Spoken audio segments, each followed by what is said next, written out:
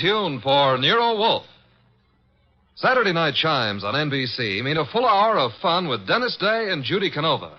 Dennis always appears perplexed and bewildered. But one thing that doesn't perplex him is how to make a popular ballad come to life in his thrilling tenor voice.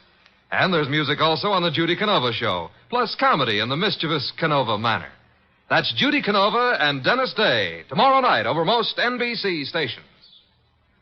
My boss is the smartest and the stubbornest, the fattest and the laziest, the cleverest and the craziest, the most extravagant detective in the world, Nero Wolfe.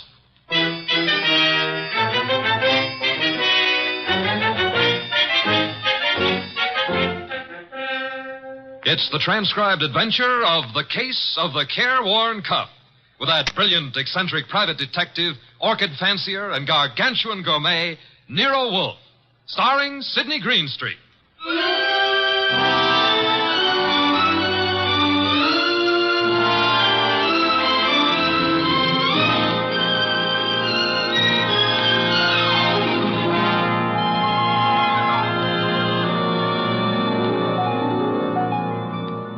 The place is Nero Wolfe's office. At the moment, the world's greatest motionless detective is sitting in the chair which was built especially to support his 300 pounds.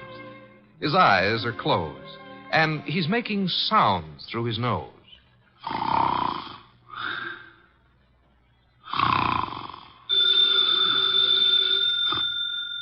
Archie. Archie. Archie! Yes, Mr. Wolfe, what is it? The phone, if you please, Mr. Goodwin. But it's on your desk, only 8 3/4 inches from your left elbow. All you have to do is lean forward. Found it, Archie? What do you think I am, an athlete? Hello. No, wrong number, mister. Well, I'm sorry, Mr. Wolfe, if that old phone awakened you. Wrong number, and I was not asleep. I was merely concentrating. On what? We're out of work. There's nothing to concentrate on. May have escaped your errant attention, Archie. But there are other subjects for thought besides murder. Sure, blondes. And blondes. You're right at that, brunettes. Phooey.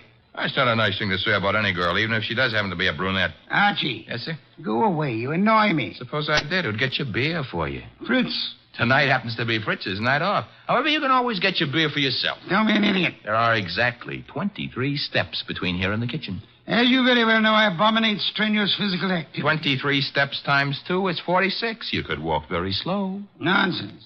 Now that you mention it, I happen to be mildly thirsty, Archie. Would you... Now that I mention it, you'd better let the beer go for tonight. Why? Our stock is running low. You being careless? I've been careful, because something else is also running low. What?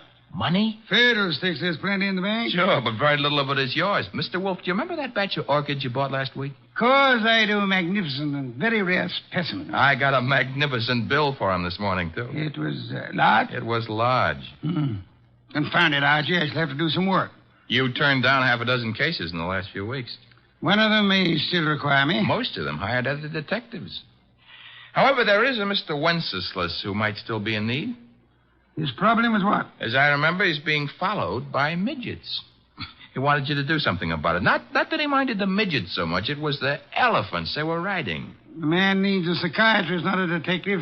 Anyone else? I can check my files, but I don't think... Aha! Saved by the bell. Another cliche like that, and I shall... Answer the phone yourself? Assassinate. You see what it is. Okay. Hello? Yes, Mr. Wolfe is in. Yes, he'll be in. He always is. What? But... That was a Mr. Charles Porter. He was in a hurry. He's on his way over right now. Should be here in 10 minutes. Prospective client, I trust? $1,000 worth of prospective client. Splendid, Archie, my beer. Okay, but, look, I'm not sure you're going to accept his offer. Indeed? What does he want me to do for his paltry fee? That's the point. If I heard him right, he wants you to do nothing.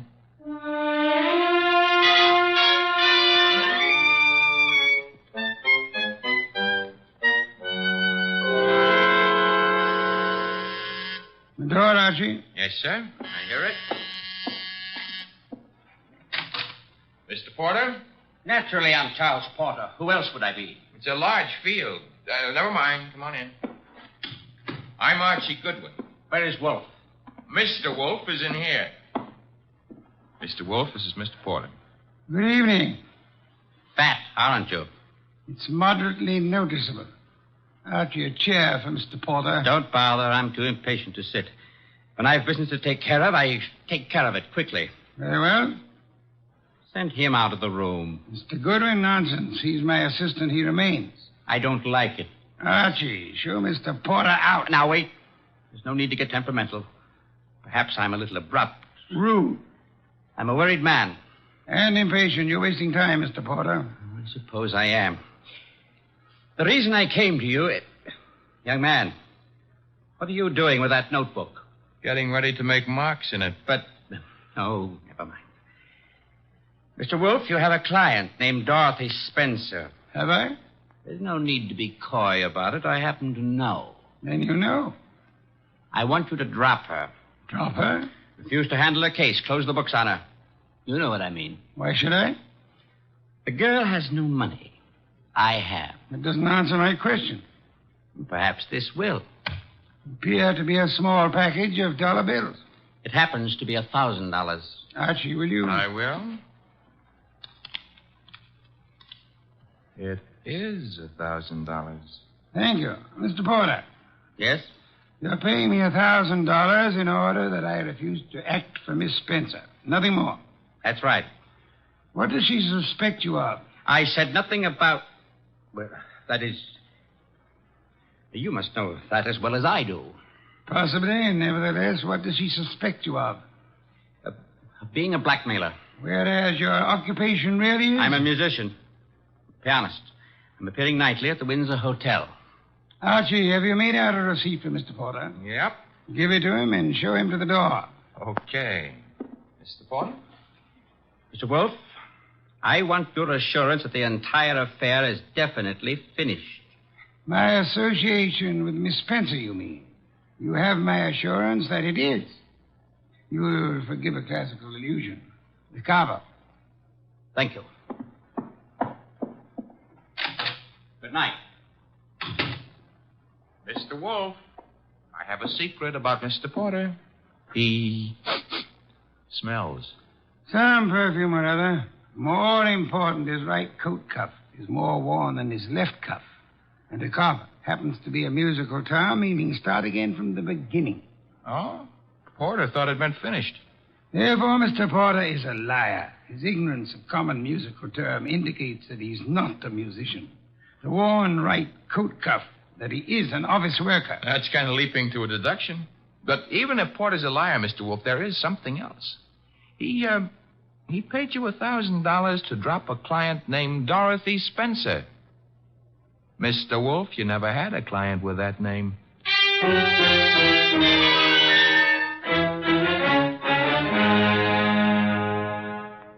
Well, that's that. Dorothy Spencer is not in. Anyway, she's not answering her phone. Mr. Wolfe, I said... I know what you said. That a comment? I'm worried. Mr. Porter may have assumed erroneously that Dorothy Spencer had employed or was intending to employ me. That does not explain why he lied about his occupation. Maybe he didn't lie. After all, your deductions could be wrong. Phooey. Okay. Take care of that right now. I'm phoning her. Hello? Windsor Hotel? Get me the manager's office. Thanks. Could you tell me if a Charles Porter plays the piano at... Uh-huh. She sounds blonde. I see. Thanks a lot. What do you do after work? Oh, so long. She goes home and beats her husband. About Porter, Archie. Bad news. He does play the piano at the Windsor in the move room. So where does that leave your deductions? Untouched, of course. Let me think. Yes, naturally. Naturally what? I came to the conclusion that Mr. Porter was an office worker. We have just discovered that Mr. Porter is not an office worker, therefore... You were wrong. I am never wrong. Therefore, the man who was here is not Charles Porter. Mr. Wolfe, do you think a man of your weight should climb out on a limb like that? Fiddlesticks. Look up Porter in the phone book and call him. Okay. Take a second. Archie, the phone company's best friend. Yep, here he is. What do I ask him? There'll be no need to ask Mr. Porter anything. Just phone. You're the boss. Yeah. Have to say something to the guy. Hello. I'd like to speak to Charles Porter. So would you. Who's... Oh, Stebbins, huh? Yeah, that's right, Archie. Oh. No, don't bother why I called. It's a coincidence. Goodbye. You know who that was? No? That was Sergeant Stebbins, Sergeant Pearlie Stebbins. I might add, as though you didn't know, that Stebbins happens to be a sergeant in homicide. Indeed. You expected this. I still don't know what your conversation was about. It was about Charles Porter, who maybe was a liar, but who isn't going to tell any more lies on account of he was just shot to death.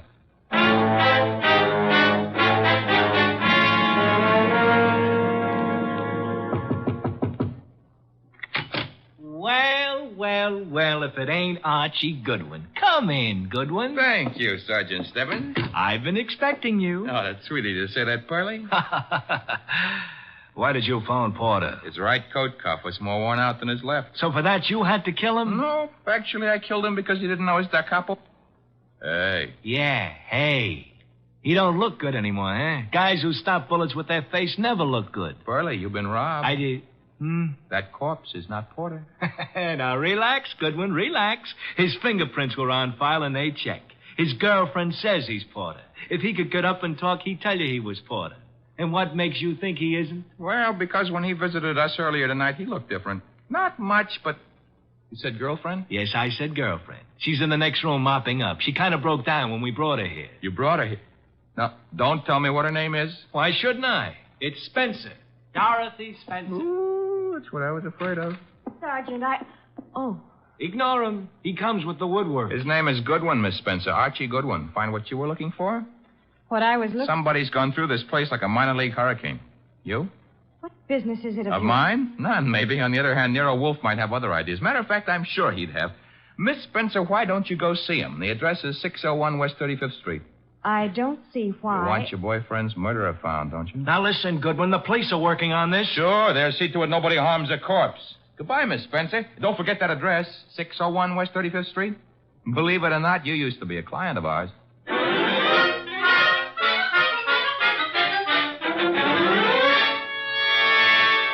Oh, Mr. Wolfe, you're getting to be so brilliant, it's boring. Phooey. That is, All right, tonight you deserve it.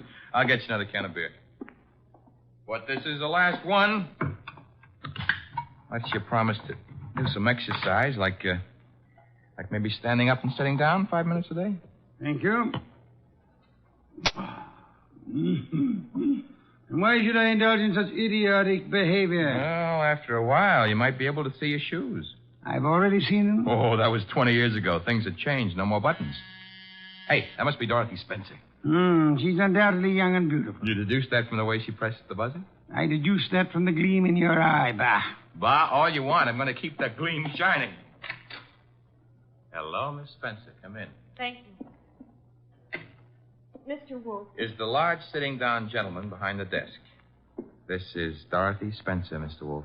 You will forgive me not rising. It is due to a necessary conservation of energy rather than rudeness. Archie, a chair. Sure. Here you are, Miss Spencer. Thanks.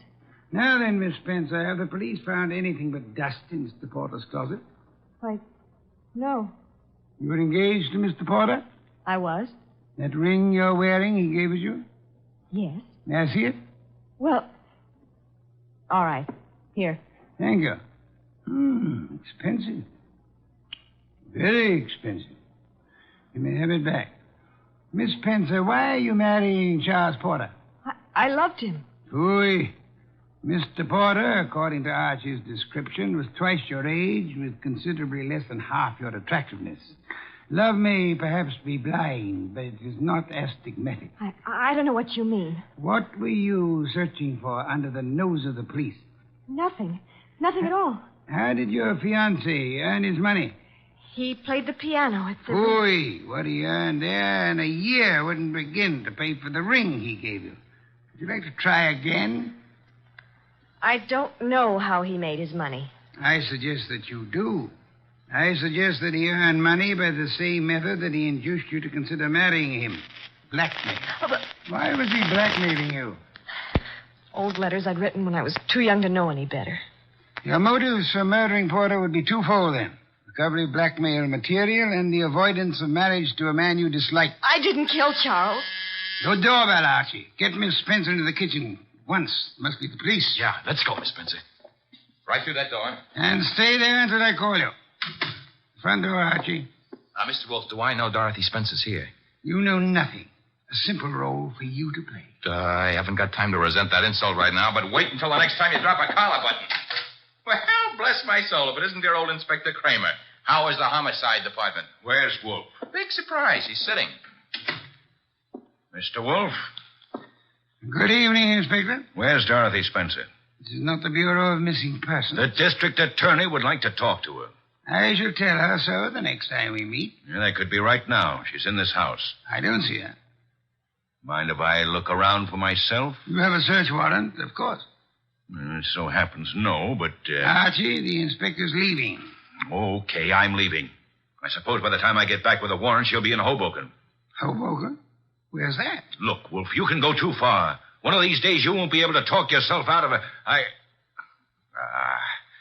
Trail me to the door, Goodwin, to show what a good detective you are. Ooh, Inspector Kramer doesn't love us anymore. Unfortunate. Archie, take Miss Spencer to a respectable hotel. Register her under an assumed name. She is to stay there until notified otherwise. Luckily, the good inspector neglected to inform us that she was the leading suspect in a murder case.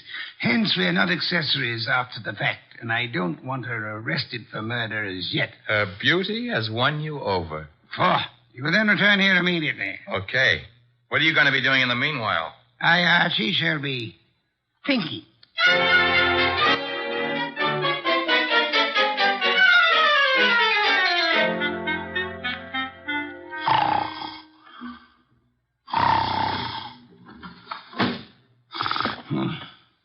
Archie?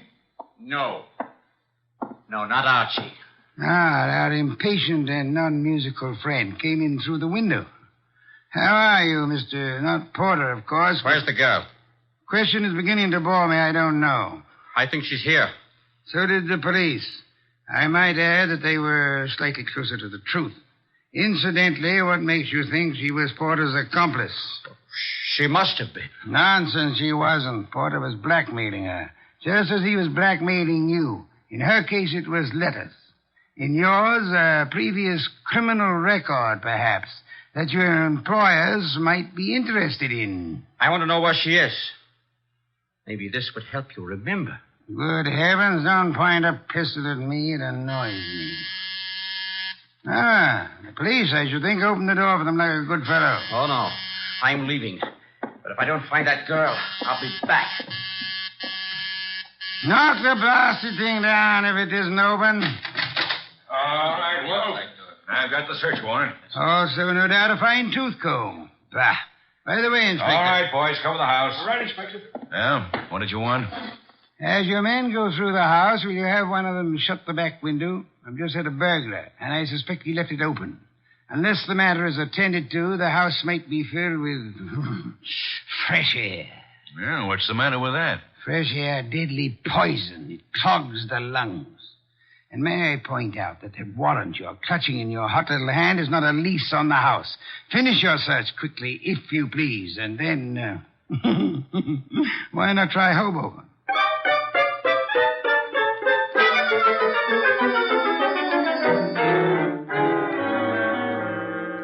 So I just missed the inspector, huh? You did? That I can stand. I'm sorry about the burglar, though. Perhaps we can arrange to have you meet him in the morning. He left his calling card with name and address on it? He dropped his handkerchief here on my desk. Oh. It's a handkerchief. It smells. So it does. But, All of our unknown friends' clothes carry the odor. Therefore... Yeah? You will go out immediately to the nearest drugstore, buy a specimen of every cake of soap manufactured in this country.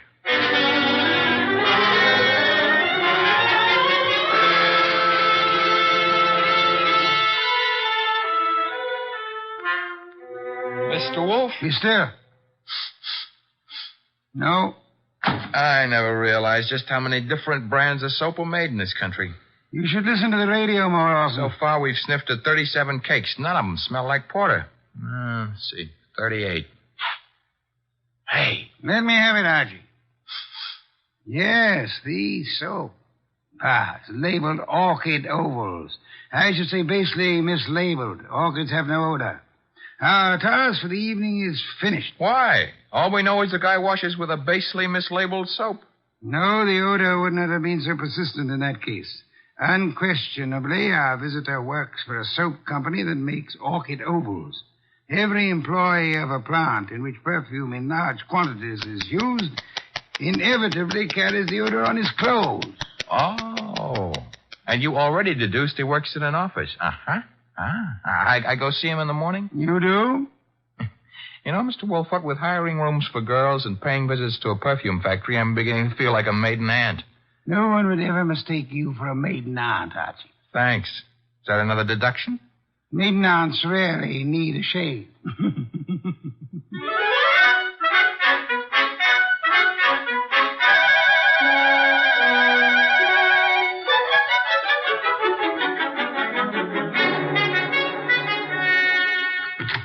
Orchid Ovals, good morning. One moment, please. Oh, can I do anything for you, sir? Yeah. That is, let's postpone that question and slip in another one. I'm looking for one of your office people. In his 40s, 5'10", brown hair and eyes, speaks in a sharp, quick voice. He owes you money, too. Who owes me money? Mr. Wheeler, the man you were describing. He owes everybody money, in spite of the fact that he's office manager and makes lots and lots of money. How much does he owe you?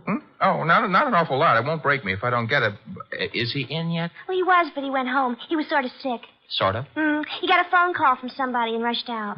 Too bad. Well, I better scram. Well, you didn't answer my question yet. I'm off at 5. My name's Gwen. Goodbye.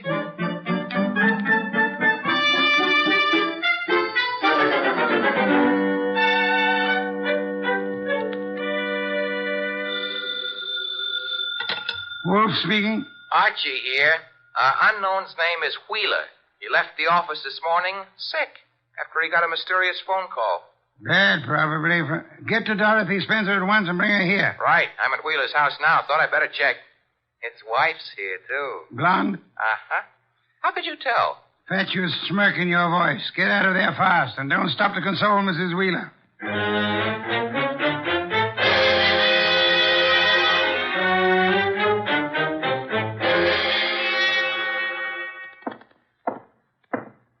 (908). Room 909. Miss Dorothy Spencer.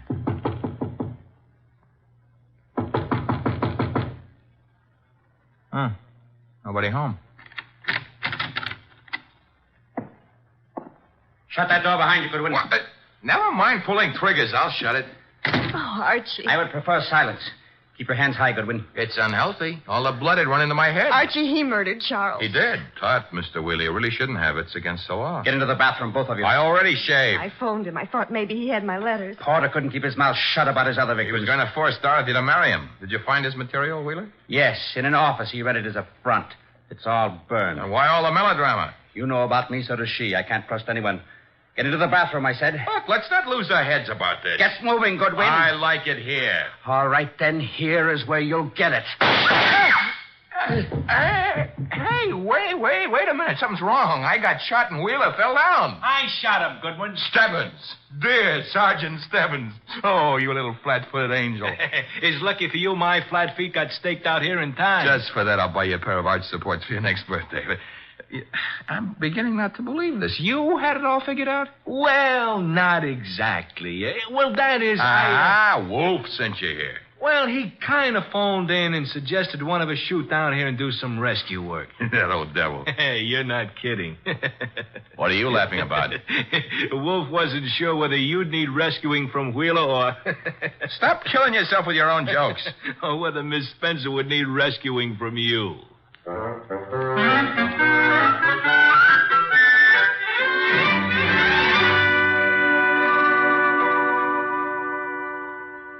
You've been a very foolish young woman, Miss Spencer. I suggest that in the future you exercise more care in your correspondence. Oh, I shall, Mr. Wolfe, but how can I ever thank you? Well, one way would be to listen wide-eyed while he explains how he solved the case. I have no intention. Oh, come on, Mr. Wolfe. Stop stalling. Please, Mr. Wolfe.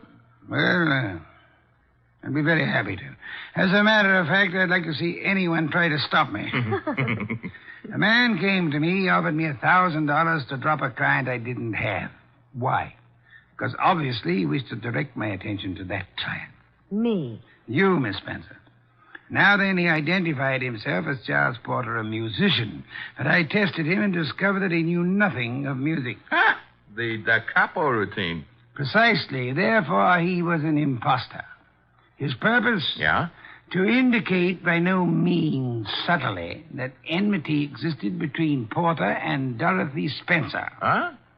Thus, when Porter was found murdered, I would presumably be convinced that Dorothy Spencer, balked in her effort to enlist my aid against Porter, had resorted to most foul and bloody murder. Most foul and bloody murder is very fancy, Dorothy. Shows he likes you. I thereupon asked myself, why should an unknown seek to convince me that Dorothy Spencer was Porter's murderer? And you answered yourself? One reason only, because he himself intended to murder Porter, as he did. For which peccadillo he has, thanks to Sergeant Stebbins' accuracy with a revolver, already paid with his own life. Quodirat demonstrandum. Latin for that's what you wanted to know. I think you're wonderful, Mr. Wolfe, and I'm going to Be careful. kiss you. Archie, Miss Spencer is a very dangerous young woman. Today I feel brave. Do you, Archie? Very brave. What are you doing tonight? Nothing. Let's do it together. Bah. Oh, is that Mr. Wolfe? I said bah. Would you very much mind conducting your romance elsewhere? I would not. And do so at once. I have a very important matter to attend to. Goodbye, Mr. Wolfe. Goodbye. Night, sir.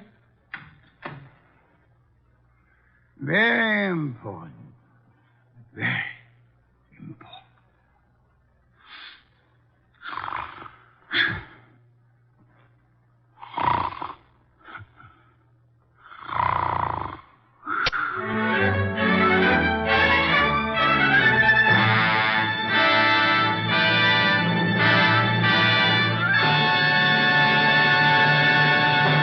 You have been listening to The New Adventures of Nero Wolfe, starring Sidney Greenstreet.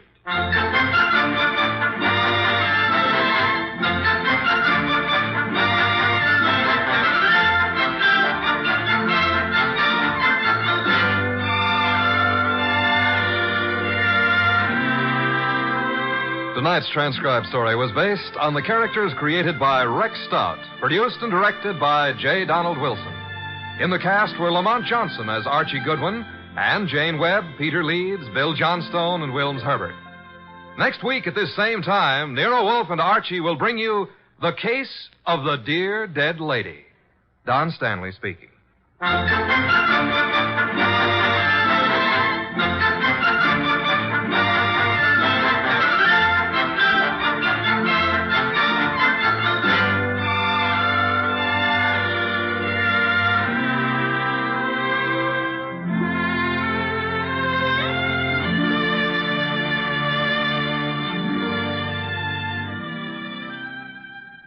Three chimes mean good times on NBC.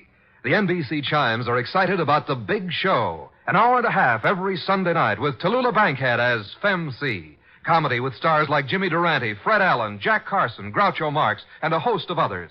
Music with Meredith Wilson, Mindy Carson, and many more. It presents drama with Mr. Jose Ferrer and many more leading stars of Broadway and Hollywood. It's The Big Show. Starts Sunday, November 5th on NBC. This is Chester William Bendix Riley. The Man Called X follows on NBC.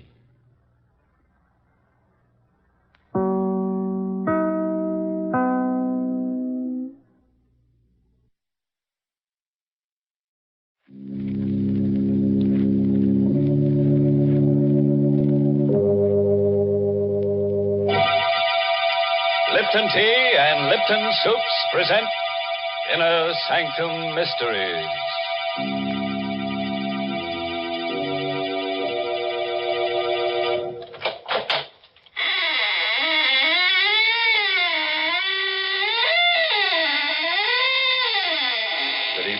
friends. This is your host to welcome you once again to the inner sanctum. Do come in and join our circle, but watch out you don't get double-crossed. What's that? Oh, you're disturbed by those bodies dangling from the ceiling. Well, you know some people, they just die to come here. Then they hang around week after week and never say a word. Well, I have a theory about that, Mr. Host. What's that, Mary? Maybe the reason they're hanging around is because they think we're going to serve refreshments later on. Hey, that could be, all right. You know, lots of folks are like that. And who can blame them? When there's good food ahead, they just won't leave. And that's especially true if there's a chance that Lipton tea is on the menu. Now, the reason for that is simply this. Lipton tea is tea at its delicious best because Lipton's has such grand brisk flavor. In fact, brisk is the very word the tea experts themselves use to describe Lipton's full, hearty taste. You'll agree, I'm sure, the very first time you try it, for Lipton's is so lively and full-bodied and satisfying. Yes, it's that brisk flavor that makes more people buy and enjoy Lipton's than any other brand of tea in the world. So whenever you ask for tea, make sure you ask for Lipton tea.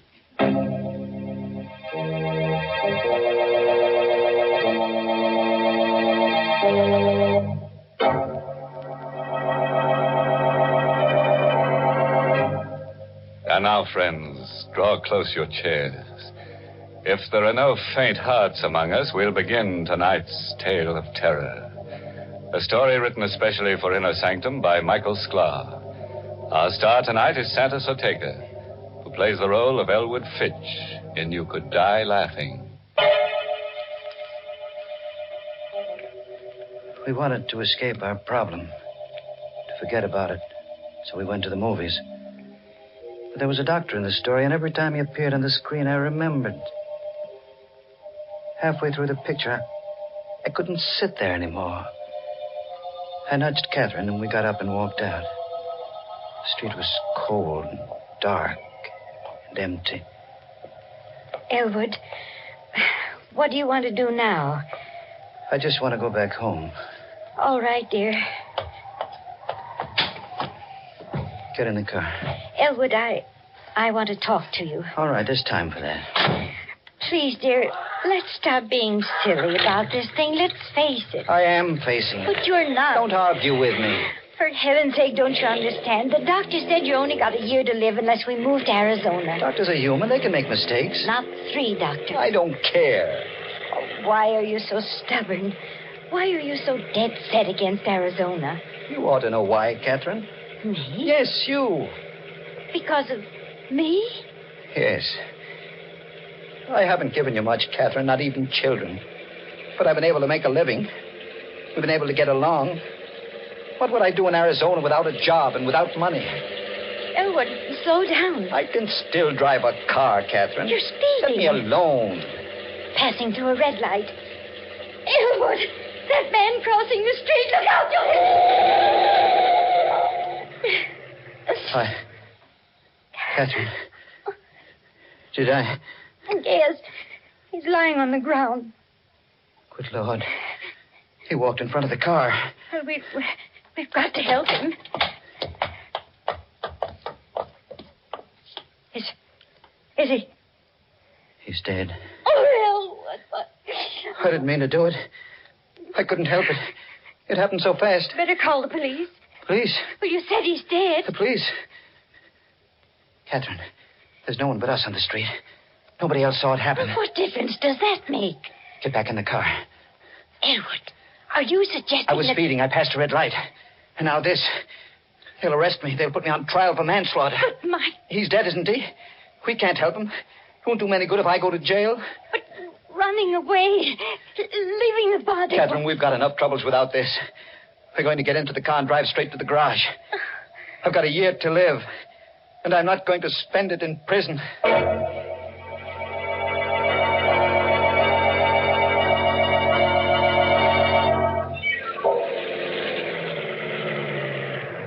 Good evening, Mr. Fitch. Want me to put the car away for you? Yes. Show must have let out early, huh? We didn't stay to the end, Dan. I didn't care for the picture. Ah, them pictures. I always tell my wife. Say, what did you hit? Hit? Yeah, your front bumper. Blood on it. That blood. A dog ran in front of the car. Do me a favor, Dan. Wash it off before you put the car away. Sure thing, Mr. Fitch.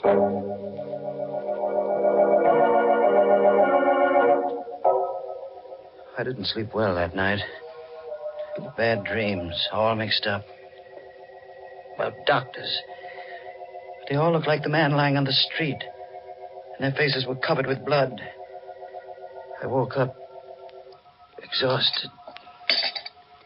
Breakfast is on the table, Elwood. Just a moment. That newspaper can wait. Your toast is getting cold. Oh, here it is. What are you looking for?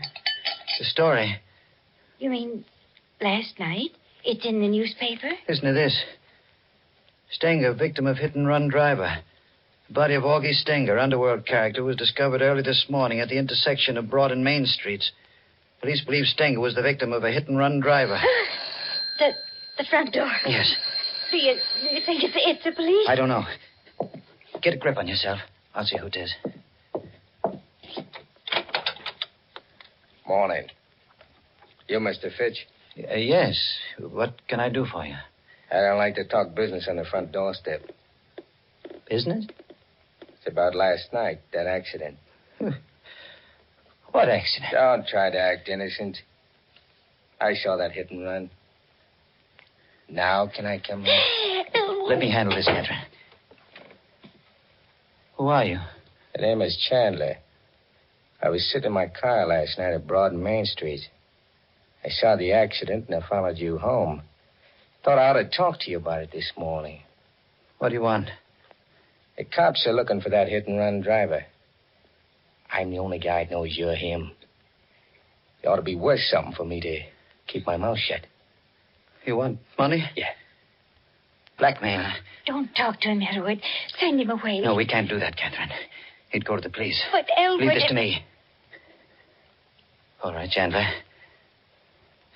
I'll give you the money. How much? $500. That's chicken feed. 1,000. Ah, now you're talking sense. When do I get it? I'll give it to you now. It's in my coat pocket. Here it is. You'll find exactly $1,000 in $20 bills. Thanks. Now, get out of here. Now, wait a minute. Don't get nasty, Fitch. I'm doing you a favor. You got your money. Now get out. I'm going. But I'll be back. We'll call this the first installment. Elwood, where did you get that money you gave him? Money? Last night you said we couldn't go to Arizona because we had no money. You just gave that man $1,000. Where'd you get it? I was ashamed to tell you. I took it from Stenger. Stenger? The man we hit. I put my hand inside his coat to see if his heart was beating. The money was in the inside pocket. Elwood, how could you? Don't look at me like that, Catherine. We've been married a long time. Long enough for you to know that I'm not a crook or a murderer. But to kill a man and then take his money. Try to understand. All day long I've been thinking. A year to live. A year to live. When you know you're going to die, it does something to you. You forget what's right and what's wrong. I thought with that $1,000 and the few hundred we've got in the bank, I thought we might be able to go to Arizona after all. Well, the money is gone. Yes. Don't think about it anymore. How can I stop thinking? You heard what Chandler said? That $1,000 is the first installment. He'll blackmail us out of everything we own.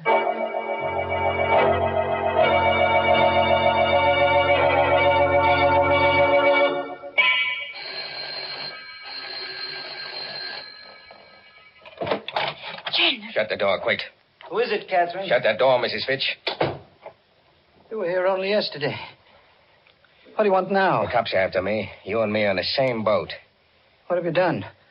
What do they want you for? Murder. Murder? You shouldn't have come here. I figure this place ought to make a pretty good hideout. No. You can't stay here. Who's going to stop me? I won't allow it, Elwood. I won't have this man in my house. All right, cut the squawk. No. I stood a lot in you, Chandler, but stay away from me. Don't you dare touch him. Elwood! Don't cry, Kathy. I'm all right. Any more back talk, Fitch? No. Okay. I'm moving in.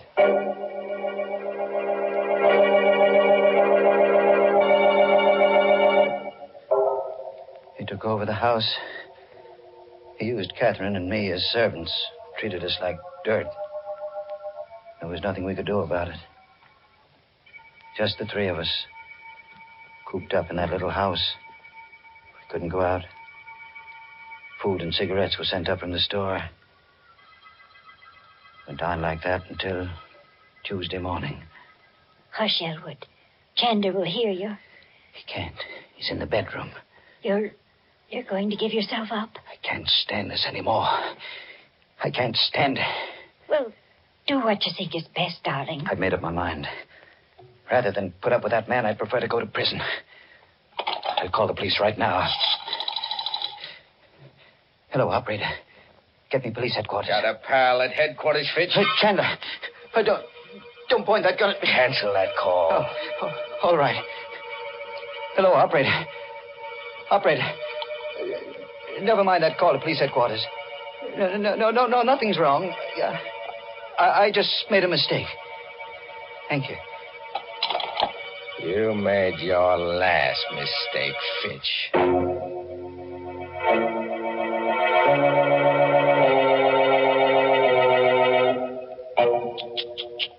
Imagine that black villain, Jack Chandler. First he blackmails Elwood, then he blackjacks him, and now he blackballs him from using his own telephone. You know what I'd do if I were Elwood? I'd apply for a writ of habeas corpus. That is, if Chandler doesn't turn Elwood into a corpus first.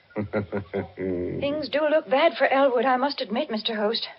My, what a lot of unpleasant surprises he's been having. Yes, and he's in for a lot more, Mary. Goodness. Well, right now, I'd much rather talk about pleasant surprises. Well, that's a lady's privilege, Mary. You go right ahead. A good instance of a pleasant surprise happened to me one of those glorious sunny days last week. Florence Perry and I drove out to the woods to gather spring wildflowers. But we'd scarcely reached the woods when the sky clouded over, and in a few minutes we were chilled to the bone. Back to the car we hurried, figuring the whole afternoon was ruined. And it was then that Florence brought out that pleasant surprise I mentioned. A whole big thermos of heavenly hot Lipton tea. Well, we sat down and had ourselves a regular tea party right there in the woods. Suddenly, everything seemed bright and cheery again. Lipton's had certainly saved the day with its bracing, cheery taste, its delightful, brisk flavor.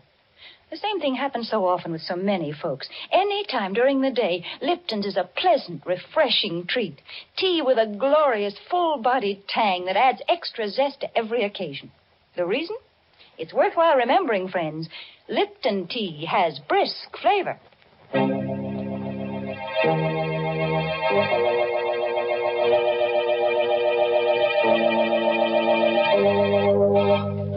Now, friends, let's get back to those lovely people, Jack Chandler and Elwood Fitch.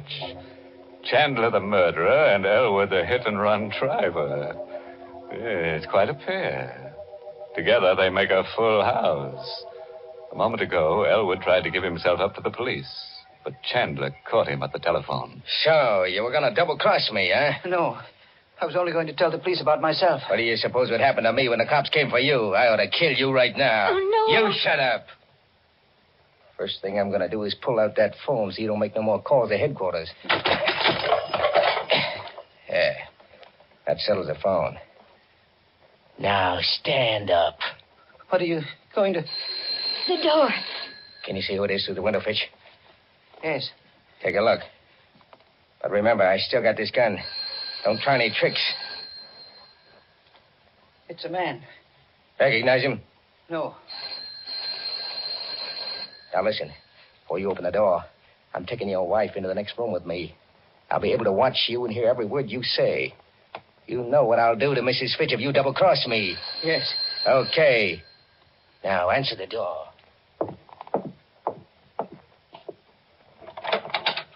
Fitch? Elwood Fitch? That's right. May I come in? Yes, of course. I'm Detective Farley from headquarters. Here's my badge. Mind if I ask a few questions? What about? Well, I've been assigned to the Stenger case. Familiar with it? I read about it in the newspaper. A hit-and-run driver. That's the case. What do you know about it, Fitch? Why, nothing. Are you sure? See here, you don't You think... and your wife went to the movies Friday night, correct? Yes, that's right. Did you drive straight to your garage from the movies? Why, no. It wasn't a good movie, so we left early and went for a ride. Did you pass the corner of Broad and Main Streets? No. We went in the other direction. You're lying, Fitch. I've been checking garages for that hit-and-run car. Your garage man told me you brought your car in Friday night with blood on the bumper. I told him we ran into a dog. Don't make me laugh. Your story wouldn't hold up a minute if that fool garage man hadn't washed the blood off. Are you going to arrest me? I need evidence first. When I get it, I'll come back.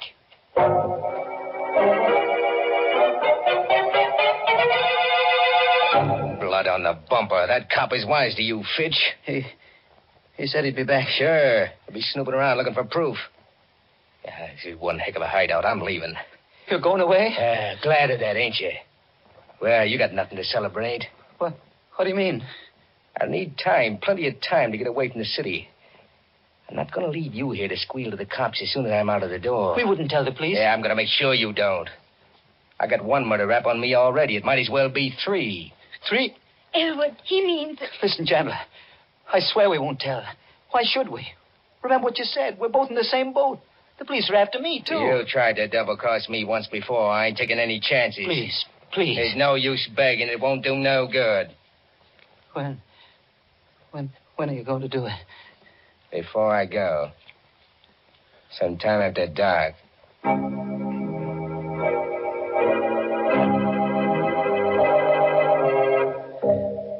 The rest of that day was a nightmare. Chandler wouldn't let me separate from Catherine. Everywhere we went, everything we did, he was always behind us with that gun in his hand. The gun. I had to take it away from him. He was much younger than I, big and tough. But I had to try. I watched for my chance. It came late in the afternoon. He was lighting a cigarette. He put the gun down on the living room table while he felt in his pockets for a match. Both of us were the same distance from the gun. I made a dive for it. Hey, get away from that rod. No, let go. I kill you for this. Catherine, help me. Grab his hand. Let go of me. Let go. Hold him, Catherine. Hang on to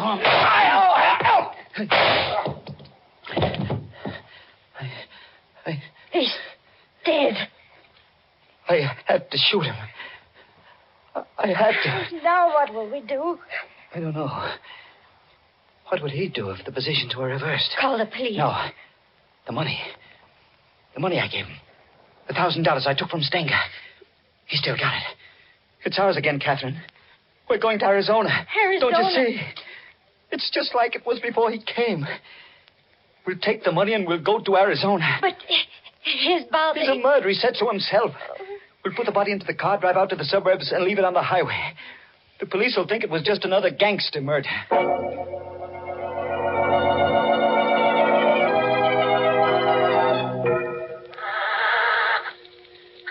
I was just able to squeeze the dead body into the luggage compartment. Hurry, Elwood. Let's get away before one of the neighbors sees us. Oh, my gosh. Now what's the matter? The gasoline gauge. It's almost empty. Oh. We'll have to stop at the garage.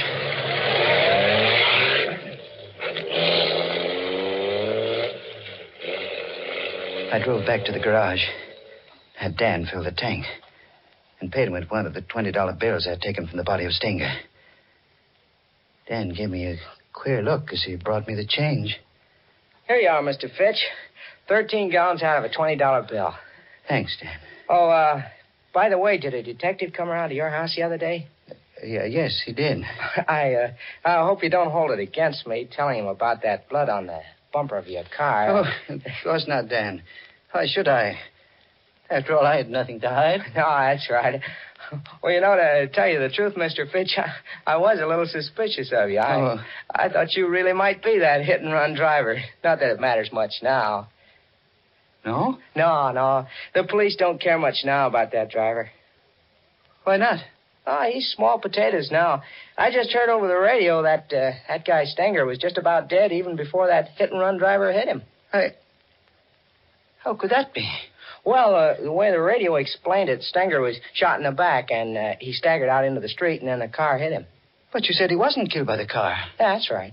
The coroner's inquest showed that he died of a bullet wound. He'd been murdered. The police even know who killed him. They know the killer's name? Uh-huh. I heard it over the radio just a minute ago.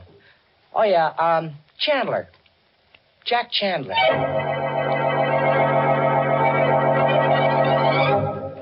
I don't remember driving away from the garage. It kept going around in my brain. Chandler had murdered Stenger. Catherine and I had run away from a crime we hadn't committed. No wonder Chandler had seen the accident. No wonder he feared the police. And now he was dead. His body packed into the luggage compartment of the car. Elwood, you're not listening to me. What? Oh, I was thinking about Chandler. That's what I was talking about. If he killed Stenger, why can't we go to the police and confess everything? Because we killed Chandler. Well, it was self-defense. Would the police believe that? They'd have to believe it. Even if they did, it would be murder in the third degree. They'd learn about the $1,000. I'd be held for trial. We'd never get to Arizona. No, Catherine. We've got to go through with our original plan. Elwood, that siren. It's a police car behind us. What are you going to do? They may not be after us. If they do stop us, let me do the talking. Hey, forward! Stop that car! Don't be afraid, Catherine. I'll handle it. Uh-huh. Middle-aged man and woman. You answer the description, all right. Name Fitch? Yes. What's the trouble, officer? There's an alert out for you. You bought gas back at your garage a few minutes ago. Paid for it with a $20 bill. That's right. Got any more of those bills on you? Why, yes. Hand them over. Here. Here they are. Uh-huh. Looks like it's all here. This is the stuff, all right. What stuff? What are you talking about? This money. It's counterfeit. Just like the bill you gave the garage man. Counterfeit? Phony money down to the last dollar. Move over. We're driving to headquarters.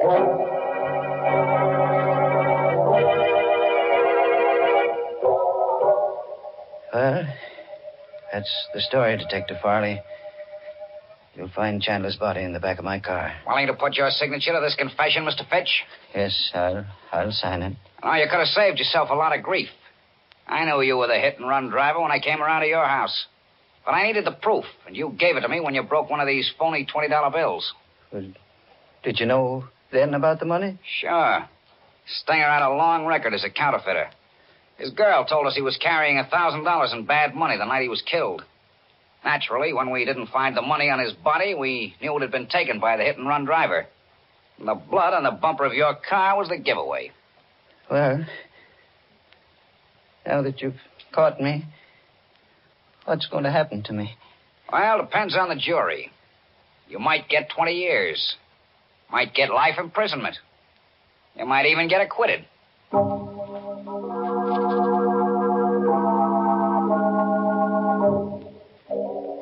I'm in the courtroom now. Catherine beside me, waiting for the decision. The jury just filed in. The judge has asked if they reached a verdict. The foreman of the jury is rising to his feet. Your Honor, we find the defendants not guilty. Oh, Catherine. Oh, Elwood, thank heaven. I don't know whether to laugh or cry. Oh, darling, you were right from the very beginning. Money or no money, we're going to Arizona.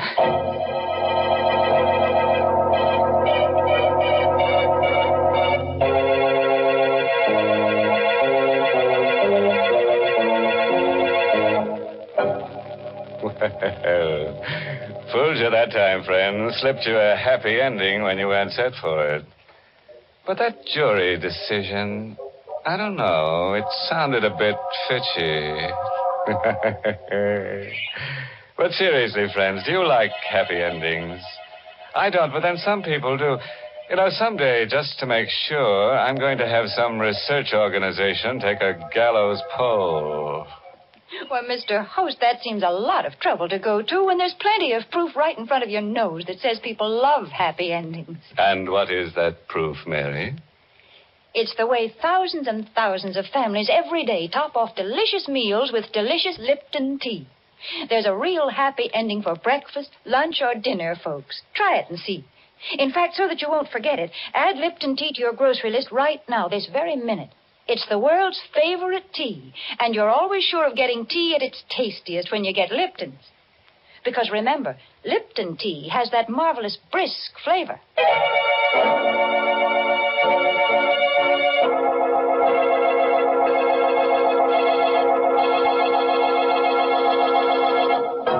A parting word of advice, friends, drawn from the experiences of Elwood Fitch.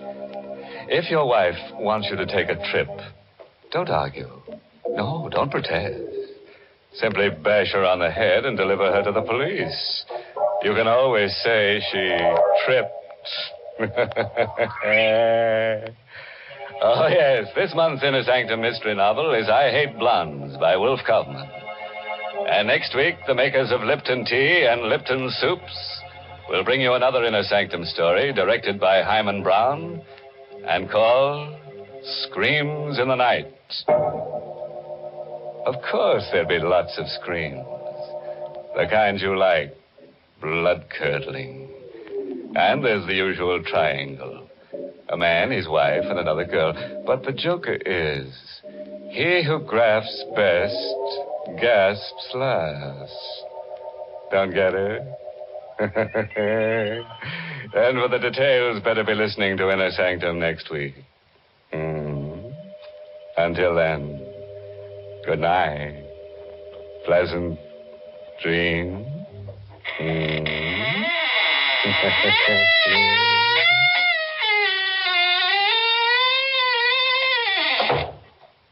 Let's begin at the beginning of the meal, friends, with the soup. If you want soup to be both delicious and easy to prepare, make it Lipton's noodle soup. Here's a soup that has real honest-to-goodness chickeny flavor. It's full of tender noodles, and because it comes in modern soup mix form, it saves both time and money. Lipton's noodle soup mix is quick to make, and it makes lots more than canned soups, yet costs less. Try Lipton's noodle soup. And tune in next week for another Inner Sanctum mystery. This is CBS, the Columbia Broadcasting System.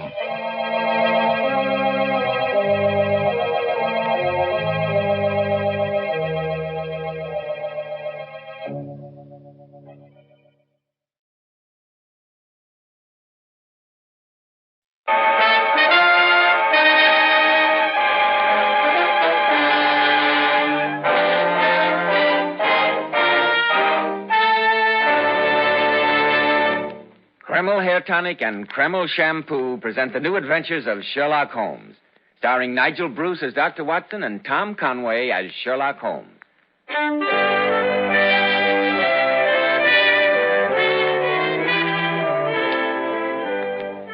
Once more, we're about to visit Dr. Watson, the friend and chronicler of Sherlock Holmes and his amazing adventures. We find him sitting in his well-worn armchair, an eager look on his face and a humorous twinkle in his eye.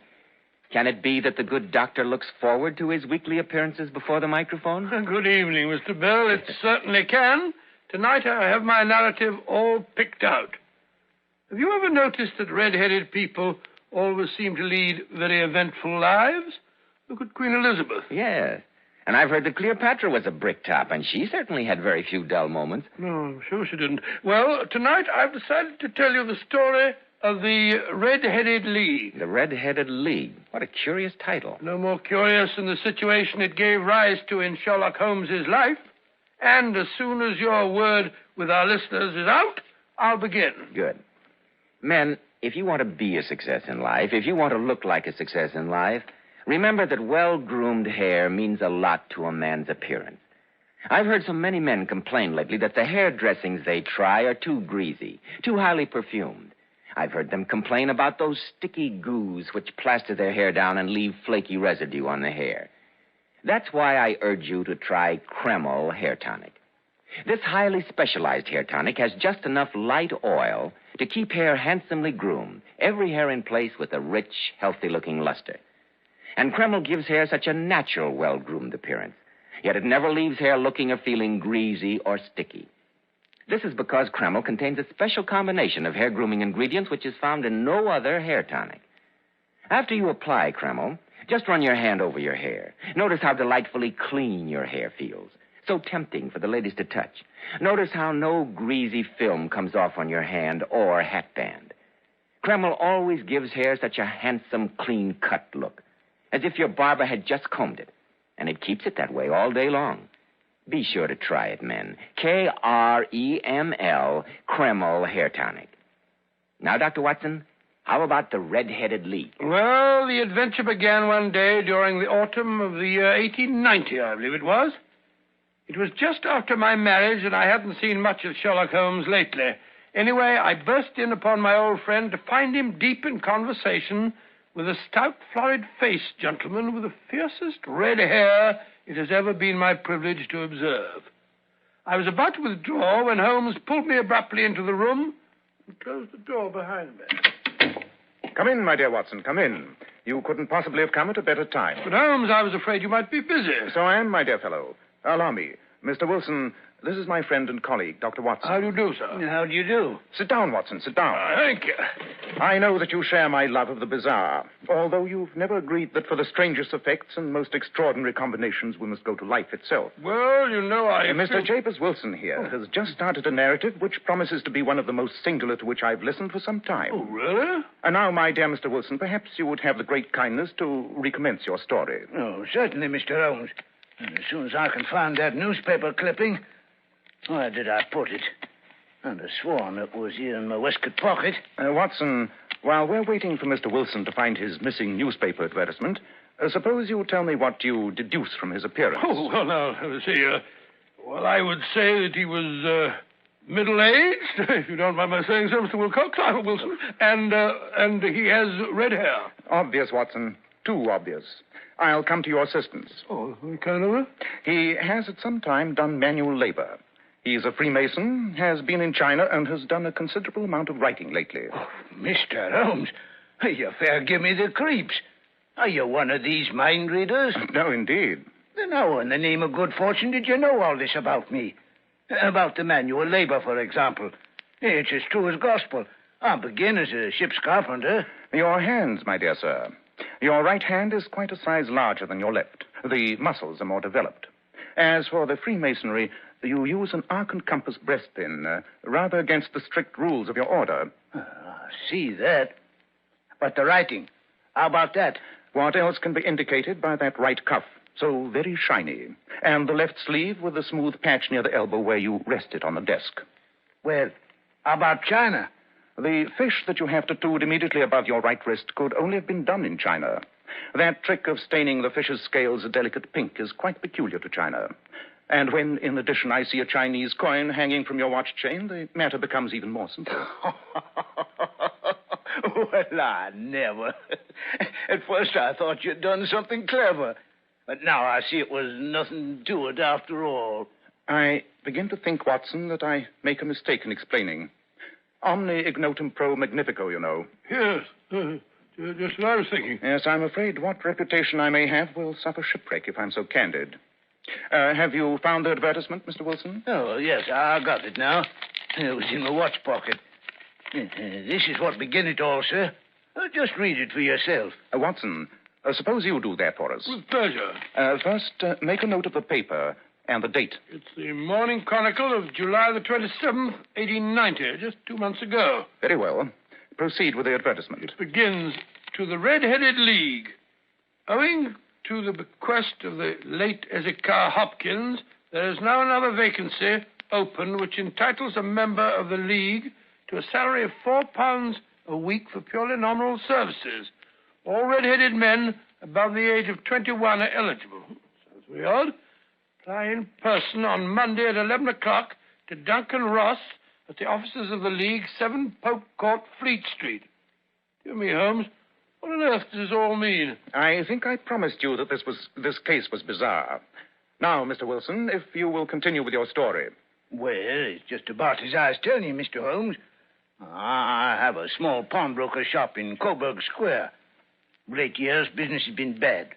I used to be able to keep 2 assistants, but now I only have 1. And I don't have a job to pay him, except he's willing to come for half wages, so as to learn the business. Obliging youth. What's his name? Vincent Spaulding. And I couldn't want a smarter assistant, Mr. Holmes. I know he could easily earn twice what I'm able to give him. Well, as I say, if he's satisfied, who am I to be putting ideas into his head? Your assistant seems to be as remarkable as your advertisement. Oh, he has only one fault, Mr. Holmes. Photography. Photography? Yes, snapping away with his camera and then diving down into the cellar like a rabbit into its hole to develop his pictures. An amateur photographer, huh? He is still with you, I suppose? Oh, yes, sir. And an observant young fellow he is. He was the one who's brought this advertisement to my notice. It was just this day, 8 weeks, when he rapped on my office door with this very paper in his hand.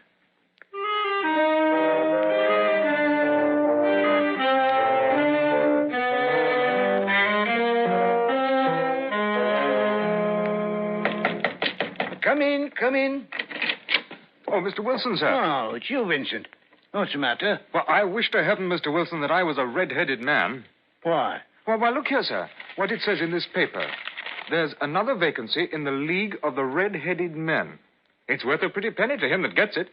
A red-headed league? Never heard of it. Never heard of the League of the Red-Headed Men? No. Oh, Mr. Wilson, and you eligible for one of the vacancies. Huh? What are they worth? Oh, merely a couple of $100 a year, but the work's slight, and it needn't interfere much with one's regular occupation. Couple of £100 a year, huh? Let me see that paper, young man. Yes, here you are, sir. As far as I can make out, the League was started by a millionaire named Ezekiah Hopkins, a red-headed man himself. He left his fortune in hands of trustees with instructions to provide easy berths to men who had red hair. From what I hear, the work isn't difficult. Oh, there must be millions of red-headed men. Oh, not as many as you might think, sir. You see, it's confined to Londoners. Oh. And then again, it's no use if your hair is light red or dark red or anything but real blazing fire red. They've got to pick the reddest hair they can find. Well, if there's a redder head of hair than mine in the length and breadth of London, I'd like to see it. Well, I have seen a few that I considered redder. Oh, nonsense. Well, where's Matt? What are you going to do, Mr. Wilson? I'm going around to apply for that vacancy. If it's raining gold, no one can say that Jabez Wilson is the man to go out with a sieve.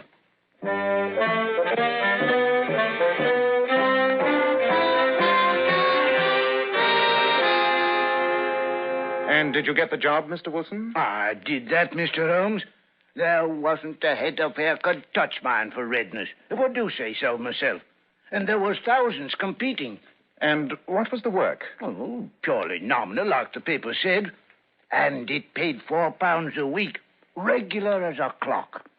All I had to do was sit at a desk in an office at that address there from 10 to 2 and copy out bits from the encyclopedia. Educational as well as remunerative. And how long did this work continue? About 8 weeks. I was pretty well through the A's. Abbots, archery, architecture, and the like. Then suddenly it come to an end. I went to my work 10 o'clock as usual. The door was shut and locked, and a card was nailed to the door. What did it say? Red-Headed League dissolved October 9, 1890. Well, I say, Holmes, that's today. Well, it was this very morning it was, sir. Well, I lost no time trying to find the man that hired me. £4 a week is £4. You say you tried to find the man that rented the office? Yes, sir. I inquired from the house agent, and he gave me the man's name and said he'd moved to a new address. You went there, of course. Yes, sir. Well? When I got to that address, it was a manufacturer of artificial kneecaps. No one had ever heard of the Red-Headed League. So then you came straight to me? Yes, sir. I thought it best to lose no time. Quite right. By the by, Mr. Wilson, this assistant of yours, Mr. Vincent Spaulding, how long had he been with you when he called your attention to the Red-Headed League? About a month. How did he come? In answer to an advertisement. Was he the only applicant? No, sir. I had a dozen. Why did you pick him? Because he was handy and would come cheap. At half wages, in fact. What is he like? Small, stout built, very quick in his ways. No hair on his face, though he's not short of 30. And he had a white splash of acid on his forehead. I thought as much. Have you ever noticed that his ears are pierced for earrings? Oh, yes. He says a gypsy did it for him when he was a lad. Watson, what day of the week is it? Well, it's Saturday, of course. Saturday, dear me, so it is. Well, Mr. Wilson, I think I may promise you some startling developments by tonight. In the meantime, Watson, I suggest we drop round sometime this afternoon to view the attractions of Saxe-Coburg Square, and Mr. Wilson's exemplary assistant in particular. Certainly, my dear fellow. Oh, thank you, sir, thank you. I'll be expecting you. Goodbye, gentlemen. And now, Watson, if you will hand me my violin, I have some thinking to do. Can't you think without that? Oh, all right. There you are.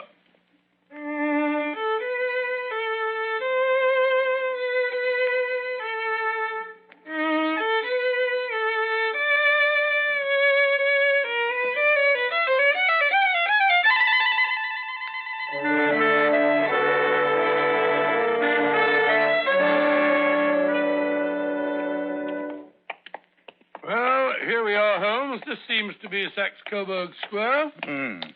Shabby, genteel little backwater of a place.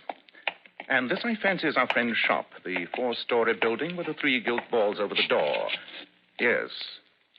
Well, the square itself seems fairly uninteresting, huh? Yeah, very depressing. Let's see what streets backs onto it on this side. Come along, Watson. Well, I can't see what difference the next street can make to our problem. If it is a problem. The whole thing sounds more like a practical joke to me. A practical joke which cost its perpetrator £4 a week? Nonsense, Watson.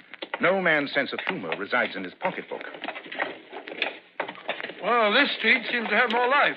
It's one of the chief arteries leading to the north and west. Now, let me see.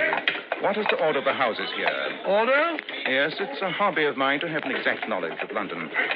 First we have Mortimer's, then the tobacconist's, the little newspaper shop, the Coburg branch of the City and Suburban Bank, the vegetarian restaurant, and McFarlane's carriage building yard. Yes. Now we can go back to the shop of our friend, Mr. Wilson. What's the hurry, Holmes? Don't walk so fast. Well, I found out all I want to hear. Well, Holmes, you behave as if you were taking a memory course. Why should you want to know all the shops on that street? It's just a waste of time. Nothing that exercises the brain is a waste of time, my dear Watson. The trouble with most of us is that our brains have become flabby from lack of proper use. Rubbish. Well, here we are back again. Quite. Why are you thumping on the pavement with your stick? Huh? If you want to enter the shop, why not knock on the door? Oh, quite so, Watson. I'm afraid my etiquette is a bit faulty lately. So, just to please you, I will knock on the door. Somebody's coming. I can see him through the glass. Looks like our bright little assistant. Good afternoon, gentlemen. Won't you step in? Thank you, no. I only wish to ask you how to get from here to the Strand. 3rd right, 4th left. Smart fellow, that. Eh, Watson? I see no signs of a colossal intelligence. Nevertheless, he is, in my judgment, the 4th smartest mind in London. And for daring, I'm not sure that he's not the 3rd. I see nothing so startling about him. The knees of his trousers, Watson. Didn't you notice? The knees of his trousers? What about him? Most enlightening, my dear Watson, most enlightening. Oh, this is so much balderdash. I've had just about enough of it. I'm going to get myself some tea and a muffin. There's an appetizing little baker shop across the road there. Very good, Watson. Suppose you meet me back here at 10 tonight. Sharp, mind you. And kindly put your army revolver in your pocket. What? This business is serious. More serious even than I expected.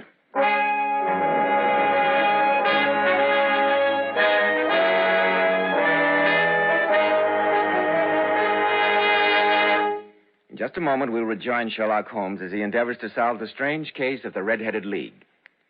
Leading hair specialists in this country constantly advise us to take better care of the hair we've got.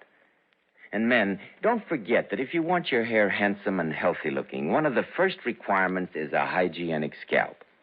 And why settle for just any hairdressing when you can enjoy the extra advantages of Kreml hair tonic? Kreml is a highly specialized hair tonic which gives you your money's worth. It contains a unique combination of hair grooming ingredients which is found in no other hair preparation. It keeps hair attractively groomed at all times, looking so neat and orderly. But Kreml does lots more than keep hair looking handsome. A Kreml massage stimulates circulation right in the surface of your scalp and leaves your scalp feeling so alive and invigorated. At the same time, Kreml removes dandruff flakes, and it's excellent to lubricate a dry scalp. And if your hair is so dry that it breaks off and falls when you comb it, Kreml actually helps condition the hair, in that it makes it feel softer and more pliable. So men, take better care of the hair you've got. Buy a bottle of Kreml at any drug counter. Ask for an application at your barber shop. Use Kreml daily for better groomed hair for a more hygienic scalp. Kreml, Kreml Hair Tonic. Now, Dr. Watson, you were going to meet Sherlock Holmes that night in Saxe-Coburg Square. Yes, Mr. Bell. Our rendezvous took place right on the dot. I remember the hour was striking. I say, Holmes, it's 10 o'clock now. How long do we have to stand here in this confounded rain? I'm soaked to the skin. Until the other member of our party turns up, Watson. Ah, here comes a cab. I think you'll be in it. Whoa! Yes. Good evening, Mr. Merriweather. Good evening, Holmes. Yeah. I say, Holmes, why have you got to rout me out on a night like this? Saturday night, too. I shall miss my rubber of whist.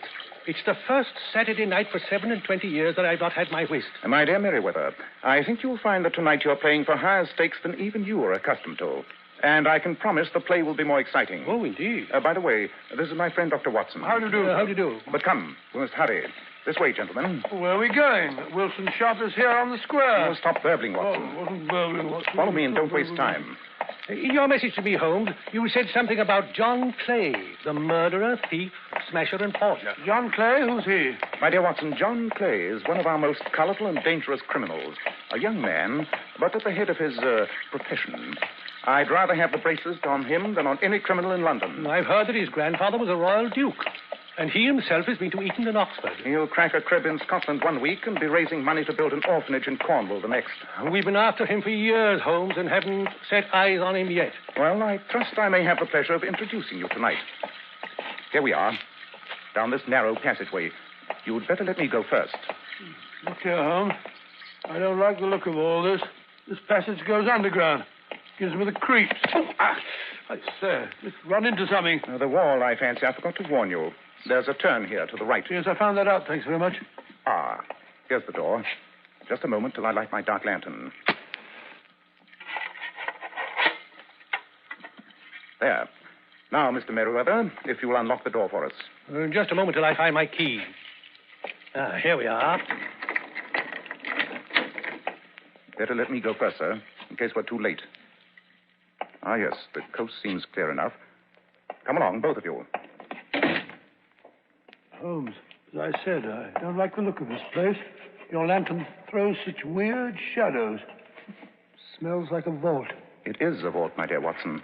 The basement of the City and Suburban Bank, to be exact, of which our friend, Mr. Merriweather here, is managing director. Well, what are all those wooden crates doing here? They explain why the most daring criminal in London is taking such an interest in this particular place. Yes, Dr. Watson. These crates contain our French gold. French gold? Quite.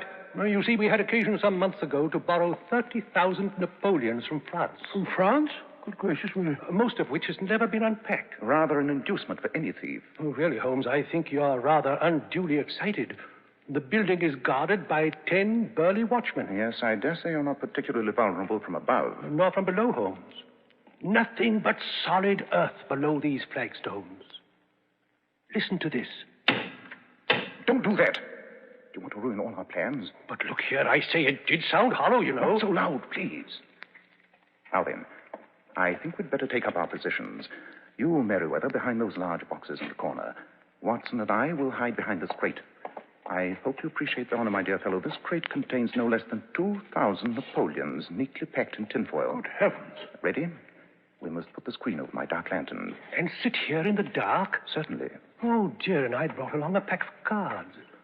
I thought we might have time for a three-handed rubber. Not tonight, Mr. Merriweather. We are dealing with a dangerous man, and unless we can take him at a disadvantage, he may do us considerable harm. One thing more. When I flash my light, close in swiftly. And if he reaches for a weapon, shoot, and shoot to kill. Dear me, I wish I'd stayed at home. Quite. I'm going to cover the light.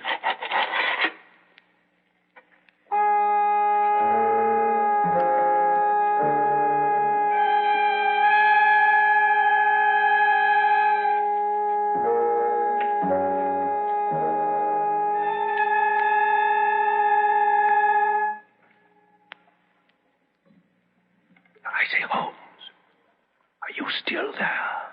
Yes, I'm here. I'm beginning to imagine all sorts of horrors. Sitting here in the dark like this. Really, Merriweather? Holmes, do you hear that? Look. There in the middle of the floor. A slit of light. Somebody's raising one of the stone slabs. Look, there's a hand. Catch his hands before he can pull himself through the opening. Right you are. Quick, Watson. Look out, he's got a knife. Take your hands off. No, you don't. Oh, well done, Holmes. Well done. You've knocked him out. Good. Drag him up here. Right you are. There. Now, Mr. Merriweather, if you'll give us some light. That's better. But I say, Holmes, it's Vincent Spaulding, Wilson's assistant. Spaulding rubbish. This is John Clay, one of the most dangerous criminals in London. I've been after him for years. Help me search him, Watson. Look out, Holmes. Look out. He's coming too. Take your filthy hands off me, you scarecrow. No, none of that now. You may not be aware that I have royal blood in my veins. Oh, lunatic. And when you address me, have the goodness to say sir and please. Oh, very well. Would you please, sir, march yourself upstairs where we can hand you over to the policemen who are anxiously awaiting your Highness's arrival? And be quick about it.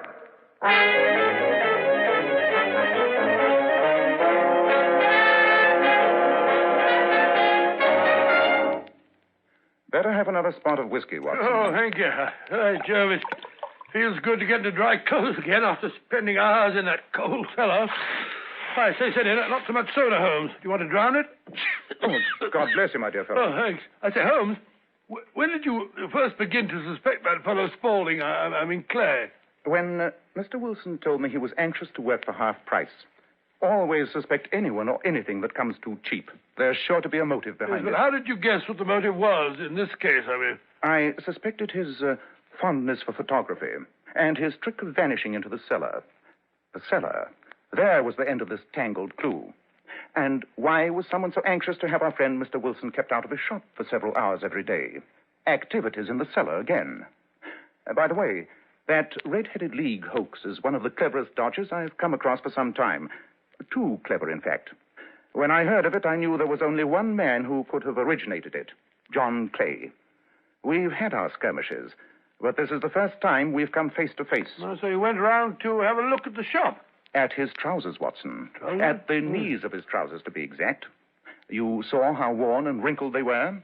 They spoke of hours of burrowing in the cellar. But what for? By tapping on the pavement, I found that the tunnel did not stretch out to the front. Where, then? We strolled round the corner, you remember? And there stood the City and Suburban Bank, abutting on our friend's pawn shop. Yes, of course. The inference was clear. Yes, I see that. But how did you guess that he'd make his attempt tonight? Perfectly simple, Watson. Perfectly simple.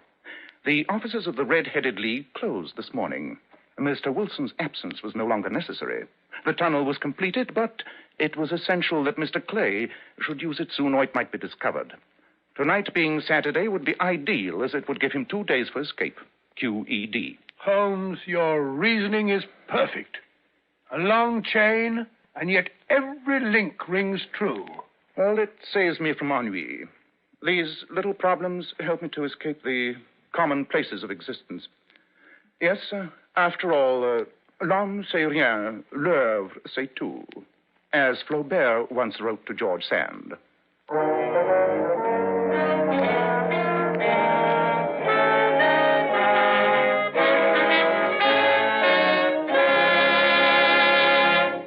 Fascinating story, Dr. Watson. What a thrilling time you must have had during the days you lived with Sherlock Holmes. Well, I can't say that I was ever bored. I should think not. Ladies, how often you've heard it said that a woman's hair is her crowning glory. And how true this is.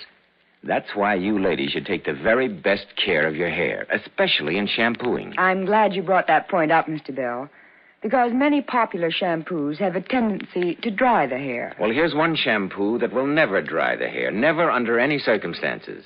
And it's Kreml shampoo. Yes, Kreml shampoo is simply wonderful. It actually glamour bathes each tiny strand of hair so that it fairly radiates natural dazzling highlights. It leaves the hair simply gleaming with natural glossy luster. And what's more, your hair stays this way for days. Kreml shampoo is not a soapless shampoo. It's not a cream shampoo. It's not a caustic soap. It's not a drying detergent. It's entirely different. Kreml shampoo whips up a luxurious active foam, even in the hardest water. You can use it as often as you wish over a long period of time, and it'll never dry your hair. In fact, Kreml shampoo has a built-in oil base, which actually helps keep the hair from becoming dry or brittle. Remember, ladies, the divinely beautiful Powers models wash their hair with Kreml shampoo. They claim no other shampoo leaves their hair more shining bright, yet never dries the hair. Why not try it? Kreml, Kreml shampoo. Now, Dr. Watson, what about next week? Well, now let me think. Well, Mr. Bell, one of the favorite fictional problems of your modern mystery writer is the so-called locked room story. Yes, I know him. Somebody gets murdered in a sealed room, locked from the inside, and the detective has an awful time finding out how it was done. Quite correct, Mr. Bell, quite correct. And next week, I'm going to tell you how, just 10 years before the turn of the century, Holmes actually encountered such a problem and solved it. I call the story Murder in the Locked Room.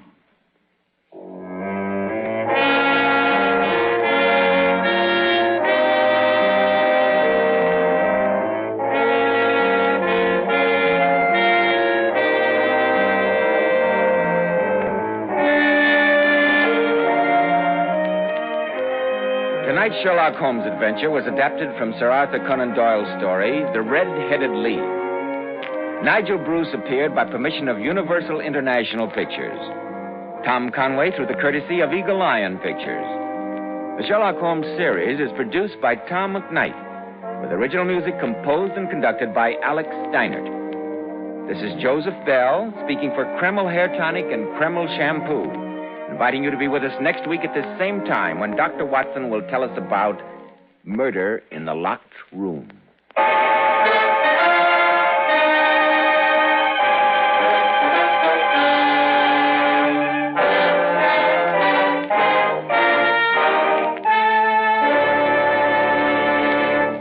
This is ABC, the American Broadcasting Company.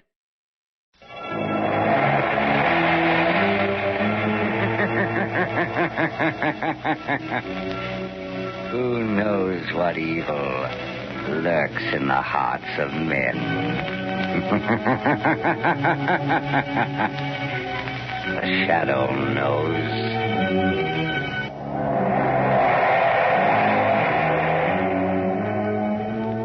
Blue Coal presents The Shadow, the mystery man who strikes terror in the very hearts of shopsters, lawbreakers, and criminals. Today, the Death Triangle.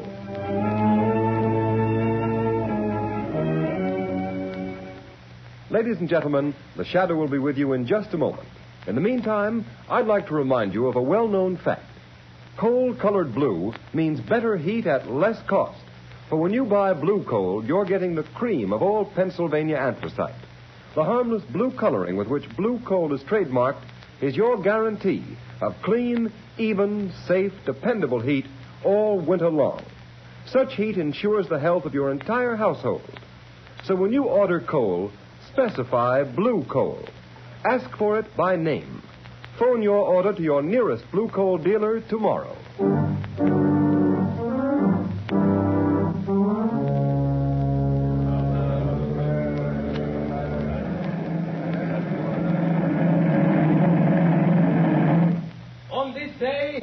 December 22nd, 1913, by order of the authority of Devil's Island, you, Pierre Martin, are hereby sentenced to 100 days in confinement solitaire and 100 lashes in the presence of the assembled prisoners as a warning to all who would attempt to escape. Let the punishment begin. I will find the devil who betrayed me. 1. I will learn his name. 2. I will kill him. 3. I will find him. I will kill him. 4. I will kill him. 5.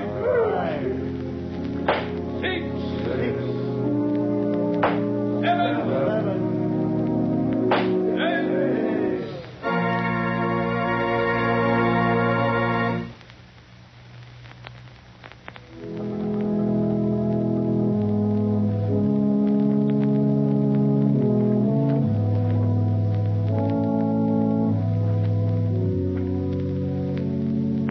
Ladies and gentlemen, we interrupt this program of organ music to bring you a special news flash from our affiliated press service. New York, December 12, 1937. The shadow has been found. Dr. James Evans, world-famous child surgeon, told reporters this afternoon that a wounded man who claimed to be the shadow forced his way into Dr. Evans' private clinic and at the point of a gun forced him to remove a bullet. The wounded man then revealed that he was none other than that mysterious character who has waged a one-man war against crime, the Shadow. Before Dr. Evans could report the case to the police, however, the Shadow mysteriously disappeared. The famous surgeon believes the Shadow has little chance of surviving his wounds. Our organ recital now continues.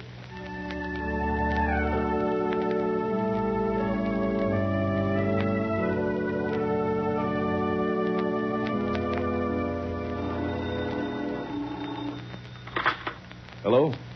Dr. Evans speaking. Dr. Evans, the man you claim to have operated upon was a fake. The real Shadow has not been wounded. The Shadow? You are the Shadow? Yes, Dr. Evans. You don't seem surprised. I'm not. I've been hoping you'd get in touch with me. That statement I issued was false. False? Come now, Dr. Evans.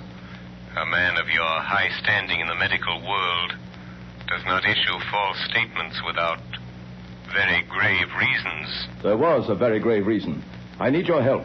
An old acquaintance of mine, Raymond Dubril, the financier, has received a death threat. Have him notify the police. No, he refuses to do that. Then let him take the consequences.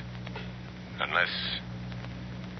Dr. Evans, have you also received a death threat? Yes, I have.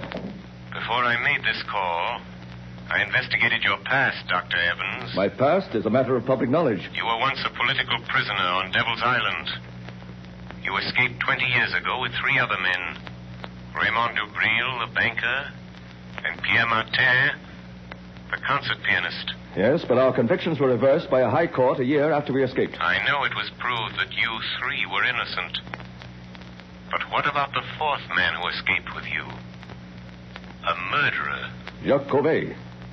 He was caught and sent back to Devil's Island. After the escape, one of you betrayed him to the police. I don't believe that. Why else should he mark you for death?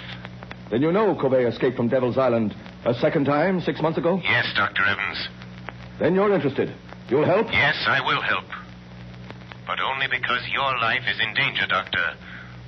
The world can ill afford to lose the skill and genius that has saved the lives of countless children. You overestimate my importance, Shadow. But will you help? Yes. When and where does Cauvet's warning say he will strike first? At Dubril's Long Island estate tonight. How do you know this warning came from Cauvet? Dubril received a miniature music box in the shape of a coffin in the mail this morning. A musical coffin? Yes. And when the lid of the coffin is raised, the music box plays a tune. A tune Dubril, Martin, Cauvet, and myself whistled as a danger signal when we were planning our escape from Devil's Island. Where is Dubril, Dr. Evans? At his Long Island estate. Martin is staying with him, and I am driving out there to spend the night. I had hoped you'd come and help. I will help you, Dr. Evans.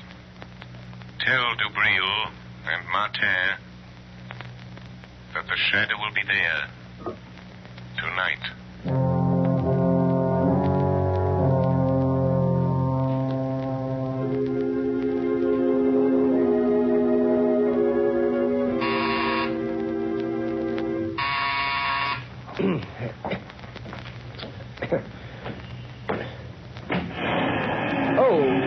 afternoon, Miss Lane. Is Mr. Cranston at home? No, Miss Lane, he's not. You know where I can reach him? Well, he may be at his club. No, I've tried there. His office? Yes, everywhere, and nobody's seen him all day. Is there anything I can do? Be sure and stay here in case he comes home. I'll call you on the phone later. Yes, miss. I've got to find him. I've got to. I've just got to.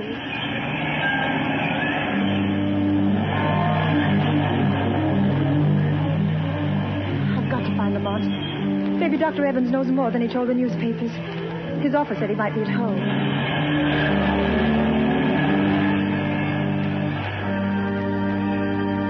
Number 33. Yes, this is it. Oh, Lamont, I knew they'd shoot you someday. Yes, miss? Is Dr. Evans here? I must see him. I beg your pardon, miss, but are you another reporter? Yes, and I must see Dr. Evans. It's important. It's a matter of life or death. I'm sorry, miss, but Dr. Evans has nothing to say to the press. He's not at home. But I must see him. I must find him. I'm sorry. That car. That's Dr. Evans' car. Yes, miss. Where's he going? I'm not at liberty to say, miss. Never mind. I'll find out myself. Taxi! Taxi! Okay, miss. Where to? Follow that big black limousine, the one with the green cross on the license plate. Well, it's a doctor's car, miss. I may have to break a lot of traffic laws if it goes through red lights. Never mind. I'll pay the fines. Don't lose sight of that car for a minute. Okay, lady. But this is going to be one fast ride.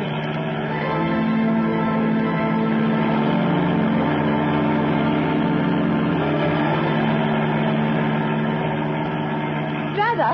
Yeah? Driver, slow down. That car's turning in at that estate. What do you want me to do? Go through the gates after? No. Stop here. Okay. Here's $5. Hey, thanks, man. I wonder if this is just a wild goose chase. Lamont couldn't be way out here, not if he's wounded, dying. That car, it sounded like... Oh, but it couldn't be. It is. It's Lamont. Lamont! Margot, what in heaven's name are you doing here? Oh, Lamont, then it wasn't true. You weren't shot. Dr. Evans didn't operate on you. Oh, so you heard that news flash, too. The papers are full of it. I tried to find you out the office, at home, at your club, everywhere. I'm sorry, Margot. I should have known you'd worry, but I've had a very busy afternoon. How did you get here? I followed Dr. Evans' car. He just drove through those gates. What's happening, Lamont? Are you trying to find out why he said he operated on the shadow? Is someone impersonating you? No, Dr. Evans did that, knowing I'd get in touch with him. He needs my help in a very special manner. But why? Is someone after him, threatening him? Yes, also the owner of this estate, the banker Dubril and Martin, the concert pianist. And you're going to help them? I'm interested in helping Evans. He's a great doctor and a great humanitarian. His life is in danger. Lamont, now that I'm here, is there anything I can do? Yes, Margot. Wait in my car. Keep your eye on the house. If you see a light go on and off twice in one of the windows, drive to the nearest payphone and notify the state police to come to the Dubril estate. I'll watch for the signal. Fine. I suppose there's no use my asking you to be careful. No, Margot, but I'll try. I'll try to avoid really putting Dr. Evans to the trouble of removing a bullet from the shadow.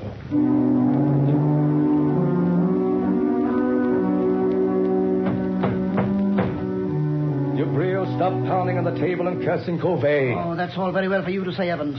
Your turn hasn't come, but it will. If we three sitting here, you or me or Martin, don't get Covey when he comes here tonight, you will be the next on his list. You or Martin. Don't concern yourself about my fate, Dubril. I am not afraid of Covey. Oh, you'll change your mind if he manages to kill me, Martin. I wonder what it's like to die. What do you think, Dubril? Or do you ever think of anything but your fat stomach and your money? Gentlemen, this is no time to argue. I have something more important to tell you. What is it, Evans? I hear you had quite an experience today.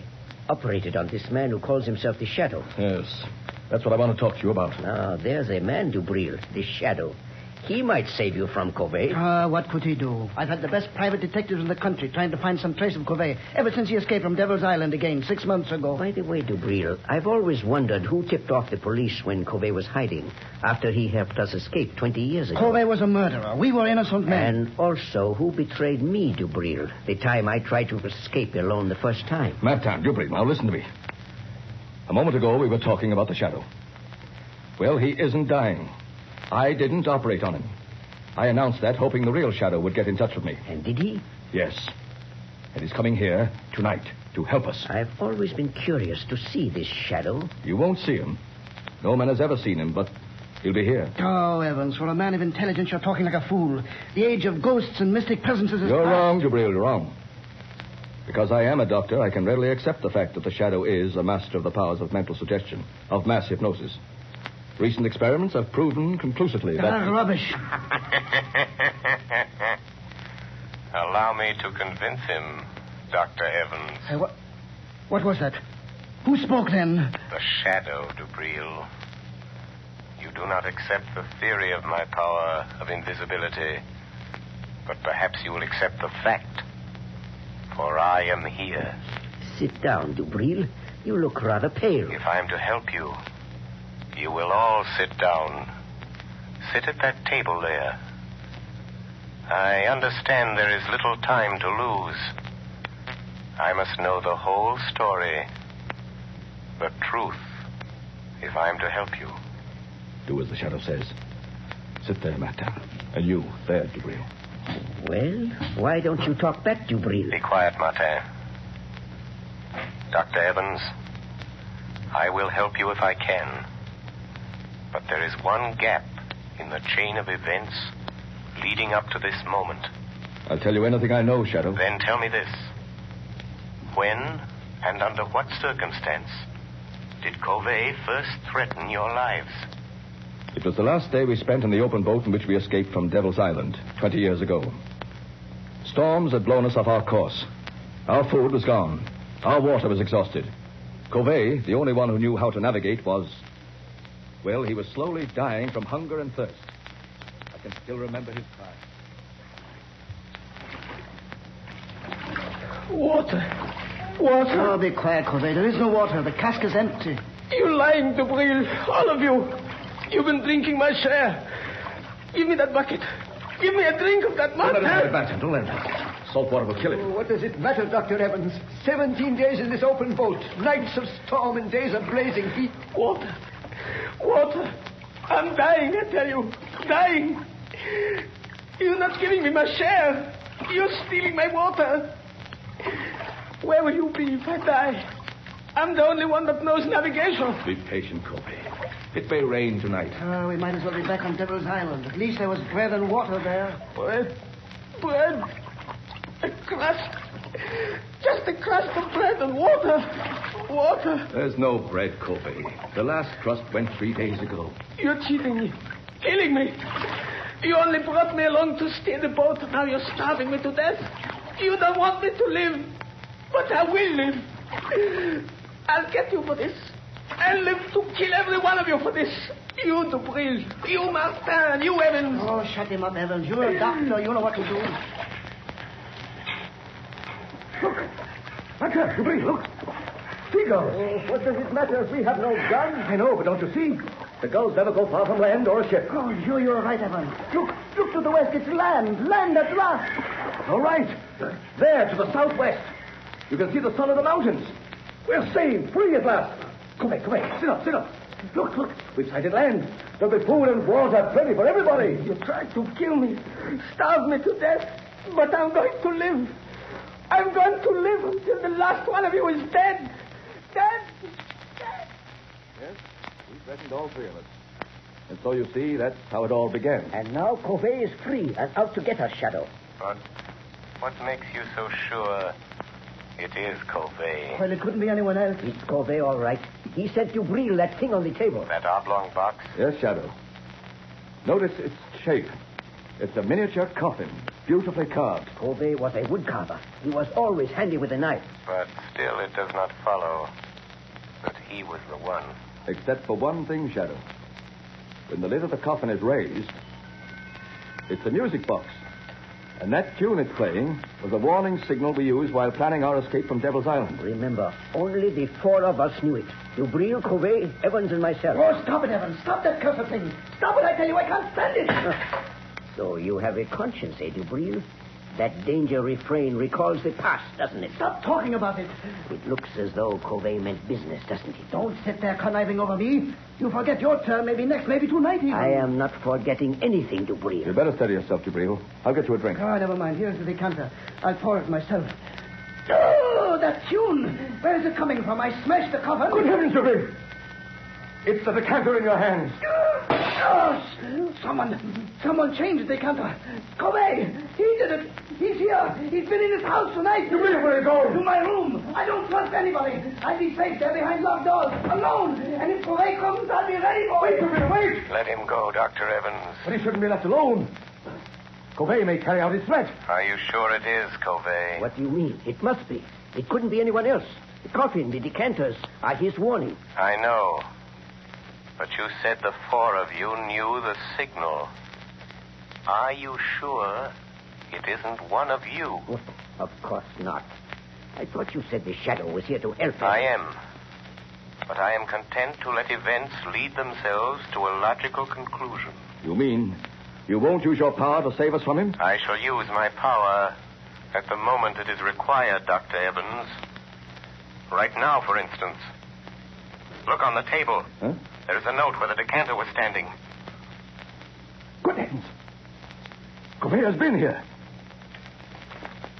Listen to this matter. You are the first. And you will die tonight, Raymond Dubril.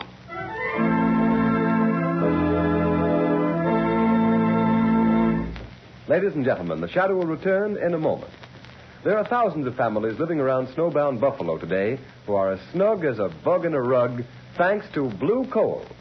You have read how the whole city of Buffalo has been literally snowed in. In that entire area, business practically came to a standstill for several days. But those families who laid in their supply of blue coal kept comfortable. The icy, biting winter blowing outdoors made no difference to them. These storms are reported to be coming eastward, so take a tip and get ready. Put in a supply of blue coal tomorrow. It is the most economical fuel that you can use. Furnaces, parlor stoves, and cooking ranges in New England were designed to use anthracite. And blue coal is America's finest anthracite. Blue coal is mined by the Glen Alden Coal Company and is especially prepared for home use. It is available in all domestic sizes: egg, stove, chestnut, and pea. Every carload of blue coal is laboratory tested for purity and sizing before shipment from the mine. Blue coal burns steadily and evenly, sending a full supply of heat to the living quarters of your home, even in the most severe weather. Get set for winter tomorrow by ordering blue coal. You will find the name of your nearest blue coal dealer in the Where to Buy It section of your classified telephone directory under the name Blue Coal.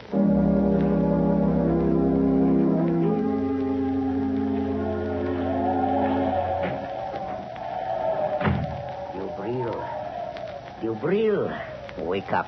I have come for you. So you've come, Covey. Oh, you poor deluded fool. Do you think I'd let you kill me in my sleep? I've been awake, waiting here in the dark for you to come. A little light helps. So you've grown a beard since I saw you last, Covey.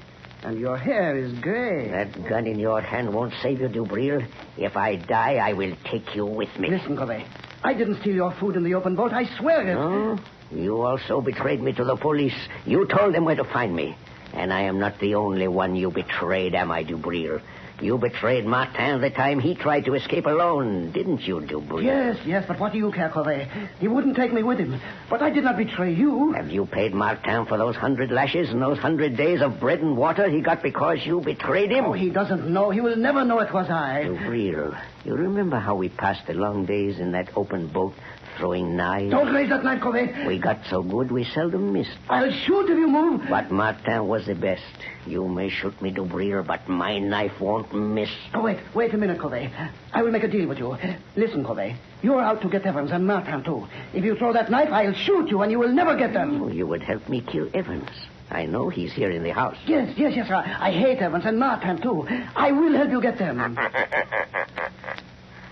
So, you would betray Dr. Evans to save yourself, Dubril. The shadow. Covey, don't be afraid. He's only a man. By some trick, he can make himself invisible, but he's flesh and blood. Quick, lock the door. We'll deal with him first. He won't get out. Now, Shadow. What can you do to stop us? Speak up. I dare you to speak. Listen where his voice comes from, Dubril. Then shoot quickly. No. The shot would bring Evans and Martin. Throw your knife, Covey. Make him speak. I won't miss. Speak up, Shadow. We will find you anyway. You can't get out. I am here In the corner. In the far corner. Throw your knife, Covey. I heard him. Oh, you missed, but he was there. No. Only my voice was there. Ventriloquism. He's there in front of you, Dubril. Shoot, shoot. Yes, I will shoot now. Yes, I will shoot. But not the shadow. He came here to help us catch you, Covey. And he has your knife. It's gone. Now, Covey, you are helpless. And now I'll deal with you. Oh, you treacherous snake. You fool. You think I carry only one knife? This one is for you. Oh, you devil. But I take you with me, Covey. Dubril! Dubril! Dubril, open the door! Dubril! Dubril! Dubril! Dubril is dead, Dr. Evans. Dead? Covey's kept his word. Where is he? Look there, on the floor by the window. Covey? That Covey? Dubril tried to save his life by promising to help that man kill you. Dubril? Dubril offered to help Covey kill me? Look closely, Dr. Evans. Remove the gray wig and the false beard. Wig? Beard? It's Martin! Yes. Martin, disguised as Covey. He's still alive, breathing. Get away from me, Evans. Don't touch me. I hate you. I hate you both. Why did you do this, Pierre? Why? I hated Dubril because he betrayed me on Devil's Island. I hated you, Evans, because you have got the things that I always wanted. Success, fame, glory. It was I sent the musical coffin, the warning note. I knew you'd think it was Covey. I've got Dubril, but Covey will get you, Evans. He's after you. He will get you. He will kill you. He will... Martha! Stop breathing. He's dead. Yes, Dr. Evans. He is dead. You are quite safe now. You forget Covey. No, Dr. Evans. I knew, even when I phoned you today, that it was not Covey who sent the musical coffin. What? I knew it was not Covey. It had to be Martin or Dubril. Why didn't you stop them? Martin and Dubril were both criminals plotting to kill you. If I'd stopped them, your life would have been in danger as long as they lived, hating you always for having attained the things that life denied them. But you forget, Shadow. Covey may find me, succeed where Martin failed. Never. I learned the whole history of all of you before I saw you. Yes? Everything, Dr. Evans. Your escape from Devil's Island after Dubril's betrayal of Martin that resulted in the 100 lashes, and his resolve for vengeance. And from the authorities at Devil's Island, I learned the truth about Covey's last escape. Yes, I see now. I see now why he hated us. But what about Covey? You are safe now, Dr. Evans. Safe from Covey. The chain of logic is complete. 3 months ago, a bleached skeleton was found on a deserted beach at Trinidad. It has just been identified as the body of Covey.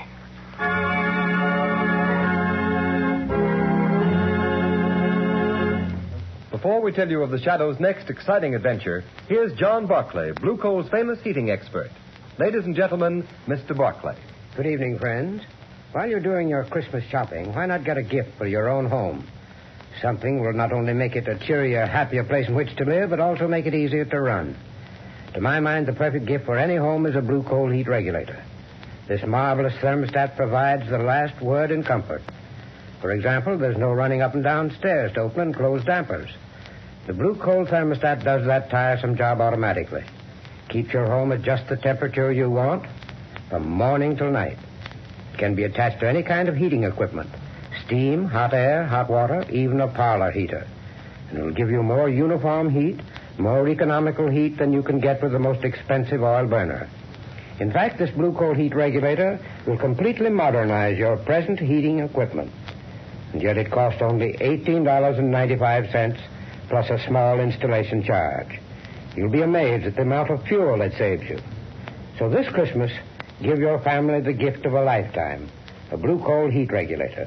Your nearest Blue Coal dealer will be glad to give you complete information regarding it. Phone him tomorrow. Thank you, Ken Roberts. Thank you, Mr. Barclay. And friends, take Mr. Barclay's good advice. Make this Christmas a memorable one by having a Blue Coal heat regulator installed in your home. You'll save at small cost time and time again in fuel consumption. And you'll make your home a happier, healthier place in which to live. So don't wait. Phone your nearest Blue Coal dealer tomorrow.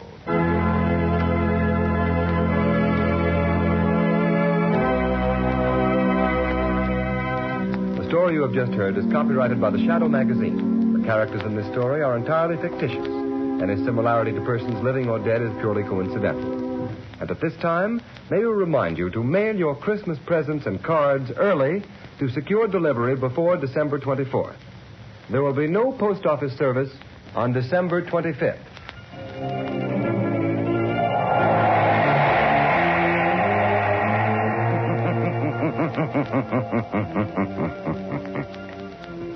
The weed of crime bears bitter fruit. Crime does not pay. The shadow knows.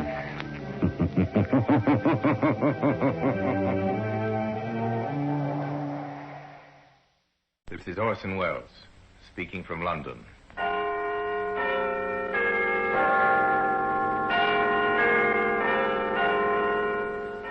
The Black Museum. A museum of death. Yes, here in the grim stone structure on the Thames, which houses Scotland Yard, is a warehouse of homicide, where everyday objects, a fountain pen, a cufflink, a high-heeled shoe, all are touched by murder. Here's a scarf, torn and ragged. The faded tartan, a cheap reproduction of the honorable colors of the Stuarts, red with green, blue crossings, and a double-over check of white and yellow. This scarf belonged to Walter Hoffman Piewski, known to the police and his friends in the underworld as the Pike. There's no doubt about this scarf being his property, Superintendent. He was wearing it when he was sent to Dartmoor 10 years ago. The description tallies, does it? Exactly. It's all written down in the prison property book, even to the patch on it. So the Pike's our man.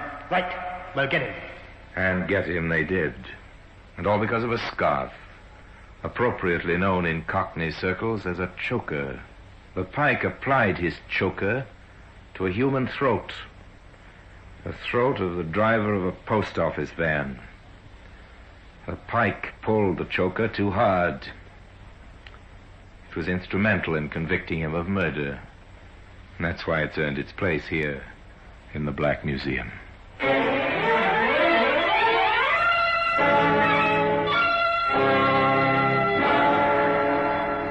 From the annals of the Criminal Investigation Department of the London Police, we bring you the dramatic stories of the crimes recorded by the objects in Scotland Yard's Gallery of Death, the Black Museum.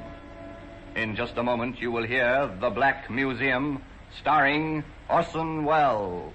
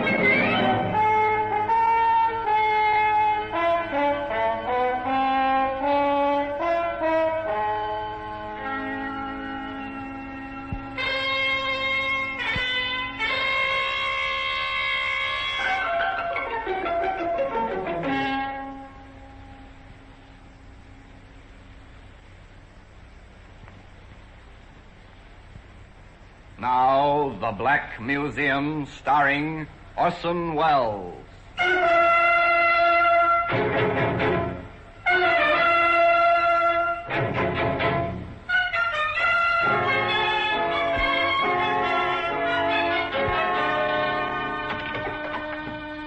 Well, here we are in the Black Museum. Beyond these gray walls, the mighty roar of London never stops. But in here, it's quiet. Come with me under the frieze of death masks, the masks of criminals of bygone days, suspended grimly under the ceiling. Come. To our right and left, rows of murder exhibits, each one carefully labeled. That cut-glass scent spray is attractive even now. Might even take its place on Madame's dressing table. So we stop and read the label written under it. Yes, it's been used to spray anesthetic over the faces of helpless women as a prelude to murder. No sickly aroma now. As we squeeze the bulb, except for its grim associations, the fragile exhibit is insignificant, easily broken. But it was strong enough to hang the man who used it. There's a brass candlestick. Over there, a taper to go with it. Ah, here we are. Here's what we're looking for. The faded tartan scarf. As I take it out of the showcase, I ask you to come with me back to the time when this scarf was new, 15 years ago. Walter Piewski bought it from a stallholder in one of London's famous street markets, Petticoat Lane. Yes, sir. I'll take one of the scarves, mister. Right, sir. Finest worsted woven. What's your clan? Campbell's, Cameron's, MacDonald or MacLeod? All genuine tartan today down from the islands. All right. I've bought it already. You don't need to give me that stuff. I'll take this one. It's the Stuart, and better than that you cannot do. Not half a nicker, not 5 bob, half a crown, and cheap at the price. Thank you very much. Come and get your Scotch chokers from Honest John Mackay. If your neck's warm... While Honest John continued his honest trade, the pike went about his own particular business. It was less exhausting than John's, and it was worked from a public call box. In professional circles, they called it the hospital trick. Hello?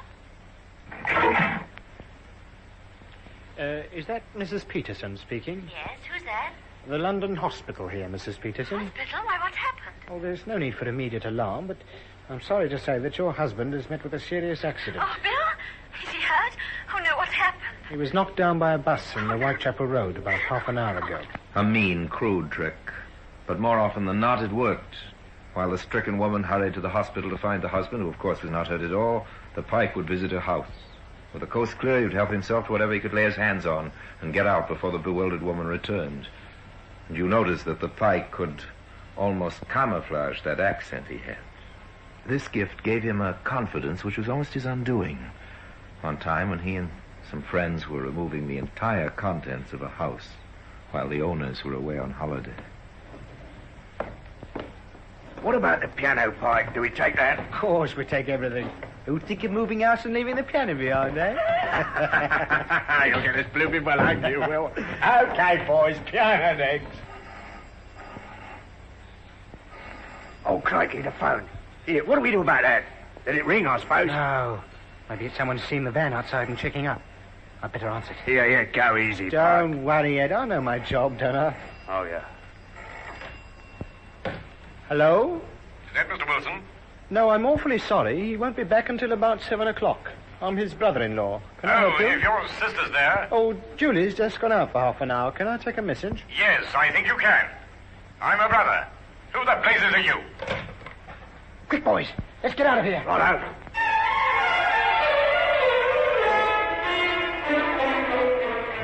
So the piano was left behind after all. But Pike got away with most of the household belongings and observed, not only were his operations becoming bolder, but he had planned his action carefully. He even knew that Mrs. Wilson's first name was Julie, but he didn't know she had a brother.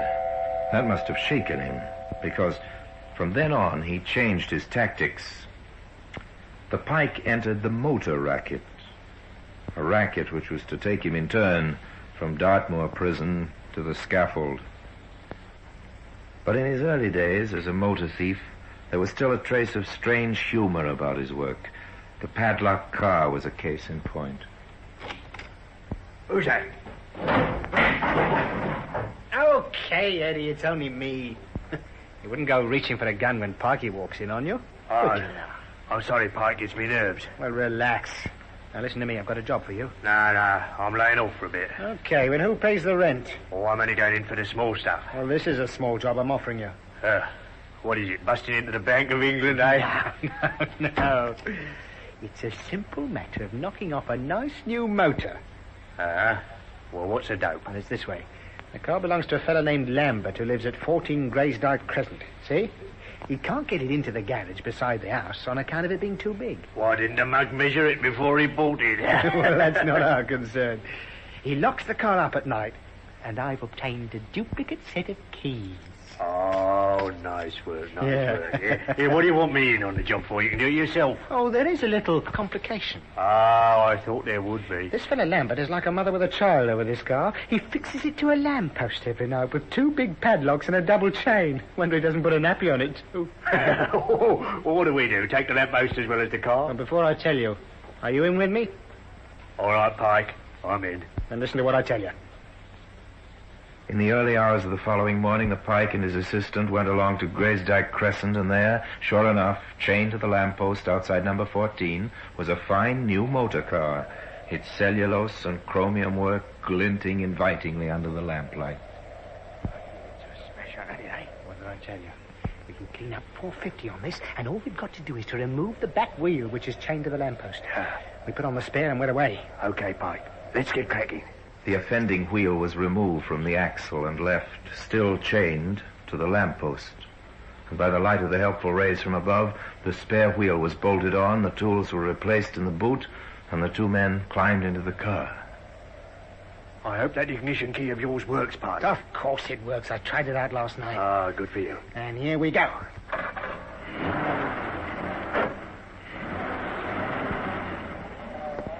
I told you it was going to be easy, didn't I, Ed? It's money for old rope. You're a good one, you are, Pike. Just let me know when you need any more help. I'm your man. Walter Pievsky pulled his tartan scarf snugly around his throat and agreed that he would certainly keep his assistant in mind. The car itself was taken to a garage, where its numbers and appearance were carefully changed and, in due course, found its way by devious routes back to the open market. The Pike, of course, had to split the profits which hurt him, so on his next job, he decided to work alone.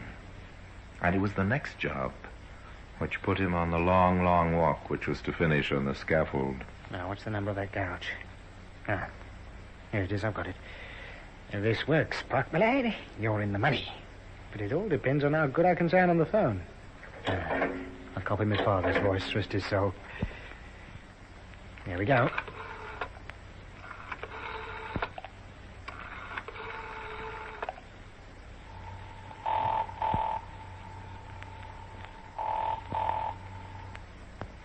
Motors. Good evening. Hello? Brins? Yes, sir. Can I help you? My name is Maurice Bluet of 17 Granford Court. Oh, yes, sir. I know. The big block of flats in Collerton Drive. That's right. I am staying here with a friend, Major General Lewis. Oh, yes, sir. He tells me that you have a new Rolls Coupe in your showroom. Yes, sir. Indeed we have. Yes, well, I'm anxious to take such a car back to the continent with me, but time is pressing. Are you at 17 Granford Court now, sir? Yes, if someone could bring round the car, I should like to see it. Right, I'll be with you in a quarter of an hour, sir. Are you sure that is not too much trouble? Oh, no trouble at all, sir. Thank you very much for ringing. Thank you. I should be waiting for you. 15 minutes later, the car drove up to the block of flats. The driver salesman got out and went inside. Entering the lift, he went up to the 3rd floor and knocked on the door of number 17. Needless to say, the occupier had never heard of either Maurice Bluet or Major General Lewis. But while the questions and explanations sorted themselves out, Walter Pievsky was already driving the luxury car toward the garage where practiced hands were waiting to completely change its identity. First, what the Pike did not know was that he had provided the police with a vital clue that was to lead him first to prison and then, by reason of the tartan scarf, to the gallows. But the scarf was yet to earn its place, of course, among these strange exhibits here in the Black Museum. In just a moment, we will continue with The Black Museum, starring Orson Welles.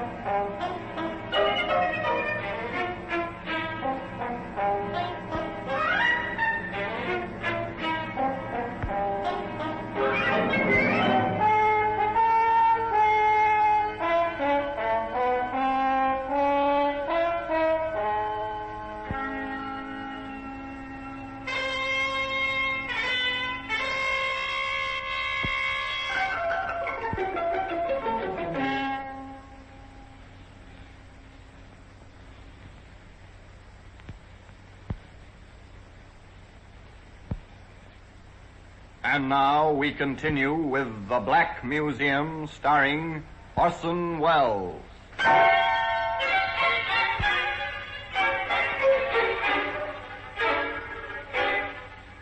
We return to Walter Piewski, known as the Pike, elated at the success of his confidence card trick.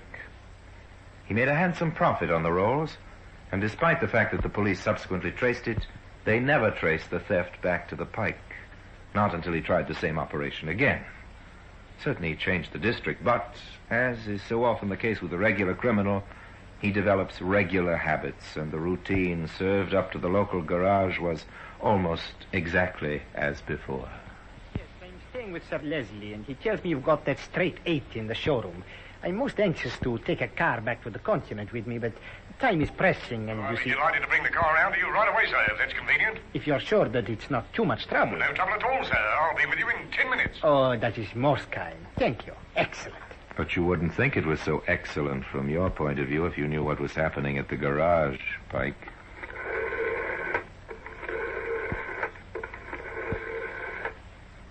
Hello, give me the police. Is that Scotland Yard? Yes, information room. Listen, my name is Slater. I run a garage, Carlsbrook Street, North 1. Yes, sir. A few weeks ago, the local police warned me about a car thief who worked a telephone trick, asking salesmen to take cars round to fake addresses for inspection. He just rung you, has he, Mr. Slater? Yeah. It might be him, or it might be genuine. But he asked me to take a car round to 21 Golston Court, Caddimar Street. On the advice of Scotland Yard, Mr. Slater took the car to Golston Court. To make it easier for the thief, he left the doors unlocked and went into the building.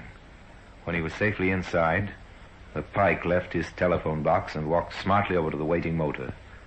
There were just two things he didn't know. First, an ignition wire had been snipped. And second, he was being watched. She'll never start until that broken wire is mended, Pike. You're wasting your time. You're going to waste a lot more time, too. 7 years, to be exact. Hello, sir. You're having a bit of starting trouble. Oh, hello, officer. Yes, I don't know what's happened here. I'm used to this sort of thing. So's the other constable here. Oh, there's 2 of you. There's a lot more at the end of the road.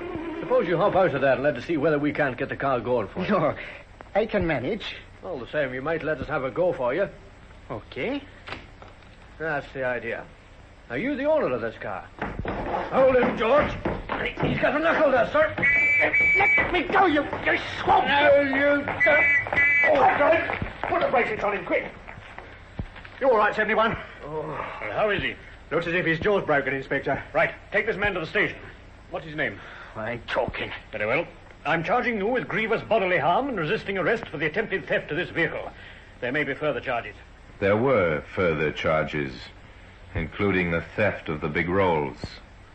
Walter Piewski, alias the Pike, had played the same game once too often, and a search of his flat in the East End produced more evidence of his varied career in crime. The police had been waiting for him to make his first mistake. This time he'd done it. At the Old Bailey, he pleaded guilty to over 100 crimes, and there were hundreds more with which he was never charged. He was sent to prison for 7 years, and immediately on his reception, his personal belongings were entered in the property book, and he was wearing the tartan scarf, which later was to hang him. Juliet, grey, 7.5. Collar, 16, brown. One scarf, red background, green and blue stripes, white and yellow overcheck. I can't do it. How do you know that, Piewski? The fellow I bought it from in Petticoat Lane told me. I'll take his word for it. Oh, there's a small tear, 5 inches from one corner. Been roughly patched. Better put that down. Don't worry, boys. I won't accuse you of doing it. Don't you worry. I'll be retired by then. 1 pair leather gloves, size 8. 1 pair black socks, 10. Brown shoes, neat. The tartan scarf had been duly entered, and little did the retiring prison officer dream that his hastily scribbled details were to be subsequently brought up as key evidence in a murder trial. But Piewski signed the list of his personal property, and for the next 7 years he was a guest of His Majesty's government in the most famous prison in England, Dartmoor. But in 1946, justice had run its course.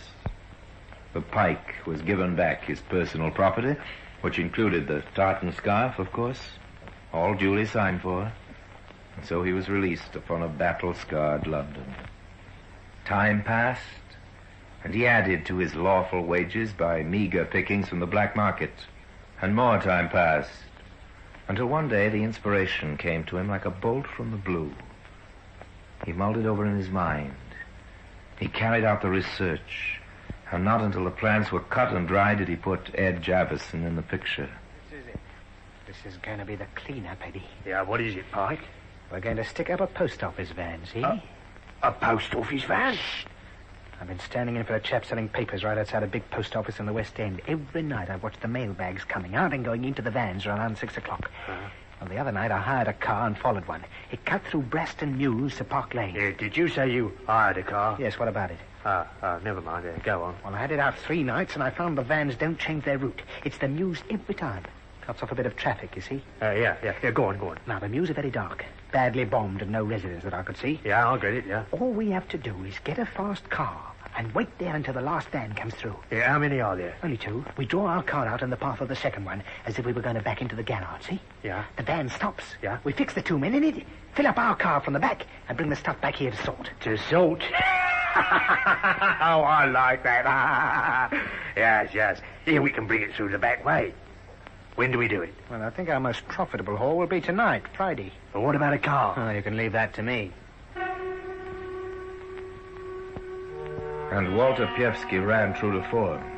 He wanted a fast car in a hurry. He applied the methods he knew. He worked the telephone trick on a young and trusting motor salesman who duly delivered a shining, high-powered limousine to a block of flats.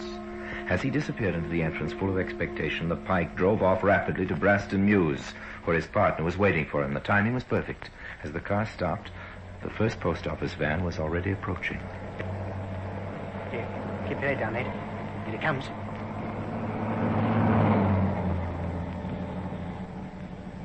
The second one won't be more than a minute or so behind. We must turn the car broadside onto it. How did you get this van? I'll tell you later. It's hand-picked, see? Plenty of room in the back for the luggage. There we are. Nothing can get by now. What happens if something tries to get through before the van arrives? Well, we make way for it and come back another night if necessary. Here, what's this? It's the van. We're going to be all right. And nobody about. Couldn't be better. Now, get out. Yeah? Keep your chin tucked into your scarf like me. Righto. Pretend to be pushing the car. Right. What's up? Calm down. Oh, afraid so. Could you give us a push? Sorry, it mustn't leave the van. Oh. Well, look, in that case, I wonder if you'd like to earn yourselves 10 bob, eh? If you could ring this number for us when you get to your own destination, it's my garage. I'd log 'em and send a breakdown for you, eh? That's the idea. Oh, I don't mind doing that for you. I'll do it for nothing. Oh, thanks, Sam. You're very kind. If you've got a pencil, I'll jot down my name. It's rather a difficult one. Here, here's a pencil.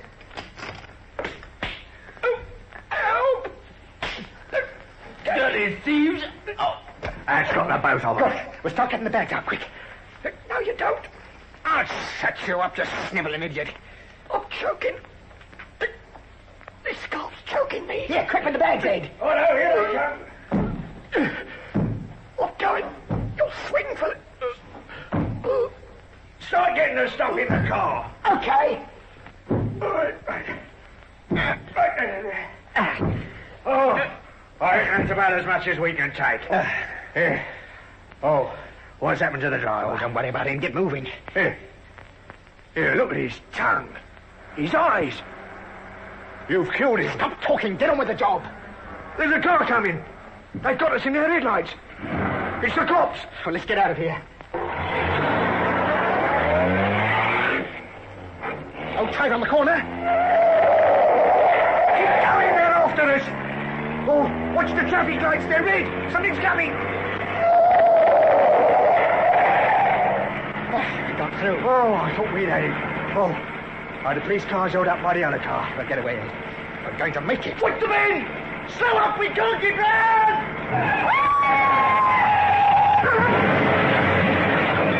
Ed Javison died in that crash, so mutilated that his body could not be identified.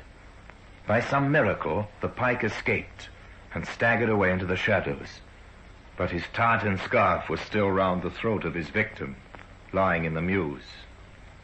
Now let Superintendent Brandreth take up the story of the hunt. Well, the hunt was soon over. In fact, as soon as the car was reported stolen, I had a call from one of my inspectors. I thought you'd like to see this. What is it, Harrison? Oh, stolen car. Well? Well, I checked with criminal records, sir. There was something familiar about the method. Calling up a garage and getting the salesman to deliver the car to a block of flats. Now, here's the list of men who practiced that. Now, these two are inside at present. Yes? This one's going straight. Well, he's out of London anyway. That leaves this one, Walter Pievsky. Yes, sir. The Pike. Know where to find him? And he's sharing a place with a man named Javison in the East End. Right. Bring him in. Yes, sir. But before the Pike was picked up for questioning about the car, his scarf was... was immediately recognized as the one which we believe Pievsky had stolen. In theory, the evidence against him was already piling up. If he was the car thief, he was probably the murderer as well. But I needed that extra piece of evidence. I called for everything that was known about him, including the list of his personal property which he had signed in prison. It was a shot in the dark, but it yielded results. There's no doubt about the scarf being his property, Superintendent, even to the patch on it. Within 24 hours, the Pike was caught. Still dazed by the car crash, he offered no resistance. In due course, he was convicted of the murder of William Price, the driver of the post office van. And at 8 o'clock, one cold morning in February, he was hanged. All because of this tartan scarf, which has earned its place today in the Black Museum.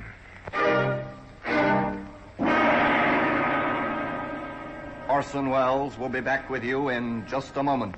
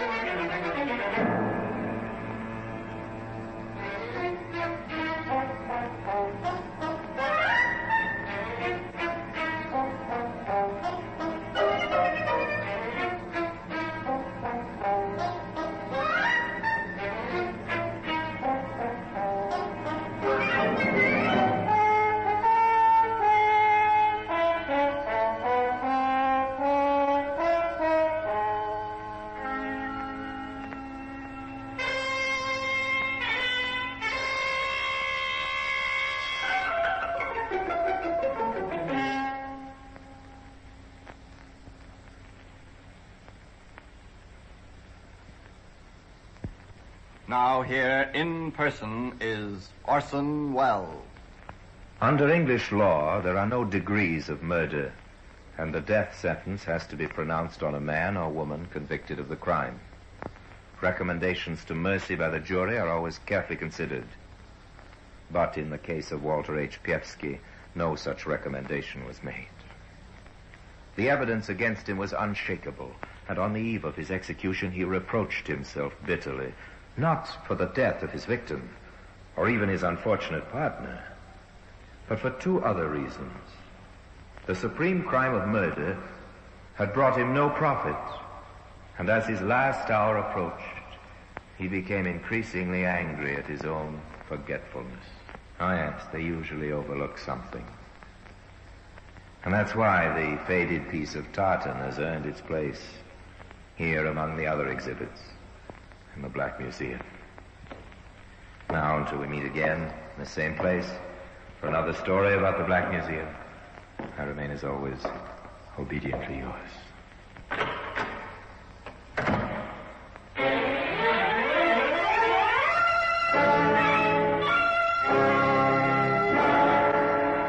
The Black Museum, starring Orson Welles, is presented by arrangement with Metro-Goldwyn-Mayer Radio Attractions, with original music composed and conducted by Sidney Torch, produced by Harry Allen Towers.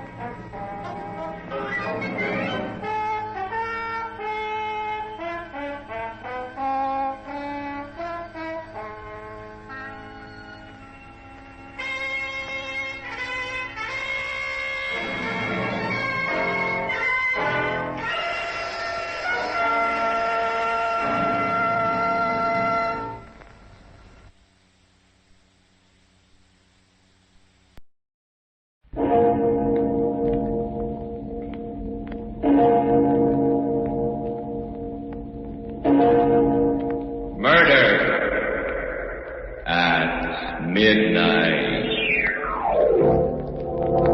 Look, wait. Come back here. Wait, nothing. I said you were nuts, crazy. And... No. Oh, don't. I'm sorry, Hook. Very sorry. But I had to have it. I'm going to have it. And once you're dead, you'll never miss it.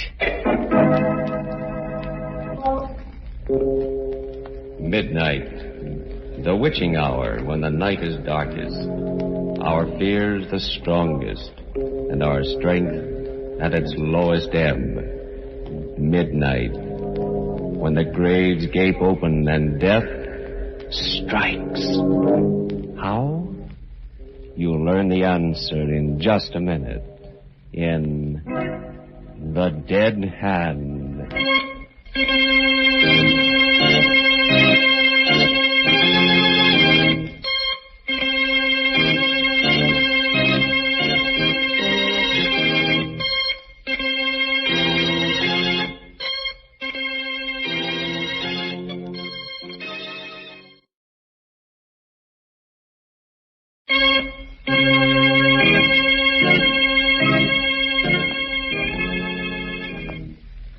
And now, Murder at Midnight. Tales of terror and retribution by one of radio's best-known mystery writers, Robert Newman. Its title, The Dead Hand.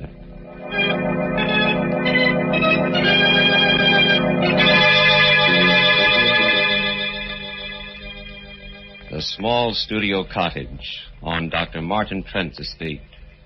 Seated at the piano, alone in the gathering darkness, is Roger Blaine, the famous pianist, and playing as only he can play.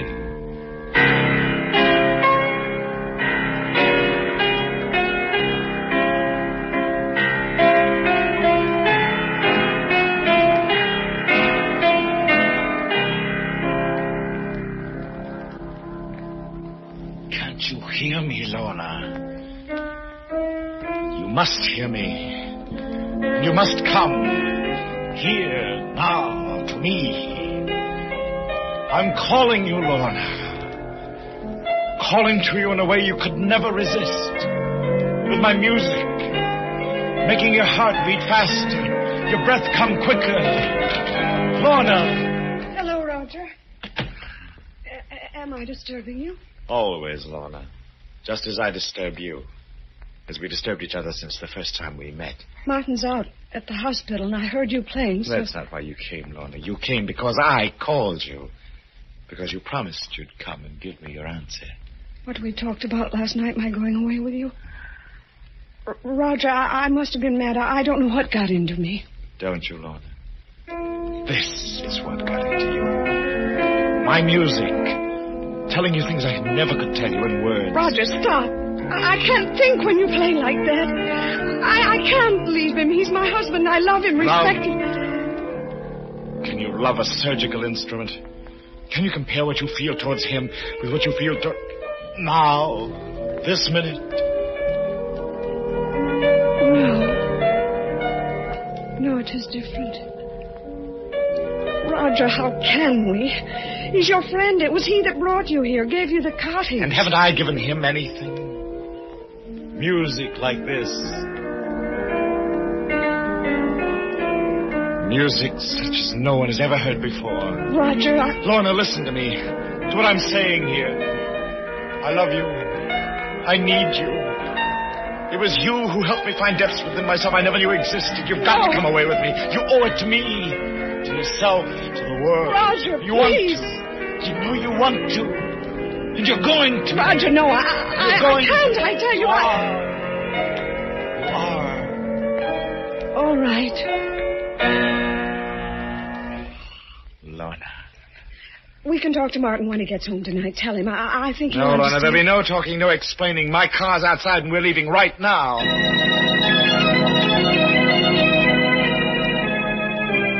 The music, my music, was still with me as we drove out through the gates, down the highway, pulsing, throbbing. Yes, I could hear it, but could Lorna? I glanced at her sitting there beside me. Happy, dearest? What? I don't know, Roger. You don't know? Don't you realize what this means, Lorna? I'm playing better than I ever played before, and this is only the beginning. After my New York concert, South America, then Europe. Roger, are you sure you love me? Me as a person? Oh, what do you mean, Lorna? I know you've said you do, but whenever you've talked about it, Roger, about us, you've talked in terms of your music. Roger, are you sure that's not what you love? Well, of course I'm sure. If I didn't have my music, if I couldn't play, I don't think I could live. But it was you. You who lifted me to heights I never dreamed of, technically, emotionally. Roger, stop the car, turn around, take me back. What? Take me back. I don't understand. I do, for the first time. With Martin away so much, I was lonely, flattered by your attention. And your music was like a drug, keeping me from thinking. But now I can think. And I know you don't love me, and I don't love you, so please, Roger, take me back. No.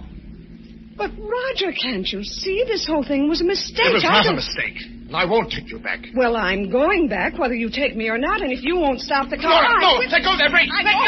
That's it! Look out! We're going to...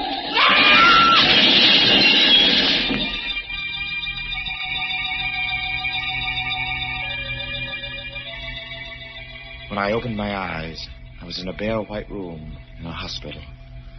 Standing next to the bed were Lorna and Martin. Hello, Roger. How are you feeling? What? I don't know. What happened? You were out driving with Lorna. The car got out of control and you had a smash-up. They rushed you here to the hospital and, well, you've been here for 2 days. Smash-up? Yes, I remember. Are you all right, Lorna? Yes, Roger, I was shaken up. Oh, my hand hurts. Especially the fingers. Nothing happened to it, did it, Martin? I've got a concert in a few weeks, you know. Roger, don't stop it. What? Why are you looking at me like that? Oh, Don't worry about it, Roger. Not now. But I've got to know. I've got to see. Roger, please.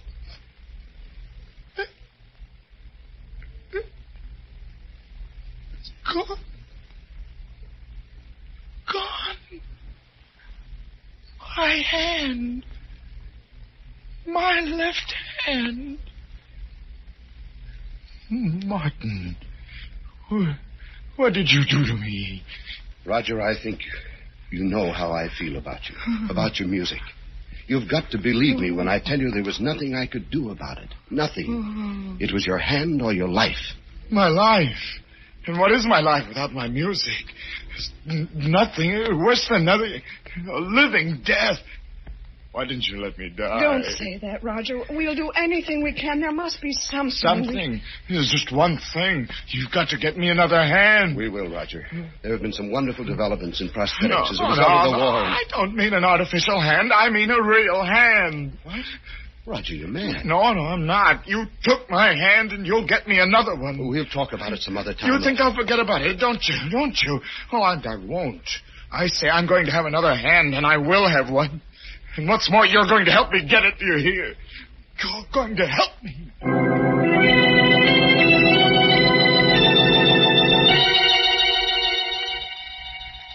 I was able to get up and around a few days later. I didn't talk to anyone if I could help it. Because somehow I couldn't ever look at their faces. Only their hands. Big hands and little ones. Long-fingered ones and stubby ones. Yes. They each had 2 hands. And I to whom my piano meant more than life, had only 1.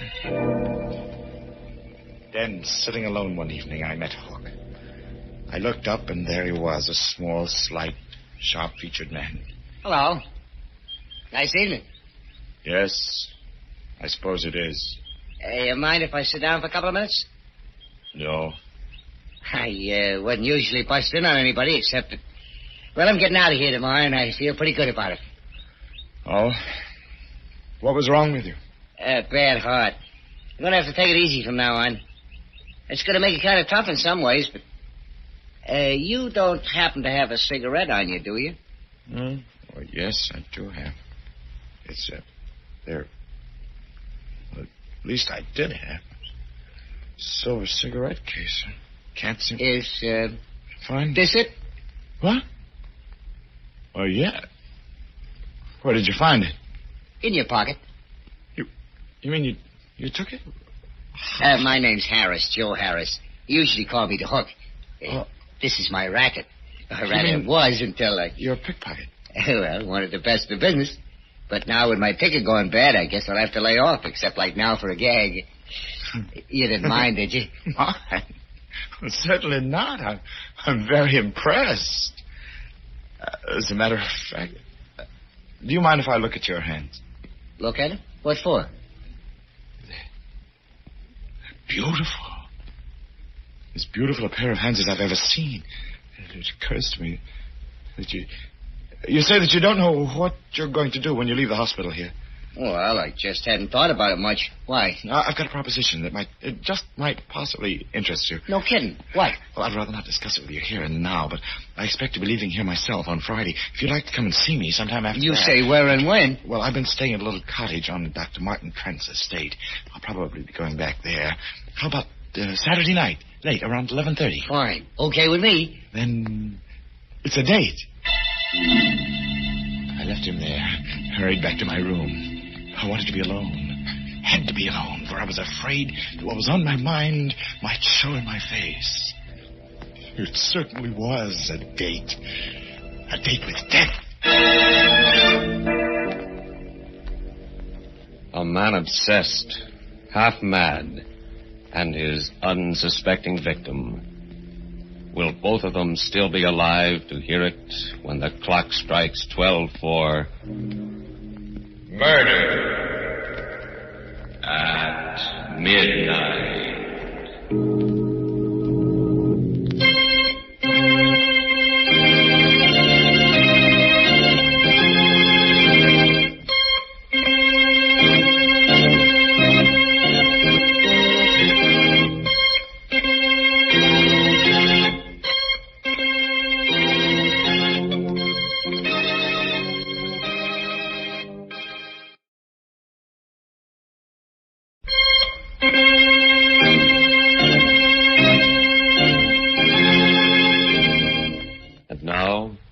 Here is Roger Blaine to continue Murder at Midnight. I did leave the hospital on Friday, went back to the little studio cottage. By Saturday night, my arrangements were completed. They weren't very complicated. I made it clear to Lorna and Martin that I wanted to be alone, and I picked up a length of iron pipe. The pipe I hid inside the piano when I heard footsteps coming down the path. There was a knock on the door. Come in. Hi. Not too late, am I? No, you're not too late. Hey, pretty nice place you got here. Yes, it is quite nice. Sit down. Oh, thanks. Yeah. Now, what's this here proposition you want to talk to me about? It's a very simple one. How would you like to make $10,000? What do I have to do? You don't have to do anything. Just sell me something. Your left hand. What? You're nuts. No, I'm serious.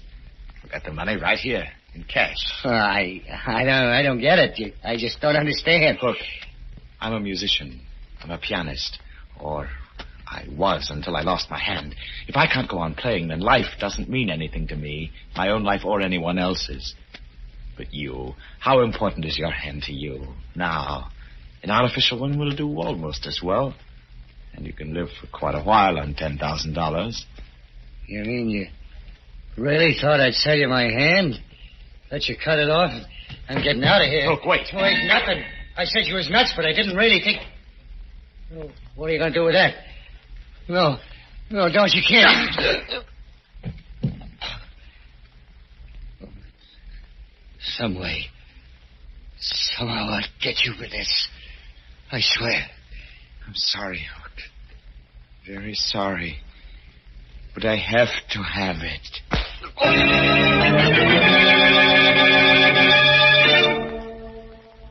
I'd rather not go into what happened after that. I got rid of the body. And then I went to see Martin. You don't look well, Roger. Anything the matter? No, I just came to see you about your promise. My promise? Or your debt, whichever you choose to call it. I told you I wanted another hand, that I was going to get another hand, and that you were going to help me.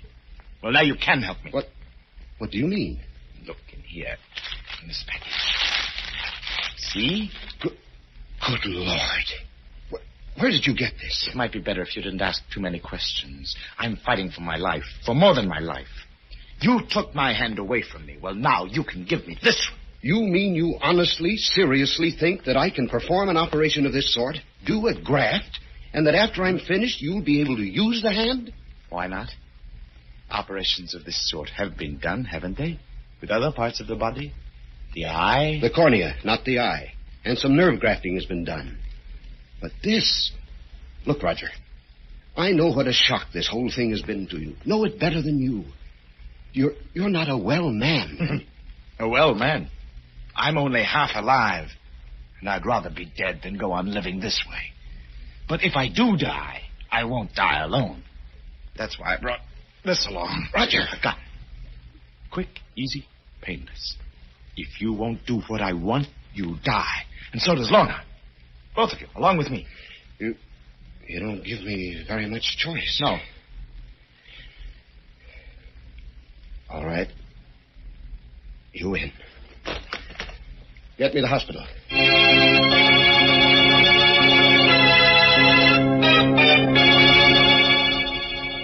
Even before I became fully conscious, before I opened my eyes, I knew that it had been done.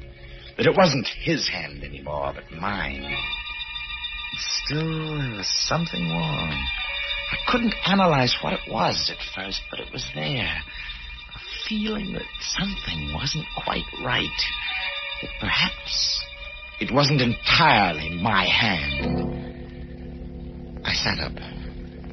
The hand was a mass of bandages, stiffened with splints. And inside the bandages... Careful, Roger. Don't touch them. Huh? Oh, Martin, I didn't see you. I've been here with you ever since last night. Last night? You mean I've been out that long? 24 hours? It was very important that you keep quiet. You've been under sedation. Oh, yes, of course. This isn't the hospital. No. I brought you home with me, back to the house. Oh. I thought it would be best for several reasons. Oh, that's very smart, Martin. We don't want any questions, do we? Not yet. You did do it, didn't you? What? Yes. I knew you would and could. And it's going to work. It is working. I can feel it. Please, Roger, you must be careful with that bandage. You can't touch it, move it, disturb it in any way. I won't, Martin. But I don't have to. I tell you, I can feel the fingers moving, even inside this. And in another week or so... We'll see. Yes, we'll see. Got a cigarette, Martin? Of course, I have it right. That's funny. What is? My cigarette case. It was right here in my breast pocket. I must have left it downstairs at the hospital. It doesn't matter. I can do it. Martin. Yes? I think... Here. It's here. Here it is. Under my pillow. What? How did it get there? I don't know. It must have fallen out when you bent over. But... No. Why are you looking like that? Because... I think I know how it did get under my pillow. What do you mean? When fingers learn something, a special skill, they don't forget it, ever. Mine never have. Even when I'm not thinking of what I'm doing, they go on playing by themselves. These fingers here, they haven't forgotten either. You understand? I'm afraid Forget it. I'm awfully tired all of a sudden, Martin. Would you mind? No, Roger. I'd like you to get as much rest as possible. There's a friend of mine coming here tomorrow to see you. Another doctor. That's fine, Martin. I'll see you in the morning.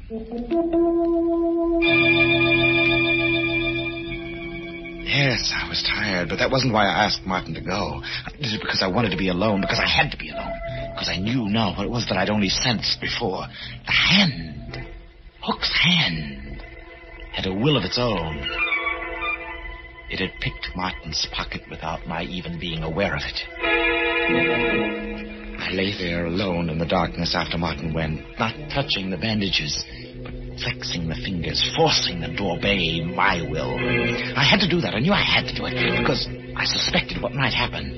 And what did happen proved that I was right. I fell asleep finally. And while I was asleep, I dreamed. I dreamed I was walking down a dark, labyrinthine corridor somewhere under the earth. Then... A little closer, Roger. Huh? Just a little closer. Who's that? Who's there? Just me. Waiting for you. Hook! Yeah, Hook. I said it'd get you. Well, out of the darkness came a hand that clutched me by the throat, gripped it tighter, tighter, tighter. I fought against it, tried to scream, and woke up.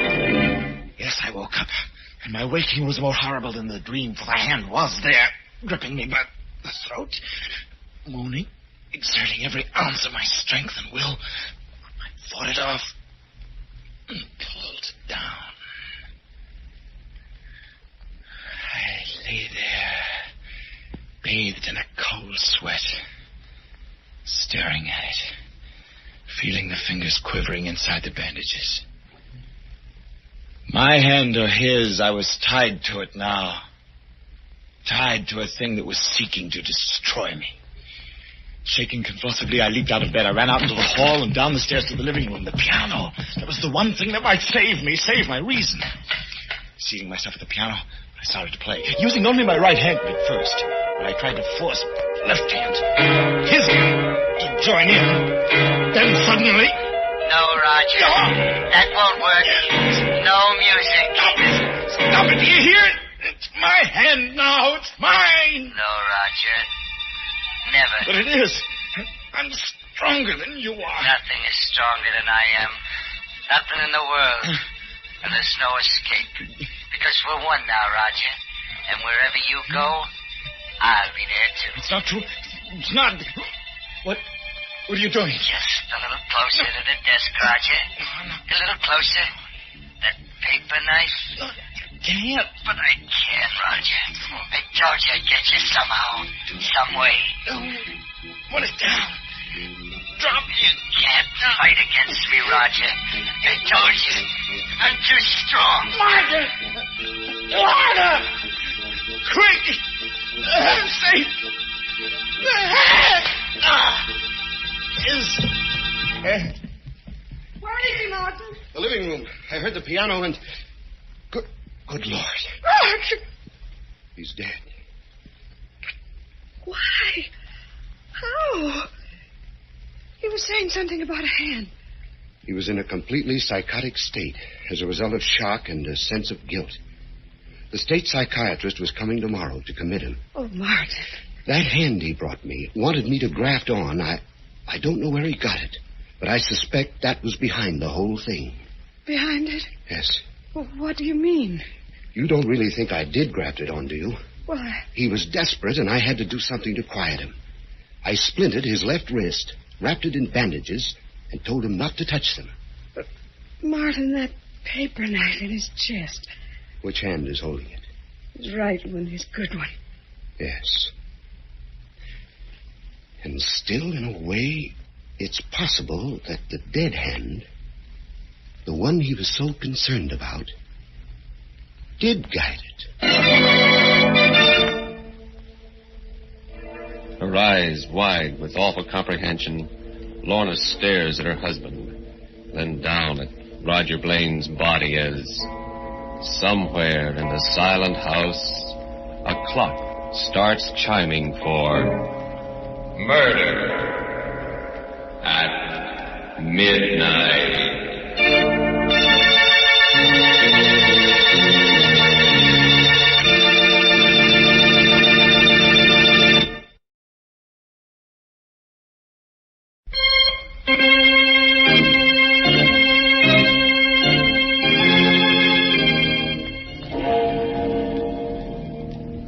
Remember to be with us again when death stretches out his bony hand.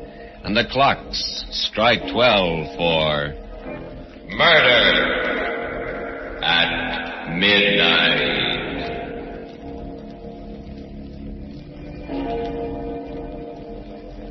With music by Charles Paul, Murder at Midnight is directed by Anton M. Leader.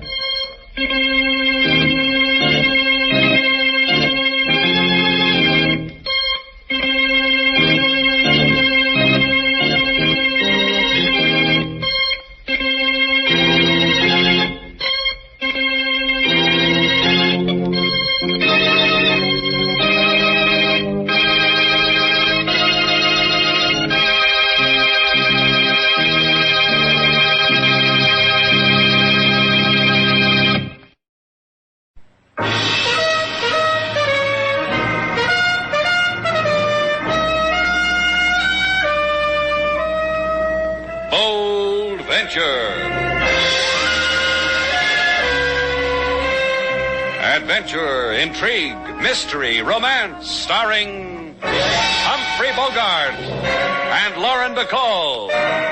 Together in the sultry setting of tropical Havana and the mysterious islands of the Caribbean.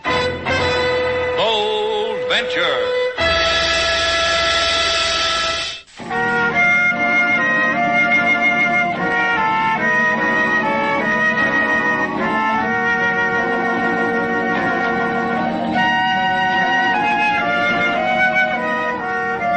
Once again, the magic names of Humphrey Bogart and Lauren Bacall bring you Bold Venture and a tale of mystery and intrigue.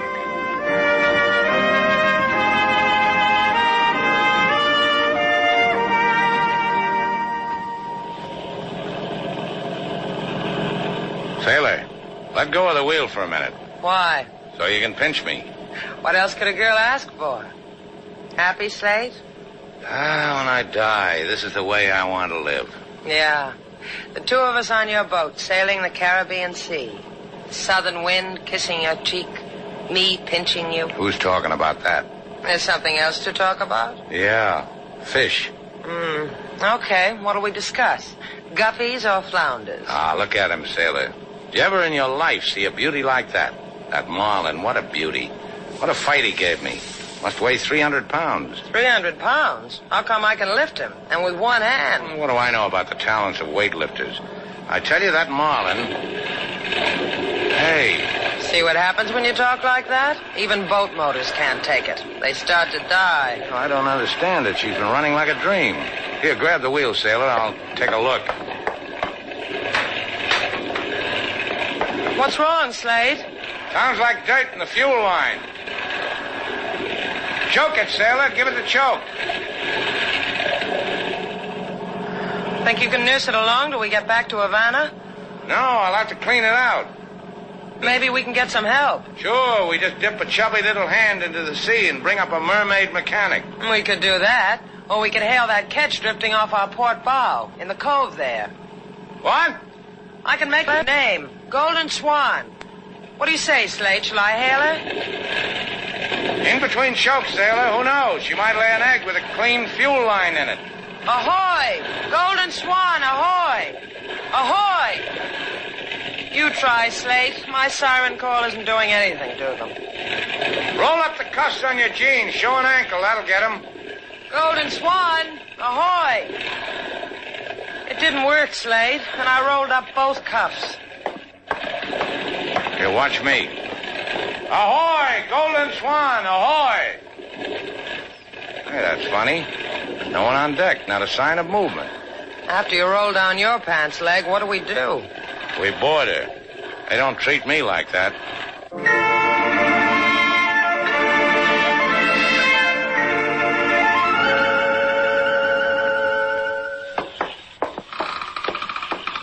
Hold my hand, Slate. I've never walked through a ghost ship before. Eerie, isn't it? The other hand. This one's got a stalk of celery stuffed with Roquefort I swiped off the captain's table. Catch riding off an uncharted key without a soul aboard. Who's going to miss a stalk of celery? The way that table was set, like a banquet. Hors d'oeuvres, chicken under glass. Who walks away from things like that? Not you, baby. Enjoy your chicken sandwich? Yummy. I don't understand it. Not even a dead man aboard. He's complaining. Come on, sailor. There's something about a deserted ship that brings out the lonely in me. Maybe we could tow her back. Finders keepers, you know. No, I don't want her. She's too rich for my blood. Come on.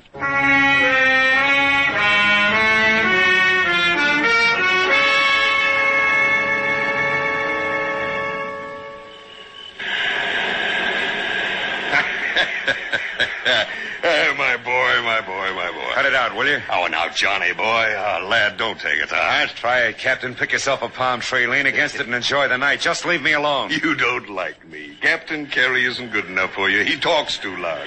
His hands aren't soft and pink like yours, eh? Now, let me tell you, Johnny, lad. Yeah, all right. Forget it. Forget it, Johnny says to me. No, I can't do that. No, boy. Something like you and me he's got. It's something Captain Carey's been looking for. A long time looking for. Look, Captain, maybe there's another way. Yes, indeed, there is.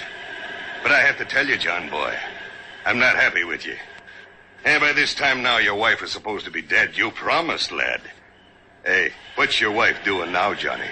In her hotel room, I guess, sleeping. Margaret likes to sleep. Margaret Norman, a sleeper. In a fancy hotel room on silken sheets, I'd say. Why didn't your wife show up today? Why didn't you bring her to the Golden Swan? I told you she was tired. She didn't want to look at it. Didn't want to look at it, the lad says to me. So we had to hide the boat till another time.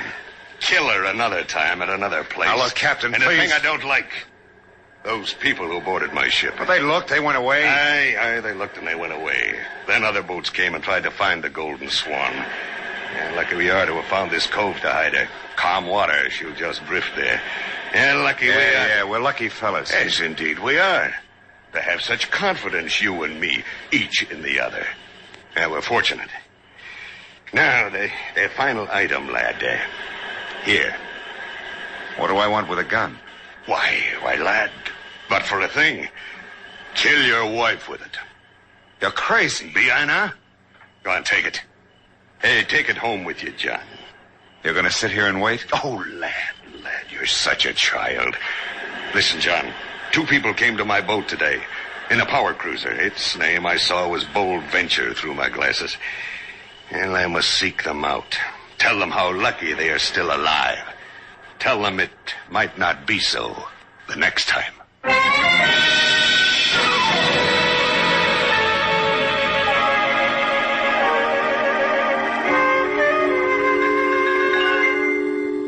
Come on, sailor. We're not making a dent in the brain of the inspector of police. Oh, don't grow impatient, senor.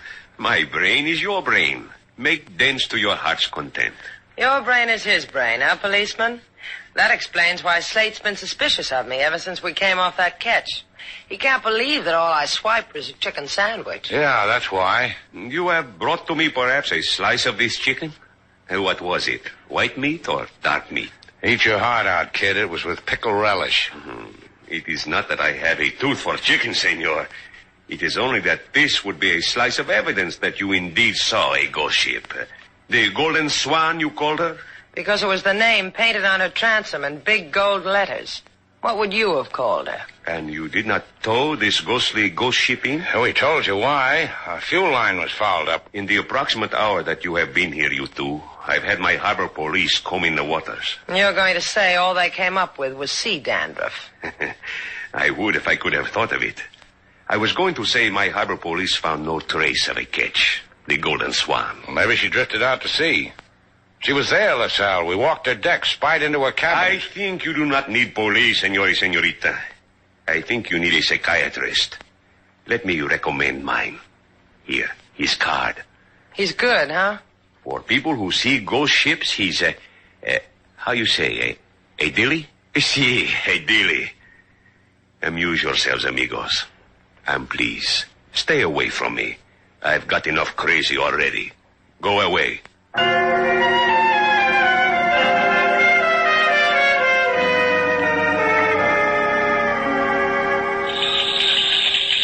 How much longer are we going to have to wait? How do I know? Just seems to me that the registry office ought to have a better system. What do they do? File data about ghost ships on ectoplasm?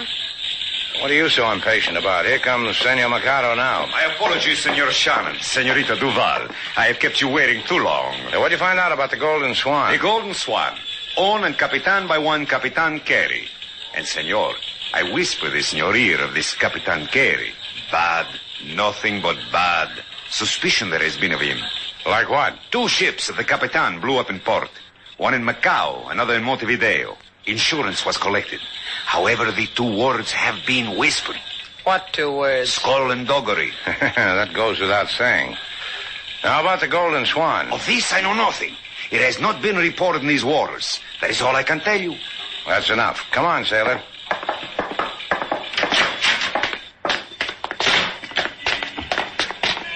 Sailor, how come a ship we saw and the cops didn't see and is never reported and... Which way to the registry, mate?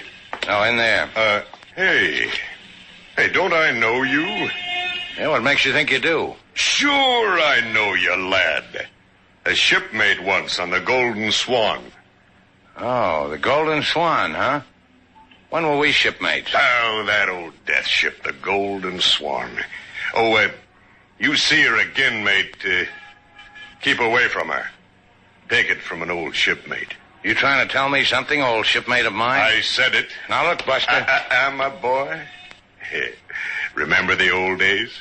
Old me, handy with the shiv, the knife and the ribs? Sure you remember. So remember about the Swan. Keep away from her. Goodbye, my boy.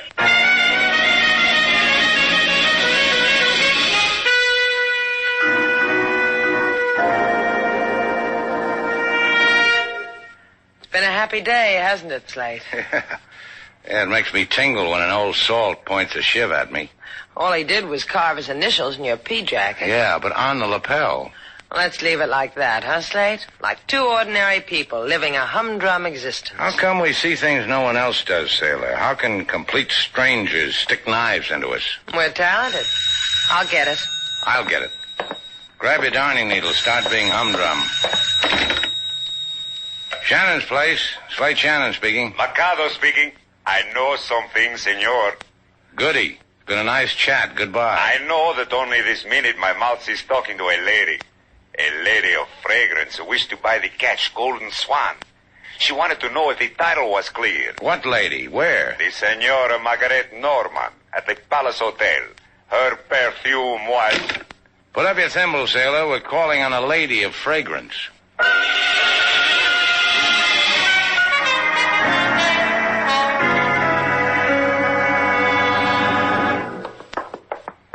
I'm telling you, mister, you can't go in there. That's Mrs. Norman's suite, and she... Yeah, I know. She left orders not to be disturbed. So make a snappy right turn, walk down the hall, turn right, turn left, and then you go through the door to the... Did you say something, miss? No. It was the man on this $5 bill talking. Have you ever noticed what a real old chatterbox he is? Well, what do you know? Mrs. Norman left the door unlocked. Thanks a lot, chums. Mrs. Norman? Mrs. Norman? Try the bedroom, sailor. All right. Mrs. Norman, I'm sorry to wake you up like this, but... Slate, come here, quick. What's the matter? Look at her. She's been shot. Huh. The one person who could have given us an answer, sailor. Something tells me that's why it happened to her. That's why she's dead.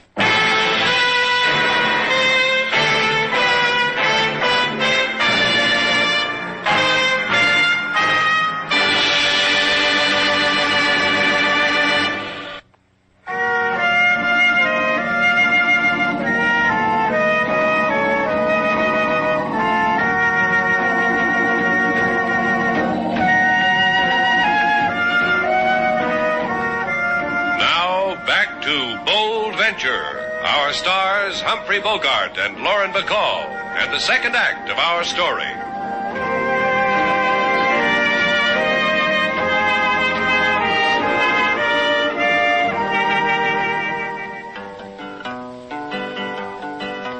A ketch there was that sailed the seas, lately drifted around the Caribbees, seen by Miss Sailor and Slade Shannon, then in a twinkle boat seen by no one. Then come a lady to registry, who owned Golden Swan, so asked she. Then she returned to her bed, perhaps she is tired. Come person with gun, lady expired. Por favor, Senor Slate. I have come to ask questions, not to hear music. King Moses answered all your questions, Inspector LaSalle. Rhymed them, too. Thank you, Miss Sailor. However, in the case of a lady who has been murdered, it is not always easy. I think you did very well. My father before me, Senor LaSalle Sr., who was also of the police, took me upon his knees and told me that on certain days, the career of the police is sometimes for the birds. I can make up a song about a bird, Senor LaSalle. I will give it to you. No, por favor, no. Have you figured out a motive for this killing, LaSalle? Si. The person who killed Senora Norman was a thief. The Senor Norman revealed that jewelry of great value is unaccounted for, therefore missing. So there's a Senor Norman. What about him? If you are being evil, Shannon, to think that he killed his wife, the answer is impossible. Her husband doesn't have a trigger finger? 2 of them. However, he is accounted for at the time of the murder. Too far away from the scene of the crime, discussing business with a Senor Capitan Carey. We checked with this Capitan Carey. Captain Carey. Now, that's a name that brings back a memory. Just for the record, LaSalle, what does this Carey look like? Heavy set, big all over. This way and this way. Beaten with the weather. Not too much hair, but down to his knuckles with tattoos. Oh, something tells me I've seen those knuckles clutching a knife. Think your minions can find him again? It is important to do so, senor? Yeah, it's important, and I'll help. The captain was Norman's alibi. Let's see how much Norman will cover for the captain.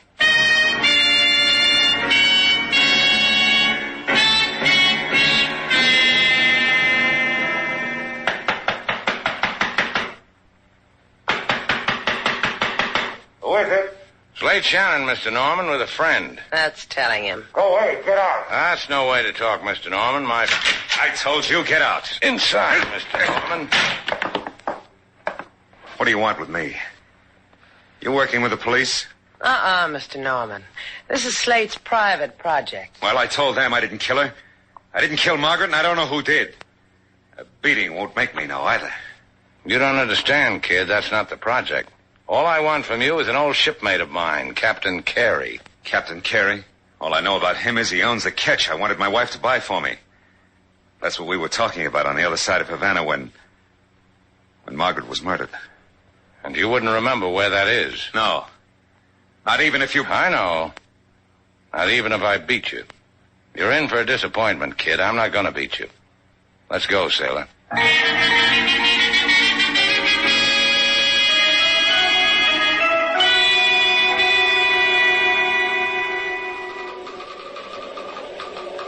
I admire you, John boy. I do indeed. Thanks. I killed my wife, rob her. I get admiration from a guy like you. Oh, but a drop in the bucket, these gems, compared with all your wife's wealth, eh, my boy? The money you figured to get? Yes, scads and scads of it. One thing, Captain. It's going to take a little while for Margaret's will to be probated, for her estate to be transferred to me. I should get restless waiting, John boy. I have what I need, this jewelry. What are you talking about? An idea of something worthy, lad. I don't trust you, Johnny. A thief who kills a woman is never trusted, didn't you know? Hey, now look. Hey, now look, John says to me. Yeah, eventually the police will get onto you. And you'll be naming me. Won't you, boy? No, Captain, no. It has to happen, John. Oh! Sleep, lad. While it happens to you. Adrift in the Golden Swan. Dead. In time, you will explode.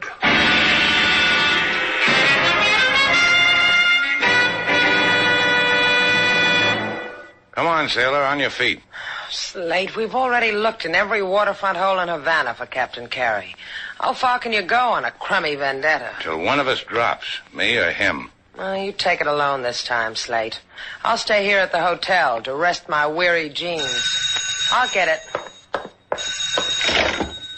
Shannon's place, Sailor Duval. Inspector LaSalle, senorita. We have found Capitan Carey. Don't you lay a finger to him. He's Slate's.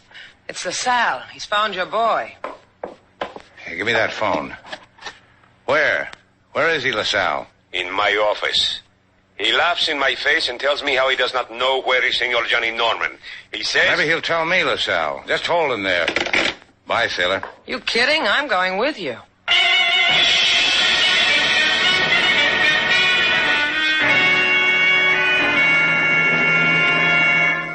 LaSalle, all I need is 10 minutes alone with him.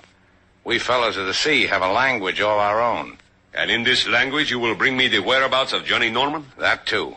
I've just put a new grass rug on the floor in that room where he is. Be nice to it. Maybe I can get him to wear it for a skirt. Well, if it isn't the sailor boy, Slate Shannon. You come to help an old shipmate in distress? Yeah. It helps, doesn't it, Carey? Hey, it clears the head. You're the man to my liking, Shannon. None of that lily-fingered la-di-da. That shiv, where'd you point it, Carey? Here? No, a little higher, nearer the heart. You're sharper with the knife, shipmate.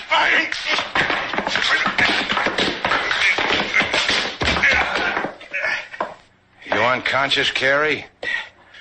If you are, I'll hate myself in the morning. Hey, what makes your blood boil so, lad? What is it your brain's drooling for? I already got what I want, but I'm running an errand for a policeman. They want Norman. They want a murderer. All right, they can have him. I'm weary of the lad. Where? On the Golden Swan, 2 miles off Verdugo Key. Is there anything else your seaman's heart needs? Now that you mention it. So I'll hate myself in the morning.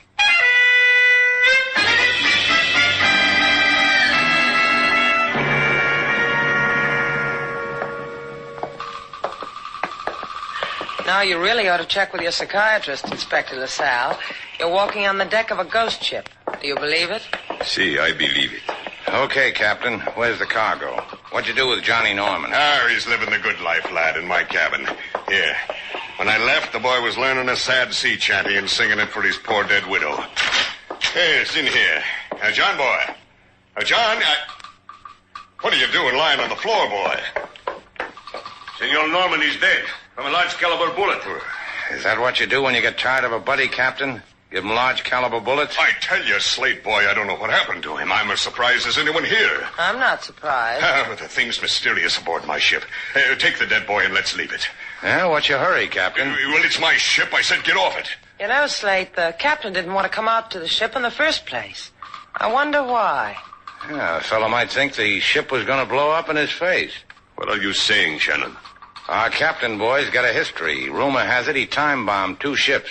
One in Macau, one in Montevideo. That is an interesting... Slate, watch him. I've already got it, dear girl. My gun. Waiting for me in my desk drawer. The same one with which you killed Senor Norman? You'll never know. Don't be a fool, you know, but I will. Oh, Shannon, help me. Yeah. Hold him, LaSalle. You're a fool, policeman. Get off my arm. He'll do that. Did he get you, LaSalle? See, here in my shoulder. Finish it for me, Slate. Well, don't stand there, sailor. Give LaSalle a hand. Here, put your armor on me. Gracias. Sit down here. On your feet, Captain. Come on your feet. We've got to get off the boat, lad. Yeah? How much time do we have, Carey? I don't know. Not much. None, maybe. I think we should get off the boat, lad. Now, just take it easy. I want to give LaSalle your confession. Who killed Mrs. Norman? John Boy did it. I swear it. Did you help him? We'd better get off the boat. John wanted his wife to buy him this boat. He was going to show it to her, wasn't he? Then somehow he'd leave her alone on it, and it'd go off. Is that why we saw the Golden Swan floating around, Captain? I'm warning you, lad. Off the boat. Where's the time bomb hidden? It's going to go off soon. Who killed Johnny? I'll tell you ashore, lad. I want a confession. Sailor's my witness. Aye. LaSalle's fainted, Slate. Got a cigarette, sailor? Sure. I'll light it for you. Here. Thanks. Slate, what's all this business about we're going to get blown up? That's a trick the captain has. Listen. The bomb's in the hold. An alarm clock wired to dynamite strung to the ceiling a little after the engine. Well, that's a nice place. Very. Get it for the love of Mike. Oh, there's lots of time. No, lad, there isn't. There's 10 sticks of dynamite. Who killed Johnny? Get the bomb. Who killed him? I did. Let's go, Captain. Get the bomb. We'll be too late. It'll blow up. Make him hurry, son. Come on. There it is. Get it. Yeah. Tear out the wires, Captain. Yes. It's done. Yeah, me too. Sailor. Uh-huh. If I ever get brave like that again, wire me to 10 sticks of dynamite and set me off for 10 o'clock.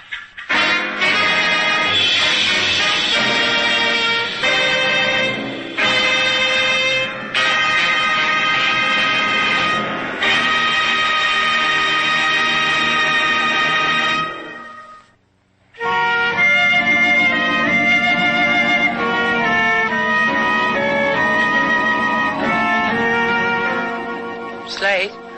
Yeah? I just got a call from the hospital. Miss Sal's going to be all right. Oh, that's fine. Sailor, take a walk on the beach? Not tonight. Oh, this is a new sailor. What makes tonight different? Who needs walking on the beach? Okay. Bye. Bye. Where you going? I got a standing date with a hat check girl at the El Nido. We walk together between hats. That's nice. Bye. Well, aren't you going? Come here. You just want to be begged, don't you?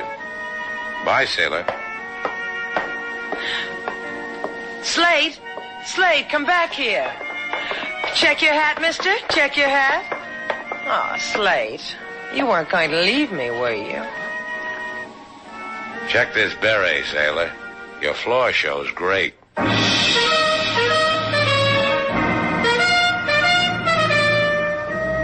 And so our two stars, Humphrey Bogart and Lauren Bacall, have brought to a close our latest bold venture story. Special music was composed and conducted by David Rose.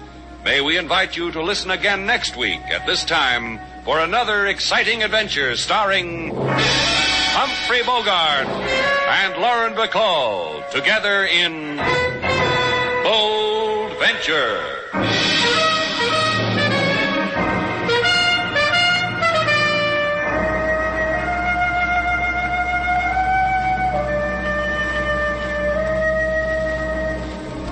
The FBI in Peace and War, ordinarily heard at this time throughout the year, is taking its usual summer vacation and will return to CBS 1 week from tonight on September 1st. Broadway's My Beat. From Times Square to Columbus Circle, the gaudiest, the most violent, the lonesomest mile in the world.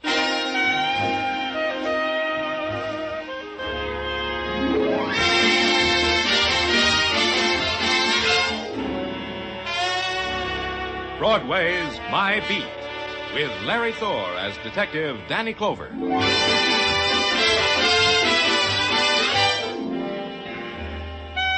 Broadway. It's a swamp that'll drag you breath by breath into its shadowed pools, or it's a meadow shining with golden light. It's a place and a time and a loneliness that reaches out for you, then beckons you into an airless room and locks the door. You get out or you don't. Either way, it's Broadway, My Beat.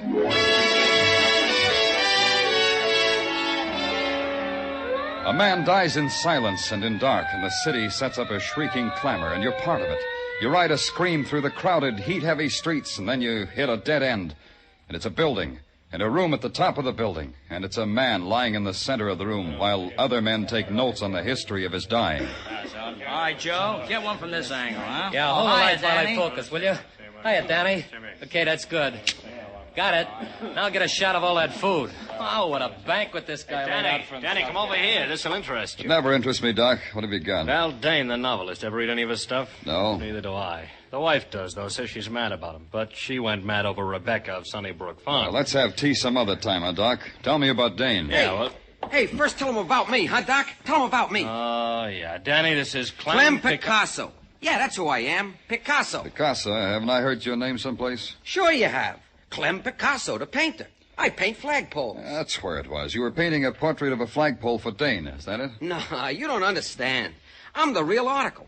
Let me tell you about me. Yeah. If it wasn't for me, you guys wouldn't even know Dane was dead. Tell me more about yourself. Well, I was painting a flagpole on top of this building, see? All of a sudden came a gust of wind. I grabbed hold of the pole, dropped my pail of paint right through that skylight there, see? I look for spilled paint. I find a dead man. That is the experience that happened today to Clem Picasso, flagpole painter. Unforgettable. It'll live in my memory, too. You got anything to add to that, Doc? Only this, Danny. This room is a fortress. Dane must have built it on top of his penthouse for a retreat. It's ventilated by an air conditioning system. The only source of outside light is that skylight, and that's at least 30 feet from the floor. Mm-hmm. There's no phone, and the room was locked and bolted from the outside. Dane couldn't get out. This place is bare. No writing materials, nothing. Yeah, like a tomb. Maybe he needed this kind of atmosphere to think. Maybe. All the boys found when they broke in here was Dane and that table, loaded with food, all jarred. Fruits, chicken, all sorts of good things to eat. What's the matter, Doc? You hungry? Just tell me how Dane died. He died of starvation, Danny. Huh? Yeah, all that food, and he died of starvation. Curious man, this Val Dane. Huh, Danny? I could have dropped it right there. Val Dane, I told myself, had committed suicide by starving himself to death, thereby obtaining new material for his next novel. That's what I told myself. That's how much sense it made. And that's why I couldn't drop it. In New York, hardly anybody dies in a vacuum. A man as famous as Val Dane never does. There has to be a close friend or relative to break the news to, and in a case like this, to question. It wasn't tough to find out that Val Dane had a wife, now divorced, and a city directory said she lived on West 79th Street. It was apartment 105. As simple as that.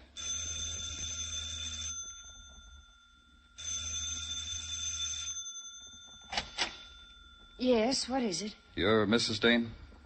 Well, only approximately. Mr. Dane and I are divorced. I've kept his name for my son's sake. You're... Danny Clover. I'm from the police. Oh, how interesting. We've never had a caller here from the police. Won't you come in? Thank you. I do hope you'll stay until Jimmy comes home. Jimmy is my son, Mr. Clover. I'm sure he'd love to hear the experiences you'd have to tell him. In here, the living room. That's quite a collection of glass toys there on the floor. Clowns, building sets, animals, and all in glass. Jimmy must be an unusual boy. Oh, yes, he is. That's all I have left in life, Mr. Clover. To make him happy. There's something I have to tell you that might make you quite sad. About Jimmy? No, it's about your former husband, Val Dane. He's dead. Oh, I'm so happy. Well, I mean, I'm relieved. I was afraid with Jimmy being on the streets... Then it doesn't affect you, Mr. Dane's death? I think I should be more sad if I read in the papers that a man I never met had died at the age of 93. I see. No, you don't, really. How could I feel sorrow for Val Dane? He was a miserable 10 years thrust into my life. Why do you say that? Because he was a talented egoist. He cared nothing for Jimmy. Cared even less for me. We lived for him. He lived for Val Dane. When did you see him last? 2 years ago. In that horrible cabin in the Adirondacks. He forced us to go there so he could write. And one more thing, Mr. Clover. Yes? When you write your report about me, put this down. Put down Joanne Dane, Val Dane's ex-wife. She's glad he's dead.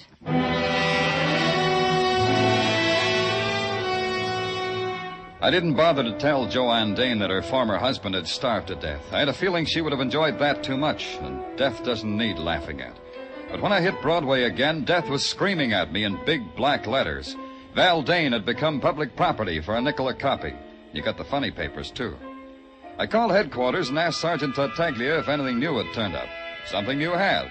Get back to your office right away, the sergeant said. There's a guy who wants to see you. He's hysterical. The sergeant wasn't kidding. Something in my office makes you laugh like that? The pollen, maybe? I can't help it. It's rich. It's the richest one I've ever heard. Okay, come out of it. Who are you? My name's Brooks, Lyle Brooks. Lyle Brooks, huh? Tell me gently, what's so rich? Oh, if I think of it again, Lieutenant, I shall roll on your floor in continued convulsions of hilarity. And think of something real sad, like a right to the jaw, and tell me what's on your mind. Why, Val Dane starved to death. Don't you think that's funny? No? Well, I think it's funny. What tickles you about a man's death, Brooks? About Val's death? He was such a pig, and he starved to death. Well, that lieutenant is humor. Category ironic humor. What's your interest in Val Dane's death? I'm his ghost. Ghost, huh? Battaglia. Yeah, Danny. Now, what do you want? Book this guy for impersonating a human. Hey, that's a serious... Right now, Tartaglia, book him. Well, sure. For impersonating a human, huh? Come on, you. Policemen have a sense of jest, too, I see. Come on, you. So I'll explain. I am Val Dane's ghost. You're doing it again, Brooks. His ghost writer. I did much of the writing which is credited to our so literary Mr. Dane. That's why I came to give myself up. To give yourself up, huh? Did you have anything to do with his dying? Assuredly not. But you might think so. I hated him. Val Dane cheated me time and again. But this time was the biggest cheat of all. What's he talking about, Danny? I'm talking about The Great Fake, Val Dane's latest book. I wrote at least half of it, you know. Got no credit. Val said I would get credit. What are you trying to tell us? Just this. If Val Dane met with foul play in any way, I should head your list of suspects. Me and Cynthia, of course. We mustn't forget Cynthia. Oh, we can't forget her. Cynthia who? Cynthia Troy. Why, everybody knows she's the woman in The Great Fake. Heavens. Do you mean to say you haven't read the book, Mr. Clover? Mr. Clover hadn't, but Mr. Clover did. The Great Fake, new novel by Val Dane, available at your favorite bookstore, $3 the copy. I bought it, noted it carefully on my expense account, and went home and curled up with $3 worth of vitriol. Because that's what the novel was. A book of hate, a sneering book, a book without humor. There wasn't a person in it, only caricatures dipped in acid. And the leading woman of the novel had been dipped deepest of all. It tweaked me. The next morning, I just had to see her. I'd been expecting a call from the police, Mr. Clover. Drink? No, thanks, Miss Troy. Then you won't mind if I do. No. I realize it's before noon, but then I haven't had my breakfast yet. You sure you won't have a drink? Yeah, I'm sure. Just why had you been expecting a call from the police, Miss Troy? Because I have no doubt about your intelligence. One thing you must know in my business is never to underestimate anybody. You mind if I ask what your business is? The same as in Val's novel. I give parties, Mr. Clover. I arrange that the unfortunate rich be impressed by their leisure and their wealth. By opulent and clever parties, Mr. Clover. For an opulent price, Mr. Clover. Now the question, Miss Troy. Why Why were you expected, Mr. Clover? The answer is a question. How do you get a man to starve to death? I've been asking myself that. Do you think somebody got Val Dane to starve? Undoubtedly. Val Dane was a man whose only love was Val Dane. He was too jealous of his love to kill himself. He would never commit suicide. Then you think he was murdered? I believe I implied that, don't you? Did you kill him? The idea titillates me. Yes, it's a rare thought. Ask me that again, Mr. Clover. Look, Miss Troy, the social graces aren't one of my, social graces. In your circle, how do you tell a lady to quit stalling? By telling her. Then let's quit stalling, huh? Very well. You've read Val's novel, yes? It made a fool of me, didn't it? Is that why you killed him? Locked him in that room and starved him to death? I should like to have done that, Mr. Clover. The idea... Yeah, I know. It titillates you. You've started a train of thought, Mr. Clover. I should like to have locked him in that room and spent days of ecstatic joy watching Val Dane starve. I went back to the clean, almost domestic air of the police laboratory and waited while the lab boys checked and rechecked the coroner's report. No matter how you shook it, it came out that Val Dane had died of starvation. Then it caught up with me what Cynthia Troy had said. It would have given her days of ecstatic joy to watch Dane starve. There was only one place anyone could have done that. That was from the roof and through the skylight of Dane's death room. I took a uniformed officer with me because maybe that kind of ecstasy leaves a clue. Danny, I've been over every inch of this roof. There ain't a particle of it that ain't intimate and familiar to me. I'm also sick of the sight of it under my nose. Okay, officer. You can get up off your hands and knees now. Thanks, Danny. You know, Danny, maybe it'd help if you told me what it is we're looking for. I don't know. Threaded cloth, a cigarette butt, the smell of hate. The smell... Huh? Hey, Danny, you dizzy from the altitude or something? No. You can go now, officer. I won't need you anymore. Okay. Hey, you know, it's kind of pretty up here. Huh. All the lights of the city. Gee, that reminds me. I think I'll take my wife to the top of the Empire State Building. It'll be like a second honeymoon. So long, Danny. Don't stay too long in the night air. Yeah.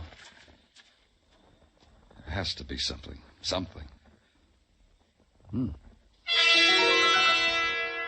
Didn't make sense what I saw. A piece of Scotch tape stuck to one of the panes of the skylight. I leaned down to examine it. And then there was something that did make sense. The sound of someone moving toward me. And then I whipped out my gun and ducked behind the jut of the skylight. And then it found me.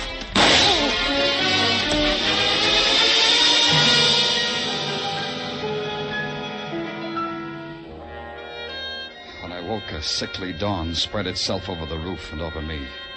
I took inventory and found I was missing 2 items. A valuable hunk of skin from my right temple and a piece of Scotch tape. Just that. Scotch tape.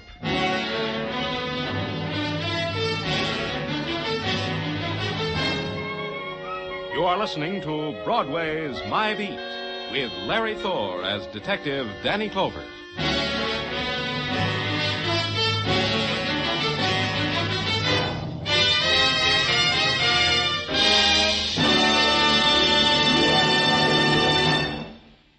A thrill a minute.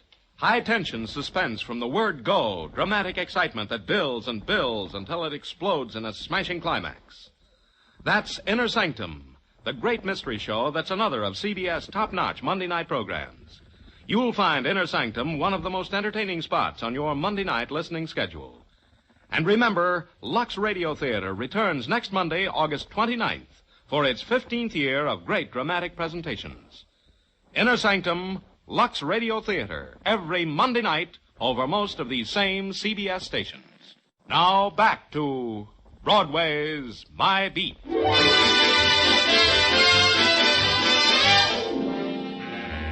Morning on Broadway is like any other August morning on 1,000 other main drags. People are caught up in a salary to be earned, baseball scores, and the heat.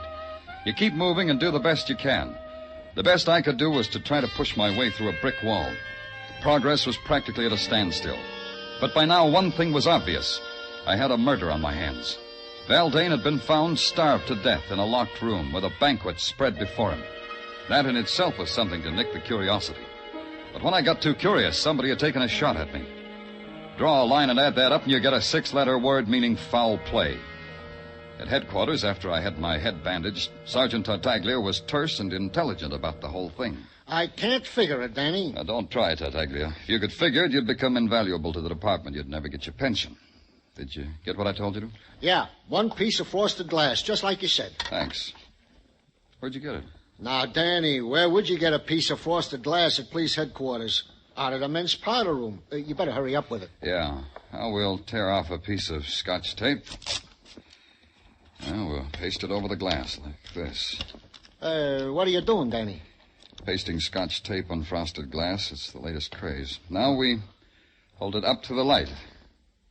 Look through it, Tartaglia. Get up close and look through it. Hey, you can see right through it. The part of the glass with the Scotch tape on it, you can see right through. Hey, that's a neat trick, Danny. It's also a clue, Sergeant. The skylight to Val Dane's retreat was frosted glass. Somebody stuck that missing piece of tape on the glass so they could watch Val Dane die. Uh-huh. Tartaglia, suppose you were locked in a room loaded with food and you were starving to death. What would you do? I'd eat the food. Unless what, Tartaglia? Unless nothing, Danny. I'd eat the food. Unless what, Tartaglia? Danny, I said I'd eat the food unless it was poison, Danny. You're so right. Tartaglia, I want all the food found in Val Dane's room transferred to the technical lab right away. I want every piece of it analyzed for poison. I want the analysis on my desk as soon as possible. Right. Now, wait a minute. Yeah. Danny Clover speaking. Plainclothes measure cuff, sir, assigned to follow Cynthia Troy. Oh, okay, Meshikov, what do you got? At 9 a.m. this morning, Cynthia Troy entered the Fifth Avenue apartment of one Michael Green. Who? Cream. Michael Cream. C-R-E-A-M. Cream. You know, like in cream. So I took a plant in the hall. At 9:15, I heard loud voices, which at 9:20 became a heated argument. Who's this Merkel Cream? Oh, him I checked. He's a yogi. A yogi, huh? Oh, that's interesting. These guys go on starvation diets to get next to their souls. Thanks, Metchikoff. Stick with Cynthia. Hey, Tartaglia. Yeah, Danny. Get my bed of nails. I'm calling on a yogi.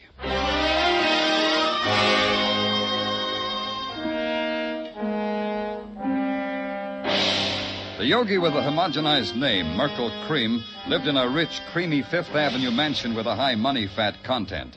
The outside stairs were covered with a thick layer of perfumed oriental carpet.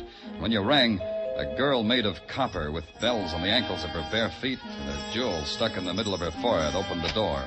With a scented arm, motioned you into the presence. The presence was a muscular man with the body of a professional football player, wearing a plumed turban and an imported English tweed loincloth. He sat in the middle of the floor, bathed in the celestial glow of a baby pink spotlight. And then the presence spake. You have come... Yeah, Mr. Cream, Speak not when I speak. You have come... You said that. You have come to attune yourself to the eternal harmony that lies 6 fathoms deep in the cosmic sea. You will go into the cleansing room. Huh? You will go into the cleansing room and there cleanse yourself and attire yourself in a loincloth. You will find a suitable array hanging from pegs. The, panther skin for you, I think. Look, Mr. Have Cream... no fear. They are sterilized after each use. Now go, tortured one, go. Look, Cream, I'm not here to cross your palm with How silver. dare you speak to Merkel Cream thus? How dare you, savage? That's me. Look into your crystal ball and tell me why you should scream at a tortured one named Cynthia Troy and vice versa. How did you know? Don't answer. I will answer for you. You are omniscient, clairvoyant, like the me that is the true me. Like the me that is Danny Clover, New York police. I got a hunk of protoplasm named Meshikoff who floats under windows and soaks up things like a fishwife's brawl between you and Cynthia. But you are clairvoyant. The Cynthia underneath Cynthia is a fishwife. She pays you to tell her that? Cynthia Troy is a disciple. Disciple fall out sometimes, as you know. I've heard. Val Dane, he was a disciple, too. What did you do to Dane, Yogi? Put him on a starvation diet for his eternal harmony? Then you've read his book. Yeah, he gave you a paragraph. Let's see if I can remember the exact words. The yogi, a vicious parasite, a jeweled vampire, a stinking phony. Did I quote the exact words exactly, Yogi Cream? Dane died in a way that pleases me. He died in an agony of hunger. What does it matter if his exact words are remembered? To him or to me, what does it matter? Yeah. Get up, Cream. You're coming with me. I got a feeling you can give me better answers with your pants on. You believe that I'm a fake. You believe what Dane said of me. To put it bluntly, Cream, yeah. Sorry, but yeah. Maybe Dane killed your lush racket with his bestseller. Maybe you knew it would. Maybe you arranged for him to die. Let's go. Help me up, Mr. Clover. Yeah, cosmic harmony makes you weak. All right. You know I can't afford to go to jail. It would ruin me. Let go of me. If you move, Mr. Clover, I'll break your back as if it were a stick of wood. Let go of me. A little trick I learned from a man on Amsterdam Avenue. 10 judo lessons for $20. Worth it, don't you think? Don't you think? I got my lessons for free. Well, send them back. They're no good. Let's find out, shall we? Let's find out. Now, my way, Cream. Let's do it my way. Oh. Well, what do you know? The yogi found cosmic harmony. Has to be a phone in this dump. Yeah.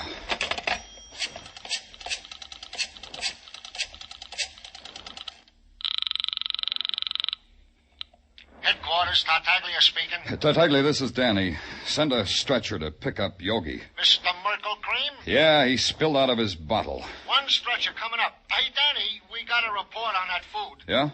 Give it to me. I was about to, Danny. You know, it is very interesting. Tartaglia, if you don't talk fast, order a stretcher for yourself, too. What about that food? Well, that's what I'm telling you, so interesting. It was not poison, Danny. Baldane's food was not poison. Until the yogi was in condition to talk to me, I had to talk to myself. What kind of man was Val Dane? That was the big question, the important question. Locked in a room long enough to starve to death, and he refused to touch the food, the unpoisoned food at his fingertips. Why? What was the mentality of the man? Once, long ago, he had been human enough to marry, to have a family. Maybe that was the clue. Once somebody loved him. Maybe his ex-wife, Joanne Dane, would be calmer now. Maybe she could divorce her memory from ugliness.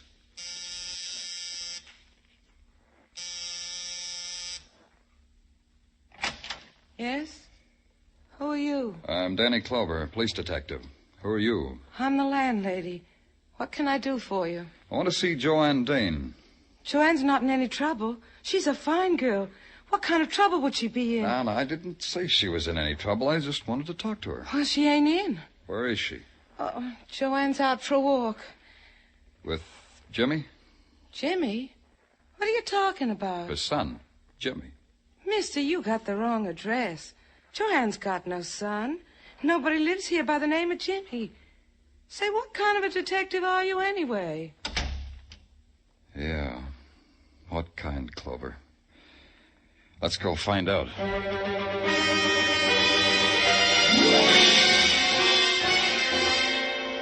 Oh, here are the vital statistics he asked for, Danny. Yeah?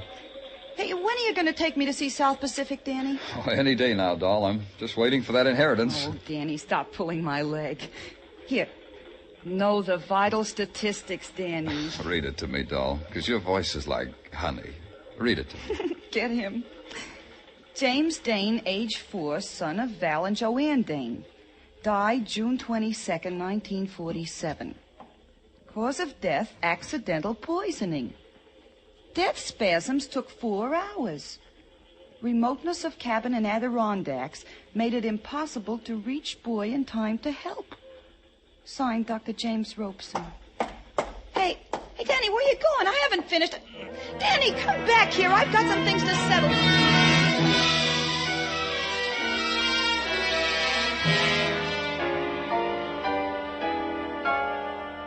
I was out when you called before, Mr. Clover. Yeah, I know.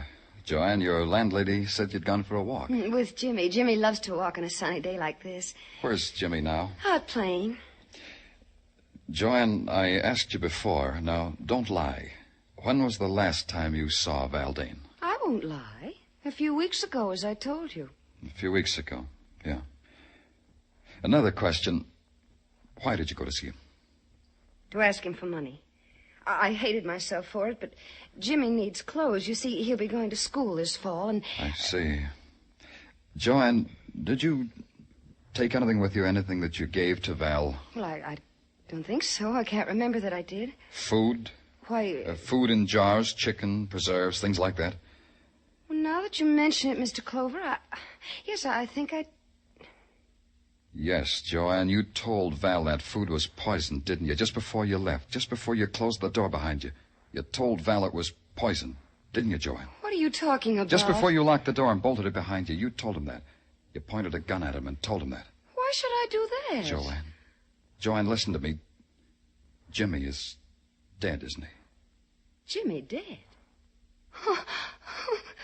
Jimmy dead? Jimmy died 2 years ago. You know that, Joanne. No, what? I don't know what you're saying. In the Adirondacks, one summer 2 years ago. Jimmy took some poison by mistake. There was no way to get help soon enough. You and Val had to watch him die. You're making all that up. You blamed it on your husband. You blamed him for bringing you there because it was so remote. No, it wasn't that way at all. Yes, it was. You left that food with your husband, Joanne. You told him it was poisoned. You knew he'd never have courage to taste that food after seeing the way Jimmy died. Your husband took his chances with starvation rather than suffer the way Jimmy did. Jimmy suffer? Jimmy dead? Yes, Joanne, he's dead. These glass toys are only a lie that you're making yourself Put believe. them down. They're Jimmy's toys. Your final revenge, Joanne. You had to watch Val die. Yes. You came back each night to look through the skylight. Yes. Finally, when he was dead, you came back to remove that tape. That's when you saw me. Yes. And I wanted to kill you because I was frightened of you, Mr. Clover. That's the only reason. I didn't hate you then. You've got to believe me. I didn't hate you. Joanne. But I hate you now. And I've got to kill you now, Mr. Clover. I've got to. Joanne, put down that gun. I'll kill you. You broke Jimmy's toys. You broke them. Oh, Jimmy. Jimmy, all your beautiful toys broken. All your toys. Oh, Jimmy. How can you forgive me, son? I'm sorry. Oh, you're Hello. beautiful. Give me the police department. This is Danny Clover. No, I don't want a riot squad. I want an ambulance and a doctor.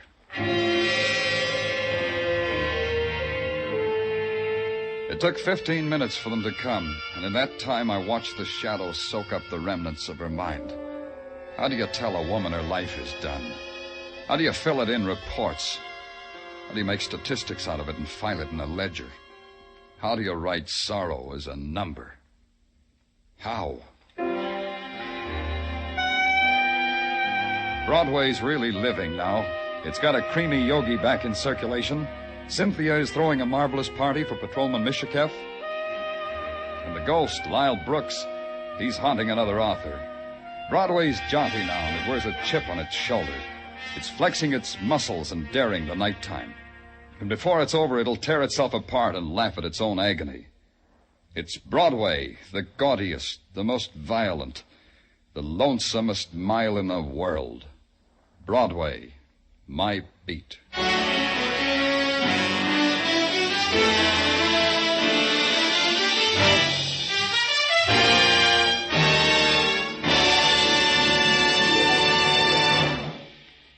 Broadway's My Beat, with Larry Thor as Detective Danny Clover, was directed tonight by Cliff Howell, with script by Morton Fine and David Friedkin.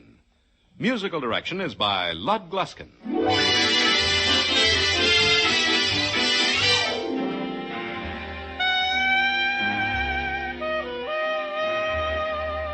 That man is coming back again. Yes, Arthur Godfrey is returning from his vacation, and he'll be helping some promising young performers up the ladder of success when Arthur Godfrey's Talent Scouts return to the air next Monday night over most of these same CBS network stations. Along with the Talent Scouts, you can hear such great shows as My Friend Irma, Inner Sanctum, the Lux Radio Theater, and the Bob Hawke Show, all on Monday nights and all on CBS. Stay tuned now for Mr. Keene, which follows immediately over most of these same CBS stations. This is CBS, where you hear Lux Radio Theater every Monday, the Columbia Broadcasting System.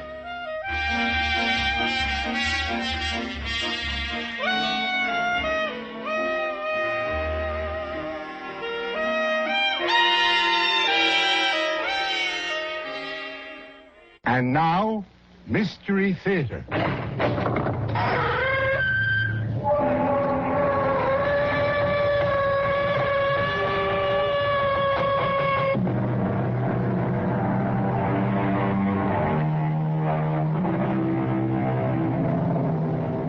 Come in.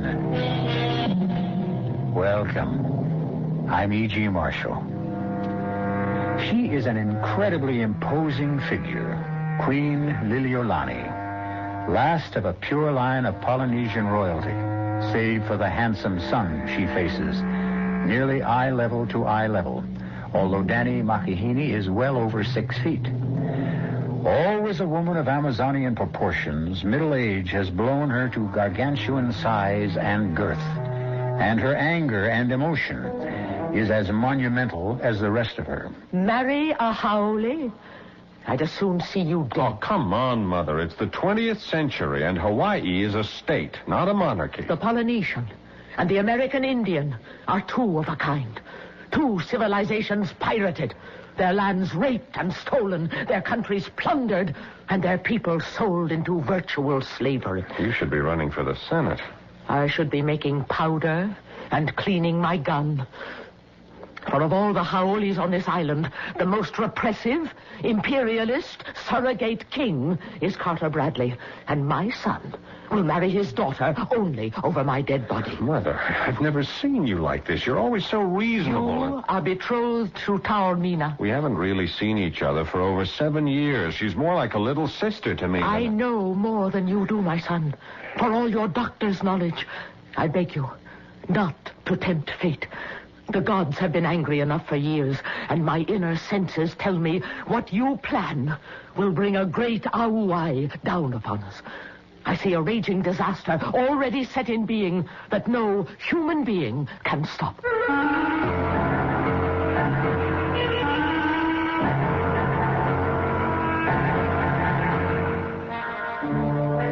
mystery drama, Wave of Terror, was written especially for the Mystery Theater by Ian Martin and stars Paul Hecht and Carmen Matthews. When she mentioned disaster, Queen Liliolani could not have sensed the extent of the Holocaust, which was to change so many lives.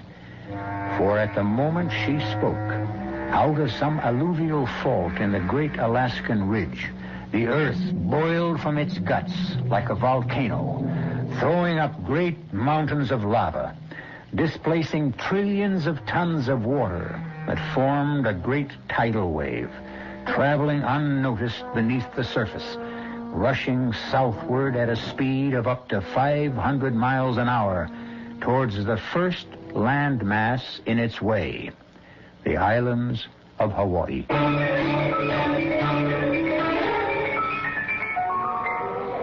2 days earlier, Danny Makahini and Liz Bradley had gotten off the plane from the States at Hilo Airport. Danny, tall, nut brown.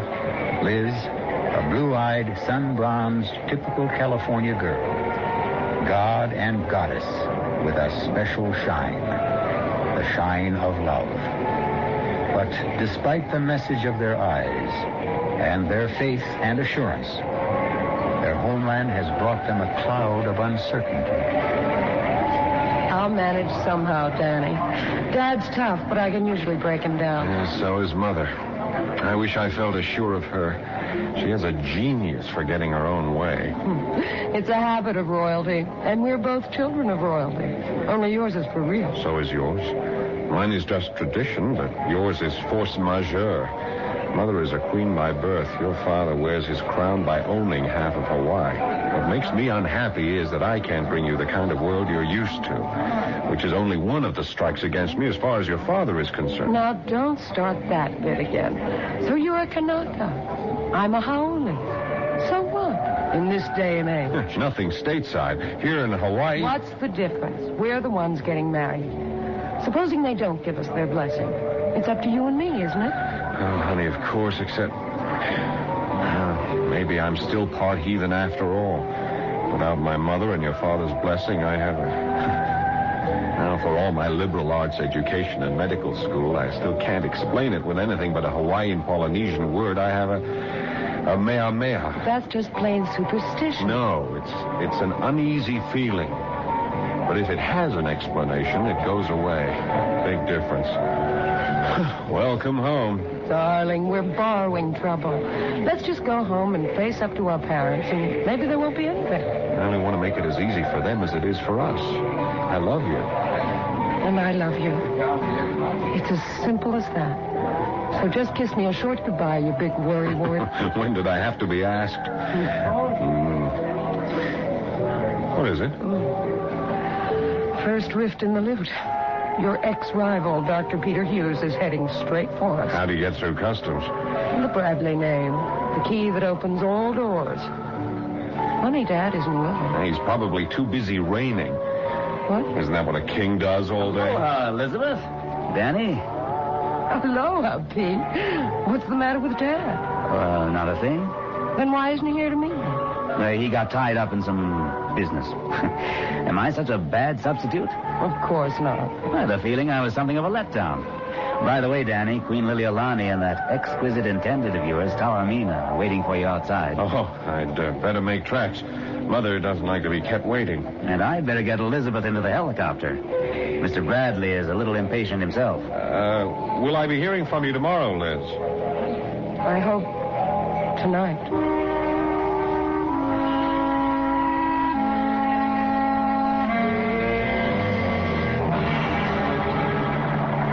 I didn't particularly know you knew Danny Makahini.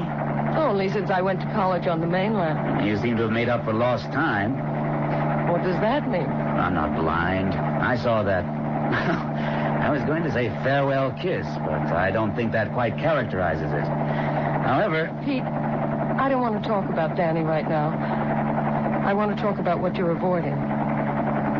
What is it about Dad? You're quite right. It's a subject I wish I could avoid. He's sick.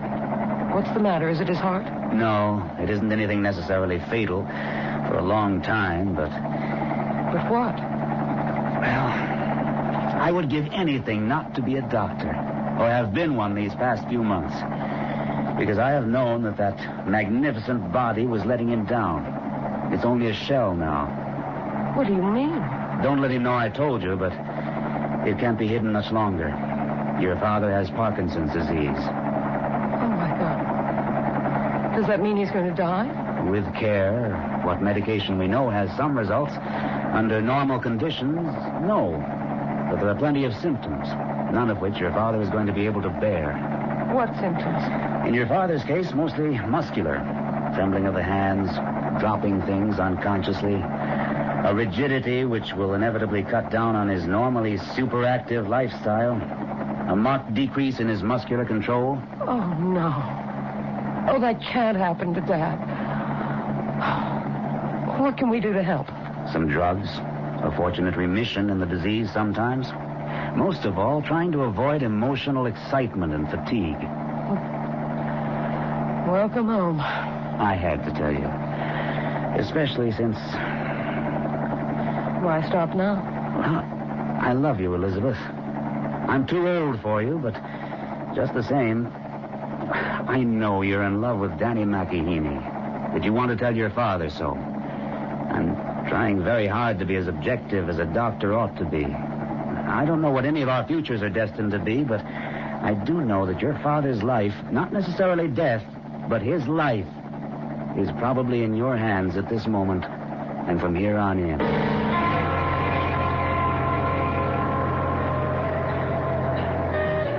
What's the matter? Don't like me anymore? I love you, Tal. As a little sister. I always have, and I always will. But you know the meaning of blew out tonight. Yes, Taormina, and I am ashamed. Please. I know you want to marry our only girl. I can't help myself, little sister. I love her. The Queen will never allow you. I need Carter Bradley's consent more than I do my own mother's. And if you do not get it? And to hell with the past. We will buy our own future. And nothing and no one can stop us. Lisbeth! Daddy! Oh, you can't know how good it is to see you. By damn, you're more beautiful than ever, and you look just like your mother. Dad, what are you doing? I'm stealing a page from Pete's book, but I think I deserve it because you look so like Beth did when I married her. I'm going to carry you over the threshold back home again. Dad, you shouldn't. Why not? Well, I'm not such a little girl anymore. Oh, nonsense. Light as a feather, which is just what you are. The proudest feather I wear in my cap.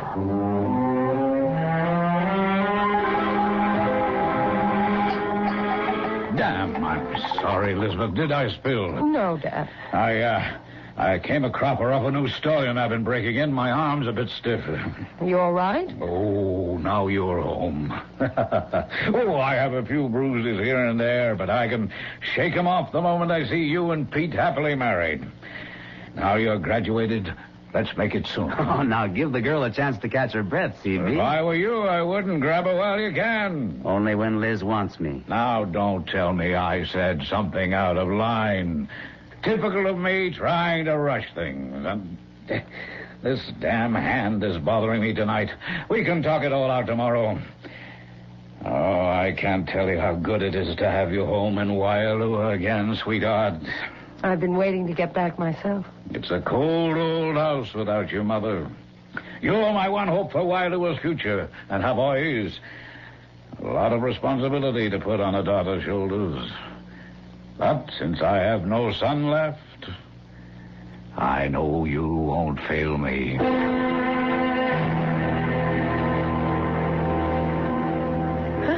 So this is where you've been hiding out, young lovers. Danny, you should not have stolen Taormina away from the feast. I was the one to need to speak to Danny alone. Thanks, Tal, but I can't speak for myself. There are too many words in the world.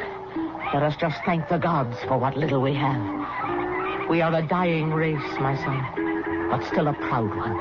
You and Tao can keep us alive. And I thank Oro and Tane and Taora that the moment is almost here. Almost here? You are a doctor now. Now, the wedding ceremony need wait no longer. I have set it for the full moon, the night after tomorrow. Mother, Mother, Taormina and I will not be wed. Tao, is this your wish? No, but I... Don't stammer, girl. Answer me. I will answer you, Mother. I love Tao as a little sister, but I will marry Elizabeth Bradley.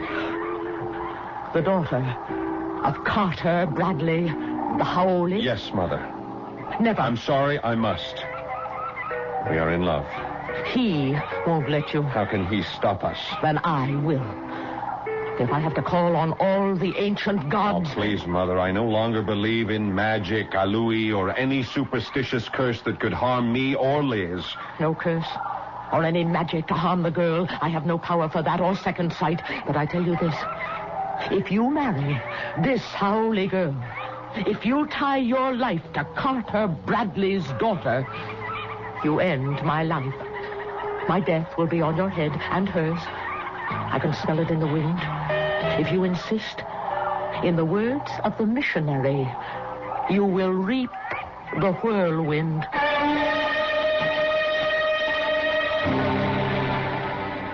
Queen Liliolani could have had no specific foreknowledge of the Holocaust in store. Carter Bradley, absolute monarch, whose magnificent physique is betraying him, and whose weakness will lead him back to old sins.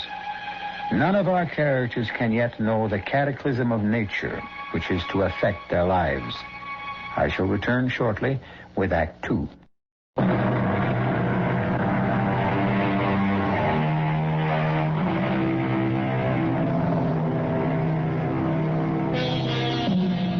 The great shelf of sub-ocean land that lies off the Aleutian chain of islands is still intact. It is some 48 hours still before the titanic undersea explosion will rend it asunder and create a wave that will rise towering to 90 feet, 20 to 30 feet above the great mansion at Wailua, which spreads along the coral cliffs looking northward to the vast Pacific and the coming terror. On the lanai, facing away from the ocean, Carter is just finishing breakfast as Liz joins him. Well, now it seems more like home again. Morning, Elizabeth, dear. Morning, Dad. You know, I've been sitting here snorting as impatient as the old warhorse I am. But I couldn't wait. I've finished breakfast. I'll ring for yours. No, Dad, please. Well, what's the matter, Princess? You don't feel well? I wish you wouldn't call me that. What? Princess. Well, it's my old name for you, and I always called you. You don't feel well. I'm tired, Dad. Long trip, change in time. Well, you should have slept longer. How about some coffee? No, thanks. Juice? Nothing for the moment. We have things to talk about. Well, of course we have, but I sort of thought we'd keep that for lunch, huh? I mean, Pete will be here, and don't you think he ought to be part of it? No, Dad, I don't. Oh, I don't think that's so fair, Princess. No, all right, if you prefer it, Elizabeth. Though why I can't use the old name... It doesn't fit me, Dad. It's not what I am. On these islands, and particularly this one, it's what you are, at the very least.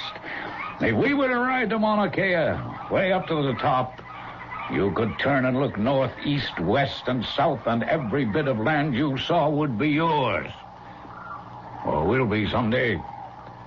Are you so sure, Dad? I own it. It's mine, along with a few other things. And when I'm gone, whose else would it be except yours? And Pete's? I don't really know. I'm not sure it's that important to me. What would happen if I didn't marry Pete? Didn't?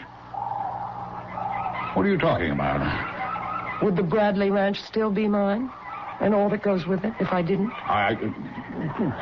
Who else would you marry?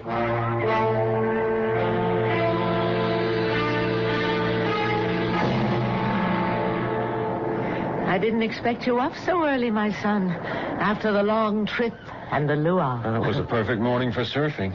When the sun rose, I saw those easy rolling 4-footers, and I grabbed my board and took off. Happy to be home again, in your own land. Yes, in a sense. Cutting across those waves out there gave me back not only my sense of balance, but just my own plain good sense. I'm happy to hear that. Then today, we don't quarrel. That's up to you. My doubts are all gone. I would hope that you tell me you are talking about Taormina. Yes, in part. Yes, you will marry her. Mother, listen to me. I know your pride in race, in bloodline, your struggle to make sure that it won't die. But when I left Hawaii to go to UCLA, I was 18. Tao was 10, 11 years old. We made the promises, we took the vows, but Tao was too young to know what was involved. I believed then, as you do still, that our heritage and our race must be preserved, but I don't any longer. You are a Polynesian prince. No, I am a citizen of the world, Mother. A doctor. Race, creed, color, nationalism, nothing matters to me but that the human body is one and the same thing. The body made strong or weak by exercise and usage, the brain the same, by education or lack of it. So you will not marry Taormina? No. You think Carter Bradley will share your views, accept you as his son-in-law? I don't know. I'll find that out today. But if he doesn't? We are both of age, Mother. He can't stop us. I wouldn't be too sure of that. And what about me? I want you to meet Liz, Mother. I think you'll change your mind. I will meet her. But I shall not change my mind. And what will you do then? Meet her first before we come to that decision. When? Look, I'll take the Jeep into town and call her. Then I'll drive to Waialua, get her, and bring her back. You're wasting your time. I hope not. Because I love you. And I want you to love her, too. I'll be back by mid-afternoon. Great Tommy, help me. Help me make my son see that our race, shamed and despoiled and dying out, must have new life bred into it. Only Makahini and Taormina can do it. She's a princess in her own right. Help me, Tane. Help me. Or the smell of doom that comes to me on the wind from the north will come to pass.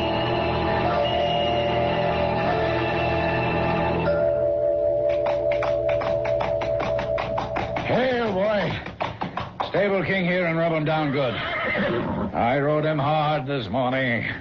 Hey, Pete. Morning, CB. I'm hungry as a bull. Is lunch ready? Yes. There's a nice breeze off the water, so Chung Lee set the two of us up on the front lanai. Two of us? Is Elizabeth still sick? Oh, come, let's go through the house. I have to wash up anyway. Where is she? Upstairs? No, she left quite a bit before I got here. What do you mean, sick? Oh, she was feeling a little off her feet at breakfast. Left to go where? Oh, Danny Makahini came by and picked her up. Liz said she'd be back in the late afternoon. Danny Makahini? Queen Liliolani's son? Yes. Oh, I thought he was at medical school on the mainland. He was. He's graduated. He came back on the same plane with Liz yesterday. Didn't even know she knew him. But I don't like this about Elizabeth. Is it serious? In its own way. I was going to let her tell you herself, but maybe as your doctor, it's better if I do it instead. Oh, come on, man. Come on. Get it out. What is it? Well, let's sit down for a minute. I want to remind you of your condition and that flying off the handle and losing your temper is the worst thing you can do. Oh, you pill peddlers, you're all prophets of doom. Well, if you take the pills I provide, you might put yours off a good deal longer. Right, now, sit down. All right, but don't try to change the subject. I want to know why Elizabeth went chasing off with Makahini. Did they go surfing? Not exactly. Damn my eyebrows, you're a common off lover, Pete. Your fiancée goes herring off with another man her first day back home, even if he is just a Kanaka beach boy, and you just let her go. First, she left before I got here. Second, he is not a Kanaka beach boy. He's a colleague of mine, a doctor of medicine. And lastly, Elizabeth is not my fiancée anymore. What? How do you know? Where did you find that out? Yesterday, when I brought her home. You turned my daughter down? No. I should have, really, in the first place. I'm far too old for her. Oh, rubbish. Well, I'm not marrying her, CB. And you're not fooling me one bit, Pete. You're still as much in love with Elizabeth as you've always been. I smell a rat, and I'll bet it's Makahini. Is that it? Is that it? Where did they go? To see the Queen. I imagine to ask her blessing. To get married? My daughter and a beach boy? Now, stop talking about Danny like that. And don't get all worked up. It's bad for you. Oh, I won't get worked up. First of all, because it's just not going to happen. There'll be no marriage between them, because if she doesn't stop it, I will. By God, if he as much as dares... It's all right, CB. Now just take it easy. It's only a temporary attack, CB. But this time you are going to take one of my pills.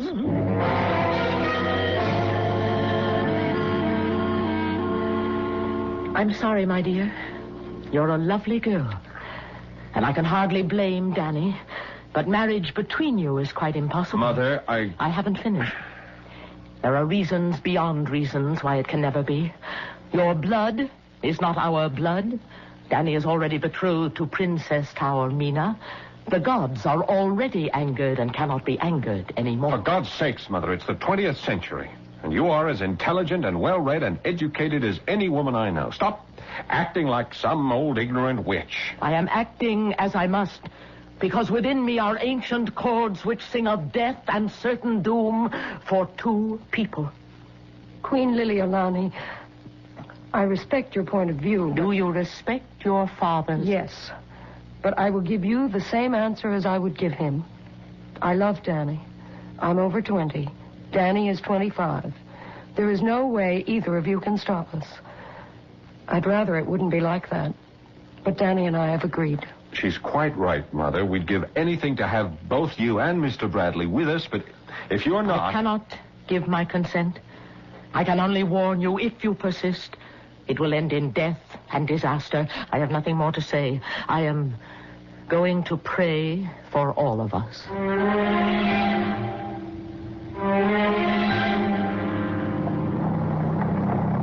Well, Liz, we're almost all the way home, and we still haven't decided just how we're going to go about it.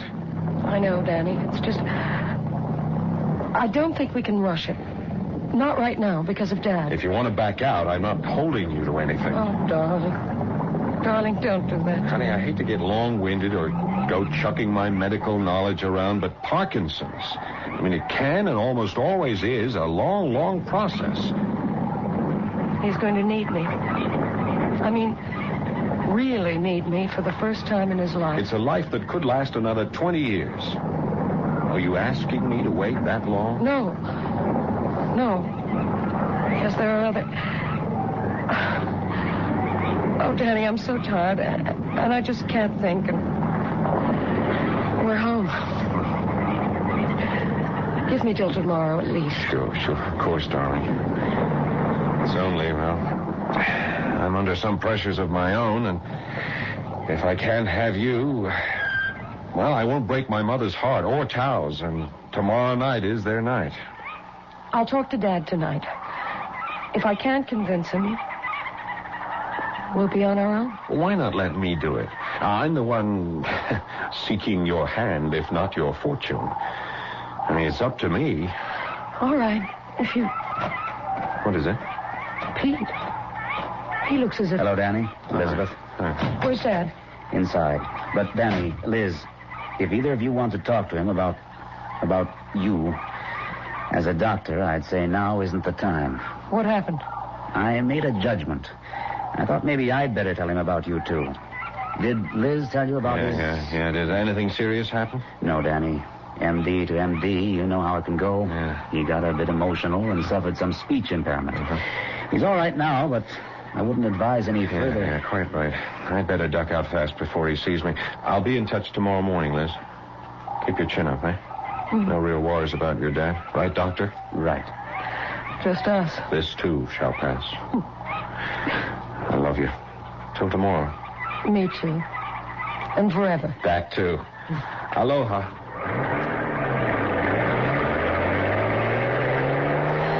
You sure Dad's all right? If we can keep off a certain subject, sure. I don't want... I can't do any more talking about... Oh, Pete, help me, quick. What is it? Just something that nobody but me knows about. Yet.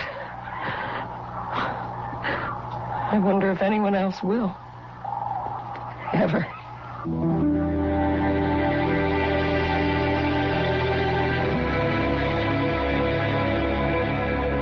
What new factor could enter a hoped-for marriage, which already appears to have everything against it? And what is the meaning of Liz's cryptic statement, expressing a knowledge that only she has and no one else may ever know?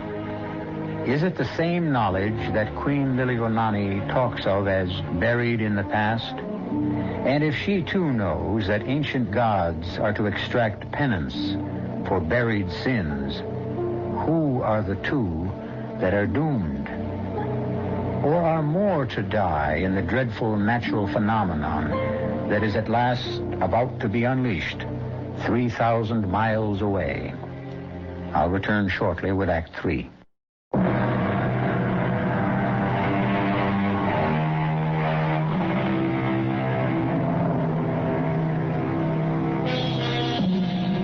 At exactly 8:42 the following morning on the island of Hawaii, two final ultimatums were issued by two irate parents.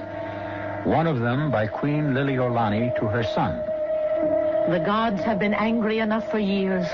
My inner voices tell me what you plan will bring a great Arway upon us. I see a raging disaster will be set in being that no human being can stop.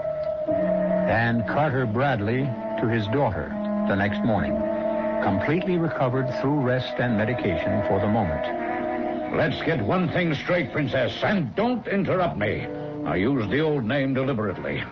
On this island, we are the royalty. And I'm warning you one thing right now. Go near that Makahini Kanaka again, or let him come near you and I'll shoot him down like a dog.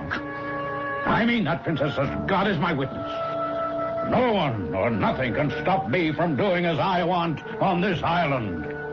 Whether it was sheer coincidence or whether gods, ancient or contemporary, took offense, this was the moment the titanic explosion occurred, hurling trillions upon trillions of tons of water at breakneck speed above the ocean bed. Within 6 hours, it would hit the north shore of the island of Hawaii head on.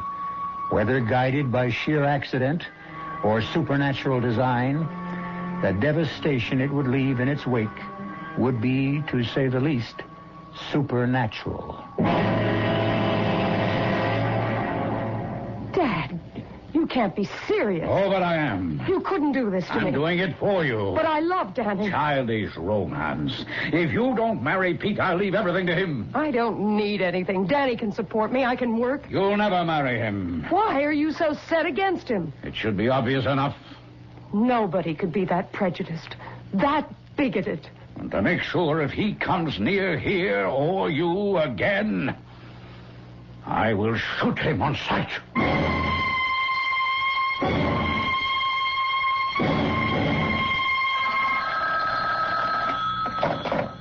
Dr. Hughes? Pete, it's Dad. He's had some sort of attack or something. All right, Liz, just slow down. Now tell me what happened. And don't worry, there's no danger. I'm sorry. I don't mean to be incoherent, but it was just awful to see him and listen to him just spluttering and talking all sorts of nonsense. I gave him some medication. Did he take it? Yes. He's gone upstairs to take it. What is it, Pete? It's part of his illness. The speech impairment is one of the symptoms. Excitement aggravates them. I'll be right out. And let's see if we can figure what to do.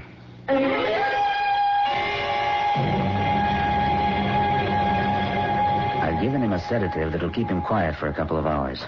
Problem 1 out of the way, temporarily. Now for problem 2. You. There isn't any problem about me. I've got to tell Danny we're through. I can't marry Danny. And what about the child? The child?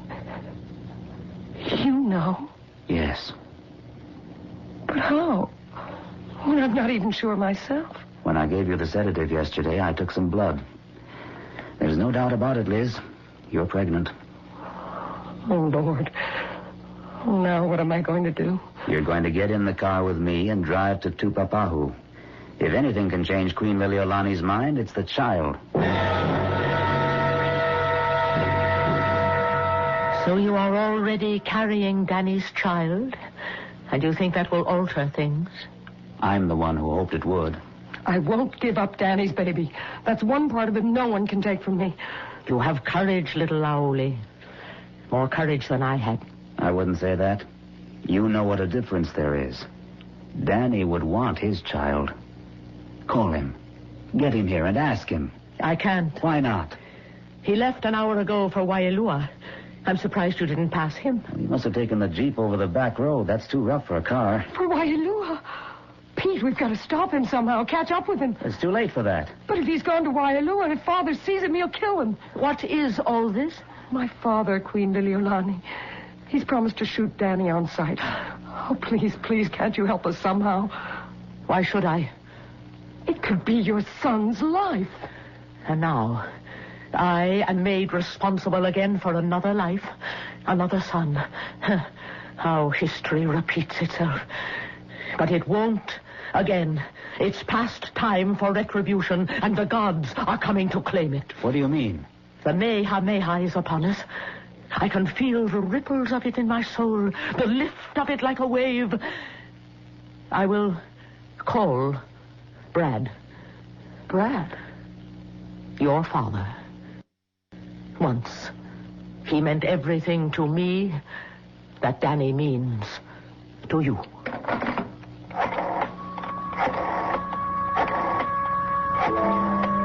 At the moment the Queen lifted the phone, a tanker plowing across the North Pacific lifted ever so slightly on a 5-inch surface swell.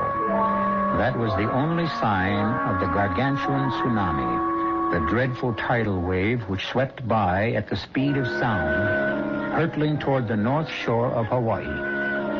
There, its monstrous energy would pile up the waters to a height of over 80 feet, driving inland till its force was spent, to be sucked back with such diabolic speed that it would carry away everything in its path. Yes? Brad, it's Lil. Lil? For Pete's sake. How many years? 12, 13. You sound just the same. I don't look it. How are you, Brad? Oh, I don't know, Lil. I'm not the man I once was. You'll never change. Certainly not for me. I want to ask you one favor. Now, Lil, if it's about our children, Brad, have I ever asked one from you before? Oh, Lord knows you haven't. It's a matter of life or death. Will you meet me at the grotto? If you ask me, how can I refuse? If we both leave this minute, we should arrive in about an hour and a half. All right, there. It'll be good to see you again. If you shut your eyes to what I have become, at least it's dark, I'll see you at the grotto. After your mother died, Elizabeth, we were lovers, your father and I. I carried a child of his in my womb. But we were ridden with pride of race, each for his own, and it drove us apart. We could never be married. And the child? Well, I thought it was not meant for me to bear a child of mixed race. I said goodbye to your father, and there, in that grotto, in our temple of love, I aborted and destroyed our child. I offended the gods. Listen to me, little Aoli princess. You will have your father's blessing, as you have mine. Remember that. Love my boy. Take care of him. Bear his child. Then Aurora will be with us again. Say goodbye to Danny for me.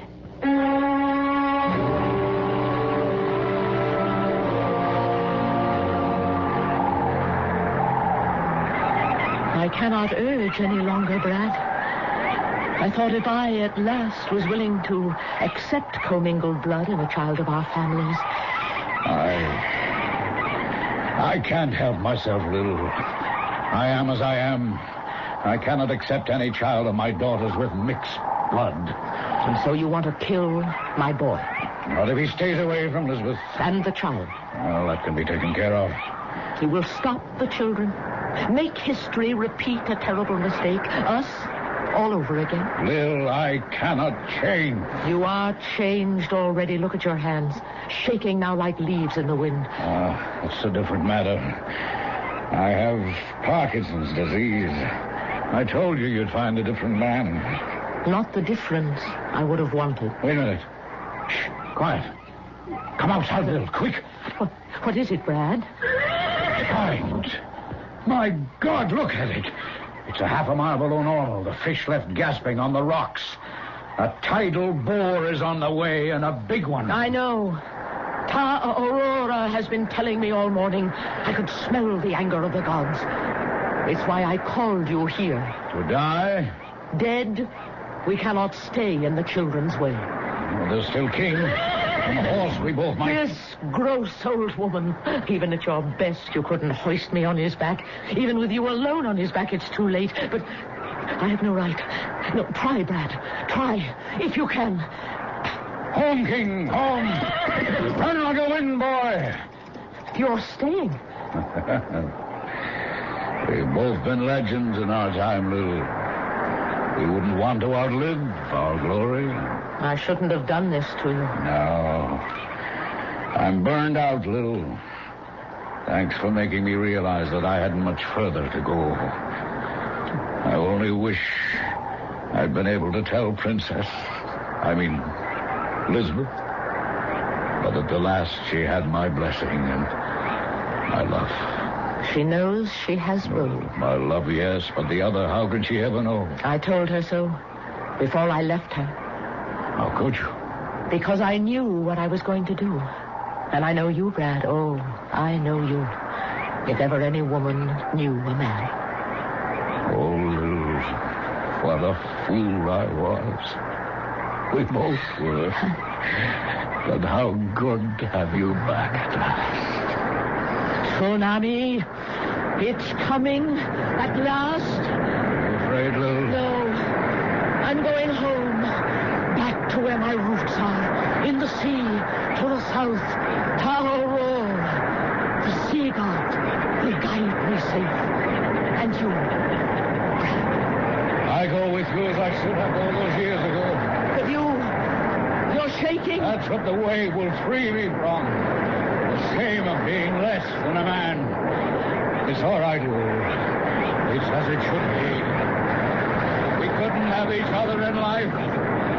We'll stand together forever in death. Aloha.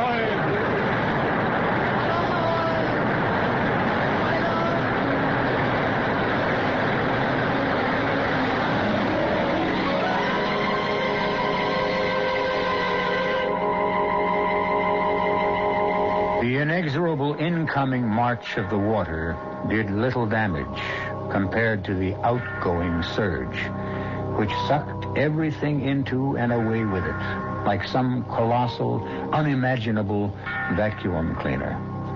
It left the beach and the inlet stripped clean and swept Wailua away like so many matchsticks. As far as the eye could see across that northern shore of Hawaii where the wave struck, and as far as the wave penetrated, not a living thing was left. I'll be back shortly.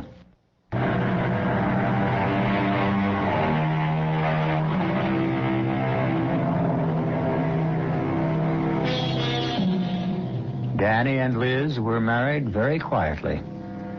There was no formal funeral either for Queen Liliolani or Carter Bradley. Only a memorial service. 2 dynasties were finished, ended, and melded in the 2 young people who never took their loving eyes from each other during the simple wedding service. The close was an exchange between bride and groom in Hawaiian. Aloha. Aloha means hello. Aloha means goodbye. But most of all, it means I love you.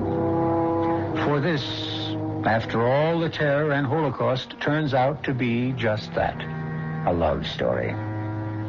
Our cast included Paul Hecht, Carmen Matthews, Suzanne Grossman, Gordon Gould, Ian Martin. The entire production was under the direction of Hyman Brown. This is E.G. Marshall inviting you to return to our Mystery Theater for another adventure in the macabre. Until next time, pleasant dreams.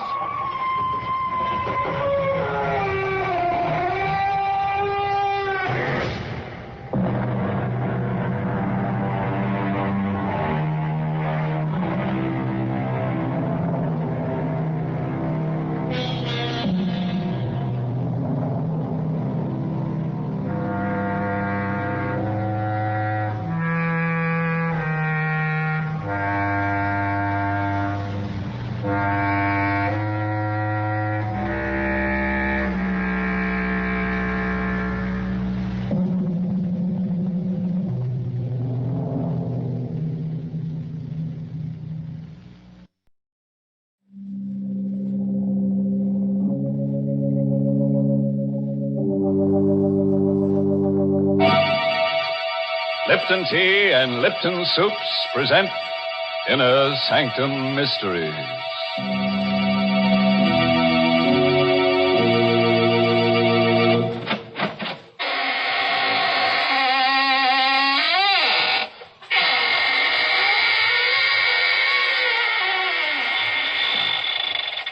Good evening, friends of the Inner Sanctum. This is your host opening the squeaking door for another session of the AGGMS, the Association of Ghouls, Ghosts, and Midnight Spirits. Oh, may I see your membership card as you enter, please? But, oh, no, it's not a printed card. All you have to do is show me your wrist. If there's any blood pulsing in your arteries, then you don't belong here tonight. Better come back and try some other time. After you've passed your mortuary tests. Well, Mr. Host, I'm afraid I don't qualify as a member of your AGGMS, Association of Ghouls, or whatever it is. But I am a charter member of the ILLB Society. The ILLB? What's that, Mary? It's a new one on me. Why, those initials stand for I Like Lipton's Best. To join this club, all you have to do is see that the tea in your teapot is always Lipton's. The club password isn't a word at all. It's that familiar sound of appreciation, mm-hmm. For really, Lipton tea is delicious, as zestful and spirited as can be. And the reason? Very simple. It's Lipton's brisk flavor. Brisk, you know, is the tea expert's own word for the lively, full-bodied flavor of Lipton tea. That brisk flavor has made a lot of friends, for more folks buy and enjoy Lipton's than any other tea in the world. So try a cup of Lipton tea yourself. I know you'll say, as so many others do, I like Lipton's best.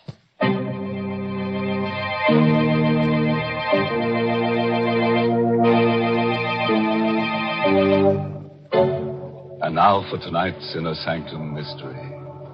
It's an original radio play by Emil Tepperman called Make Ready My Grave, and stars two radio favorites, John Banks and Richard Widmark. It's about a boy and a girl who've just been married. A piece of colored string, an open grave, and a hangman's noose.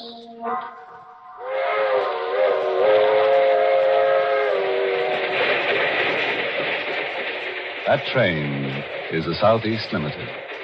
See it? Long, sleek, and powerful. Clicking off the miles and the humming rails. A masterpiece of 20th century mechanical perfection. Nothing about it to suggest lurking hate, or fear, or superstition, or death. But let's take a look into compartment A, car 17. John and Betty Loomis, just married, are going for their honeymoon to John's ancestral estate. John. John, I'm so happy. How soon do we get to Louisville? In about an hour, Betty. Just think, I married into one of the oldest families in the state. I hope you'll be very happy, darling. Oh, I will. You do love me, don't you, John?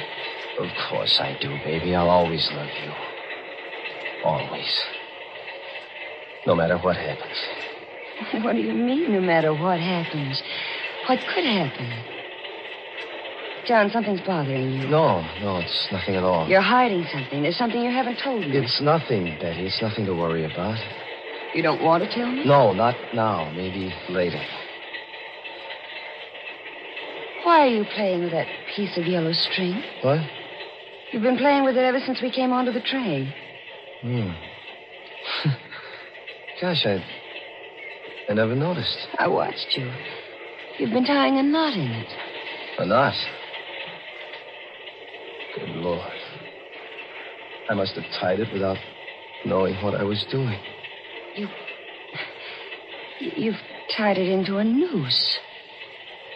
A hangman's noose. I don't know how I came to make it or where I picked it up.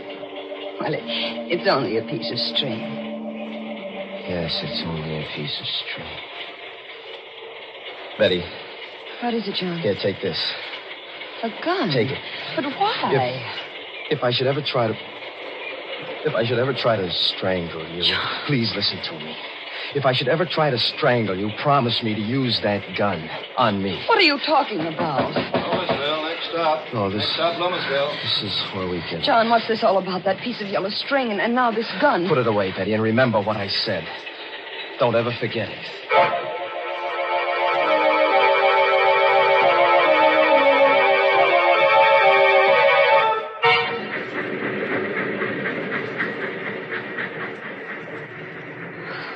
It's so dark here. This is just a way station. The train only stopped here to let us off. Otherwise, it goes right through. Oh? I thought Loomisville was a big town. Well, it used to be 100 years ago, but now there's only the Loomis estate. Are we far from the estate? About 2 miles. Old Herman Galt should be here to pick us up in the station wagon. Herman Galt? Mm-hmm. He's the handyman. There's been a Galt working for the Loomis family for the last 150 years. John, I don't like it here. Dark, and that wind. What the devil can Galt be? I wrote them what train we were taking. I'm right here, Mr. John. Oh, Galt, you frightened my wife. I'm sorry, ma'am, if I scared you. Oh, that's all right.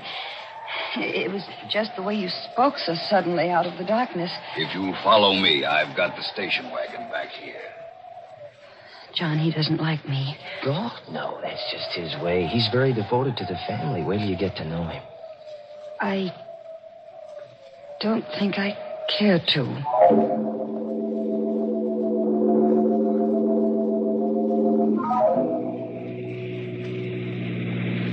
Johnny, he's driving too fast. It's so dark. Don't worry, Betty. Galt knows this road like the back of his hand. We'll be there in a few minutes. I'm frightened.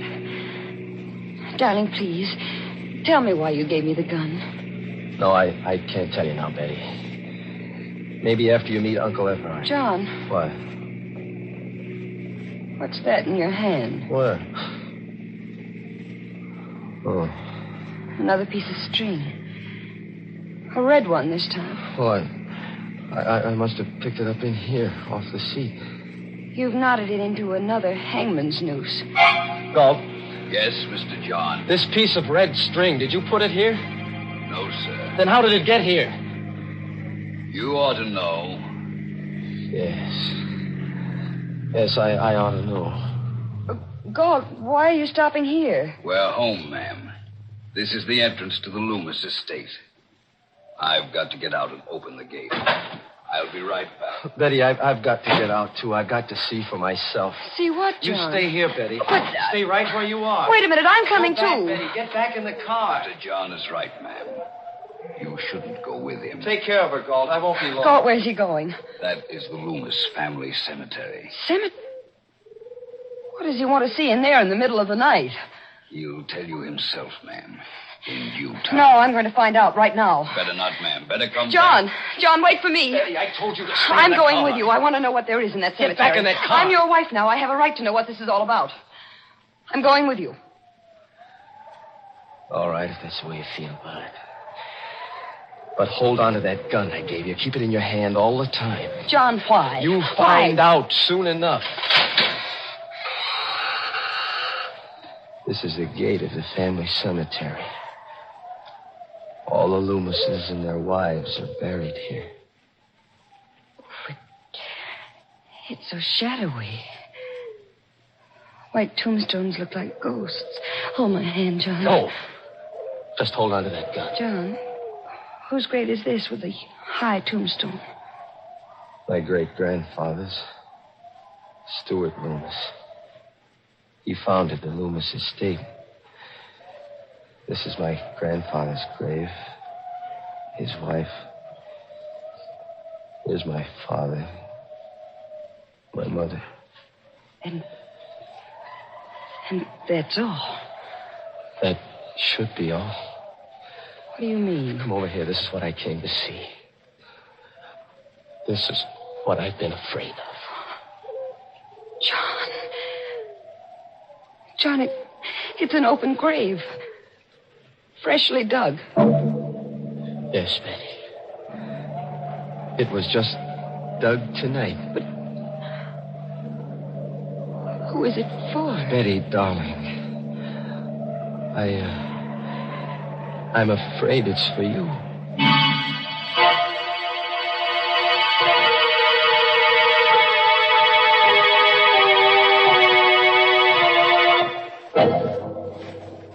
Well, what's poor Betty letting herself in for? With a fresh grave waiting for her on a honeymoon. And a husband who ties little strings into hangman's nooses. But come to think of it, Betty's a lucky girl at that. How many girls who get married nowadays can count on finding a nice, snug place all ready for them to lie down in and rest? In peace. Gracious, Mr. Host, Betty doesn't seem like a lucky bride to me.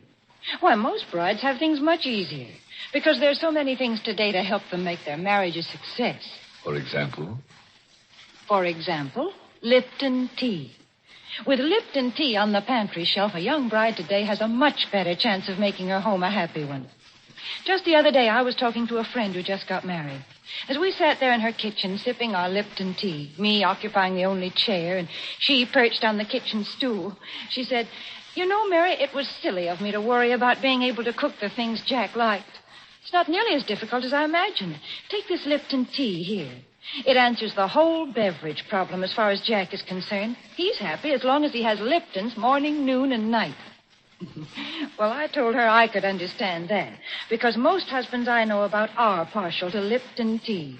And it's because of the extra satisfaction that's in Lipton's wonderful brisk flavor. Satisfaction, did I say? You just try Lipton tea and see if that isn't an understatement. Try Lipton's tomorrow.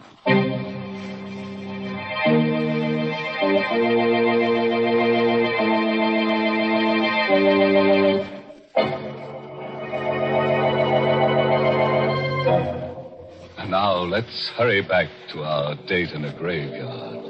Remember? With poor Betty, whose husband has just told her he's afraid the freshly dug grave is for her. John, what do you mean? Who dug this grave for me? Who? If I told you, you'd think I was crazy. No, you've got to tell me. If I'm in danger, I have a right to know. Was it God? Your Uncle Everard? No, at least I don't think so. His wife, Christine. Betty, do you believe that a ghost could dig a grave? Ghost? Do you mean I'm in danger from a ghost? Oh, I told you you'd think I was crazy. John, why are you looking at me like that? I don't know. Betty, have you got that gun with you? No, I left it in the car. What good would a gun be against a ghost?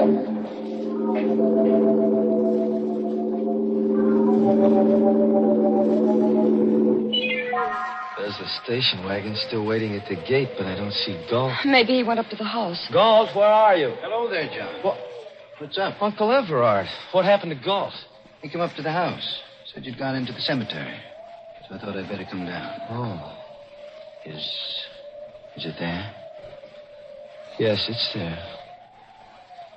A freshly dug grave. Oh. Uncle Everard, this is my wife, Betty. How are you, Betty? Hello. You saw the grave too, Betty? Yes, and John says he thinks it's for me. I'm afraid I don't understand all You this. haven't told her anything yet, John? Well, just a little. I couldn't bring myself to. I think it's time you did.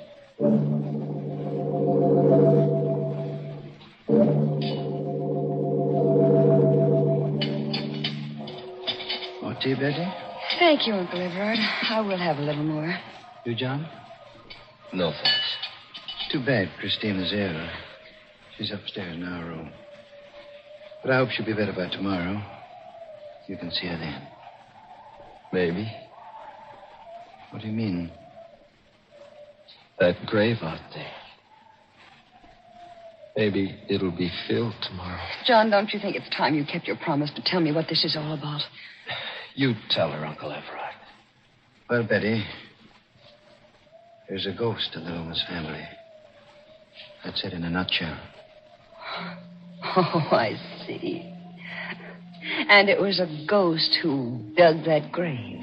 I know it sounds mad. But after 150 years, we Loomises have come to the conviction that it can't be anything but a ghost. 150 years? You mean... John's great-grandfather, Stuart Loomis, settled this strip of seacoast under a patent from the colonial governor. There's his picture over the fireplace. He doesn't look much like you, John. Stuart Loomis was a hard man. There was a French privateer in these waters who made a lot of trouble in those days. Gaston Leroux, who sailed the seas with his wife, Antoinette. But what has a French pirate and his wife to do with that grave? Stuart Loomis captured Leroux and his wife, and under the authority conferred upon him by the governor, had the power to hang them. You mean the woman, too? Yes. He hanged them both on a gibbet where our family cemetery now stands. Oh, how terrible. Before he died, Gaston Leroux laid a curse on the Loomis family. He swore that just as his wife was hanged, so would all the Loomis women die. He swore that he would come back and dig a grave for the wife of a Loomis in every generation, and furnish the noose by which a Loomis would strangle his own wife. But that's incredible. Short while afterward, a fresh grave was found beside the gibbet where Leroux had been hung. That night, Stuart Loomis's wife, John's great-grandmother, was found hanging by the neck from the eaves of this very house.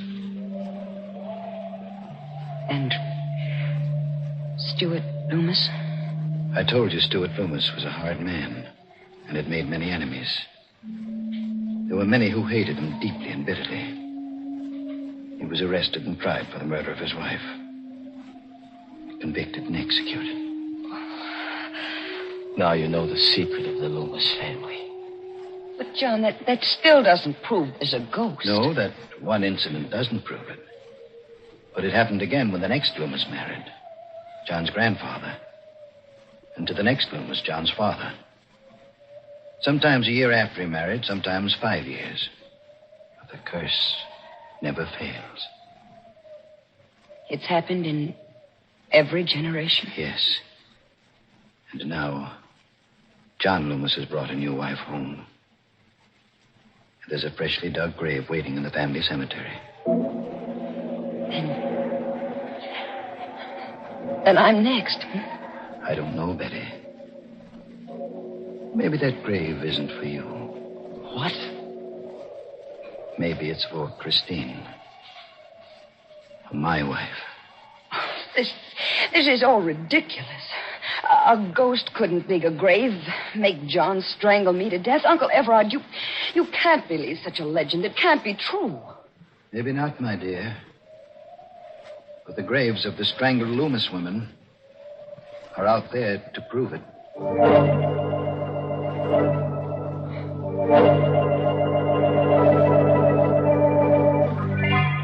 Well, this is your room, Betty. I'll have God call you at 8 tomorrow morning. Good night. Good night, Uncle Everard. Good night, John. Good night, Uncle Everard. This is such a big room. It's so gloomy. The whole house is like that. It lies gloomy and sullen under the Loomis curse. Oh, Betty, I love you so much. We'll beat the curse together. Let me go, darling. I want to change my clothes and wash. All right. There's the bathroom over there. I'll only be a minute. All right, darling. Oh, it's a lovely bath. Betty, what is John, it? quick. What? Look. Hanging from the shower bar. What? A hangman's noose. It's a real one this time. Of rope. Ready to hang someone. Who put it there? It's the Loomis curse. We can't get away from it. No ghost could have hung that rope there. Let's call Uncle Everard. All right. Have you got the gun with you? No, it's in my handbag. Well, get it. But, John... Get it, I say. All right, John. Here. Here, I've got it. All right, now keep it with you all the time. And don't be afraid to use it. On me, if necessary. All right, let's get your uncle. This is his room. I wonder if I ought to wake him. It might upset Aunt Christine. She's sick. We've got to wake him. Better knock harder. Well, it wasn't locked. Call him. Uncle Everard. Uncle Everard? He doesn't answer. But there's a light in the room. Push the door further open. All right. Well, there's nobody in the room. The bed's empty. Uncle Everard? Aunt Christine? Maybe in the bathroom. The door is open. Betty! John, What? Aunt Christine. She's hanging by the neck. She's dead. It's the same kind of a noose as in our bathroom. Uncle Everard hanged her. It's the Loomis curse catching up with us.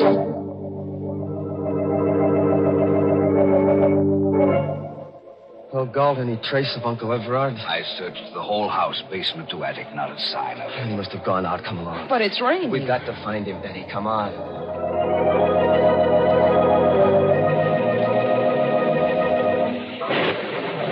So dark out here. How will we ever find him? I have a flashlight, ma'am. You look. What? Fresh footprints in the slush. Oh, they must be Uncle Everard's. They lead down toward the cemetery. Come along, Galt. Here, Mr. John, you can see for yourself. The footprints lead right to this new grave. But why did he come here? There's the answer, Betty. A cross at the head of the empty grave. Throw your flashlight on it, Galt. There's something written on it. It says, Christine Loomis. Betty, what is it? Look. Over there. Another grave. He's dug another one. There's a cross on this one, too. Does it say anything? Yes. Yes, it does. It says, Betty Loomis.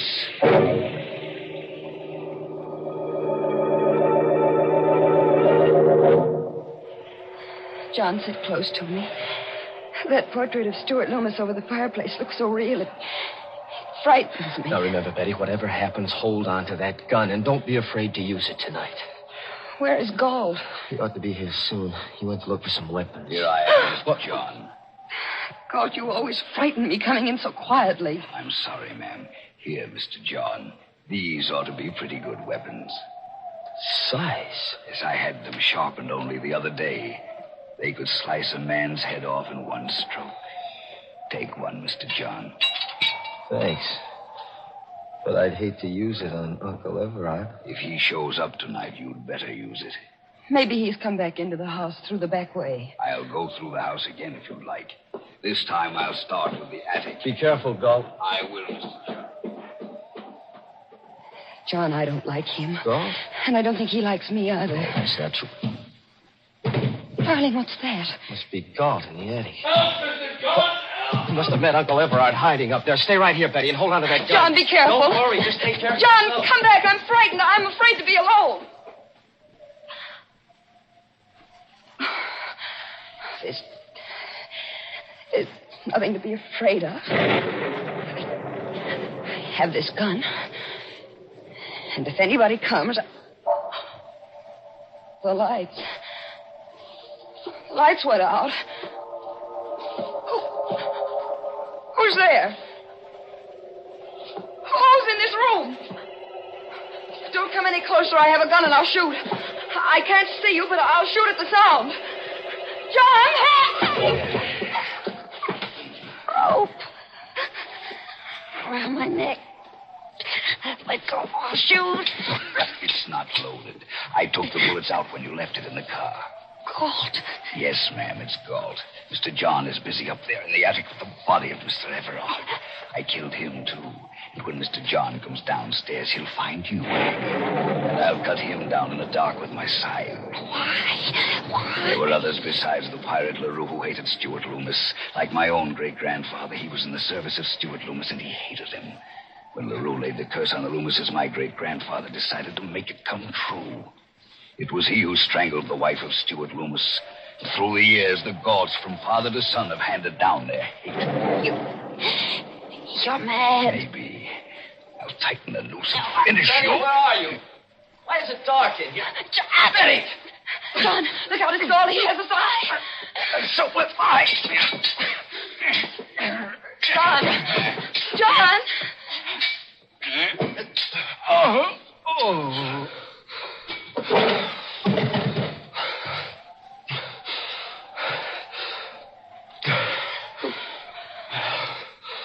Who is it? Oh, darling, where are you? Here, John, here. Oh, darling. Betty, we finished forever with the Loomis curse.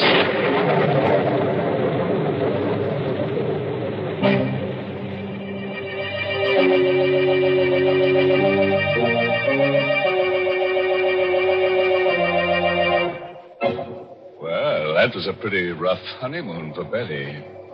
But, you know, there's a lesson in her story for forgetful wives. Yes, if you keep tying little colored strings to your fingers to remind you of things and you still can't remember them, why not try a rope neatly tied around your neck? It's sure to help you forget. Oh, dear, Mr. Host, there you go telling our listeners how to forget things when I've got something for them to remember. Oh, I didn't realize that, Mary. What is it you want them to remember? It's Lipton tea, folks. And you don't need any string tied on your finger or any such reminder. To make sure you get it when you visit your grocer's tomorrow, just remember that Lipton's is the tea with the wonderful brisk flavor. The fine quality tea that gives you all the goodness nature meant tea to have. I wish you'd try a cup of Lipton's soon, because it's so delicious. Just ask your grocer for Lipton's. Remember, Lipton's is the tea with brisk flavor.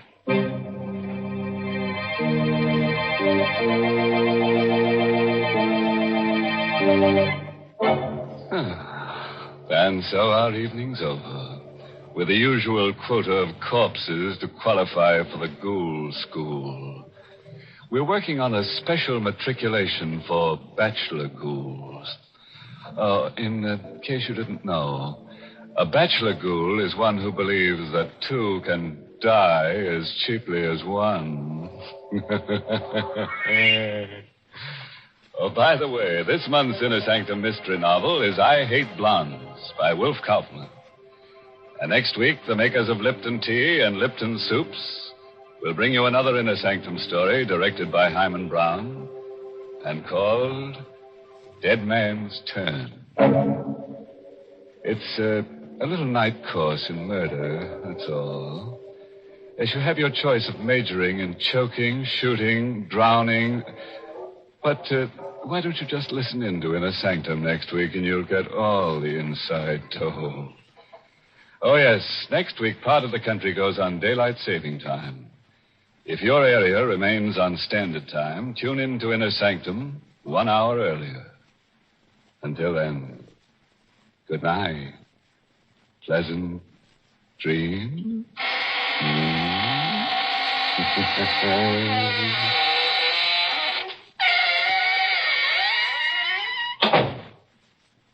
Want a delicious dinner treat in a hurry?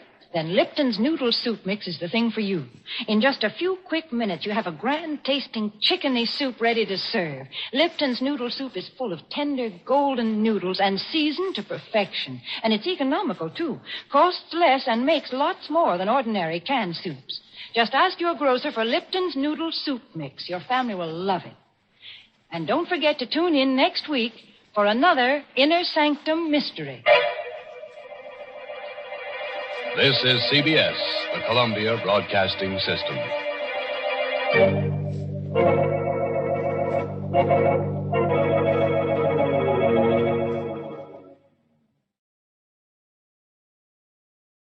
When Anthony J. Lyon cashes in on somebody's trouble, it means money for him. For me, it means work. I'm Jeff Regan, the Lyon's private eye.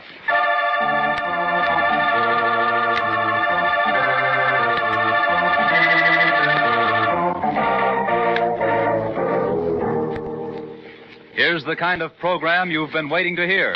Hard-boiled action and mystery as told by Jeff Regan, investigator. So stand by for trouble. Stand by for suspense. Stand by for adventure. In tonight's story, The Lady with the Golden Hair.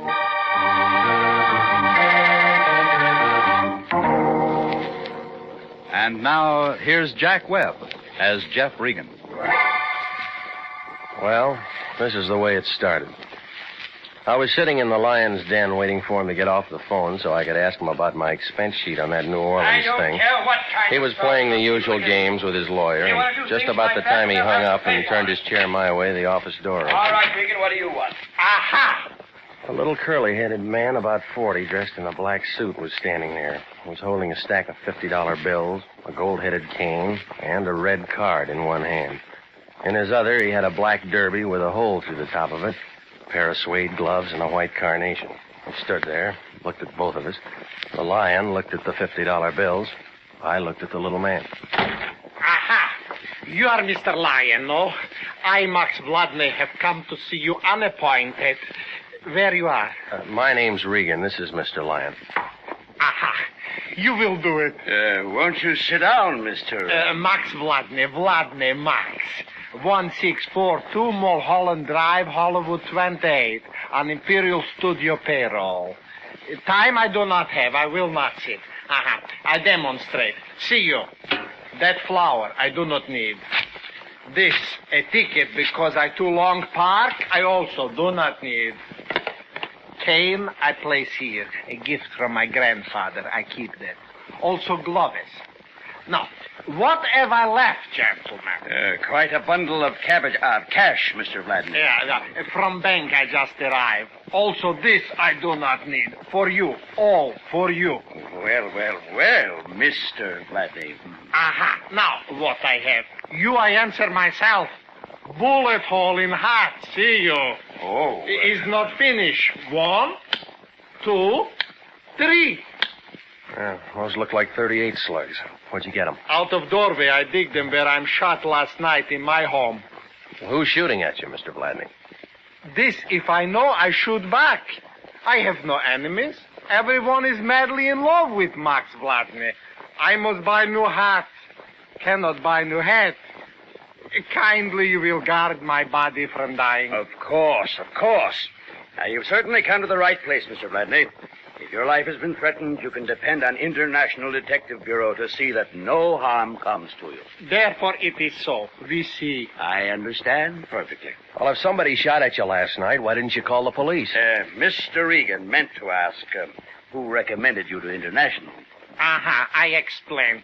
In Imperial Motion Picture Studio, where master of makeup, Max Vladney, who is great, is imported to create beautiful faces from skinny skulls and fat necks is much newspaper. Free sometimes for agents to press. Hollywood police might think because I work on great gun epic, Tie My Rope Tight, is free trick for agents to press. But is not joke. To you I come to take no chance. Yeah. In I am, Mr. Regan. Of course you're in, Mr. Vladney. And Mr. Regan here will stick right by your side until we can get to the bottom of all Now, this. wait a minute. If I have to, I'll use every man on my staff to protect your life, Mr. Vladney. All the resources of International Detective Bureau are behind you. Regan, I'm entrusting you with Mr. Vladney's life. Already better, I feel. Vista. And call me, Regan. Call me. I know. Call you if I run into trouble. Come on, Max.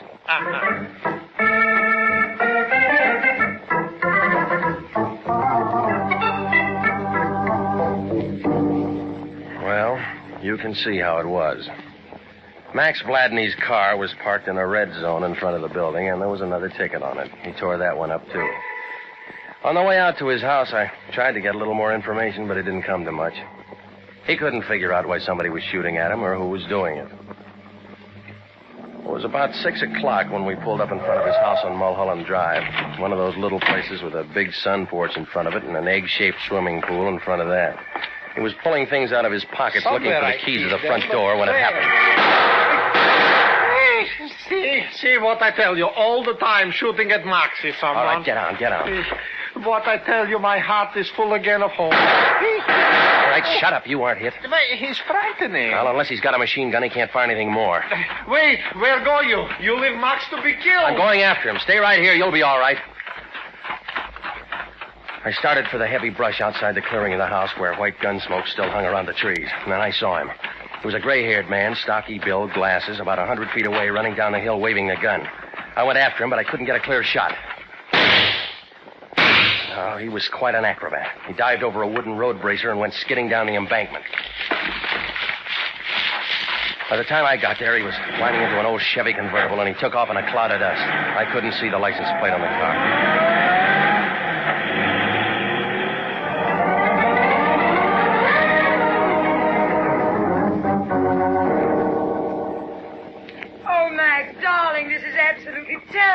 Terrible, darling. Something like this happening to you. Oh, Max, why would anyone want to do such a thing? It's beyond me. I got back to the house 10 minutes later, and there was a black convertible in the driveway and a very blonde girl in the doorway.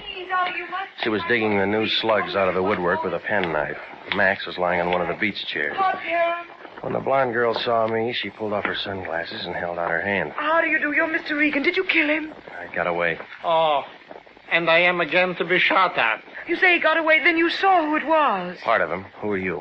Oh, you beg my pardon. This is Hilda Graham. You have seen her in pictures. The hair, I have seen her differently. She's my wife, almost. Did you see anybody? Well, I heard the shots as I drove up and found poor Max by the door. He's got to stop this business, Mr. Regan. He's got to stop. Next time, maybe... Well, it certainly does have to stop, Mr. Regan. Max, why, he's the finest makeup artist in the world. It'd be a great loss to everyone in Hollywood if anything ever happened to him. You see? Am I valuable? Did I not tell you? Yeah. Told me. Where's your phone? Oh, in there, in my private workshop, study, where I hope to live. Use it, please. Call Mr. Lyon and stop the shooting. Oh, Max, darling, if it's all so terrible, after all you've done to me, now I should be able to do something tonight. So helpless. Lyon. This is me. I'm calling from Max's. Somebody just threw 6 bullets all over the place. What? Is Max all right? Didn't even come close. Oh, good. Now, the Treasury Department tells me he paid $20,000 last year in income tax, and he can afford a little protection. Well, whoever it is got away. I think we ought to turn this over to the cops. The cops? And let them do for free what we're getting paid to do? Not on your life, Regan. What about his life? Well, we'll worry about that, too. Now, listen. I'm sending Joe Candy out there to give you a hand. Now, this Vladney's a first-class gold mine as far as I'm concerned, and that means as far as you're concerned. I don't care what you... Until then, do anything you want. So long as you stick by Maxie and don't call the cops.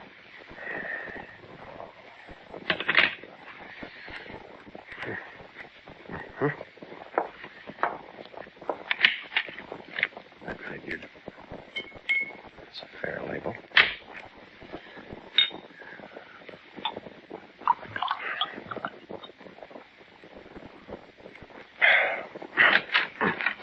roof phoning, Mr. Regan? Yeah, you want one? No, thanks. I've something much better than that at my house. I'll bet you have. I live all alone in Toluca Lake.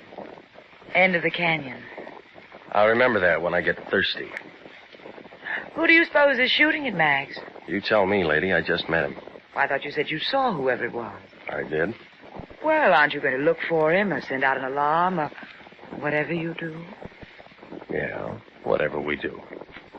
I see. Don't you think you ought to be in there holding hands with Max? He's had a hard day. Max? Oh, he's resting now. Do you think he's the kind I'd really have something in common with? I wouldn't know, lady. Well, as a matter of fact, I was just leaving. I have to be at the studio early tomorrow. If there's anything I can do at all, I'd be only too happy to cooperate. Yeah, well, why don't you start by giving me those slugs you were digging out of the doorway? Oh, I completely forgot about those. Here, I meant to give them to you. Thanks, I'll need these. Really, whatever on earth for? Comparison test, the ejector marks, the firing pin dents. You can tell if they were fired from the same gun if you want to look into it. And, of course, being a detective, you want to look into it. That's right, I want to look into it. Well, Mr. Regan, it's been nice meeting you. I know you'll take good care of Max. If there's anything I can do... Yeah, I'll give you a ring. Bye, Mr. Regan. Until we meet again. I followed her out the door and watched her pat Max on the head, kiss him on the cheek.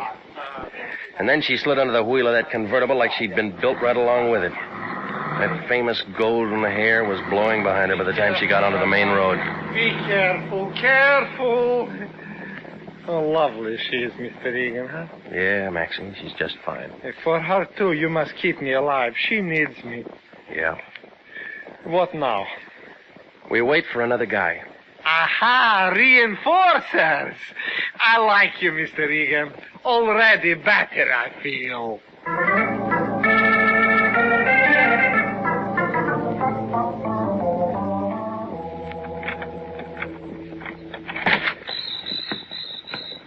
Only me, Regan. Take it easy. Oh, Canto. Come on in. What took you so long? I stopped by police ballistics on the way out. I had them 38 slugs that Max brought in checked. Well, I got some more for you. Well, I found a winner. Gun belongs to a feller named Pete Berger. Ain't no permit on it. He done 6 to 18 in San Quentin once for robbery. Sprung a couple of years ago. Address? Yeah, a place on Figueroa right off of Sunset. Here. Thanks. Well, he was around again this afternoon, shooting things all over the place. Wonder what the connection is. I'm going to find out before Maxie does. You take over, Joe. Okay, where's our clay pigeon there? Roosting in there. Keep your eyes open, Canto. I'll get back as soon as I can. Oh, take your time, son. Joey the Canto is on the job. Yeah, I feel better already. Hey,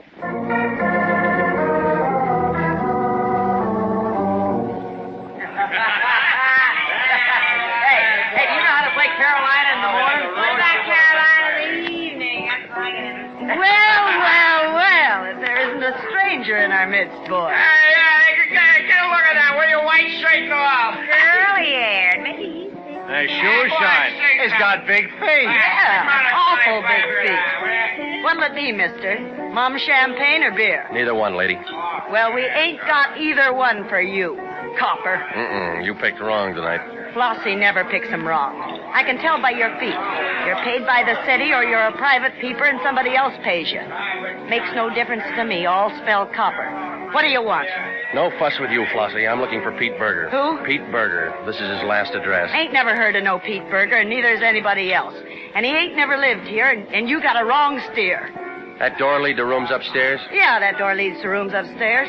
Mind if I take a look? I mind a lot of things, Seamus. And taking a look is one of them. All right. This Pete Berger you don't know and never heard of was throwing a lot of lead around yesterday and today, and I'm going to take a look anyway. Wait. Hey, you can't go up there. I was only halfway up when a man in a gray sweatshirt backed over to the top of the stairs. There were 3 red holes just above the center of the sweatshirt. He turned around and tried to say something. I saw what was going to happen, and I hugged the side of the banister. Oh, Pete! Pete! Oh, Pete, honey. She ran over and was kneeling beside him, holding his head in her arms, rocking back and forth.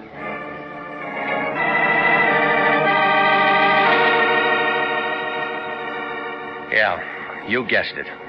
It was the same man I'd chased all afternoon. And he didn't live 5 seconds.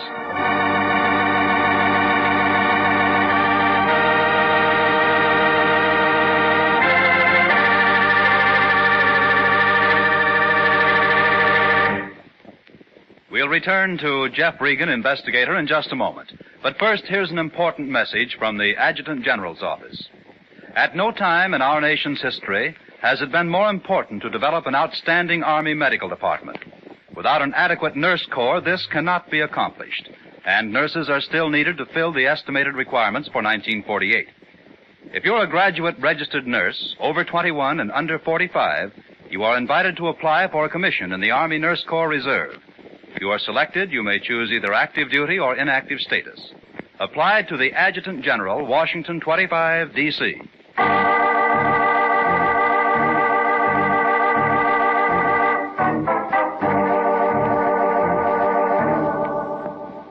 And now, back to the story of the lady with the golden hair. And Jeff Regan, investigator.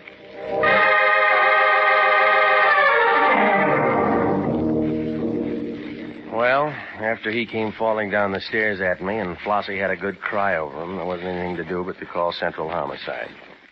They got there a few minutes later and went over the whole place, taking pictures and prints.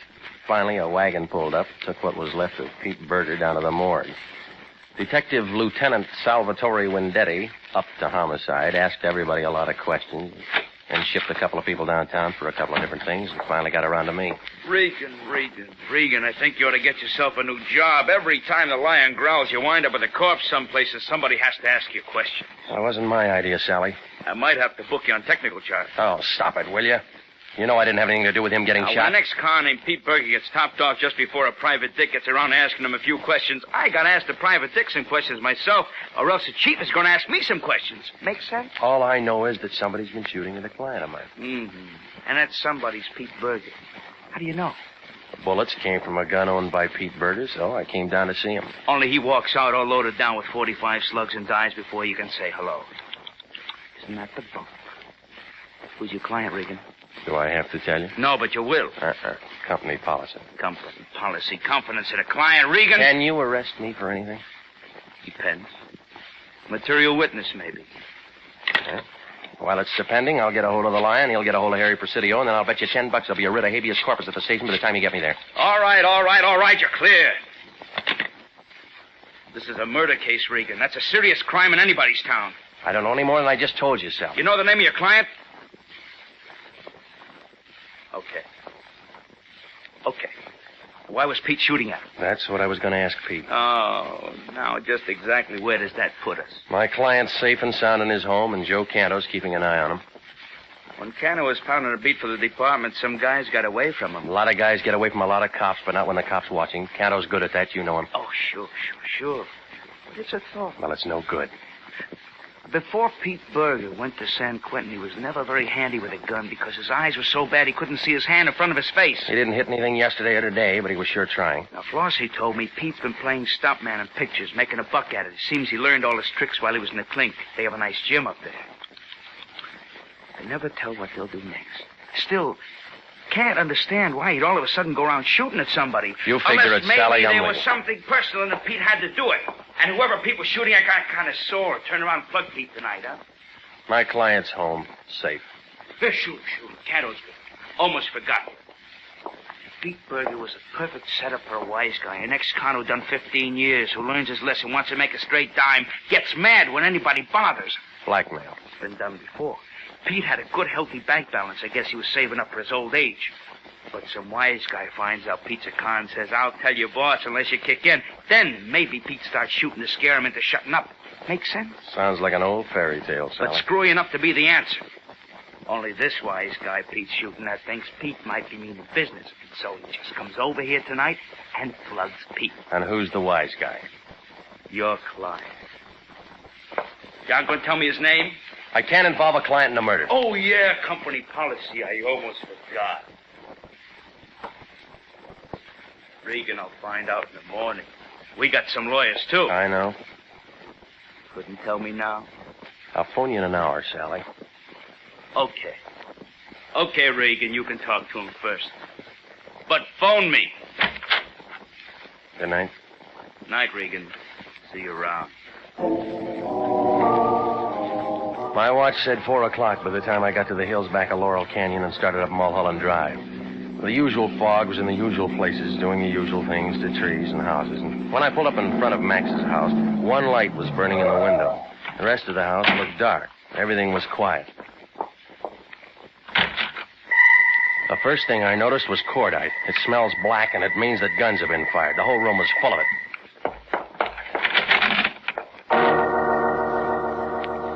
Max Vladney was lying half on the floor and half on the table he'd used for a workshop.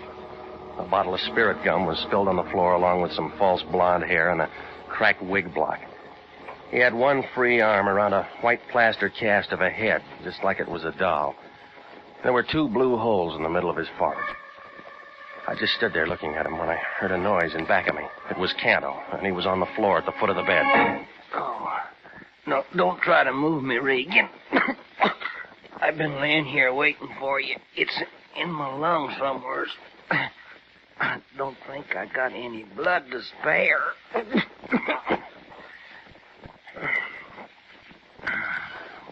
Joey boy let you down, huh? It happened an hour after you left. I don't know who done it.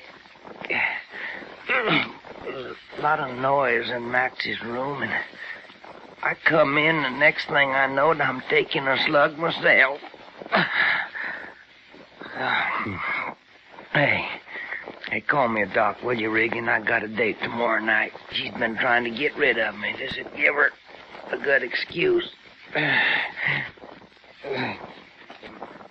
Guess Lionel'll be mad, huh? Call me a doc, Regan, right quick.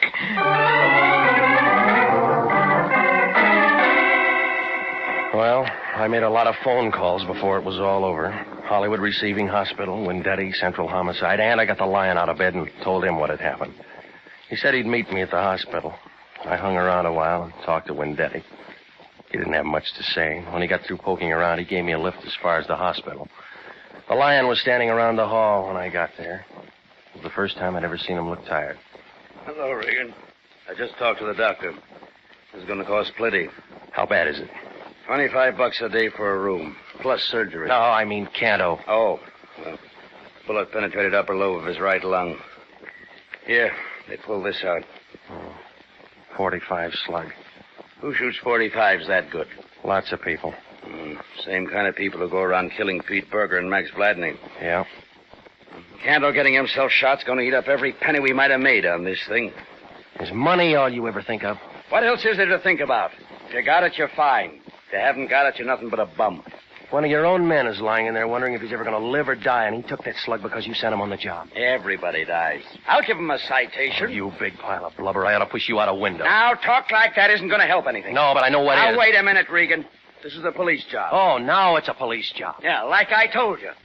And you can't go running around sticking your snoot into a couple of killings and giving International a lot of bad publicity. Now, get this, Fatso. I'm going out and find the guy who plugged Canto. Now, you listen to me. And I want it down in the books and the papers and any place else that an international operator brought in the guy who killed one of their clients and shot one of their men. I won't be responsible for anything that happens. Okay, if you don't like the way I do things, you can pull my license right off the wall and get yourself another boy. Hey, where you going? Come back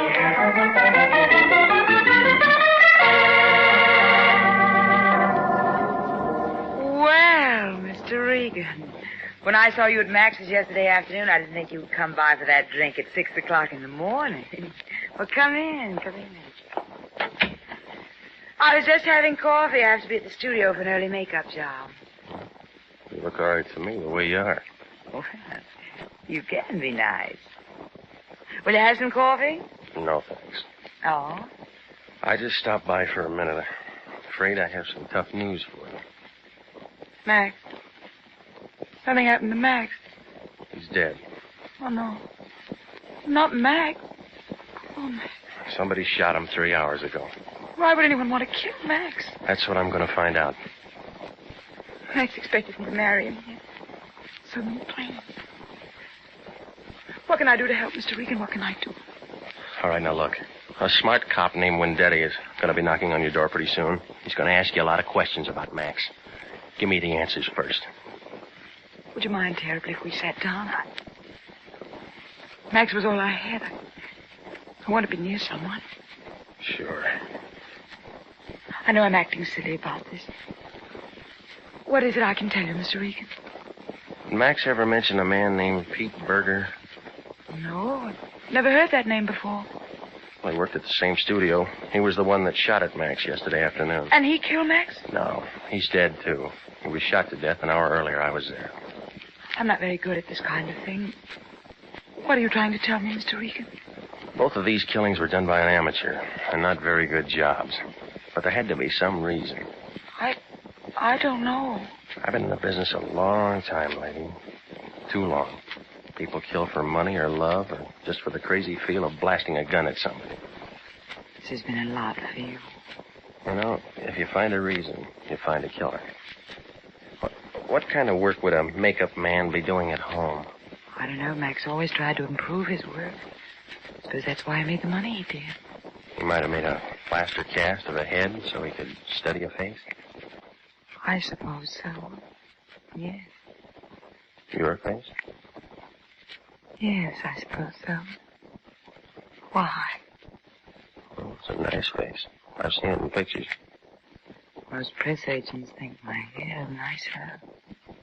Yeah, it is. Long, golden hair. Does it feel soft and warm? The way you hoped it would feel. Yeah, it does. And my lips?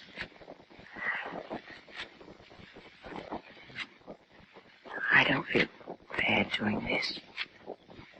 I never did love Max. I was indebted to him. I was terribly ill several years ago. He helped me. I can see why he felt the way he did about you. Can you? I like the way you did that. I know what Max had been working on. It was something for you. Really? He was holding a plaster cast of your head in his arms when I found him. Of course, there was no hair on it, and it looked kind of funny. Don't say that. Don't ever say anything like that. Yeah, now I got it. What are you talking about? Murder, lady, lots of it. You killed a poor ex-con because he bungled a job you blackmailed him into doing. You shot him last night because I was going to talk to You're him. crazy. Why would I do a thing like that? Then you went over and you killed Max. And while you were at it, you pumped a slug or two into Joe You said Cano. yourself there's got to be a reason. Every newspaper in the country's going to carry this story, lady. Oh, yeah. Hilda Graham, the one with all the long golden hair, is really as bald as a fresh egg. Shut up! Shut up! Don't you ever say anything like that in front of me. Why are you... Go ahead, lady. Pick up that paperweight and I'll break you in two. Now, come on. Let's go. No. Oh, no, you can't. You mustn't find out about my hair. Please, please don't tell them about my hair. I couldn't stand that. Oh, please, please, you know how nice I can be. Lady, you're a bum.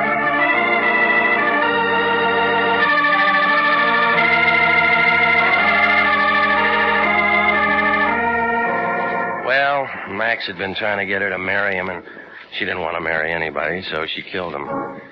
The police stenographer scratched his head on that one until I explained it was her hair, that long golden hair. Only it wasn't hers. It was a wig that Max had fixed up for her. She'd lost all hers when she was sick and couldn't stand the thought of anybody going around knowing it wasn't her own. Well, I guess you run into all kinds.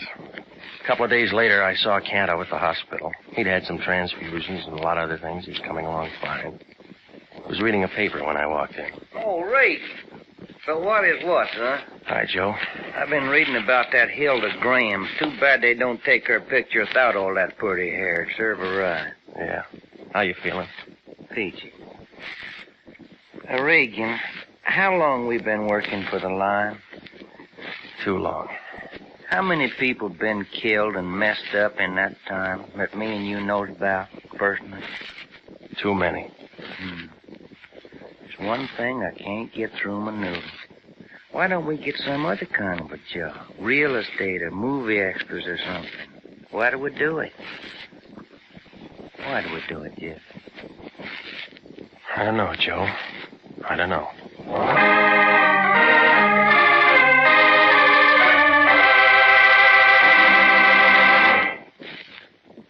Jack Webb is featured as Jeff Regan, with Wilms Herbert as Anthony J. Lyon. It's CBS same time next week for trouble, suspense, and thrilling adventure with Jeff Regan, investigator. The role of Max Blatney was played by Hans Conried, with Barton Yarborough as Joe Canto. Betty Lou Gerson was Hilda Graham. Jack Crucian was Wendetti. Marlo Dwyer was Flossie. Jeff Regan, Investigator is written by E. Jack Newman, produced and directed by Gordon T. Hughes, with special music by Del Castillo.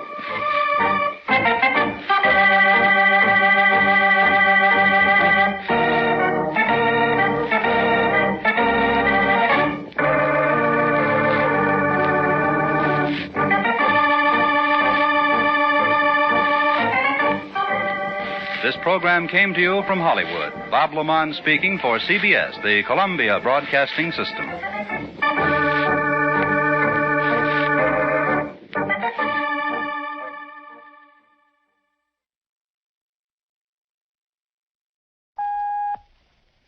And now, the MOLLE Mystery Theater, presented by MOLLE. MOLLE, the heavier brushless shaving cream for tender skin.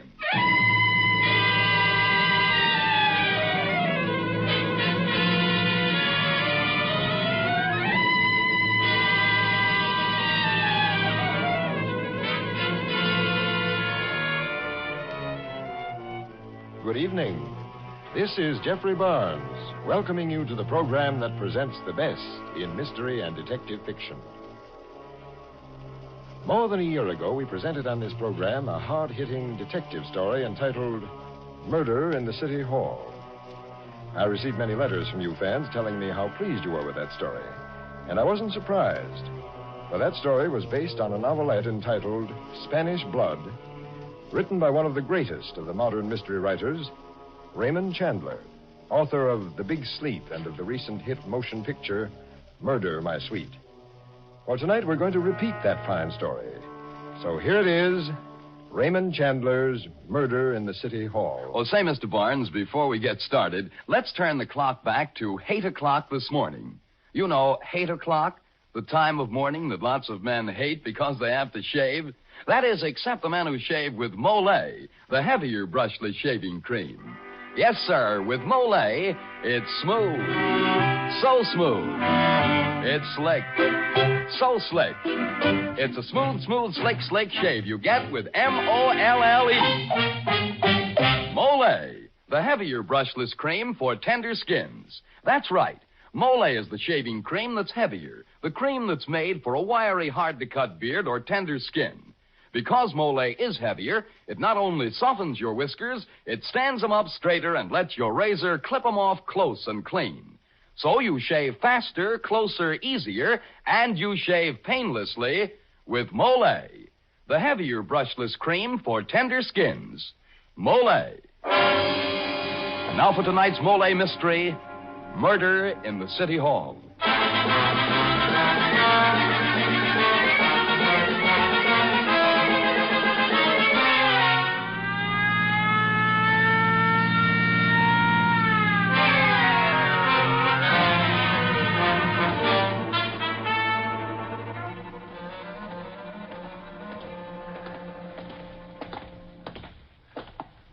Down this corridor, Sam. It's the end office. Oh. Can you beat it, Sam? Bumping off Donegan Marr. Boy, will this make trouble down at City Hall. Right, Pete. 2 months till election, and one of the candidates for judge is dead as a doornail. We went to school together, Donnie and me. Carried the torch for the same girl. He won. He always did. He's a great guy. Here, Sam, we turn down this way. Yeah, Donnie Moore was a great guy till he got into politics. Then he changed. Got mixed up with the mud. Keep out of politics. That's my motto. And something happened to his marriage, too. What kind of sour? Feel sorry for his wife, Belle. Still carrying the torch for us, Sam? Yeah, maybe. Here we are. All right, officer. Lieutenant Sam De La Guerra and Pete Marcus of Homicide taking over. Yes, sir.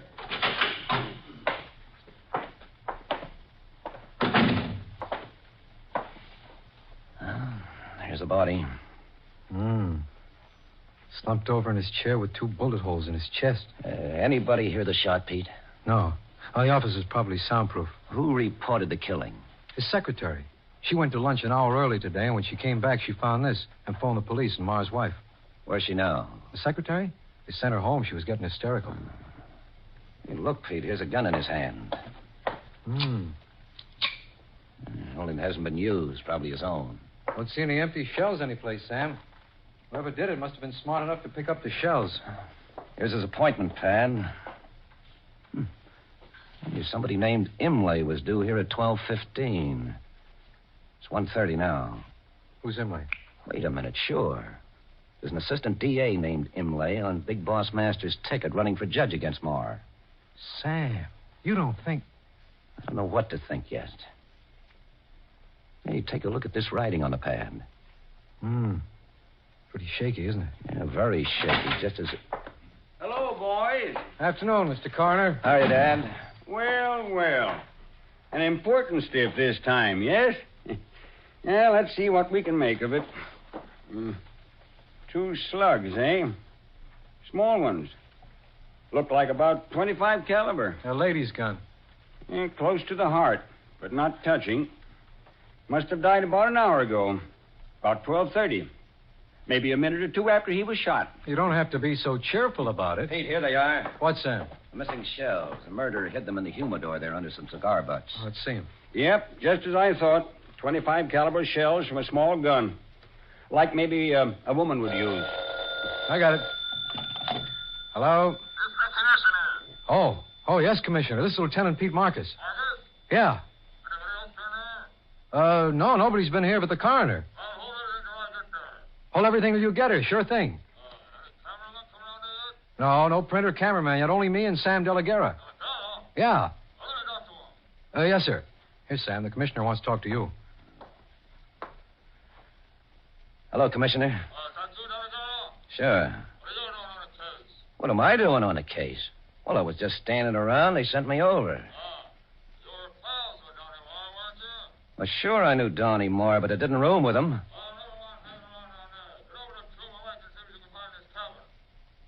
Okay, Commissioner, you're the boss. Right away. Oh. Pete, you've got to take care of things till the commissioner gets here. Me? What about you? He's ordered me to take a run up to Marr's cabin at Puma Lake. Don't tell anybody, only I'm calling on Donnie's wife first. Well, what's the idea of sending you off like this? My guess is that he doesn't want me working on this case.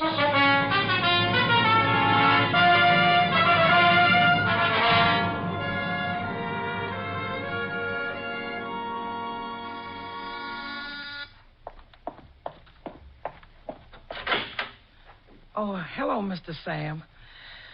My, it sure is good you came. Well, Minnie, I'm sorry about what's happened, but I've got to see Mrs. Moore right away. Oh, sure. Come on in, sir. No reporters yet? Oh, no, sir. Nobody ain't been here yet. Only the commissioner. He just phoned about 5 minutes ago. The commissioner phoned here? Why, yes, Mr. Sam. What'd he say? Well, I don't rightly know, Mr. Sam. He talked to Mrs. Moore. And she ain't said a word even to me ever since she heard the awful news. She just stands around like she's dazed. Well, I'll go on into her.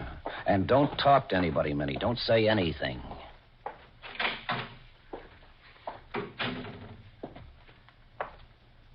Hello, Belle. Oh, Sam. Sam, I don't know what to say. It's all so terrible. I know. Donnie was in a tough racket, Belle. And when you play with fire... Who killed him, Sam? That's the important thing. Have you any idea? Well, there might be one suspect. A man or woman? A man. Somebody connected with the Masters gang Donnie was running against. Oh, what's this rotten city government coming to? Belle, are you really so sorry Donnie's killed? Why do you ask that? I want to know. Yes. Yes, I am sorry, Sam. I really am.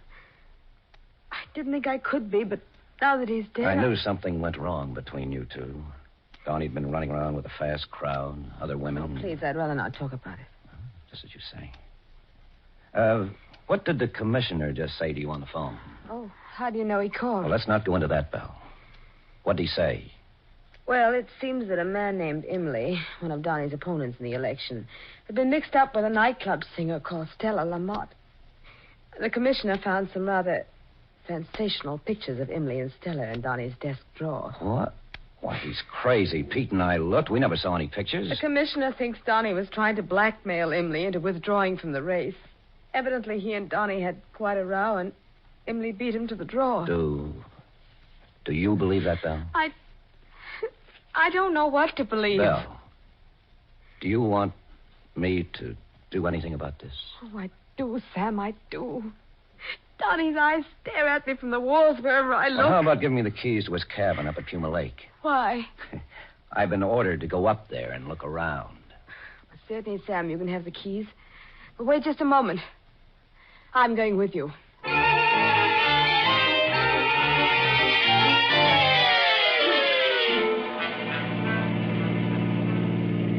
You know what I think, Belle? They're sending me up to Puma Lake to get me out of the way down there. Who's they? Oh, the commissioner, and behind him, Boss Masters. Sam, do you think Big Boss Masters might have had Donnie killed? No, Belle. That doesn't add up. Why not? Because Masters would never have allowed Imlay to become involved in such a thing. Imlay was running on Masters' ticket. Well, then you don't think Imlay is the murderer. I don't know. Oh, it might be just what the commissioner says it is. A quarrel over those pictures of Imlay and Stella Lamont. After all, Donnie might have threatened to blackmail Imlay. Well, Donnie's done a lot of things lately I haven't been proud of. Well, here we are at the cabin. See, a lonely little place. When was Donnie up here last? Oh, I don't know. He was always coming up here for conferences. At least he said he was coming here. Well, I'll nose around a bit, see what I can find. I'll come along with you, Sam. No, Bill, no. You wait here in the car. You can turn on the radio if you like. I'll be right back. Take it easy, kid. Calm down. I'll be all right.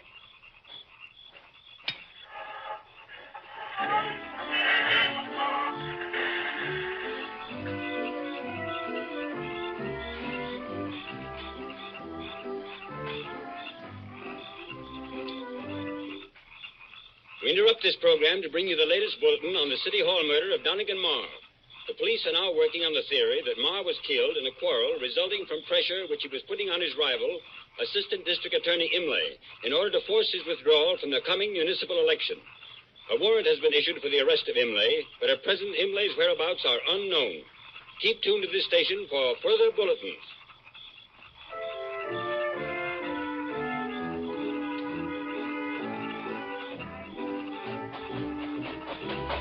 Come on, Bill. We're getting back to town. Did you find anything, Sam? Well, let's get going, and I'll tell you on the way. You did find something. You can tell by the expression on your face. Yes, Belle. Something I wasn't supposed to find. What? A dead man. A bullet through his temple. Sam, who is it? Imlay.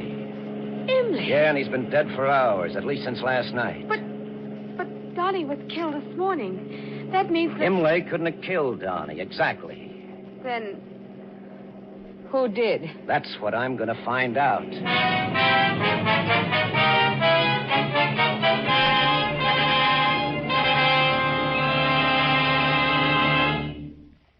As the curtain falls on Act One of tonight's Molle mystery, it looks as though Marr and Imlay don't stand much chance of being elected. Now. What think you, Mr. Seymour? Well, Mr. Barnes, would you believe it if I told you that there are plenty of men who'd be willing to change places with either of them? Dan. Well, almost, anyway. For instance, there's the fellow who'd sooner be shot at than shave. And say, man, if that's how you feel about shaving, chances are you have wiry whiskers or a tender skin. So try MOLLE, the heavier brushless shaving cream for tender skins. MOLLE gives you a shave as smooth as sailing, as slick as a whistle. Yes, MOLLE is a heavier cream. The cream that not only softens your whiskers, but holds them up straight as corn stalks while your razor cuts them down quickly, easily. With MOLLE, you shave faster, closer, easier, and you shave painlessly. Try it. See if you don't say, it's smooth, so smooth, it's slick, so slick. It's a smooth, slick shave you get with MOLLE. MOLLE, the heavier brushless shaving cream for tender skins. MOLLE. And now here is Jeffrey Barnes and Act Two of Murder in the City Hall.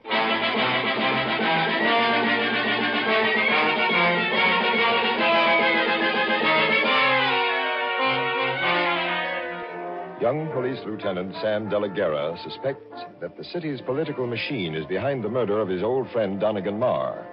The police believe that the machine candidate for the judgeship, a man named Imlay, committed the killing in self-defense.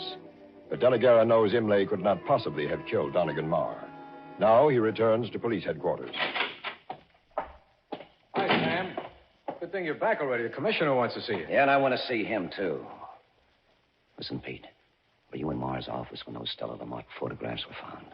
Well, yeah, but I didn't find them. The commissioner did. Did you see him find them? No, but I don't think he planted them, if that's what you mean. That's exactly what I meant. Now, look, Marr is murdered. So the voters are going to think Big John Masters had him killed because he was giving the political machine a run for the money. You don't think that, do you, Sam? No, I don't. But even if the killing had no political meaning, Masters and his machine would have to clean this killing up fast, or else. And if they can pin the killing on Imlay, the case is a cinch. Then Masters gets all the votes. How do you figure that? Well, Masters and the commissioner pin the killing on Imlay. You get it? But they do it so it looks like Marr was blackmailing him. So Marr's a villain, and Imlay's practically a hero because he's shot in self-defense. Good Lord, Sam, you don't That's think... the way they've doped it. Shh, the commissioner. Ah, there you are, De La Guerra. Evening, Commissioner. Come on to my office here. I want to talk to you. Find anything up at Puma Lake? I wasn't supposed to, was I? This is no time to be making cracks. You're on the carpet. Well, what's up? You didn't do a very good job up at Marr's office this morning. You said you went over it, and yet you failed to find the photographs Marr had in his desk. So you walk in and find them immediately. That'll be enough, De La Guerra. Then when I order you up to Puma Lake, you stop by and pick up Marr's widow and take her along with you. Oh, word certainly gets around fast, doesn't it? What's wrong with my taking Mrs. Marr up there? Never mind. Trouble with you, De La Guerra, is that you're always too quick on the trigger, too fast on the pickup for your own good. Now, that doesn't fit in with what the department expects of you. I suppose you're trying to say that you want my badge. That's right. Okay. Here it is. You're being suspended for a hearing, De La Guerra. And to lay off the Marr case. That's it, isn't it? There isn't any Marr case. Imlay's admitted the shooting through his attorney.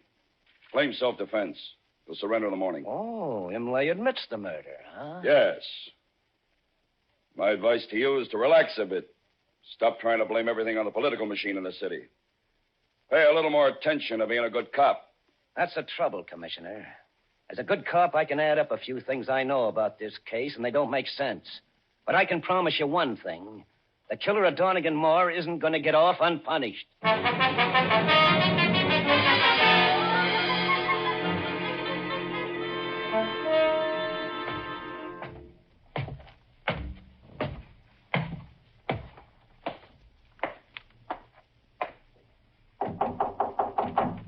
Yeah? Who's there? It's me, Sam De La Guerra. Hello, Joey. Okay, copper. Come in. What do you want? I got $100 for you. This ain't Christmas. Why? You know a girl named Stella Lamont? I don't know. I might. Well, you ought to. Stella Lamont's only her stage name. Her real name's Stella Chill. She's your sister. So what? What about her and assistant DA named Imlay? Nothing. You better talk fast, Joey. You're going to be sorry. Stella's accused of the killing of Donnie Marr. She never even knew Marr. But she did know Imlay. Well, what's wrong with that? She was playing him for a shakedown. Yeah? Tell me more. Stella and a guy named Taribo were working together on it. He put Stella up to it. So she put some drops in Imlay's liquor and he passed out. Then she and Taribo set up those pictures. She put an arm around his neck and put a bottle of liquor in his hand. Then, just like a dame, she gets scared and spills the whole thing to me. Why'd she get scared? She got to like Imlay. She was afraid Taribo might rub him out. So I followed Taribo. I live in a shutter. After a while, I trail him to Big John Masters' apartment. I see. Did I get my $100? That listens good so far. What do you make of it, Joey? Only that Stella didn't kill Ma. Imlay must have done it. Where can I find Stella? I think maybe she's left town. Just like I'm going to do. It ain't healthy for me in this town. Get your hands up over your head, both of you. Don't look this way, copper. Keep your back turned. No, I...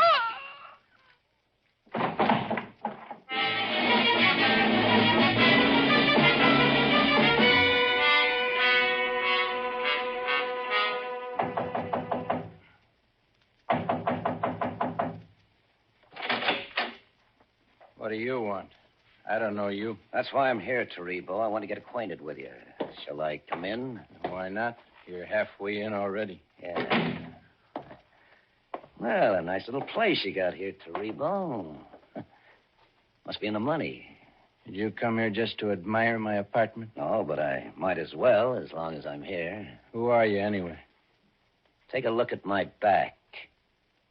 Ever see it before from a broken window? What's the matter? You nuts? You been out of here in the last half hour? Who cares? You been doing any shooting, Taribo, with a stool pigeon named Joey Chill? No. Joey. Don't tell me Joey's been killed. All right, little girl. Who are you? Shut up, Stella, and get back in the other room. I'm Stella Lamont. I'm Joey's sister.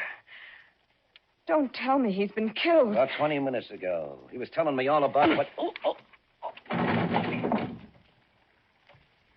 There. That ought to keep that copper quiet. Taribo, what do you know about Joey being killed? What do you mean? What do I know? Who killed him? How do I know? You've got to talk fast, Taribo. You've got to tell me where you were a half hour ago. Shut up, Stella. Get on the phone and get Masters here in a hurry.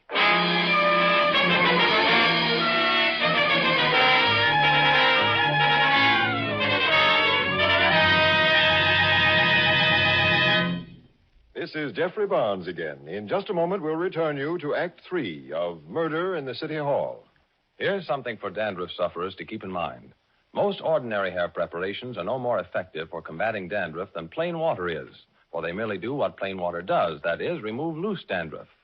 But a scientific product called double danderine does more. It actually works where most ordinary hair preparations fail. For double danderine kills the germs that many outstanding authorities contend are a cause of a common type of dandruff. Yes, and it actually kills these germs on contact. Now, the amazing effectiveness of double danderine is due to a special ingredient called alzan, an active antiseptic so remarkably efficient that many hospitals use it. And among hair preparations, double danderine and double danderine alone has it. So try double danderine and see if you don't agree that most ordinary hair preparations can't compare with its dandruff-combating effectiveness. If you're not satisfied, return the empty bottle and get your money back. Buy double danderine at your druggist.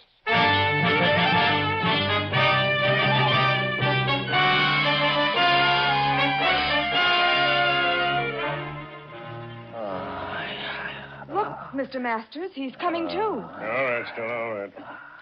Pretty tough lieutenant, isn't he, Taribo? Too tough for his own good. Come on, copper, sit up. Hey. Well, quite a reception, huh? Well, Boss Masters is himself. What's the idea? All right, Delegate. From now on, I'll do the asking. What do you want coming here to Taribo's apartment? I was looking for Stella Lamont. Why? I want to find out who killed Donnie Marr. What's there to find out? Imlay has confessed to his attorney that he killed Marr. Why hasn't he appeared and made his own confession? We expect him to do that in a day or two. Only he won't. Because he's dead. Lying flat on his face in that cabin up at Puma Lake. Imlay? Dead? He can't be. And what's more, he was dead before Marr was killed. He couldn't have killed Marr. Well, Garrett, what you say is true. Sure. Imlay probably went up to talk with Marr as soon as he got wind of those pictures you had Taribo fake. Why wouldn't he? When he went to see Marr last night and not this morning. They must have got into a fight and Imlay got killed. You mean Marr killed Imlay? Who else could have done it up there? And who killed Marr? Yeah, who killed Marr? How about it, Masters? Oh, why should I have Marr murdered? You must have had those pictures of Stella here planted in Marr's desk. All right, Delegate. We did plant those pictures. We had to do that. Only now... Now it won't work because Imlay's dead. Delegate, I'll pay you $5,000 if you can find me the murderer of Imlay. How much do you know about the case? Several things. First, Marr evidently got a fake phone call from someone making an appointment for Imlay at 12:15 today. Now, that must have scared Marr if he knew he'd killed Imlay the night before. So what could he do under the circumstances? Why, stall, of course. Send his office girl off to lunch, put his gun where he could reach it in a hurry. Be all set for trouble. And when his 12:15 visitor arrived, he got his gun out, but he didn't use it. So what? I'm not sure yet.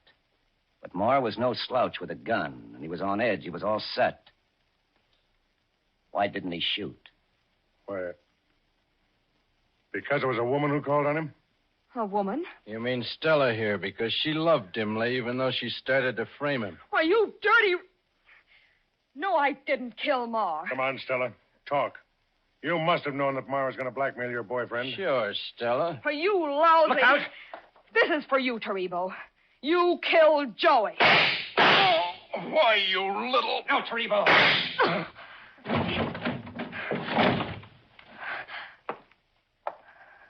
Stella.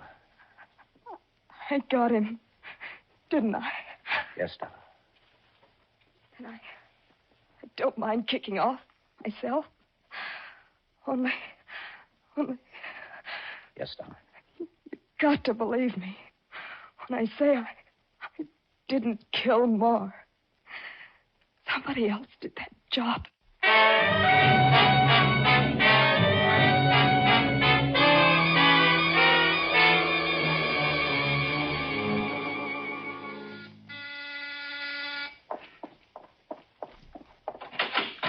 Oh, hello, Mr. Sam. Oh, hello, Minnie. Where's Miss Marr? In the other room. She just sits in there and don't Okay, sleep. okay.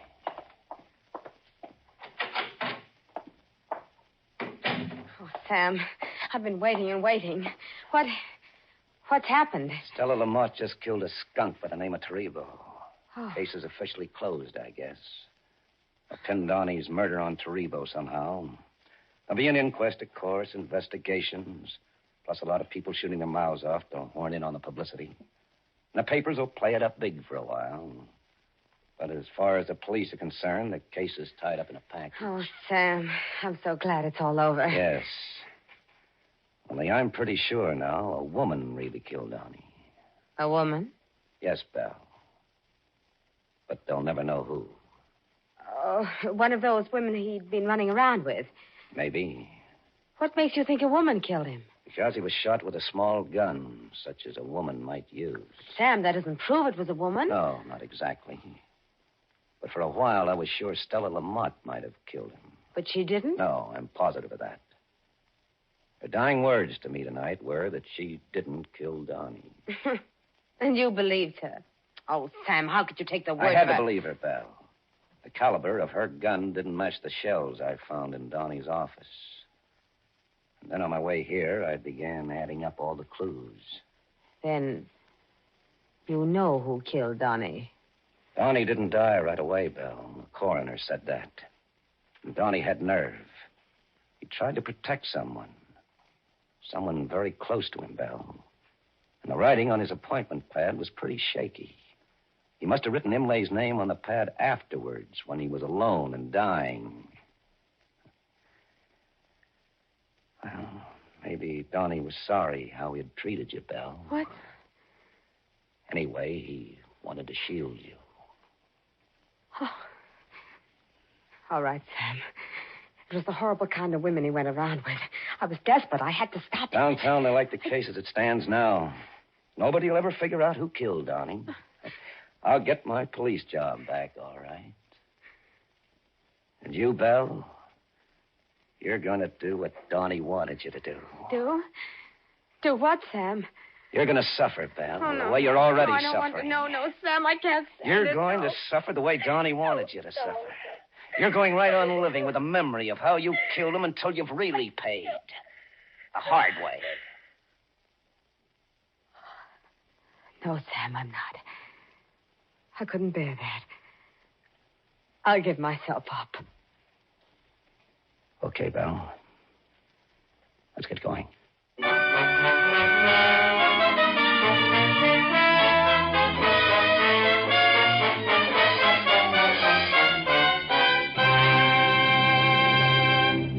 And now this is Jeffrey Barnes again, inviting you to be with us next week when we present the greatest modern mystery classic of them all, Emlyn Williams's famous play and motion picture Night Must Fall. And as guest star, Miss Virginia Field, star of the Broadway hit Doe Girls and the motion picture Waterloo Bridge. And now this is Dan Seymour saying goodnight until next Friday at this same time when the Mystery Theater presents Night Must Fall.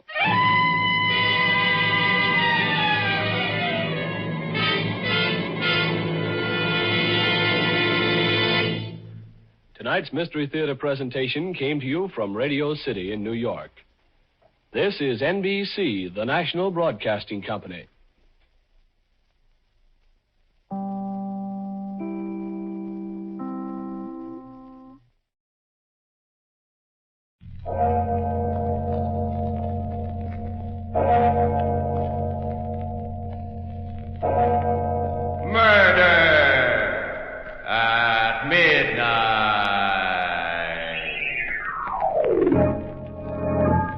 You find this a strange place, don't you?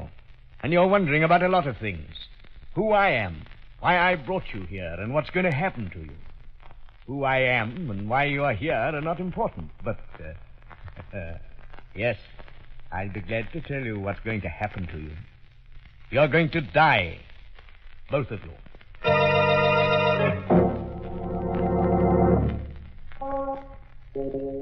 Midnight.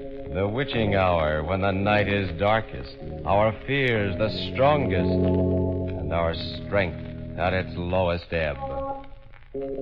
Midnight, when the graves gape open and death strikes. How?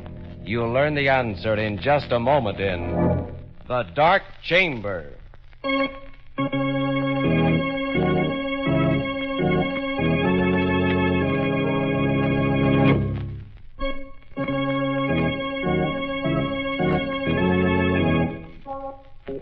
And now, Murder at Midnight. Tales of mystery and terror by radio's masters of the macabre. Our story by Robert Newman is The Dark Chamber. Police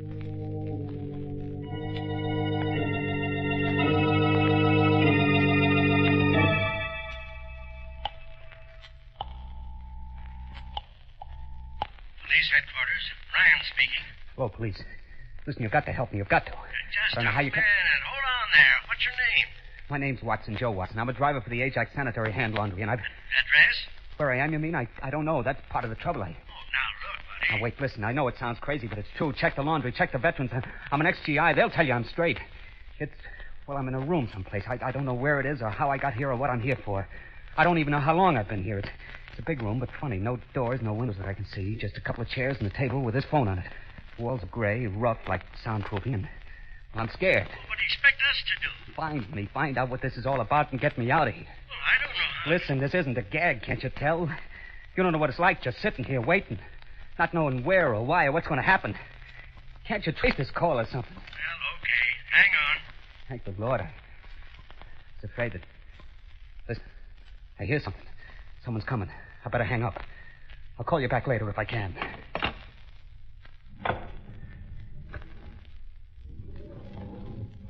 How do you do? Who are you? My name's Helmy. Dr. John Helmy. And your name? I don't have to tell you anything. That's very true. Though I didn't think you were aware of it. I think I already know everything about you that I'm interested in knowing. Like what? Name, Joseph Watson. Age, 26. Occupation, employee of the Ajax Laundry. Honorably discharged from the Army 6 months ago with the Bronze Star and Purple Heart. What? So you went through my pockets, huh? Well, if you know that much, you know I haven't got any dough. Money? I'm not interested in money. Well, what do you want, then? Where is this place? The last thing I remember is making a delivery on Spruce Street. Noticing that the lights were out in the hall and hearing a noise behind me. You or somebody slugged me. That's right. Well, will you stop grinning like that and tell me what this is all about? Of course. I brought you here because I need your help in an experiment. An experiment whose details I've already worked out with mice, rats, cats, and other animals. What kind of an experiment? An experiment in fear. Fear? Yes. You fought in the war and you were wounded. That means you've probably known fear. And still you won the Bronze Star. That means you overcame it. The question is, can you overcome your present fears? What are you talking about? Do you think I have to take your blood pressure, calculate your skin tension and adrenal discharge to tell that you're afraid? Nothing has happened to you yet. Absolutely nothing. And yet you are afraid, aren't you? You're afraid because you're face to face with the unknown. Because you don't know what I want, what I'm planning to do. That is as it should be. And that is the way we will leave it. For the moment. Wait a minute. Come back here. Come back! You can't...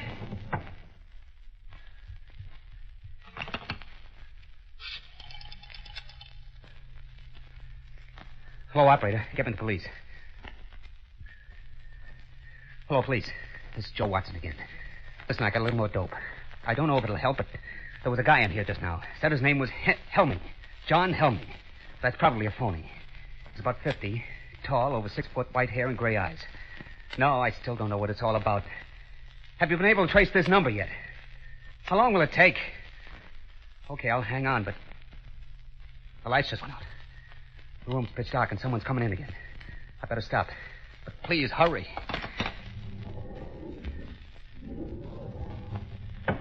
Who's that?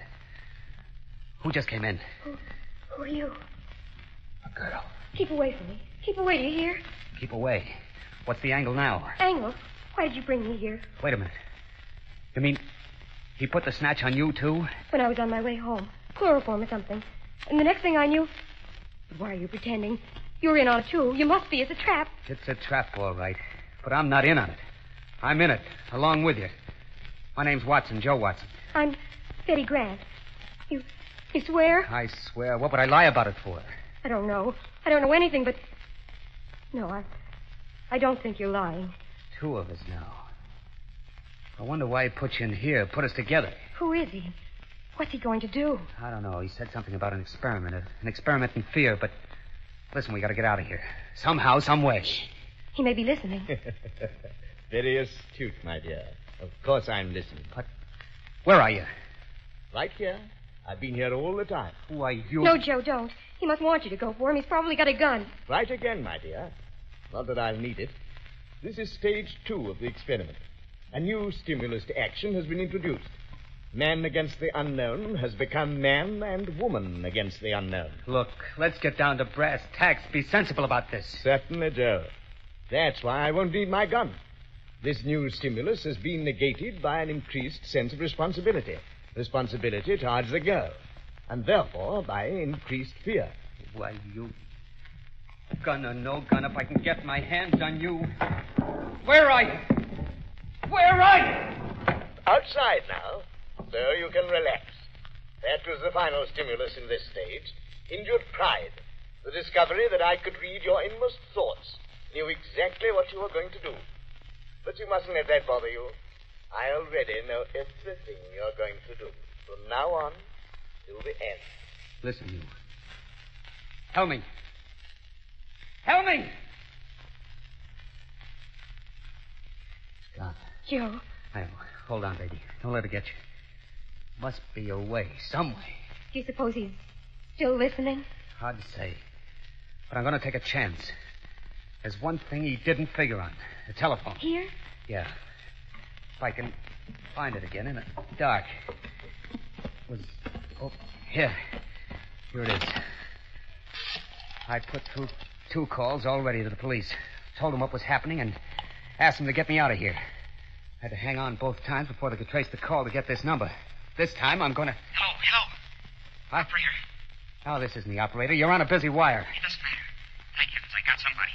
I've been trying for about 10 minutes now. Look, get off the line, will you? I've got to get through to the police. It's terribly important. But you've got to help me. You've got to. My name is Ben Missouri. I'm a prisoner someplace. I don't know where. Oh, what? It's true. A strange house somewhere. A doctor who says his name is Helming. What are you laughing at? What is it, Joe? What is it? I haven't got a clue. Hello? Got a guy named... I'm sorry, Ben.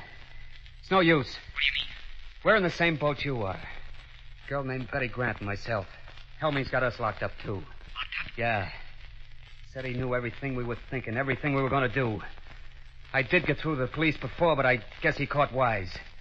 We're talking to each other over an inside line. Yeah, we're through. Don't say that, Joe. Don't even think it. Look, Ask him exactly where he is. Just where are you, Ben? Do you know? Hard to say. I was out cold when he brought me here. It's a kind of a hall or passageway. Cement floor, ceiling. Stone walls. There doesn't seem to be any door or opening or anything like that. That's what I thought here, too, but there must be one. Or how would he have gotten you in there? Listen, start looking. See if you can find it. Okay. Then if the three of us can get together, we ought to be able to figure something out. Hold on. I'll start pounding on the walls. You see if you hear anything. Go ahead. What's he doing? He's going to knock on the walls to see if he's anywhere near us. If he is, if he can find a door and we can get together. You hear anything? I'm not sure. Maybe. I'm not sure either. It sounds awful far away, as if... Here, listen. That wall right there. Hello, Ben. Yes. We heard you. You're right next to us. Now you listen and Betty will knock back. Go ahead, Betty. That way you'll be able to tell just which wall it is. Okay. All right. I hear it. I know where it is. Now to find a door. There is one.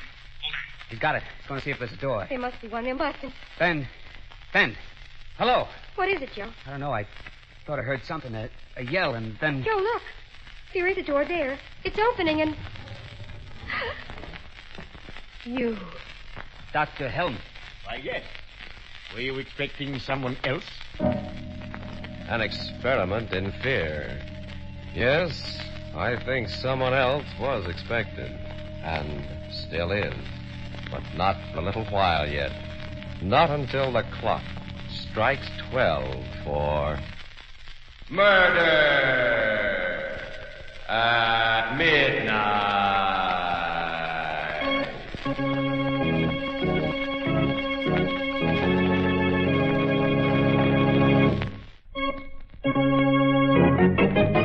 And now back to Murder at Midnight and The Dark Chamber.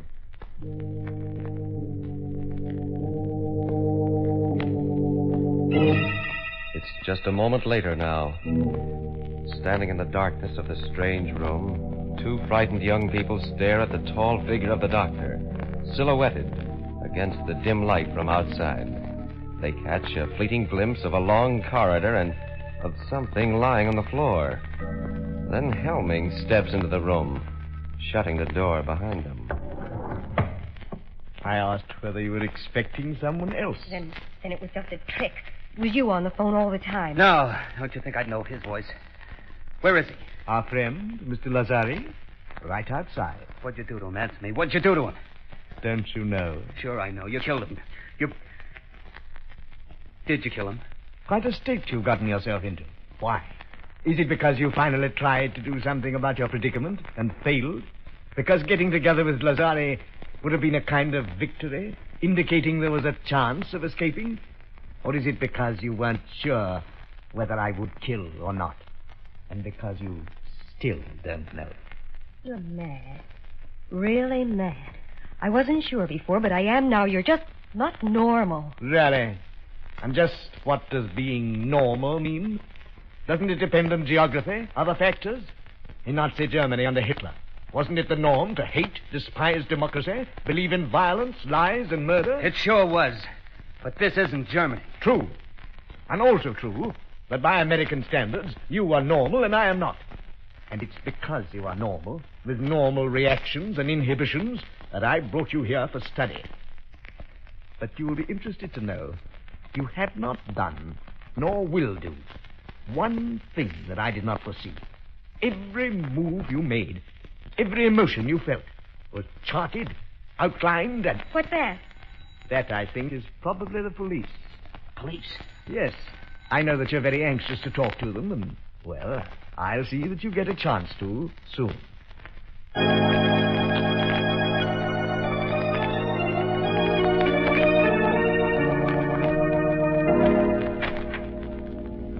Good evening, officer. I'm looking for a guy named Helming. Dr. Helming. Oh, I'm Dr. Helming. Come in, won't you? Okay, thanks. This is, well, kind of a funny business. It's about a phone call we got a while ago. Finally traced here. From a guy who said he was a prisoner or something, and... that must have been Watson. Well, yeah, that was his name, Joe Watson. You know him? Of course.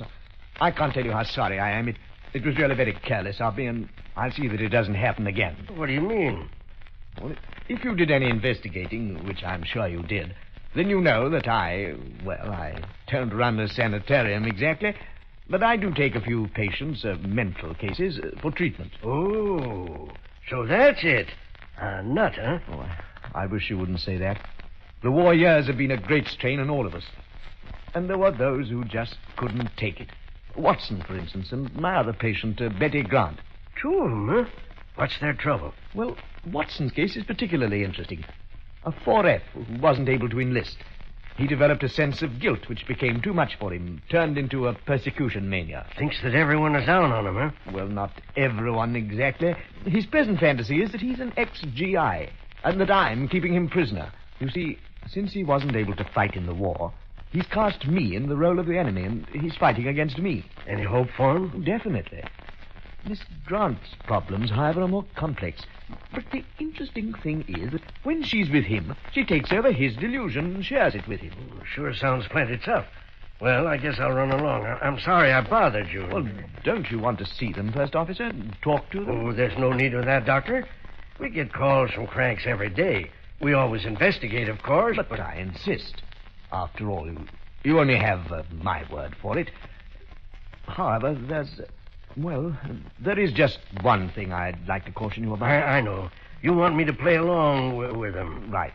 Oh, don't worry. I'll humor them. Splendid. Right in here.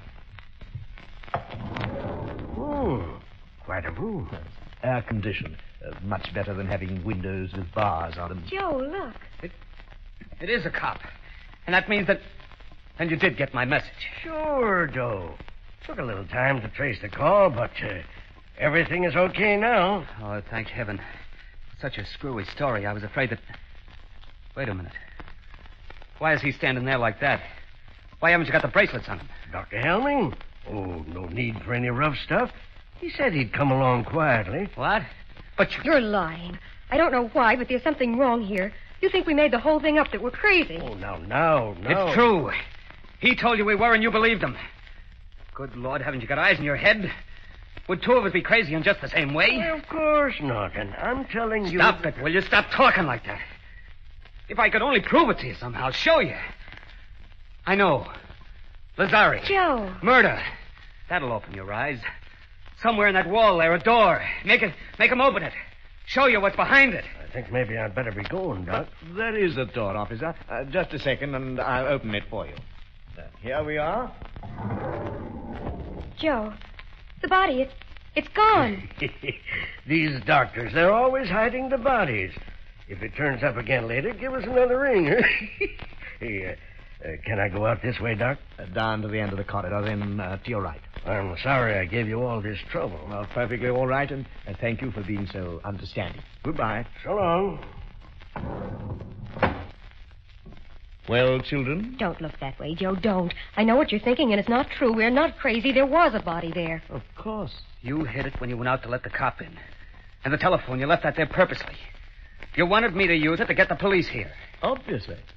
I told you that this was to be an experiment in fear. What I didn't tell you was that, in a sense, I was one of the subjects, too. It was important for me to learn how I would function under pressure. And speaking objectively, I think I did rather well, don't you? Why? Why are you doing all this? What are you after? Well, there's no reason why I shouldn't tell you. If anyone truly understands the nature of fear, is able accurately to forecast the actions and reactions of an individual, then he can use fear as a weapon. For society will react as the individual reacts. You see, society doesn't want to believe that anything can menace it. Doesn't want to take action to protect itself, any more than the individual does. This was something that Hitler and Mussolini understood intuitively. I understand it scientifically. They failed, but I shall succeed. You mean that you... I'm afraid that's all I have time for. As far as you two are concerned, the experiment is finished. Completely finished. I have a few arrangements to take care of, and then, well, make the most of these last few minutes, for they will be your last.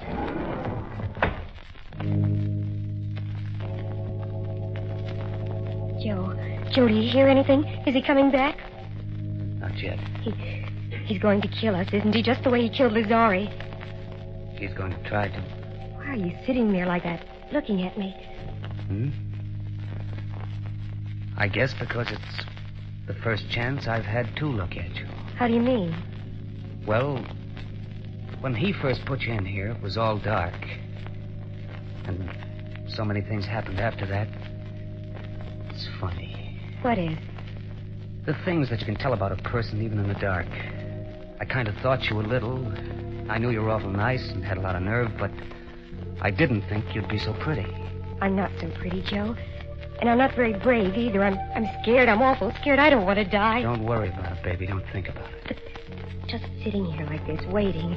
And there's nothing we can do. Every time we did try to do something, it was something he knew about, was expecting us to do. Please, baby. Joe, something's happened to you. You were scared before, too. But now... This is going to sound kind of funny, especially now, but... Well, do you have anyone special? A fella, I mean, that... Why, no, Joe. At least, not exactly. Well, that's swell. I mean, well, gee, it's a shame we never met before. If we had, we wouldn't be here now. I mean, well, we probably would have been out together someplace and... Say, what time do you get through work usually? About 6. The store closes at 5:30, but... Me, too. I could have picked you up about 6 and then... Joe, you still haven't told me what you're going to do. What's the difference? Just as long as somebody does something. But, Joe, I hear something. He's coming. Yeah, okay, get up. Open that corner of the room so he'll see you as soon as he opens the door. But what about you? What? I'll be waiting over here, behind the door. But, Joe... I know I haven't got much of a chance, but I wish me luck. Joe, no, please, you... All right, my young friends. Time. All my arrangements have been completed, and... Where's Watson? Right here. What are you doing? What? Joe, look how he's... It's okay, baby. He didn't get me. I had the barrel of the gun and... Good Lord, it got him in the chest. But you couldn't have done that. You couldn't have. Outside, Betty. See if you can find another phone. All right. Call the police again. And this time, tell them to bring an ambulance. All right. But you couldn't have done it, I tell you.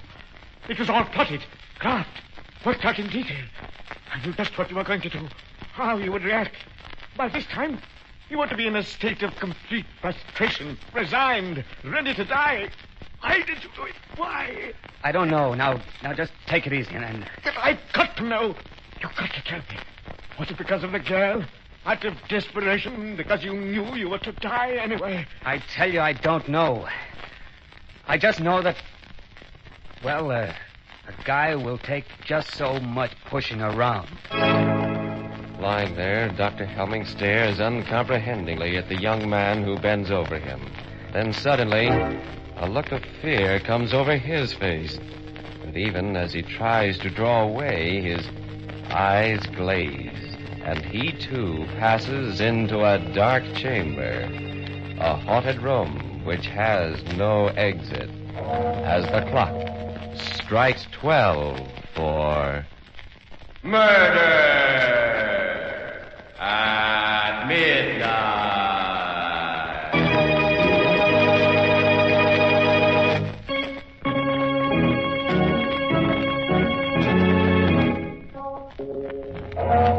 Remember to be with us again when a door that is no door opens and the clocks strike 12 for murder at midnight.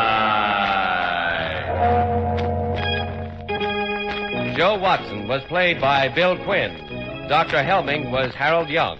With music by Charles Paul, Murder at Midnight was directed by Anton M. Leader.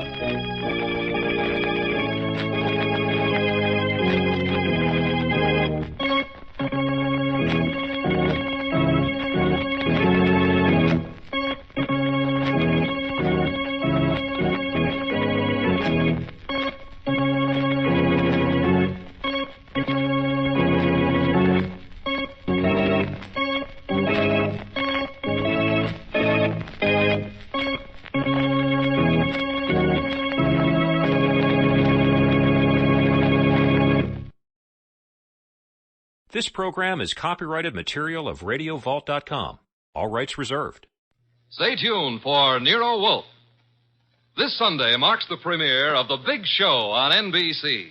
Not just any big show, it's the big show. NBC's hour and a half of comedy, music, and drama. The best of each. The big show will be heard every Sunday afternoon over most of these stations, with Tallulah Bankhead as mistress of ceremonies. Your stars for this Sunday's broadcast include Jimmy Durante, Fred Allen, Ethel Merman, Frankie Lane, Mindy Carson, Meredith Wilson, Danny Thomas, and hosts of others. All this and Tallulah, too. No wonder it's the big show. My boss is the smartest and the stubbornest, the fattest and the laziest, the cleverest and the craziest, the most extravagant detective in the world, Nero Wolfe.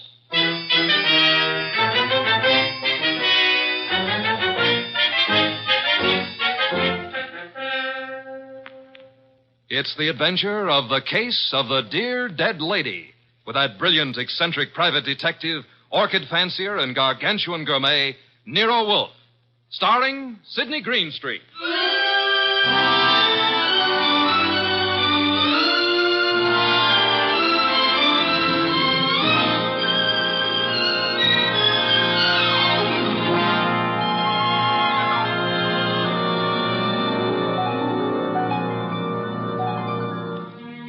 Nero Wolfe had just come downstairs, having tended to his precious orchids. He was, as usual, seated in the library, which served as the office. He had just dialed a phone number, and, with his eyes closed, was leaning back in his specially built chair, which was big enough for two, but not two of him.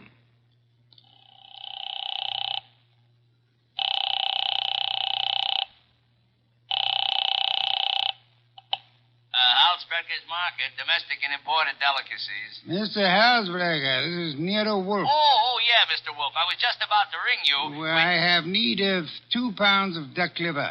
I do not, of course, refer to the commercialized Strasbourg pate. Well, I appreciate the order, Mr. Wolfe, but... Next, my cook Fritz informs me that we require 3 fine fat geese. Look, Mr. Wolfe, there's a little matter of an unpaid... You might add 12 cases of beer, a bushel of Vermont apples, green for stuffing, and a gallon of Marquesa Patricia Roman oil. Mr. Wolfe. In addition, Fritz has listed 6 dozen eggs, 4 braces of Sussex woodcock, and a few pounds of Westphalian ham. You have all that? Well, I can get it, Mr. Wolfe, but my bookkeeper... Thanks very much, Mr. Halsbrecher. That will be all. Now... Now then, Archie. Yes, boss? You seem to be worried. Oh, I am.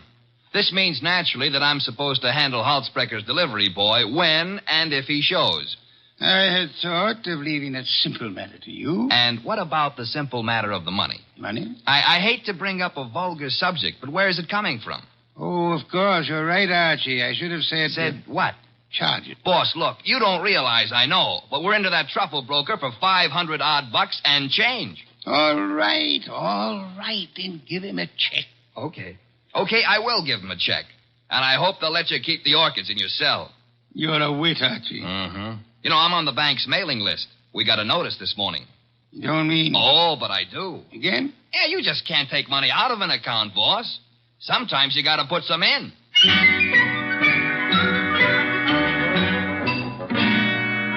This is the only way to deal with the man I work for, and if I hadn't thrown him that scare, he wouldn't have been willing to listen when the door buzzer rang, and a prosperous-looking young guy in the kind of clothes that don't grow on trees came in and stood in front of the boss's chair, fiddling with the brim of his pork pie.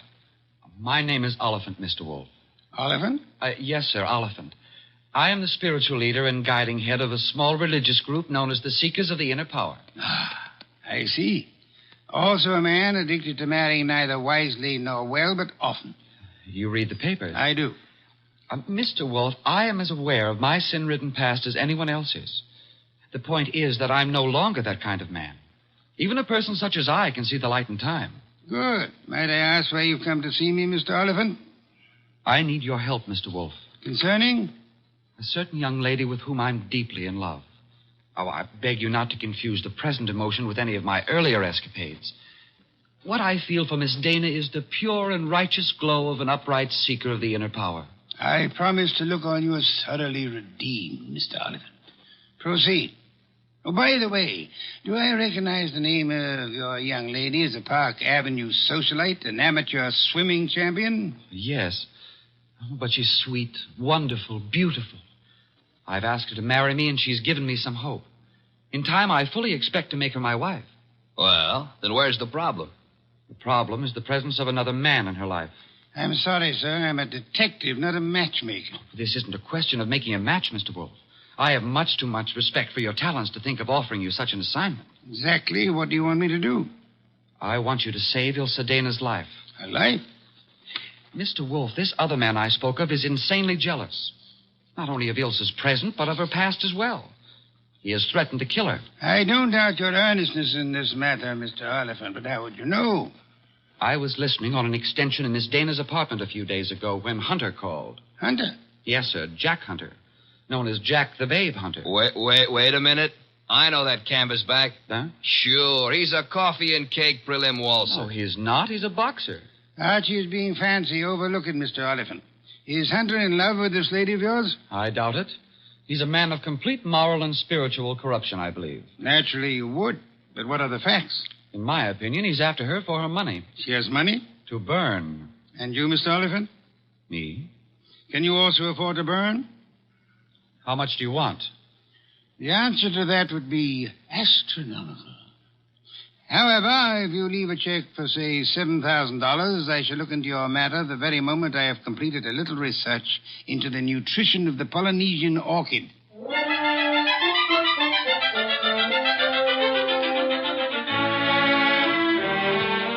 Oliphant's check gave our bank account a slight blood transfusion. I think it was the boss's plan to spend a week or two in the plant rooms before he got busy on the case. And he'd have done it, too, if that phone call hadn't come in about a little after 9, just after Wolfe had polished off one of Fritz's dinners and was settling back with a stein of beer in his hand. Don't disturb yourself, Archie. I'll get it. Now, well, look out you don't strain yourself, boss. You got to straighten out an elbow to reach that receiver. You have an unfortunate flair for mixing humor with impertinence, my friend. Hello, Nero Wolfe speaking. This is Ilse Dana, Mr. Wolfe. How do you do, Miss Dana? We were discussing you only this morning. So I've heard. Through whom? Ted Oliphant. I see. The young man seemed to be quite worried about you. The young man should tend to his own affairs. Said you were in some danger. I know what he said, and not one word of it was true. Oh? I'd like to talk to you, Mr. Wolfe. I'm sure it'll be an immense pleasure. Where do you live? I have an apartment at 22 Blanton Street. Could you be here soon? I could be there in a quarter of an hour, Miss Dana. By proxy, of course.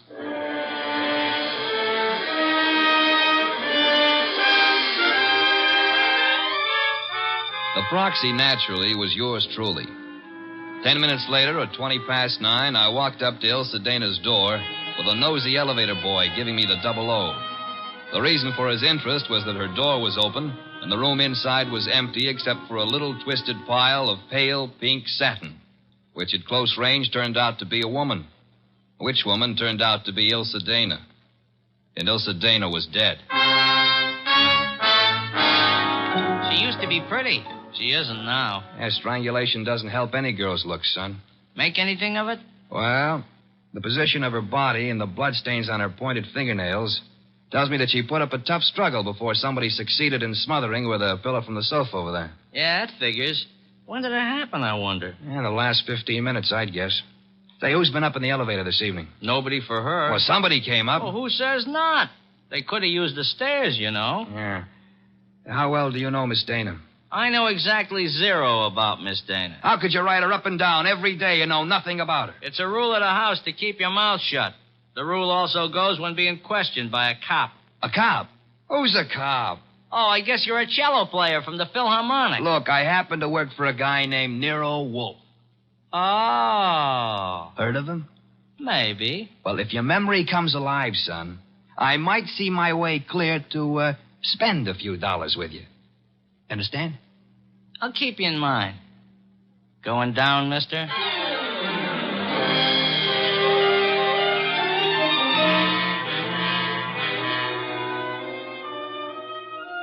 I spent time trying to get sense out of the superintendent and a set of chambermaids, but they were as quiet as a ballpark on Christmas Eve. Then I called the cops and told them about Oliphant and Hunter. By the time I got home, the house was dark and Nero Wolfe was sleeping. Next morning, I gave him the details while he drank 3 bottles of beer. When I finished, he sat for a long time, and then started another bottle. The prize fighter. What about the prize fighter, Archie? Hunter? Well, I phoned the hotel he lives in before you got up. And? They told me he wasn't in. You know, I begin to think that Mr. Oliphant brought us a more absorbing case than he suspected. You know, I'm glad you like it. I don't like it. I don't like work of any variety. But this thing has its points. Well, what do we do next? Next, we investigate my client. What? Merely because a reformed playboy employs a detective doesn't exempt him from suspicion, Archie. Oh, now who's that? I'm afraid we have no choice but to open the door and see. My name is Young. Barstow Young. It's nice meeting you, Mr. Young. What do you want? I want to see Nero Wolfe. About?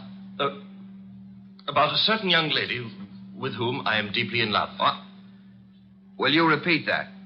I want to see Mr. Wolfe about a certain young lady with whom I am deeply in love.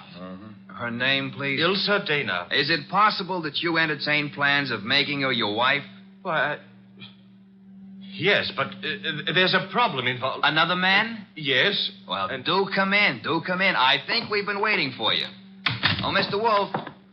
Here's another one. Ah, Mr. Wolfe. You've come to me about Miss Ilsa Dana, sir? I have come to you, more specifically, about a man who has threatened her life. How unusual. He's the treacherous kind. Mild-mannered, you know. As we say in my profession, he underplays it. Your profession, then, is the stage. It is, sir. Go on, you interest me deeply. I was present recently when he told her that he would certainly kill her unless she mended her sinful ways. Sinful? No one denies that Ilsa has had, shall we say, a checkered career. But the man's attitude is totally fanatical. What's his particular brand of fanaticism, Mr. Young? Theodore Oliphant is a religious maniac. Well, what do you know? He's come to give Theodore a bad report card. I don't understand. I've come to ask Mr. Wolfe to prevent his murdering Miss Dana. Am I allowed a direct question, sir? Why, of course. Where were you between 9 and 9:20 p.m. last night? 9 and 9:20. Why do you ask? You said I was permitted a direct question. Oh, well, I was walking in the park, as I remember. Do you make a habit of walking in the park? I have lately. I'm preparing for an important role in a forthcoming production. What's so important about last night? From your point of view, a great deal, sir. Well, what do you mean? Last night, Miss Ilsa Dana was murdered. What? Mr. Goodwin here discovered the body. No. I'm afraid I must insist, Mr. Young. Why are you looking at me like that? Are you accusing me of... I have accused you of nothing, my dear sir. Well, now, look, you're making a mistake. Oliphant killed her. You may be sure of that. I have your word. I know him.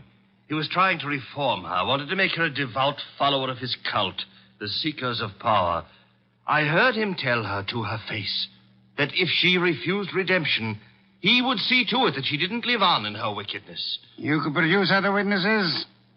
Do you know, in your own smug way, you're as detestable a character as I have ever had. All right. Let's everybody take 5. Yeah? Nero Wolfe? He's busy. This is Archie Goodwin. You'll do, Goodwin. This is Jack the Babe Hunter. Oh? How are you? Great. Except the cops seem to want to talk to me about some murder fandango because, as I get it, you named my name. You got it wrong. I doubt it, and I'm coming over there to set you straight.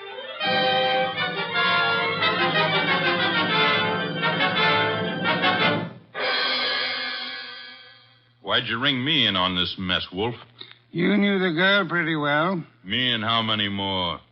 Besides, what time was she murdered? Last night between 9 and 9:20. I see. So if you would inform the police where you were at the time, that should be that. Yeah. By the way, Mr. Hunter, where were you at the time? I don't see your badge, Wolf. I was only wondering. I haven't been near the Dana woman for over a month. But if you're really interested, I'll give you the name of the killer. Please do not keep us in suspense, Mr. Hunter. A couple of years back, Ilsa financed a guy in a big and lousy Shakespearean play that closed like a clam and nothing flat. Go on. It was money down the drain. The guy's got nerve. And he was in love with her, and he figured she'd do anything for him. So he comes back to her to finance him again. This time in Hamlet, no less. I see. I don't have to tell you what a flop that would be. You needn't tell me the actor's name either. You know? Mr. Barstow Young just left here. Yeah? Well, he's your man, Wolf. He got so sore when she told him she wouldn't toss any more moolah into his broken-down career, he went off his rocker and tore it down. Your reason for thinking so? I met him on the street one day, and he started beefing to me with blood in his eyes. It's all I could do not to punch him. The results might have been less fatal if you'd followed your instincts, sir. I couldn't. Guy's built like a broomstick. He's weak as a cat. Hit him once, he'd crack like dry plaster. I see. What's on your mind? This man you're accusing of Miss Dana's murder, Mr. Hunter, he was very much in love with her. She was thinking about marrying him, he said. He said? Yes, he did. I heard him, too. He was talking through his skull cap. Ilse wasn't going to marry anybody. No? No, she couldn't. Why couldn't she? Well, but she just couldn't, that's all. So long.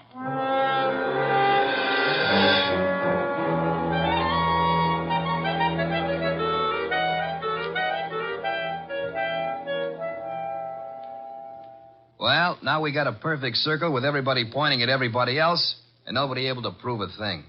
What Hunter says isn't impossible, Archie. You think Young did it? I don't think at all yet. But if there's anything more dangerous than a woman scorned, it's an actor scorned. We have another visitor. Yeah, who are you expecting? At this point, anybody. Hi. Oh, you. Yeah, I told you might hear from me. Come on in. Who's this? Fellow runs the elevator at 22 Blanton Street. What do you got for me, kid? Postcard? Postcard? Yeah, the cops missed it, but I spotted the edge stuck under a rug. Nice of you to have delivered it. Or maybe he was just being curious. Curious? It's not every elevator boy who has a chance to see Nero Wolfe in the flesh. Oh, him? Come off it, High Pockets. I'm here because you mentioned something about spending a few bucks. Oh. I wouldn't cross the street to see the best gumshoe that ever breathed. Look, gumshoes don't breathe, and how would you like a sock? Archie, pay him and let him go. Yeah, pay me and let me go. Sure, Mr. Wolfe. Here you are. Thanks. Don't mention it. Anytime, pal. Anytime. How do you like that fresh little punk? Archie, the lad has done us nobly. Yeah? A typewritten card addressed to Miss Ilse Dana. Well, what's it say? Rather peculiar message. Have you prayed tonight? It's signed with a single letter O. Have you prayed tonight? Yes. Signed O? Exactly. Weird, isn't it? Well, what's weird about it? What could be plainer? Have you prayed tonight? Now, I ask you, who is the man in this deal who's interested in praying? All of us, I hope, are God-fearing. All right. But I ask you again, what does O stand for? It could stand for O'Brien, Obituary, Omaha. What about Oliphant? Oliphant, too. Look, what's with this indifference? The case is cracking and you slough it off. You remember what Young said? Oliphant threatened to kill her because she wouldn't join that cockeyed movement of his. Don't exhaust yourself, Archie. We have a hard night ahead. Yes, but I don't understand. But I don't mean to stifle your imagination, my friend. But if you'd reserve your deductions for a little while, you could lend me some much-needed assistance. What do you want? I want you to become a burglar. A burglar? I want you to hurry over to the dead woman's apartment on Blanton Street and ransack it. For what? How do I know? We need help. Anything may help us. Go through the place with a fine tooth comb.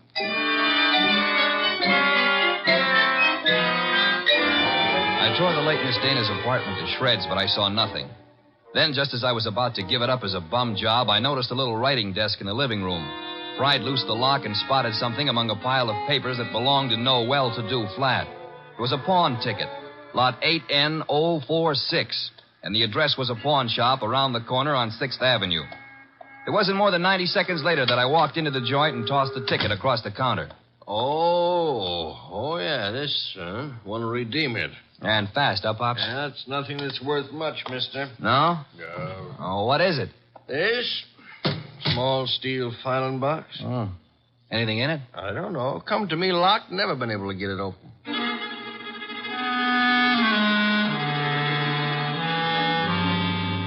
We got it open, Wolf and I. Smashed the front end with a poker. There were some odds and ends inside, old earrings, some thumbtacks, a cigarette lighter, just trash. Then the boss stuck his fingers in and pulled out a plum. This is it. What do you mean, this is it? You fail to recognize this classic document? Huh? A marriage license, Archie. A marriage license. Yeah, well, whose marriage license? The wording is self-explanatory. Listen. This is to certify, etc., etc., thus licensing on this 3rd day of May, 1946, the marriage of Miss Ilse Dana to Mr. Johann Jaeger. Johann Jaeger? Exactly. Well, who in the world is Johann Jaeger? We'll soon see. I don't get it. I can understand. It's a befuddling little puzzle. It'll be very easy for one to make a fatal mistake here. But, of course, you won't. I won't. 3 hours later, I'd herded all the suspects into the office, and he sat in his chair and glared at them. Oliphant, Young, and Hunter. It was tense and tight, and the boss let it stay that way, saying not a word to anybody while he calmly sipped his beer. It was Oliphant who cracked first. I didn't kill Ilse. I couldn't have. Jealousy is a very compelling motive, Mr. Oliphant. And you came to me, remember, complaining that there was another man in Ilse Dana's life? Whatever I complained about, and jealous as I was, I didn't kill her as the sacred power is my holy judge. Being unacquainted with your sacred power, I'd have to ask you for a better authority. Sacred power? Oh, it simply wouldn't have been possible for me to have done it. Why not? Yeah, why not? Because I was at Mickey's Night Owl Club last night from 7 until 4 a.m. Contemplating the sacred power, no doubt. That can be proved, Mr. Oliphant? Well, let me call now. Let the head waiter tell you. Well, you take your embarrassment as an indication that you're telling the truth. Hey, wait a minute. You can't let him off like that. Don't be bothersome, Archie. Yeah, but we got that card he wrote, the one about have you prayed tonight, signed with his initial. He didn't write that card, Archie. Now, look. And the O is not his initial, is it, Mr. Barstow Young? I'm afraid I don't understand. On the contrary, I am afraid you do. But for the record, I'll explain. Oh, Archie. Yes, boss? Hand Mr. Young that large red volume off the shelf behind Mr. Hunter's head. This one? That one, thank you. Now then, Mr. Young, you will favor me by opening the volume to page 1133. But why? Open it, sir. Good. You will now count 6 lines down from the top and read what you see. Have you prayed tonight? Thank you, Mr. Young. What the devil is going on? Mr. Young has just given us a reading from a tragedy.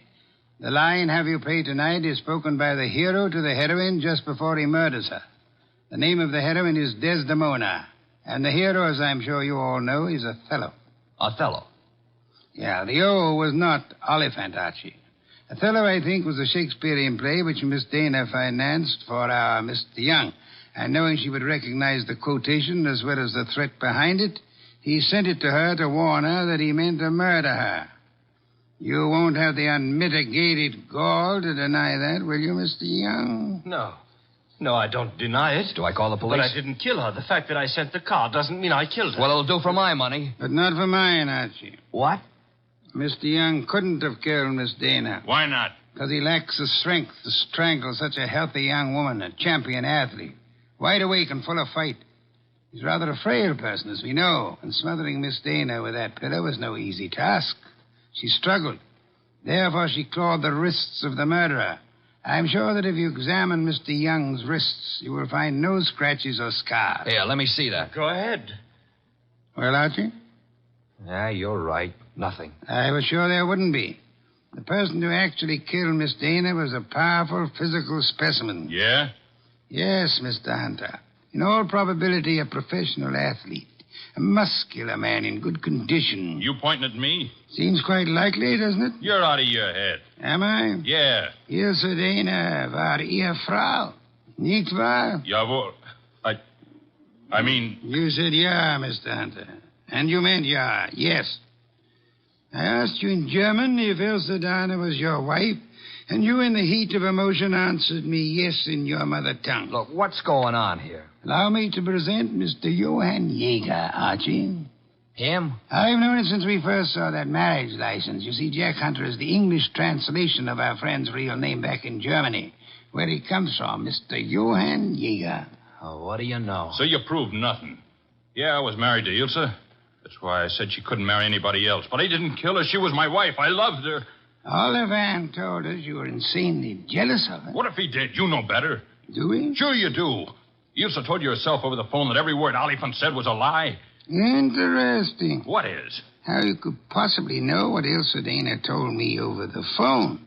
I haven't mentioned it to you or anybody else. Oh, well, you see... I see most clearly, Mr. Jaeger, that you must have been in the apartment with her listening on the extension phone, or you couldn't possibly have that information. And it was only a few minutes after that telephone call that Ilse Dana was smothered to death. And I see it's about time I said good night. Wait a minute, Jaeger. Wait a minute. Good work, Archie. I advise you to sit still, Mr. Johann Jaeger Hunter. I was right. I told you he threatened to kill her. But why? I've only guessed at the story. Reconstructed it, so to say. But I think you and Mr. Young ought to be congratulated. On what, sir? On not having won your fair lady. You've always thought of her as a sweet, demure society girl.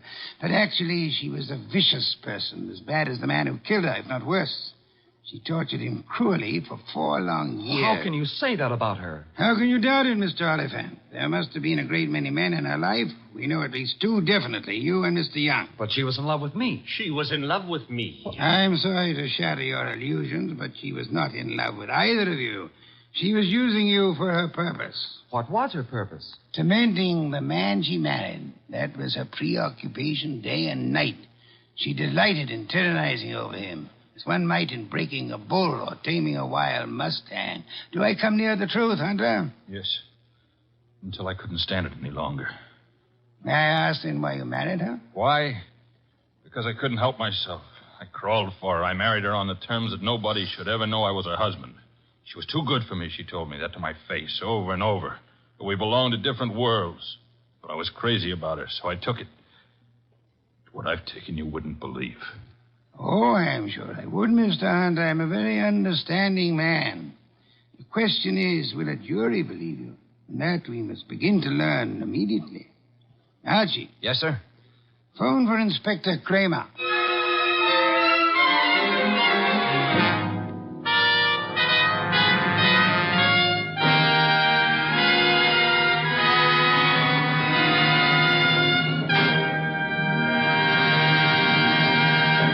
You have been listening to The New Adventures of Nero Wolfe, starring Sidney Greenstreet.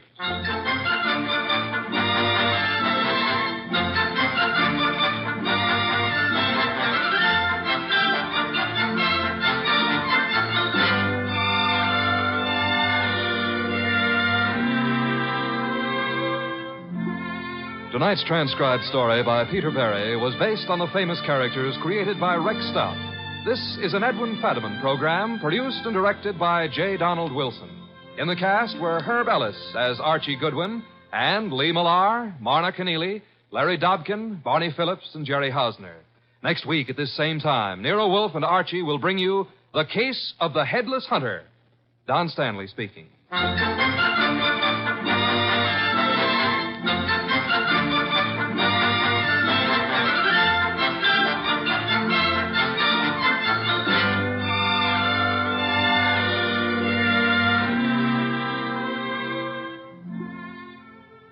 And don't forget, this Sunday marks the premiere of The Big Show on NBC. Not just any big show, it's The Big Show. NBC's hour and a half of comedy, music, drama, and the best of each. The Big Show will be heard every Sunday afternoon over most of these stations, with Tallulah Bankhead as mistress of ceremonies. Your stars for this Sunday's broadcast include Jimmy Durante, Fred Allen, Ethel Merman, Frankie Lane, Mindy Carson, Meredith Wilson, Danny Thomas, and hosts of others. No wonder it's The Big Show. And Theater Guild on the Air this Sunday presents Judy Garland in Miss Alice Adams. So don't forget, Tallulah Bankhead brings you The Big Show Sunday on NBC.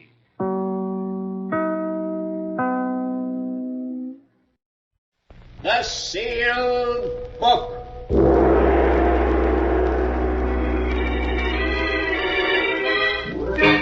Once again, the keeper of the book is ready to open the ponderous volume in which is recorded all the secrets and mysteries of mankind through the ages. All the strange and mystifying stories of the past, the present, and the future.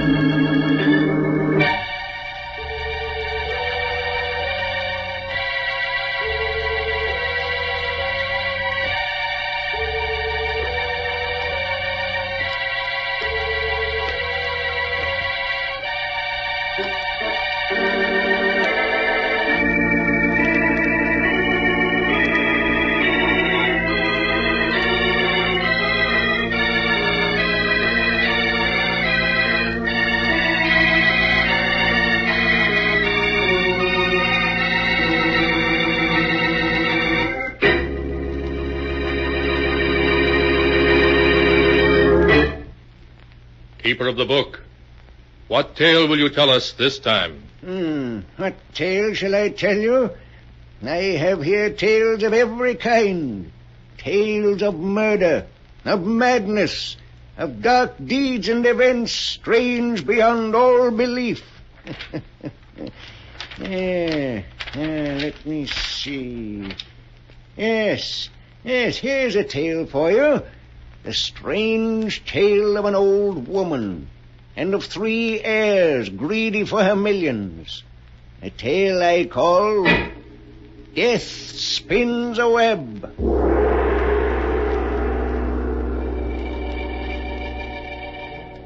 And here is the tale as it is written in the sealed book. In a great mansion far from the city, Mrs. Oliver Drake lies dying. Her door opens, and her attorney, Henry Arnold, enters. Good morning, Mrs. Drake. How do you feel today?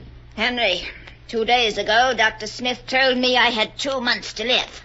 Well, that's how I feel. Like somebody who has 2 months to live. You take it well, Mrs. Drake. Tell me, have those 3 worthless grandchildren gotten here yet? Blanche and Vivian have. They're outside in the hall now. But you want to see them? I don't want to see them, no. But I will. We have things to talk over. Of course. I'll send them in. Your grandmother will see you now. Oh, thank you. Oh, Granny, darling, it's so nice to see you again. Why, you don't look sick at all. That must be quite a disappointment to you, Vivian. Dear Granny, it's so good to see you again. How are you, darling? Dr. Smith says I may live for another 10 years. Now, Blanche, you mustn't look so downcast. Perhaps I can arrange to die sooner. Why, Granny, you know I didn't mean any... Hello, Granny. Sorry I'm late. Our family playboy has arrived. Chris, these are your cousins, Blanche and Vivian. Well, I'm very happy to meet both of you. Strange, Chris, that we've never met before. We've been to so many of the same places. Monte Carlo, Paris, Deauville. I'm sorry that we didn't, Blanche. Until now, I had no idea that I had such a beautiful cousin. Chris, I'm Vivian, one of your unknown polo admirers. I saw you play at Bentonhurst last year. You were magnificent. Chris is magnificent at everything that's a waste of time. By the way, Chris, whatever became of that princess you were married to? Oh, you mean Irina? We were divorced 2 months ago, Granny. Congratulations. What about you, Blanche? Are you still married to that 3rd husband of yours? Oh, no, Granny. I got rid of him a year ago. What about you, Vivian? I'm free. At the moment, darling. You know, if I were to search the entire world for the 3 most useless people, I don't think I could do better than you three. As far as I'm concerned, you're undoubtedly right, darling. If I had my way, I'd cut you three vultures off without a penny and leave everything to charity. Unfortunately, under your grandfather's will, I have to divide the fortune among the three of you. But I'm permitted to divide it any way I see fit. But of course you're going to divide the money equally between us, aren't you, Granny? No, dear, that's just it. I'm not. What? I'm going to leave the fortune to just one of you. The other two will merely receive token inheritances. But why, Granny? I feel that one of you must be just a shade less useless to society than the other two. And to that one, I intend to bequeath the fortune. I see. And have you made up your mind yet? No. Ah? I want the three of you to live with me for a few weeks, so that I can become better acquainted with each of you. And at the end of that time, I shall make my decision.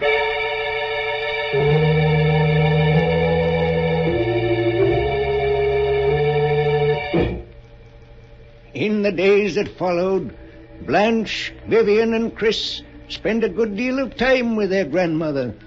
Mrs. Drake preferred to see them separately, and often, after one of the three had left her bedroom, there was a gleam of amusement in her eye, as though she were enjoying a private joke. Chris, meanwhile, working on a plan of his own, also saw a lot of his beautiful cousins separately. Oh, Chris. Isn't it beautiful out here? You're very beautiful, Blanche. As beautiful as the night itself. You don't have to say that, Chris. Just because there's a full moon. It's not the moon. Darling, life hasn't been the same since I met you. The moment our eyes met, I was lost. Oh, Chris. Chris, I felt the same way. Only I didn't think you did. But I do, darling. Then you're going riding with Vivian each morning doesn't mean anything? Oh, of course not. You're the one I love, and always will. Oh, Chris. Chris, I do so want to believe you. I've been so unhappy. None of my husbands ever understood me. But I do, darling. And I love you very much. Oh. You know that now, don't you? Yes, Chris. Yes. I do.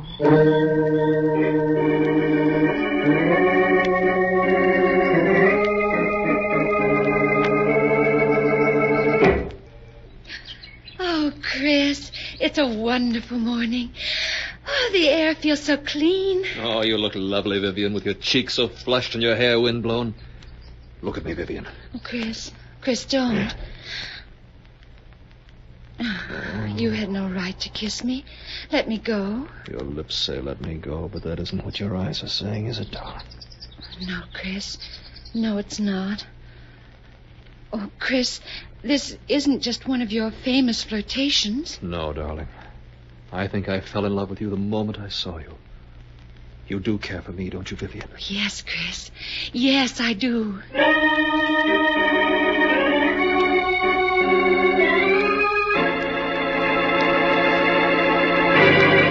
I understand you want to see me, Granny. Yes. Come over here, Chris. Well, how did you make out? What do you mean? I said, how did you make out? With Vivian, of course.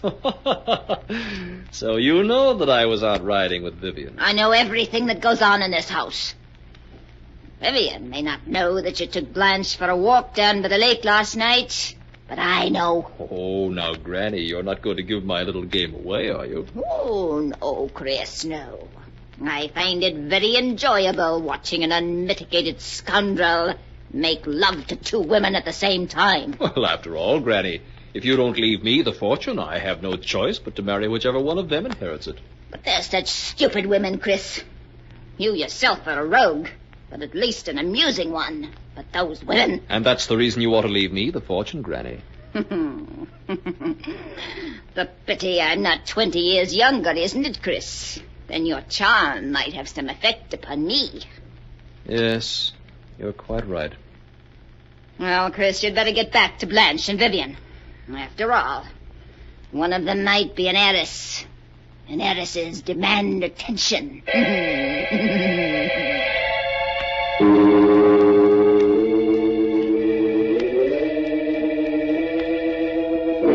A week passed. A week in which Chris found it more and more difficult to play his little game. Blanche and Vivian stopped speaking to each other, and it became steadily harder for him to convince each of them that he had no interest in the other. Good morning, darling. Oh, hello, Blanche. What? Aren't you even going to kiss me? Of course, dear. Oh, Chris, I do love you so. This past week has been heavenly.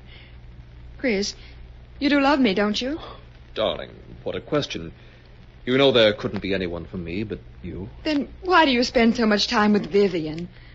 That's how I keep tabs on her. What? Well, what do you mean? Blanche, Vivian is cheating in an effort to get Granny's fortune. Cheating? How? The three of us agreed not to go see Granny unless she sent for us. Yes? Well, Vivian has already broken that agreement. Several times she sneaked into Granny's bedroom to try to influence the old lady in her favor. What? Why, that dirty double-crossing, two-timing... Chris, do you think Vivian's getting anywhere? Well, when Granny sent for me last night, she more or less hinted that it would be Vivian who would inherit the fortune. But, Chris, how can you take it so calmly? We've got to do something. Please, darling, let me handle this. Wait. I have a plan to take care of Vivian, and to take care of her very effectively.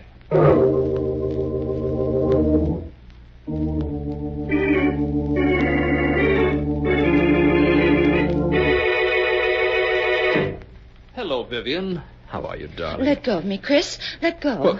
But what's wrong, darling? Aren't you afraid Blanche may be wondering where you are? Oh, so that's it. Yes, that's it. Vivian, listen to me. Whatever time I've spent with Blanche hasn't been because I wanted to. All I've been doing is protecting our interests. Protecting our interests? You may not know it, but Blanche has broken the agreement the three of us had. She's been sneaking in to see Granny behind our backs. Why, that low-down, conniving, peroxide blonde. That's the reason I've spent so much time with Blanche. To learn if Granny is being influenced by her. And is she, Chris? Blanche seems to feel certain she's going to inherit the fortune. Oh, Chris, what are we going to do? You can do as you please. After I've spent days with that hag trying to protect our interest and ensure our future happiness, you accuse me of making love to her. I didn't say that. Well, you intimated as much. Oh, please, Chris, don't be angry. I'm terribly sorry I lost my temper. Oh, please say you forgive me, darling. Please. I'll never doubt you again.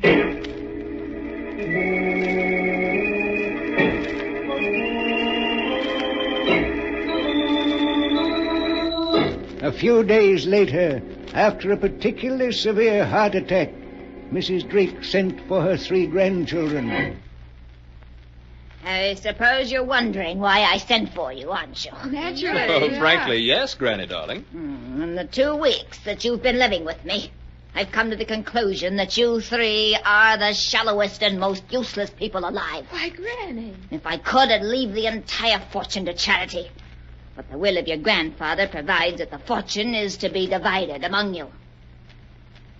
I want you to know that I've finally made my choice. You have? And who's the lucky one among us, Granny? My attorney, Mr. Arnold, is coming from the city the day after tomorrow to draw up my will. When I'm dead, he'll reveal to you who the fortune goes to. Until then, you'll just have to be patient and try to guess.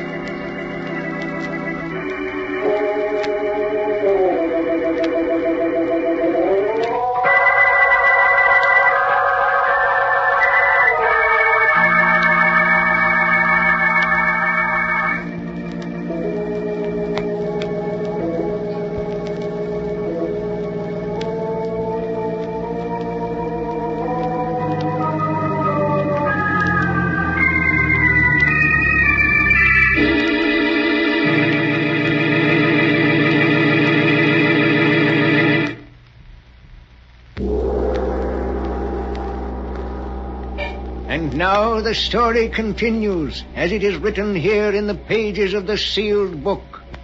For several days, Blanche and Vivian and Chris have waited in suspense to learn their grandmother's decision as to who is to inherit her money. Then one morning, looking very upset, Chris seeks out his cousin Blanche. Blanche? Chris, well, what is it? Is anything wrong? Everything's wrong. What is it? Chris, tell me. Early this morning, Granny sent for me. I managed to wheedle out of her who the fortune is going to. You did? Oh, Chris, who's going to get it? Vivian. Vivian? Yes. We're each to receive $5,000 while she gets millions. Oh, Chris. Chris, it's not fair. Oh, shh. Don't cry, darling. I could stand the thought of losing the fortune. If it weren't that I'd lose you also. But, Chris, what are you saying? We'll always be together. Oh, darling, there's no use pretending. If we're both penniless, we can't get married. Oh, Chris, it wouldn't matter if we were penniless. Really, it wouldn't. That's what you say now, Blanche, but I know better. Oh, no. Both of us are too used to luxury to do without it. And listen, if somehow Vivian failed to inherit the fortune, it would mean that either you or I would be bound to. In either case, we could get married and have our chance for happiness. Yes, you're right. Oh, I hate her. I hate her. Darling, if we want our happiness, we've got to fight for it. Chris, what are you talking about? If something were to happen to Vivian, our worries would be over. Chris, you don't mean... Oh, no. Darling, the happiness of two people is more important than that of one. And we could be so happy together. I can't bear the thought of giving you up. Oh, Chris. But murder... We'll be caught. Not if we're clever, darling. Now listen. This afternoon, suggest to Vivian that the two of you take the canoe and paddle to the other end of the lake. When you get about a mile from shore, you'll see me approaching in the motorboat. That will be the moment for you to tip the canoe over. Tip the canoe over? Yes. Then I'll pick you up and bring you back to the dock. As for Vivian, it was a simple case of drowning. By the time I reached the overturned canoe, she had gone under. You were the only survivor. Oh, Chris, I'm so frightened. Well, will you do it? Yes. I'll do it. If you want me to.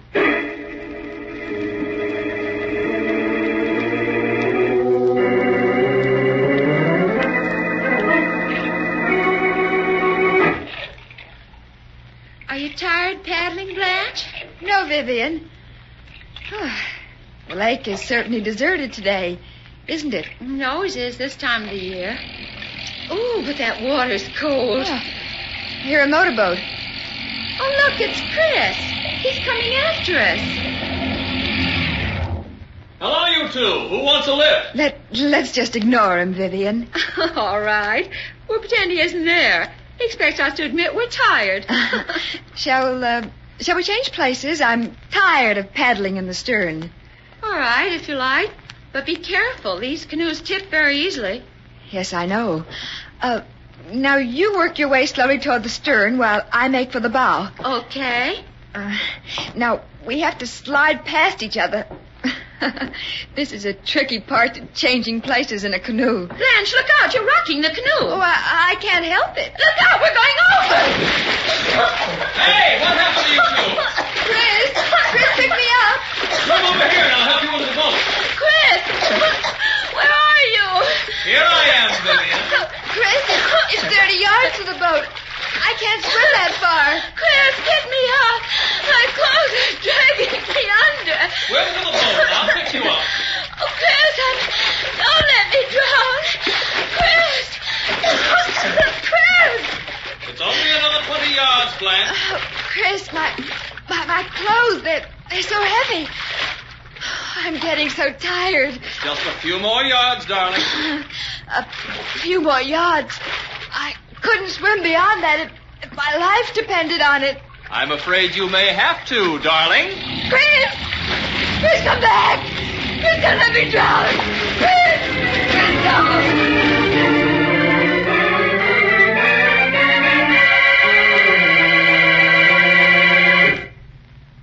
Hello, Granny. How are you? Have the police left yet? Yes, Granny. They asked me to convey their condolences over the tragic loss of your granddaughters. Oh, it was just one of those unfortunate accidents. Yes, wasn't it? It's a pity you weren't able to get there in time to save them, Chris. I shall never forgive myself for that, Granny. I'm sure you won't.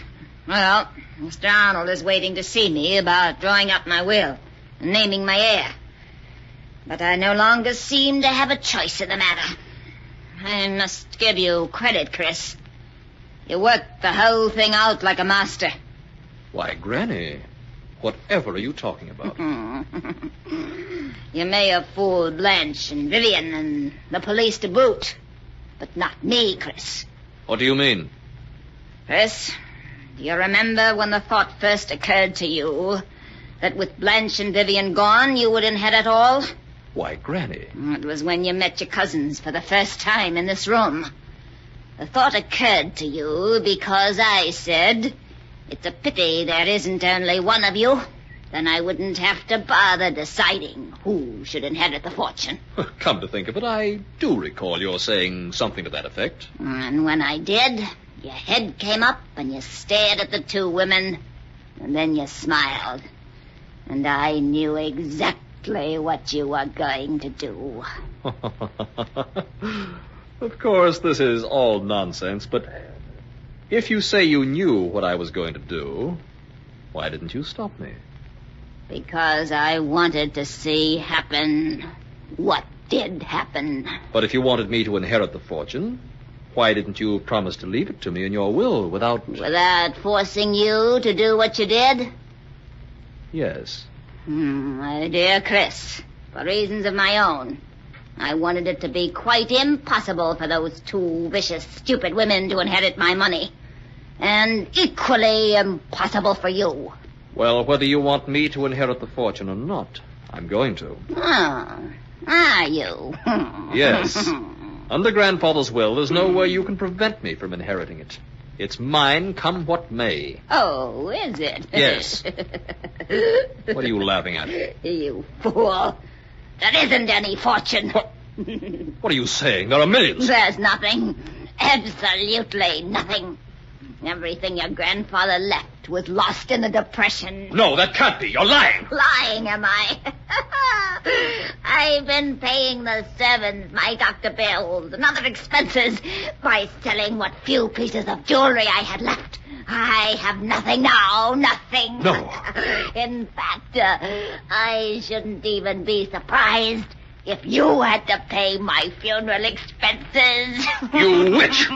You planned this all from beginning to end. Getting the three of us here. Speaking of leaving the fortune to one of us, driving me on to drown the two of them.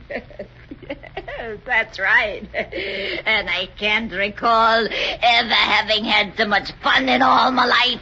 Well, you won't be having it much longer. You made a mistake in playing me for the fool. I don't think so. You did exactly as I knew you would. Everything I expected came about. It did it? Did you expect this also? You didn't expect this, did you? Well, why don't you laugh now? You'll never play anybody else for a fool. Drake, is anything wrong? I thought I heard... Good heavens, Mr. Drake, let go of her. Let go, dear, here. Let go. The thing she didn't count on. Let go of her. There. You can have her. She'll never play another little game like that. Mrs. Drake. Mrs. Drake. She's dead. No more than she deserved. Chris, what did you do it for? Murdering a helpless old woman. It's madness. Helpless, was she? Why, she tricked me into believing she had a fortune. Tricked me into killing to get it. What are you talking about? She tricked you into believing she had a fortune. She does have a fortune. You're lying. She said there wasn't a cent of the fortune left. You must have misunderstood her. She's worth at least $8 million. And with the death of your cousins, you were the sole heir to it. $8 million? But, Chris, no matter what you do now, that fortune can never be yours. I saw you kill your grandmother, and under the law, no murderer can inherit anything from his victim. And she planned this, too. She always said she didn't want me to have her money. And she fixed its way so it would all go to charity. But I'll show her. I'll show her. It's mine, do you hear? Mine, mine, mine!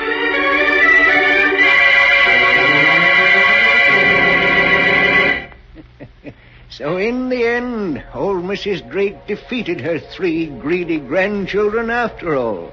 But what a strange way to disinherit anybody. It looks as if murder ran in the family, doesn't it? but the sound of the great gong tells me it's time to close the sealed book again. One moment, Keeper of the Book. What story will you tell us next time? Next time?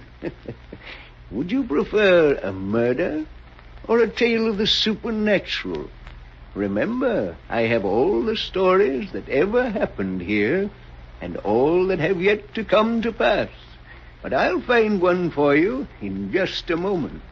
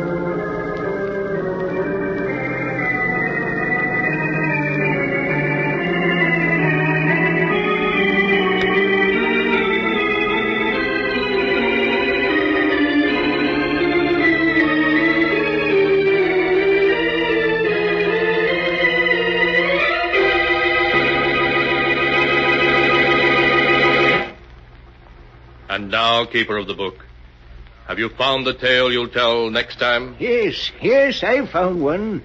It's the story about a girl who goes to live on an island, a very strange island, where the dead walk by night and weird voices sound in the wind.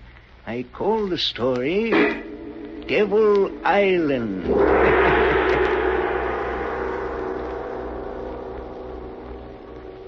Be sure to be with us again next time. The sound of the great gong heralds another strange and exciting story from The Sealed Book. The Sealed Book, written by Bob Arthur and David Cogan, is produced and directed by Jock McGregor. Now, Roma Wines, R-O-M-A, made in California for enjoyment throughout the world. Roma Wines present Suspense.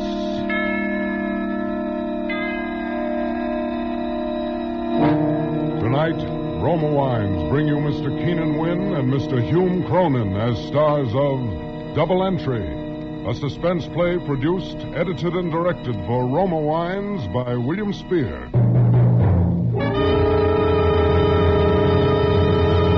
Suspense, radio's outstanding theater of thrills, is presented for your enjoyment by Roma Wines. That's R-O-M-A, Roma Wines.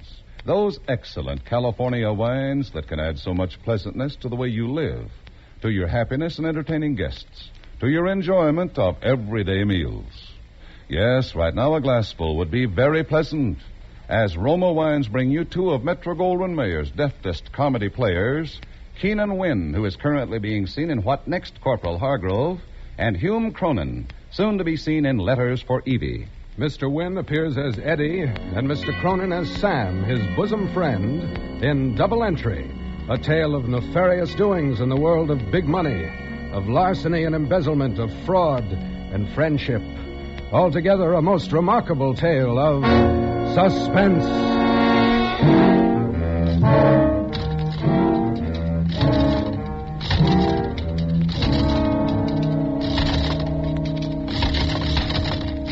Yeah. It always balances in the double entry system. If it don't, you hang around till it does. That's what I've been doing all my life, keeping books. Oh, it's fascinating. Positively fascinating. You know, I'll bet in my day I've written billions of figures. Hundreds of billions. And cash? Say, I've handled so much cash, my fingertips are calloused. Once I even got water on a thumb from licking it to count money. But so what? What's cash? Handling cash is just the same as adding figures. A job. Then, one day, something happens that makes you look on things different. There's no excitement in an office. No danger. No heroism, no adventure. Not much chance to risk anything, to do something for a pal. Behind an adding machine, you can't tell men from mice without a scorecard. So, if a guy gets in a jam, and he gets a chance to do a favor to help a pal out who is in a jam, well, maybe you look on cash a little different. All of a sudden, cash is more than pieces of metal and bits of green paper. It's socially significant. That's what it is. Eddie, hand me the Dixie cup, will you? Yeah. Your ulcer's bothering you again, Sam? Yeah, bad. These ledgers are driving me nuts. You got the wrong temperament for an account. You shouldn't let it get you down. Things can't go on like this, Eddie. Huh. Hey, what's the matter? Alice? Alice don't understand you. No, Alice don't understand me. Well, that's because you don't understand her. Will you shut up? Sometimes you're so smug. Oh, now lay off, Sam. You can't go on like this. Like what? Well, you're grouchy all the time. You got something on your mind. Alice don't understand. Well, try me out. I won't throw no dishes at you. Well, no. No, I can't tell you. Wouldn't matter anyway. You can't do anything. Just telling your troubles helps sometime. Go on, talk, Sam. Talk, Sam. Okay. Okay, it's the auditors. But them guys? Don't let them worry you. You're running this office, ain't you? You tell them, don't let them tell you. I'm telling you, Eddie, they're getting awful close. What are you talking about? They're driving me nuts. Well, why, Sam? I'm light, Eddie. You mean? The books. They're light. They're short. You mean? I'm a crook, Eddie. An embezzler. And they're going to get me. Those auditors, they're onto me. I know they are. I can feel them getting closer. Now, after 9 years, they're on my trail. You a crook, Sam? I don't believe it. I wish I was dreaming. Why, Sam, you're the fair-haired boy around here. All you gotta do is ask. Ask who? Bartholomew? That It's Alice. She's to blame, I know. She wasn't satisfied with your salary. She wanted ermine capes, diamonds, a box at the opera. Oh, I know. She drove you to it. 9 years. Hey, how much did you take in all that time? $100,000.11. Where am I going to get that kind of money? I can dig up the 11 cents. Wisecracks. That's all you're good for. Jail staring me in the face. Yeah, that's why you're so nervous. That's where my ulcers come from. Every night, working late. Covering up. Sweating, worrying. Thinking of suicide. 9 years ago. Well, she made you do it, Sam. That's right. I told her I was playing the market, and I was. Yeah, but the stock's dropped. Out of sight. So you bought more. And more. And then? Yes, Mr. Bartholomew? My master's voice. Yeah, Bartholomew wants to see you. Well, wag your tail, Fido. Wag it. Can't even drag it. Say, didn't I see the auditors go in there a minute ago? Yeah. Come to think of it, they did, Sam. Well, this is it, kid. Oh, maybe it's not, Sam. I got a feeling. I'm not scared, Eddie. It's a relief. I'll sleep nights now. Maybe my ulcer will clear up. $100,000. I wonder what he did with the 11 cents. Sales tax, I guess. What a chump. Your name, Eddie? Well, yeah, what about it? What about it? Flint sent me. I'm Fink Martin. Flint said to drop in and see if you want to place a bet today. Flint who? Now, what do you mean, Flint who? Mike Flint. Ain't your name Eddie? Well, sure, but I never heard of Mike Flint. You got the wrong Eddie. My name's Sullivan. Oh, well, he didn't tell me no last name. How should I know? He says to look up Eddie in 411 Irving Trust Building. Oh, well, this is 511. Oh, for Pete's sake. Yeah. Hey, wait a minute. Huh? You say you take bets on horses? I'll take a bet on a camel if he's running a tropical. Are you a bookie? Well, I ain't no taxidermist, pal. Yeah. Hey, I may be the right Eddie after all. Got any odds? Well, if you're on the level, Eddie... When you're in the business, do I look like a stool pigeon? Okay, Eddie, I guess you're okay. Odds? You want odds, huh? Mm-hmm. Let's see here. Now, at Tropical Park, I can give you 10-1 in the first race. Horse called Aleppo. Finished last in a field of 9. That was his only other start. Let's see the form. You see, odds is okay if you don't bet too heavy. You play odds like a side bet, Eddie. The thing to play is the jockey, not the horse. You take Sylvester. He's a jockey. 1-3 yesterday, 2 on Monday, 1 on Sunday. Oh, he's hot. He can ride any dog into the money. Does he ride a long shot today? No. Today he's got 2 favorites and 4 short odds nags. He'll win 2 races today. Oh, here's a 100-1 shot. Altruism, huh? I never heard of him. I got a hunch. Well, play it. Always play hunches. Yeah, let's see what this altruism is. Never raced before.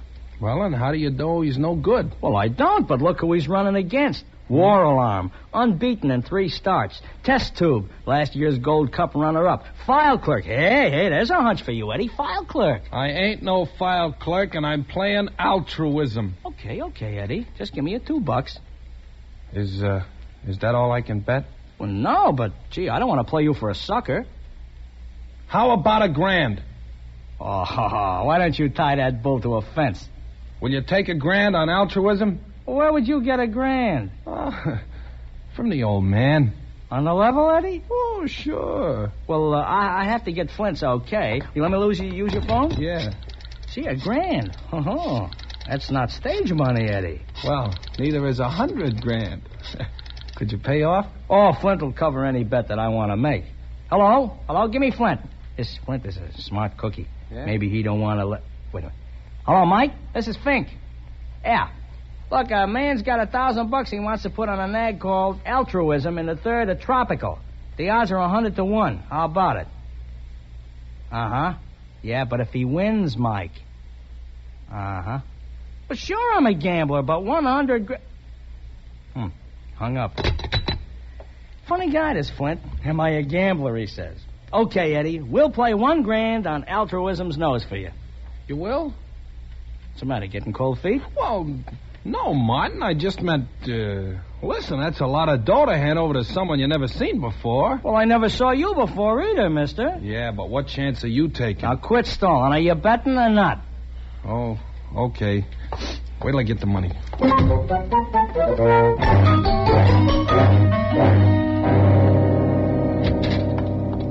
Here it is. You got it? 100, 2, 3, 4, 5, 6, 7, 8, 9, and 10 makes 1,000. Thanks, Eddie. What's the matter? What you shaking for? Is this your life savings or something? Oh, no. There's lots more where this come from. Of course. The old man has a wad of it behind his ear. Yeah, that's it, Fink. Hey, you're a card. Hey, what are you rubbing them bills on that sheet of white paper for? Well, if the green don't come off, the bill is no good. No good? Counterfeit. Hey, look at this. A phony. You better tell your old man to give you another one. Is this counterfeit? Certainly. Look at General Grant. His nose shouldn't happen to Jimmy Durante. Yeah, well, wait a minute, Fink. Oh, what a setup. Just like that. Give me $1,000, Pop. I got a hunch my ship is coming in at Miami this afternoon. Oh, what a setup. Here, Fink. Yeah, thanks, Eddie. That's more like it. You tell your old man to pass that phony C-note in church. Yeah, well, here's my card, and here's your ticket. Now, you hang on to that. Might be worth $100,000. Okay, Martin. Hey. Are you all right? You look kind of green. Oh, you just been looking at too much dough, Martin. Well, maybe. Okay, you drop around this afternoon, about 3. Your dog is running then. Mm-hmm. And, just call me Fink. Well, so long, Fink. So long, Eddie. Hello? Sullivan, this is Mr. Bartholomew. Yes, sir. Speak up. Yes, sir. That's better, Sullivan. Sullivan, I want you to send a nice new $100 bill to St. Paul's Church in Scarsdale. A Christmas gift. Put it in a plain envelope and write Joyeux Noel on it. Wrap it in a piece of paper so no one will know what it is at the post office. I want to send a nice little anonymous gift as a surprise. Nice, crisp $100 bill. Oh, I know just the one, Mr. Bartholomew. What's that? Yes, sir. Hey, Eddie. Eddie, it's okay. I got by. What? I'm clear. The auditors missed it. Hey, what's the matter? Aren't you glad? You mean you ain't going to jail? Not this year. Are you sure, Sam? Positive. The auditors are through. Not a chance of getting caught. Not a chance, Not Sam? a chance, Eddie. Well, there could be a slip-up. No, there couldn't. What's the matter with you? Say, aren't you glad? Oh, sure. Look, I'm doing handsprings. Boy, oh, boy. Of course, it doesn't solve things completely. Yeah, you said it. I'm still short. But that's okay. Oh, sure. I'll think of something. I got a whole year. Well, I'm very glad. I don't get it, though. Bartholomew buttering me up. He says, we know everything's in good shape, Sam. No use putting those auditors to any more trouble. Just have them check the cash, and that'll wind it up. The cash? Sam, will you hand me that Dixie cup by the typewriter? Sure. You dry? Very. Say, what's on your mind? Just 2 or 3 years, that's all. Now I suppose you're going to tell me that you've been swiping postage stamps. Oh, no, nothing as bad as that. Look, I'm your pal, Sam. Sure. I'd do anything for you. I know, Eddie. Then talk sense. Well, I hated to think of you in Sing Sing for 6 months, Sam, so I'm going there myself for a few years. What are you saying? I swiped $1,000 and bet it on 100-to-1 shot at Tropical Park, Sam. You swiped? Oh, no. Oh, no. No! Eddie, you're kidding me. No, I did it for you, Sam. A guy don't get a chance to prove his friendship very often. Friendship? You talk to me of friendship at a time like this? Oh, we might as well be in Sing Sing right now. Yeah, and me the longest. I hope so, of all the dumb tricks. Didn't make any entries, I suppose. Nope. I just took it. How'd you come to bet on a horse? What bookies do you know? Here's his card. He just happened in by accident. A 10-ton truck should just happen in by accident and run over you. Well, maybe he'd give it back, Sam. Oh, sure. Sure, bookies are that way. Philanthropists, all of them. Probably no such address as this. Now, don't be hard on me, will you, Sam? After all, I risked my own neck to save yours. No greater love. Maybe this horse will win. Yeah, maybe Alf Landon will, too. Well... Oh, shut up. Take an entry in the books. Then we'll pay Mr. Fink Martin a call. Friendship. Yeah, friendship. Well, we're in this together, pal.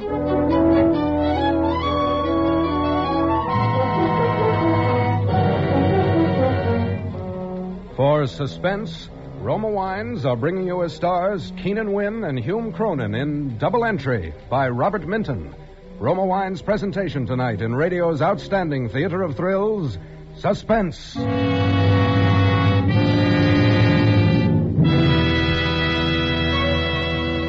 Between the acts of Suspense, this is Truman Bradley for Roma Wines. One of life's most embarrassing moments is to be caught with nothing in the house when guests drop in, especially during the Christmas season. That's why smart hostesses make sure of gracious hospitality by keeping delicious Roma California port on hand all the time. Yes, Roma port adds true warmth to any welcome. So pleasureful, too, at the end of a meal. Enjoy Roma port often with its glowing ruby brilliance, fine fruity fragrance, and rich nectar-like natural sweetness. Like all Roma wine, Roma port is a true wine, crushed from choice grapes, grown in California's finest vineyards. Then, unhurriedly, guided to glorious perfection by Roma's age-old winemaking skill, bottled at Roma's famed winery. Get Roma port tomorrow and enjoy Roma's delightful taste luxury. Insist on Roma, R-O-M-A, for uniformly fine quality at low cost. Discover why more Americans enjoy Roma than any other wine. And now Roma Wines bring back to our Hollywood soundstage Keenan Wynn as Eddie and Hume Cronin as Sam, partners in crime in Double Entry, a play well calculated to keep you in suspense.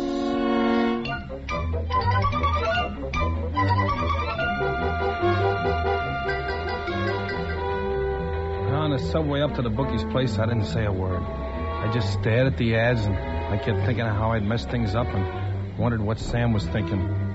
The window we sat near had bars on it, and I felt like I was already in jail. Well, we got there. It was a great big large room. Well, if it ain't the millionaire bookkeeper. Hi, Eddie. Hiya there, Fink. Welcome to our humble joint. Of course, it ain't like Hialeah, But it's as close as we can get to it in New York. Yeah, I know. Oh, this is Sam Crockett, Fink. And my boss? Oh, glad to meet you, Mr. Crockett. Smart man you got working for you. He's going to make himself a pile of dough this afternoon, ain't you, Eddie? Look, Martin.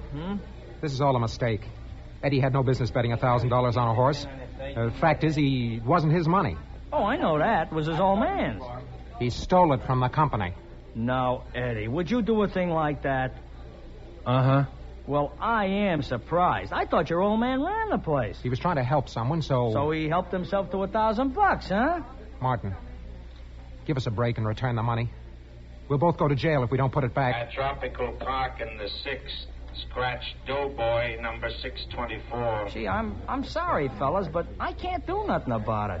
I've turned in the dough already. I just work here. I can't get it back. You gotta help us, Martin. Well, I'd like to, Crockett, but, gee, how can I? Look, this is a business. Supposing I ask the boss. He says it's a contract. He can't back out, neither can you. Where would we be if we asked you to take your money back? Yeah, but don't you see we'll go to Sing Sing 1 Fink? minute to post time for the 3rd at Tropical Place. Your bet's now, Look. boys. Maybe those bills were counterfeit, huh? You know, you can tell the cashier the dough's no good, huh? Oh, how can I, Eddie? He can spot a phony from 50 yards. The auditors are checking our books now, Martin. Well, all I can say is I'm sorry, and, well, I hope this nag wins for you, but I can't do a thing about it. Park. We're sunk, Eddie. You sounded like you meant it, huh? Well, so what? Let's go. Well, ain't you interested in hearing the race over the loudspeaker? No. Well, I am. It's me that started this whole thing, and I'm going to get my money's worth. In the 3rd at Correction, Sylvester is riding altruism. Hey, did you hear that, Sam? You mean we got a jockey? Oh, now, don't be funny. This guy Sylvester's hot. He's winning 2 or 3 races a day. In the 3rd, they're away at 3:17. Hey, they're off. I got ears. Yeah. At the quarter, it's a Waralon by a head. The Dive Bomber is 2nd. Calumet Palace 3rd by a half a length. Dunedin is 4th. The Westwood Ho is 5th. The File Clerk is 6th. And the Valiant Ned 7th. The Mashie Niblick is 8th. Timid Soul is 9th. Golden West is 10th, and Test Tube Auction Block Early Riser, and Altruism. No wonder you got 100 to 1. There's 100 horses. Yeah, that's not a race. It's a caravan. Last place. Now, are you satisfied? Okay, Sam, let's go. Man of War couldn't win in a crowd like that unless he cut across the infield. Oh, you sure pick him. Well, come on. What are you waiting for? I'm not waiting. Hey, quit pushing me. Am I pushing you? Valiant Ned by a length. War Alarm is 2nd by 2. Test Tube is 3rd by a nose. Dive Bomber is 4th. And Dunedin is 5th. Calumet Pal, Westwood Ho, File Clerk, Timid Soul, Golden West, Early Riser, Mashie Niblick, and Altruism. Auction Block has dropped out. That nag has taken the pause that refreshes. Well, he's come up.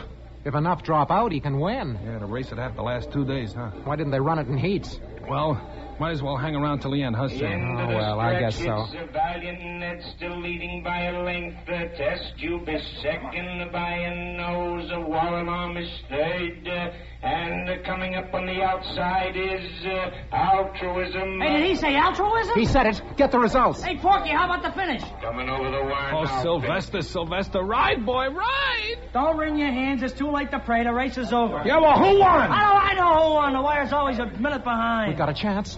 Too close for comfort. Oh, why did Flint let me take that bet? The winner of the 3rd at Tropical Park is, altruism. Oh, how do you like that? He won. Am I a chump now? Oh, you're a champ, Eddie, a champ. Oh, it was nothing, Sam. Only a sap could do it. Oh, thanks. Holy smoke, this does it. Oh, Fink, I almost forgot. You got a fork over. Oh, that just about busts this joint. Hey, how about calling it off? Remember what you said about contracts? Yeah, but gee, if I'd have known they were switching Sylvester onto that When dog. do we get paid off? Right now, Crockett. Come on over to the cashier. Cash. We have to take cash. Oh, absolutely. We ain't got no bank account. First thing you know, we'd have to pay income tax. Well, you can deduct this loss. Yeah. All right, give me your ticket. Here. Here's a cashier at this window. 100 grand, Speed. Hey, the cashier don't bat an eye. I'm gonna... Hey, the cops! The cops!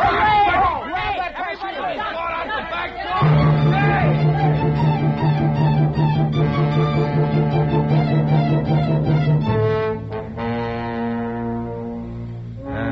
The cops jugged everyone in the place, thinking the other gamblers got away with the 100 grand. And we had to wait until morning for a trial.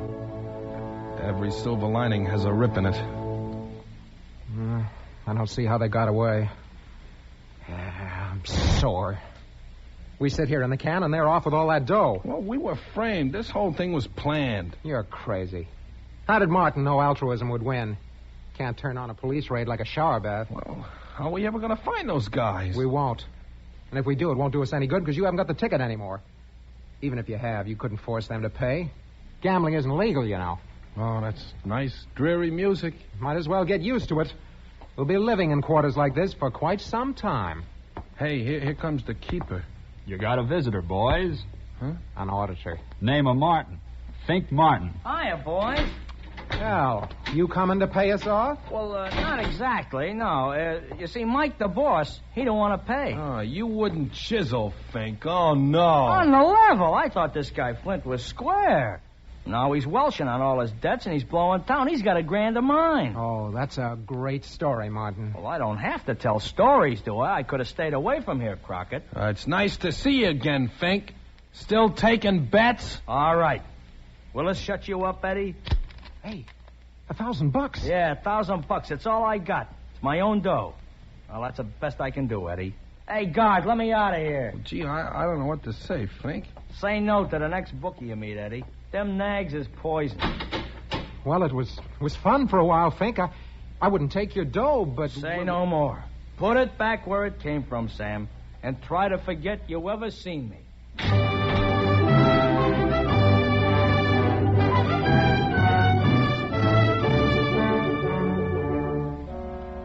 So, there I was, back where I started, at scratch. All I had to do was put the dough back in the cash drawer.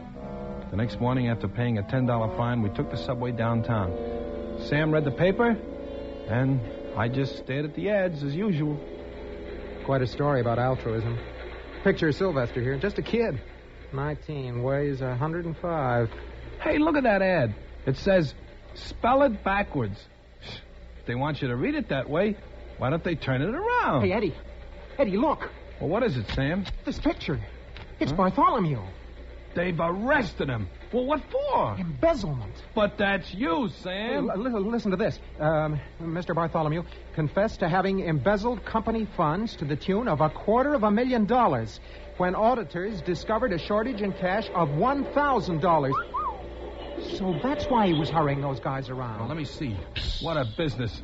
Everyone in it is a crook. What? Hey, Sam, where you going? Back to the police station.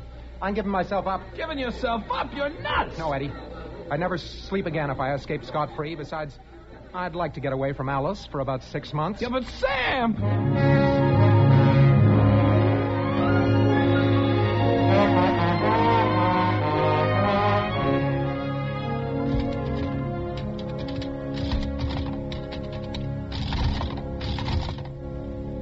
So, Sam went to the police and gave himself up. But guess what? They didn't want him. They already had their man. He wrote out a confession. He offered to show it in the books, but they just laughed at him. Called him a publicity seeker. He pleaded with him, but it was no use. Even Bartholomew called him a fool. Imagine, Sam fought for the right to go to prison, and they laughed at him. Well, that's what happens when a bookkeeper tries to get out of the rut. There's no escape. Yeah. Sam would have preferred a few quiet months in Sing Sing, breaking rocks. He could have got rid of his ulcers. Huh, he would have got away from Alice. But no.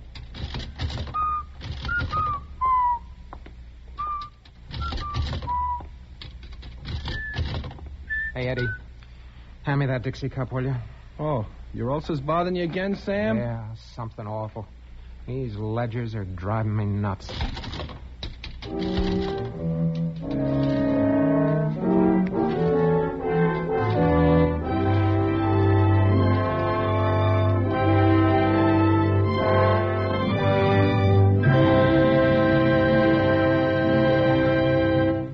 Suspense, presented by Roma Wines, R-O-M-A, made in California for enjoyment throughout the world.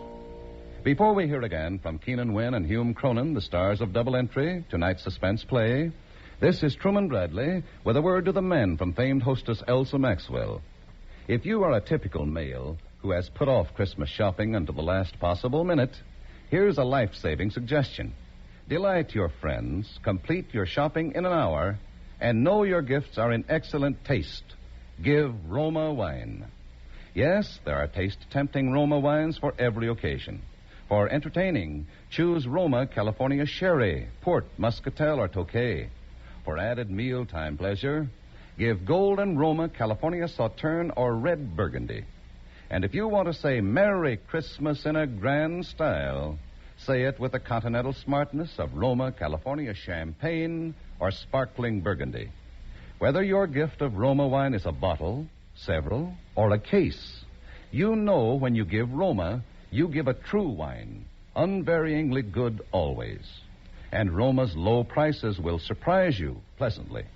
So, for good living and good giving this Christmas, insist on Roma, R-O-M-A, Roma wine, made in California for enjoyment throughout the world. This is Keenan Wynn. And this is Hume Cronin. Joining together to wish you a very Merry Christmas. Next Thursday, same time, Roma Wines will bring you Miss Marcia Hunt as star of Suspense, radio's outstanding theater of thrills. Produced by William Spear for the Roma Wine Company of Fresno, California.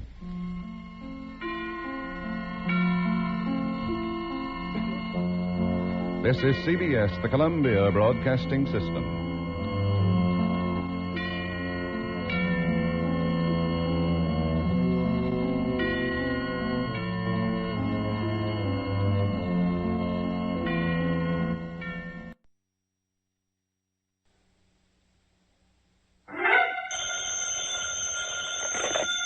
Hello?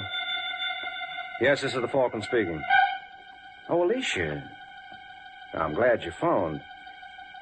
No, I'll have to pass, Angel. I'm all tied up on business. Some boy I know has a sure thing going, and he feels that together we ought to make a killing.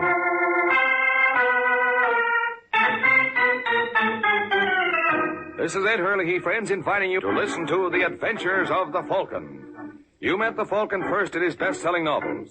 Then you saw him in his thrilling motion picture series. Now join him on the air when the Falcon solves the case of the nervous shakedown.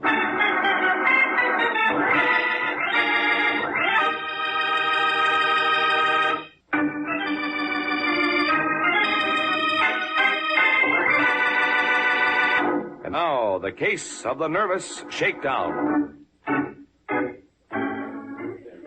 It's Wednesday evening in New York, and a seedy-looking character named Ozzie Miller walks into Blake's, a small bar and grill off 3rd Avenue. Then, spying a familiar face at the bar, he strolls over with an assurance he hardly feels. Hiya, Mr. Quinn. Huh? Cold out tonight, ain't it? But it must be... What do you want, Miller? What's the matter? Can I buy you a drink? You buy me a drink? Yeah. That's a switch. What do you intend to use for money? Don't worry about that, Steve. Steve? Hey, huh? Blake, how about a little service down here? What you drinking, Steve? Look, you crumb, who do you think you're kidding? But you think I ain't got no money. Take a look at this. That's quite a roll. There's a lot more where that came from. Where'd you get it, Miller? That happens to be little Ozzie's business. Hey, Blake, we're gonna get some service here, but me and my friend have to go elsewhere. For my part, you can go jump Lay off right... him, Blake. Yeah, sure, Steve. Hurry it up. You know what I was thinking, Steve? Nope. You ain't seen that blonde anymore, are you? Oh, you mean Francine Walker? Yeah. I was wondering if you'd be sore if I, Tried to date her? If you mind, Steve, just say the word. Of course not, Ozzy. You think she'd go out with me? I should be crazy not to. How'd you like me to fix it up for you? Would you? For a pal? Anytime. I tell you what. Let's go in the back and I'll phone her right now. Blake. Mr. Miller and I are going in the back, and we don't want to be disturbed for anything. Yeah, well, what if... I said for anything. Sit down, Ozzy. You want a dime? What? For the phone. Oh, yeah. You want me to call Francine? What are you going to tell her? Well, that all depends, Ozzy, on how much you tell me first. How much was in that roll you just flashed? What do you want to know for? Just curious. I bet you had $500 there. Look, Quinn, if you don't want to call Francine for me, just say so Where'd and you I'll... get that money? That's for me to know and for you... Hey! Keep your hands to yourself. Where'd you get that dough? I found it. Don't lie to me, you punk. Hey, let me go! I'm gonna get the truth if I have to break every bone in your body. Personally, that's the way I'd rather do it.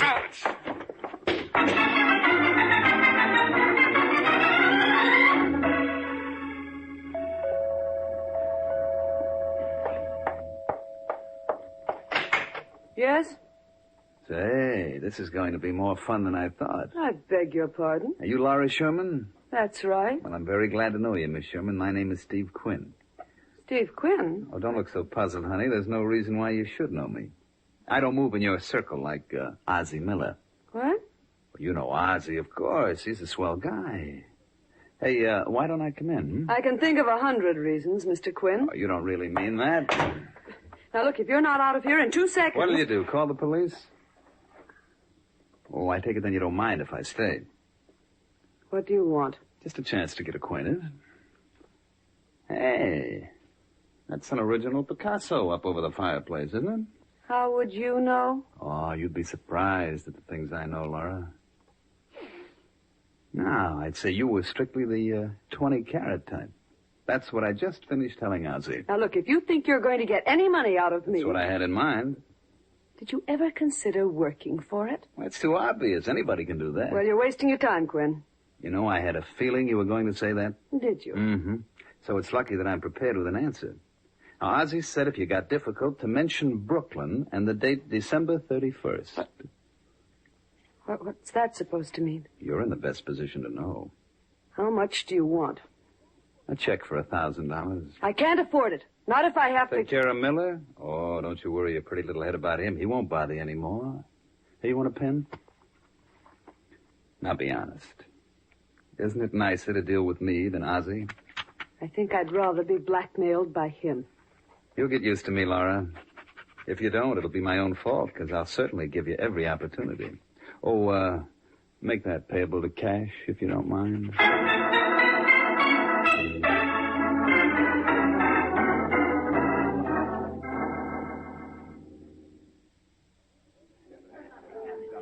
Oh, waiter. Yes, Mr. Gaynor? Have you seen Miss Sherman around? No, sir. Well, if she should come in, would you tell... Bill! Oh, there you are, Laura. I was beginning to get worried. Well, I was tied up on a little business matter. You sure it was business? Just what do you mean by that, Crack? Suppose we sit down. I want to know what you meant. You were due here at 2:30. So? So when you didn't show at 3, I went over to your place. And just as I got out of the elevator, I saw a stocky boy going in. You don't mean Steve Quinn. Who? Never mind. You thought he was my new romantic interest? What else was I to think? You know how I feel about you, Laura. No, I don't. I'm crazy about you. But you don't trust me. No, it isn't that, dear. Then what is it? I was just curious. Of course, it's none of my business. You're so right. But you couldn't resist trying to make it yours, and I happen to object. If I were you, Bill, I'd get myself a girl who won't mind.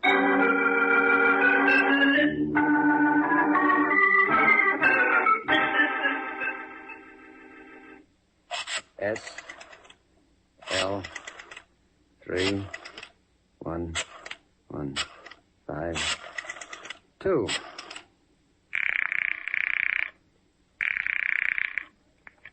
Hello? I'd like to speak to Mike Waring, please. This is Waring. Oh, well, my name is Bill Gaynor. Who? Bill Gaynor. I've heard a lot about you, Mr. Waring. They tell me the Falcon is the finest private detective in these parts. Who told you that? Well, what difference does it make? None, except that I've been running into that line so often, I'd like to reward the boy who's spreading the propaganda. I wonder if you could handle an assignment for me. I don't know your fee. I can tell you.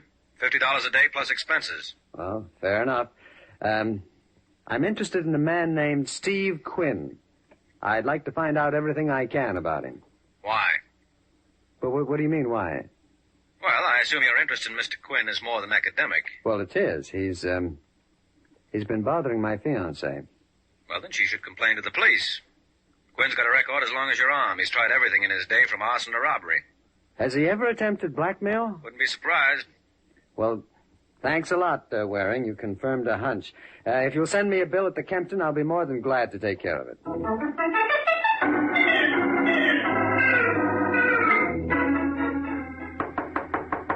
That you, Randy?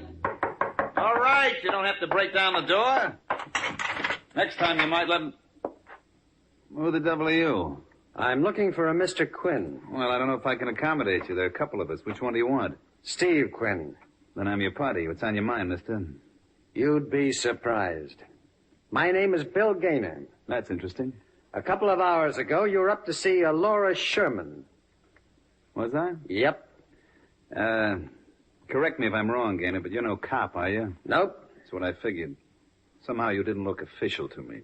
I'm engaged to Miss Sherman. Wow, bully for you. It's a wonderful girl you got there. And I intend to keep her. Well, you think that I... Hey, that's very funny. No, I don't think anything of the sort, Quinn. I know why you went to see Laura. You're blackmailing her. Look, if you don't mind, friend, try to keep your voice down, will you?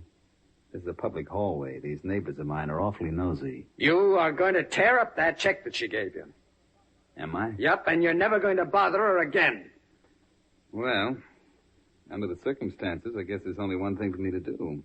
I'm sorry we don't have an elevator in this house. Huh? You'd be surprised how easy it is going down these stairs. Happy landings, kid.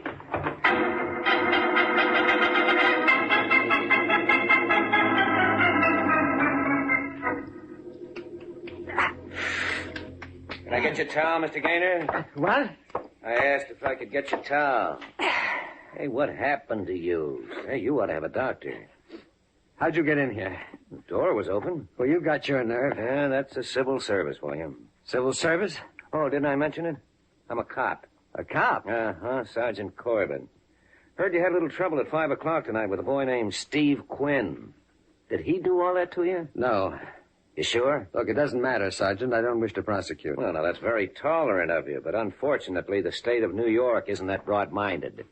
What are you talking about? Steve Quinn was murdered 20 minutes ago. He what? Uh-huh. I hope you got either a good alibi or a good private eye handy. 'Cause confidentially, Mr. Gaynor, I think you can use both.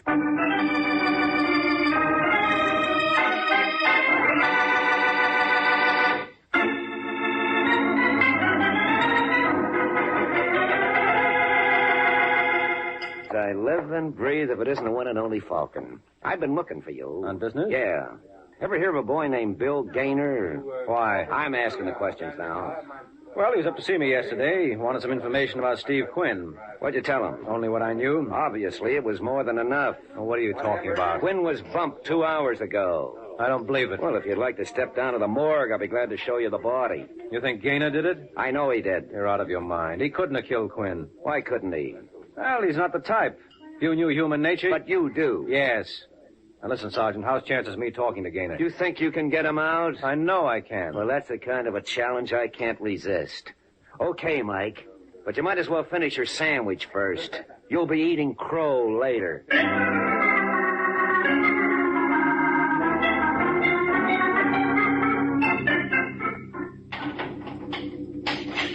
Gaynor. What do you want? Mike Waring's here. Mike Waring? Hello, Gaynor. Gee, it's good to see you again, Mike. Well, I don't think there's any reason to detain you any longer, Sergeant. Does that mean you'd rather I go? You mind? Why should I? Anything you want, just yell. Thank you. All right, Gaynor, sit down. I didn't kill Steve Quinn. Then who did? According to the police, you had a fight with him this afternoon. Yeah, but I didn't kill him. What was the hassle about? Absolutely nothing. You mean he pitched you down a flight of stairs just out of sheer caprice? Look, Gaynor, if I'm going to help you, I'll have to know the whole story. Well, Quinn and I had trouble over some girl. What's her name? What, does it matter? Yes, very much so. Who is she? Ethel Barry. Where does she live? Well, as a matter of fact, she's no longer in town. No? No, I think she had a Continental Trailways ticket for, I believe it was El Paso. When was this? Oh, quite a while back. Uh-huh. Tell me something, Gaynor. Do I really look that stupid? What do you mean? That story's got more holes in it than my head. Listen, Waring. Only if you're going to make sense. Now, how long have you been engaged to Laura Sherman? What do you know about Laura? Just what I read in the papers. Is she the woman in the case? No. Now, look, friend, you're in no position to be noble. I'm not trying to be, but she had absolutely nothing to do with this. If you knew Laura... Yeah, well, I don't, Gaynor. And with you in here, this looks like the best time to get acquainted. All right, Sergeant, open them up.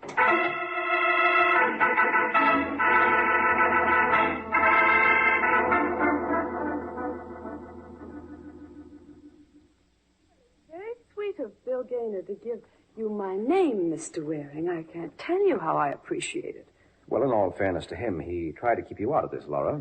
Laura? Well, I feel as though I know you so well. After all, I've read so much about you in the papers. You can't believe everything you read. You mean it's not true about those 3 divorces and 2 annulments? It was only 1 annulment. Well, you know how these tabloids exaggerate. I do. That's why I intend to keep my name out of them now. I don't see how you're going to manage that. I'll bet you could do it for me. Well, sure.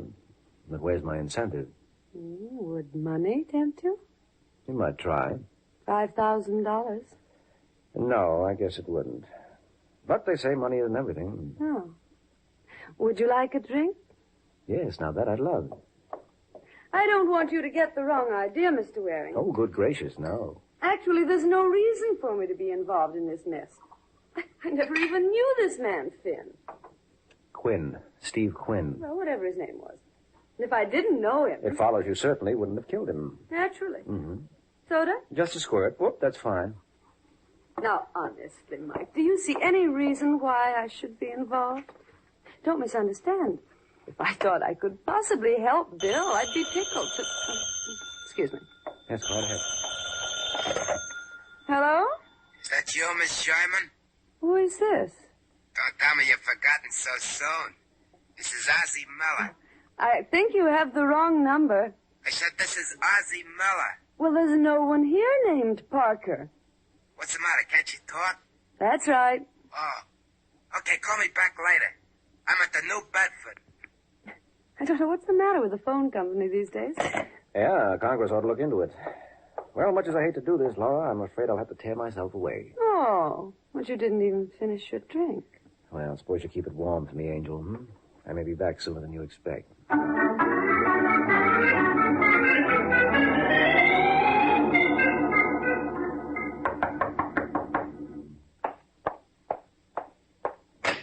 Hello, Ozzie. Who are you? Cut it out, Ozzie. You mean to tell me Laura Sherman didn't call you back? I don't know what you're talking about. She must have known I was on my way over. Next time you use a phone... Look, mister. Waring is the name. You better get out of here. Well, that's a pretty fancy girl you got yourself mixed up with, Miller. If you don't watch out, you'll be toasting your pants on the Sing Sing grill. You're crazy. Are you and Steve Quinn working together? Who's Steve Quinn? How much did you take Laura for? How much did we take her for? Well, obviously you must have been blackmailing her. Why, because they called her? Maybe we're in love. Well, I'd forget it, Ozzie. I don't think you're her type. That's why I can't understand where you picked up whatever it was you were holding over her. Is that where Quinn came in? Told you to get out of here. I assume you have a permit for that gun. No, but it can blow just as big a hole in you. You want to say? No, that won't be necessary, Ozzie. I know when I'm not wanted.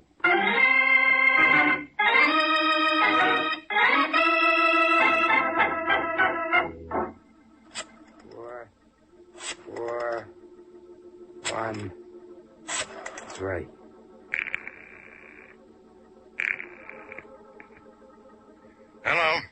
That you, Randy?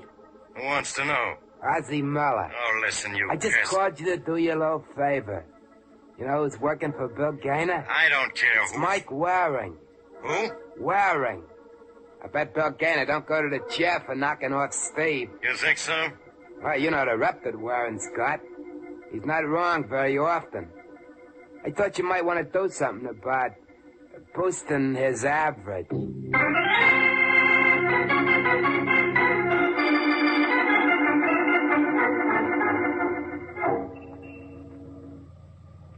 Say, Jack. Oh, me?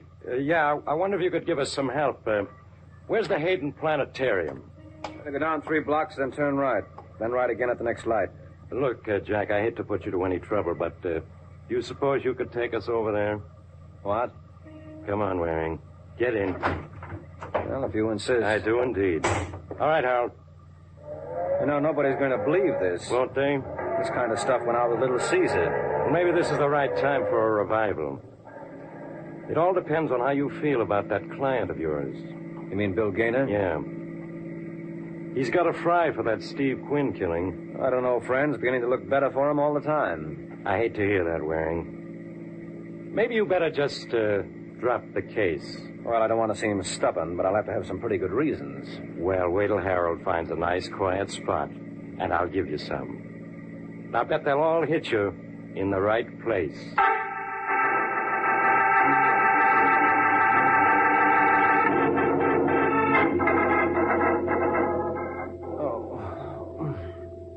Mike, come on, Mike, wake up. Huh? Quit faking. You're in the hospital now. Oh, what happened, Sergeant? What happened? You're the luckiest guy in the world, that's all. You were hit over the head at least a dozen times. Oh. Sure, if they picked any other spot, you would have been a dead pigeon. Why, you no good. Now, do you want to tell me about it? Now, why should I? Now, where's my client? He's still sitting. You mean you didn't let Gaynor go after this? What's one thing got to do with the other? Oh, you idiot. Why do you think I was beaten up? They were afraid I'd get Gaynor off. I see. You don't see a thing. Well, then maybe you better explain it to me.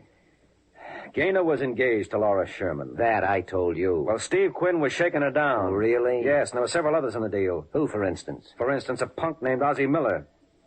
The party you want is the man behind Miller, and I know who he is. Now, if you want a description... No, let me do it this time, huh? He's 5'11", black hair, weighs about 190. How did you know that? My mother was frightened by Mr. D.A. Oh. Shall I go on impressing you? You can try. Your assailant's first name's Randy. When last seen, he was driving a green Nash. License number 438712. Then you got him, huh? No, but we will have in about 20 minutes. Well, I tell you, this Randy is the boy who killed Quinn. I don't see how you get that. He practically admitted it to me. He was afraid I'd get Gaynor off. Well, you can hardly blame him. You see, Randy's last name is Quinn. What? Yeah, he's Steve's brother. He's afraid you'd help his brother's killer get off. Well, I figured... Yeah, you figured. You know, that's some head you got on your shoulders, Mike. I can't blame Randy for trying to knock it off.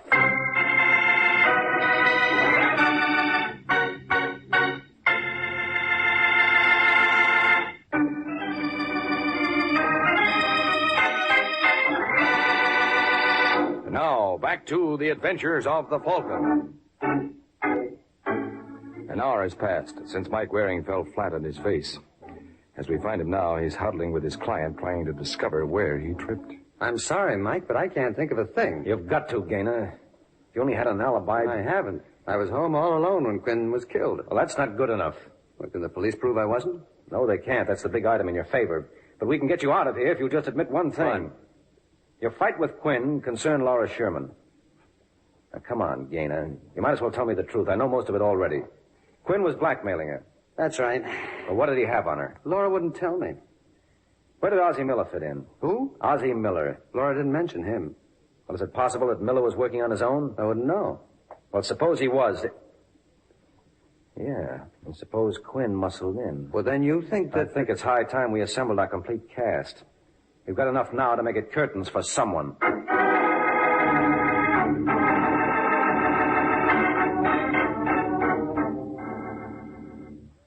Friends, we are gathered here on this solemn occasion. No. That's the wrong speech, Sergeant. Well, what difference does it make, Mike? Mr. Miller wasn't paying attention anyway. What's the matter, Ozzy? You bored? You guys think you're smart. Well... I don't want to heckle, but when you two Rover boys are through playing games, I'd like to go. Oh, what's your hurry, Laura? Don't you want to help us solve our little problem? Yeah, who do you think killed Quinn? I thought Mr. Gaynor was responsible. I decline the nomination, Laura. I still think you should be drafted, darling. Well, that's not very charitable of you, Angel.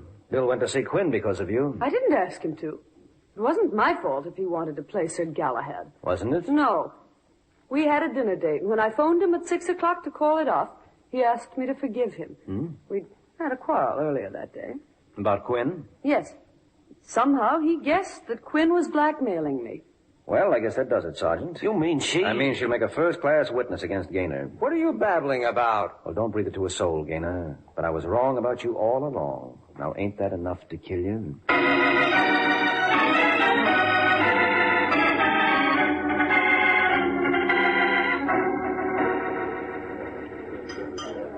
You know, Mike, there's only one thing that bothers me. Is there? Yeah. When I think of the way you fouled up this case. Well, now that's gratitude for you. I give the man a killer. You what? But just because you had Gaynor in the brig doesn't mean a thing. You never would have gotten a conviction. You didn't have a shred of proof. You got your nerve. I said all along that Gaynor killed Quinn because he was crazy about that girl. Yeah, well, that just proves how flimsy your case was. That wasn't his motive at all. No? No, he killed Quinn because Steve muscled in on his personal gravy train. Come again? Look, if anybody was going to blackmail Laura, it was going to be Gaynor. Who do you think was working with Ozzie Miller? Gaynor? Certainly. And who else was in a position to know what Laura would pay off on? Oh, incidentally, what was that business anyway? Well, according to Miller, New Year's Eve, while Laura was under the influence, she killed a pedestrian in Brooklyn. Oh, very nice. Yeah, she's a grand girl. But we'll get her for it. And I still insist Gaynor could have gone over to see Quinn because she sent him. No, never. What time did Gaynor have that tussle with Quinn? 5 o'clock in the afternoon. And it wasn't until 6 o'clock that night that Laura told him of her troubles. Obviously, then, the information had to come from his partner, Ozzie Miller. Well, it could have come from you. No, never. All I told him was that Quinn had a record. So now, will you behave? Oh, you have the nerve to sit there so smugly after lousing up this whole case. Well, you're a great one to talk, and after all I've done for you... Oh, you've done for me? Well, sure. I've always been ready to share everything 50-50 with you. And when I make a mistake, yes. I'm perfectly willing for you to take the rap. Now, what could be fairer than that?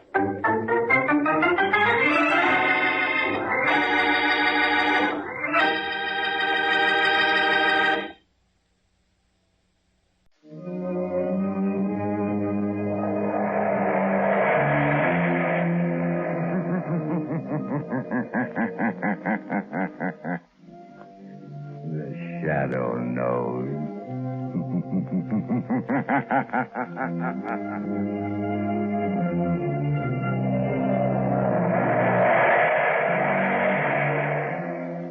Blue Coal presents The Shadow, the mystery man who strikes terror into the very hearts of shopsters, lawbreakers, and criminals.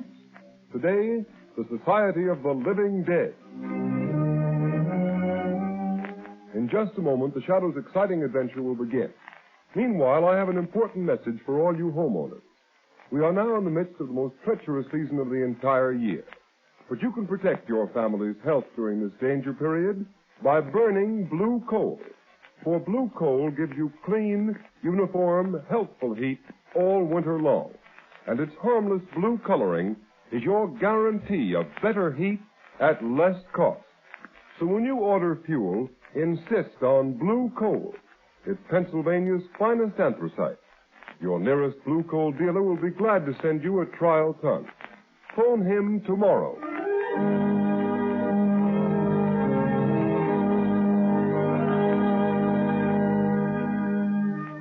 Hello. Daily Classic, City Desk. Yes, go ahead, Turner. Mr. and Mrs. Smith are being held in Holly military prison as spies.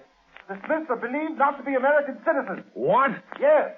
The Prime Minister was handed a note by American ambassador this morning. Yes, go ahead. American State Department reported investigating circumstance under which the Smith passports were issued. Good work, Turner. Keep feeding it. Yes, sir? Hold the presses for a new front-page story. London correspondent is on the wire. This phony passport racket is being uncovered.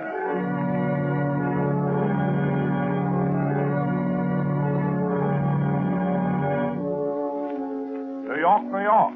More news on the Smith case. Mr. and Mrs. Smith are not citizens.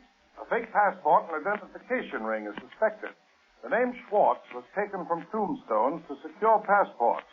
More startling disclosures are promised by federal agents and local authorities who suspect widespread plot. Will you turn that radio off? All right, Margot.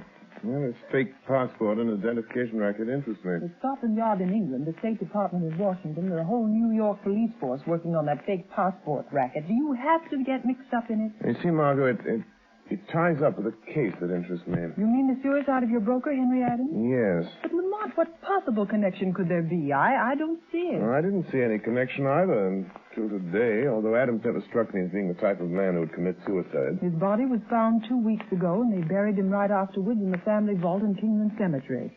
Seems to me that's what you might call a closed case. I don't agree, Margot. I noticed in one of the gossip columns the other day a remark that interested me very much. What is that? An item that said that Irene Adams, the orphan daughter of Henry Adams, was being courted by Ray Kelvin. Oh, Ray Kelvin was Henry Adams' partner, wasn't he? Yes, he was. But what interested me even more was another item which said that Ray Kelvin was very friendly with a man named Berger, who, according to all reports, is a very questionable character. I don't see the connection, Lamont. But much of the evidence points to Berger being mixed up in this business. Oh, you mean that fake passport and identification ring that we just heard about on the radio? Yes. Margot, I want you to call on Adams's orphan daughter. Her name is Irene. Pose as a reporter. Ask her about the rumors of her coming marriage with Kelvin and find out if she actually saw the face of her father at any time after his death. All right, Lamont. Where will you be when I get back? I'll phone you at my office. Are you going to visit Berger as Lamont Cranston? No, Margot. I rather think Berger will be more impressed if I visit him as a shadow.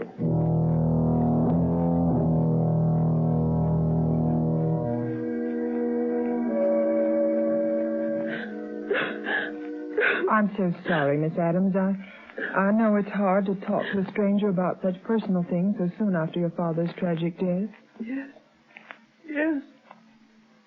True that my father didn't want me to marry Mr. Kelvin. It seems so unfair. Ray Kelvin was his own partner in business. But you are going to marry Mr. Kelvin. Yes. I wanted to wait. It's just soon after Father's death. But Ray has to go away. To Europe. He may be gone for years. It'll be quiet for him. Oh, I see. Mr. Kelvin's leaving the country. But isn't he indicted on a stock swindling charge? Yes.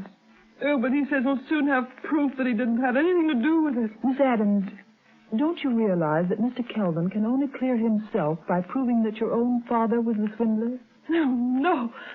Ray wouldn't do that. Did you ever see your father after they found his body in the river? No. Mr. Kelvin said I shouldn't. He said it would only upset me. Do you believe your father committed suicide, Miss Adams? No. I can't bring myself to believe that of Dad. What does Ray Kelvin think about your father's death? Ray said it was suicide. But Dad was worried over what would happen when they tried him on that stock swindle charge. But don't you see, Miss Adams, Kelvin, your fiancé, has been implying all along that your father is a swindler. That he's going to clear himself by pinning the guilt on your father. No, I can't believe that. That's why your father opposed your marriage to Kelvin. No. Why are you saying these things? You have no right. Please go. Yes, I am going, Miss Adams. I'm so sorry if I've hurt you, but I believe you're going to thank me for keeping you from marrying a treacherous thief. Perhaps even a murderer. What do you mean? Who are you talking about? Your dead father's partner. Your fiancé, Ray Kelvin.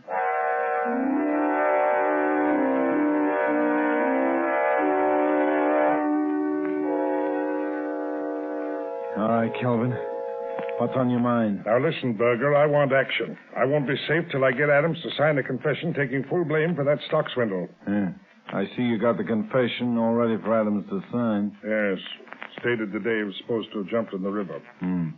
How are you going to account for not having produced the confession until now? That's easy.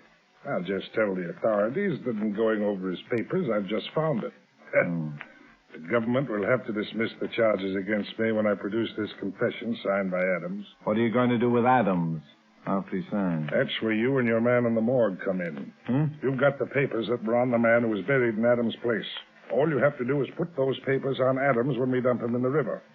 What? That's murder. I never gone that far before. And you've never been paid $10,000 before either. Now, come on, quit stalling. Get your hat and coat. We're going to finish this job now. Oh, wait a minute, Calvin, wait a minute. I'll give you back that money. Every cent of it. No, I'm afraid of this. Berger, what was that?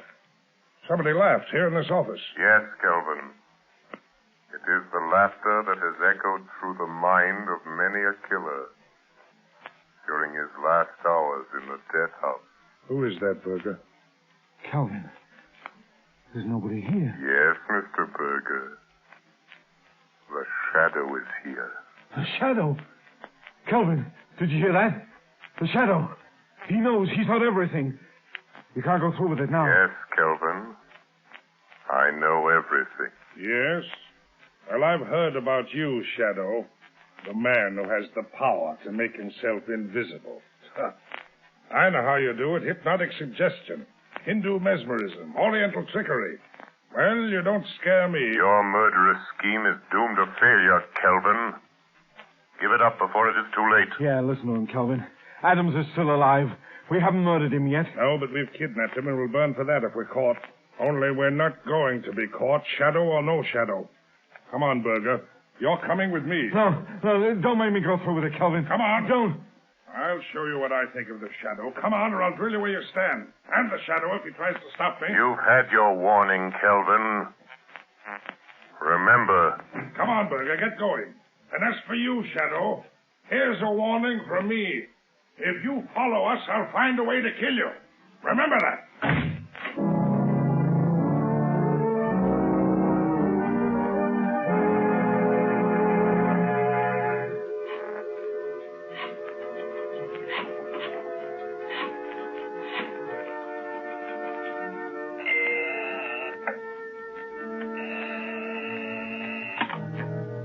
Hello, Lamont Cranston's office. Hello, Margot Lane. Lamont, I talked to Irene Adams. She never saw her father after he died. Henry Adams isn't dead, Margot. Oh, Lamont, are you sure? Where is he? I don't know, but Berger and Kelvin are on their way to the place where they're holding him, and I'm following them. Lamont, Kelvin is planning to marry Irene Adams and leave the country in a few days. Much can happen in a few days, Margot, even in a few hours. Lamont, let me meet you. Go with you. Maybe I can help. You can help me most by standing by with a shortwave radio. Keep it tuned in on the band the Shadow always uses. All right, Lamont. But now you've discovered that Mr. Adams is alive, why don't you let the police handle it? As far as the police are concerned, Henry Adams is dead. Buried, a closed case. I guess you're right, but what about Berger and Kelvin? Do they know the Shadow is on their trail? Yes, and Kelvin has dared the Shadow to follow him. Lamont, it may be a trap, a trick to get you someplace where all your powers won't save you, where you'll be helpless. Lamont, please don't go. Please. Margot, I must follow Berger and Kelvin. If they lead me to Adams, I may need help. Stand by, Margot.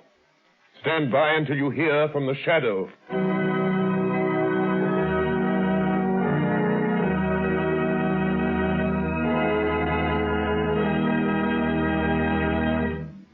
The Shadow will return in just a moment. But first, I have a word of warning for you homeowners. Throughout this dangerous winter season, don't subject your family to needless colds and illness resulting from uneven on and off type heating. Thousands of careful homeowners are taking steps to avoid this risk. They're playing safe by ordering blue coal. For instance, blue coal sales in the city of Rochester for the current winter season are 20% ahead of last year's figure, and numerous other cities show similar increases. Here's why blue coal is preferred by so many people. Blue coal is a selected Pennsylvania anthracite, the fuel that gives off cleaner, more uniform, more dependable heat than any other coal. What's more, furnaces, parlor stoves, and cooking ranges in this part of the country were especially designed to burn anthracite. And the cream of all American anthracite is blue coal.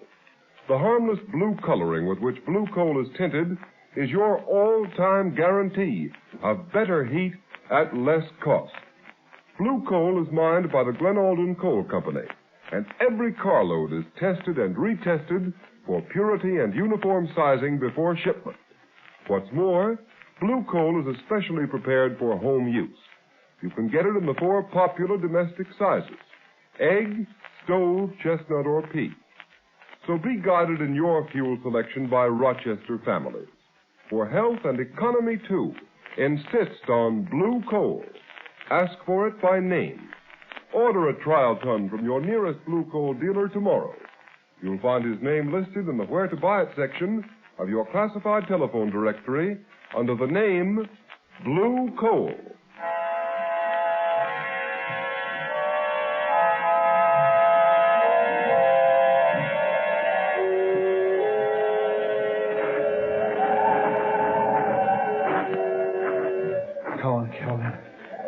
Let's get this over with. What's the matter with you, Berger? You're jumpy as a cat. I know.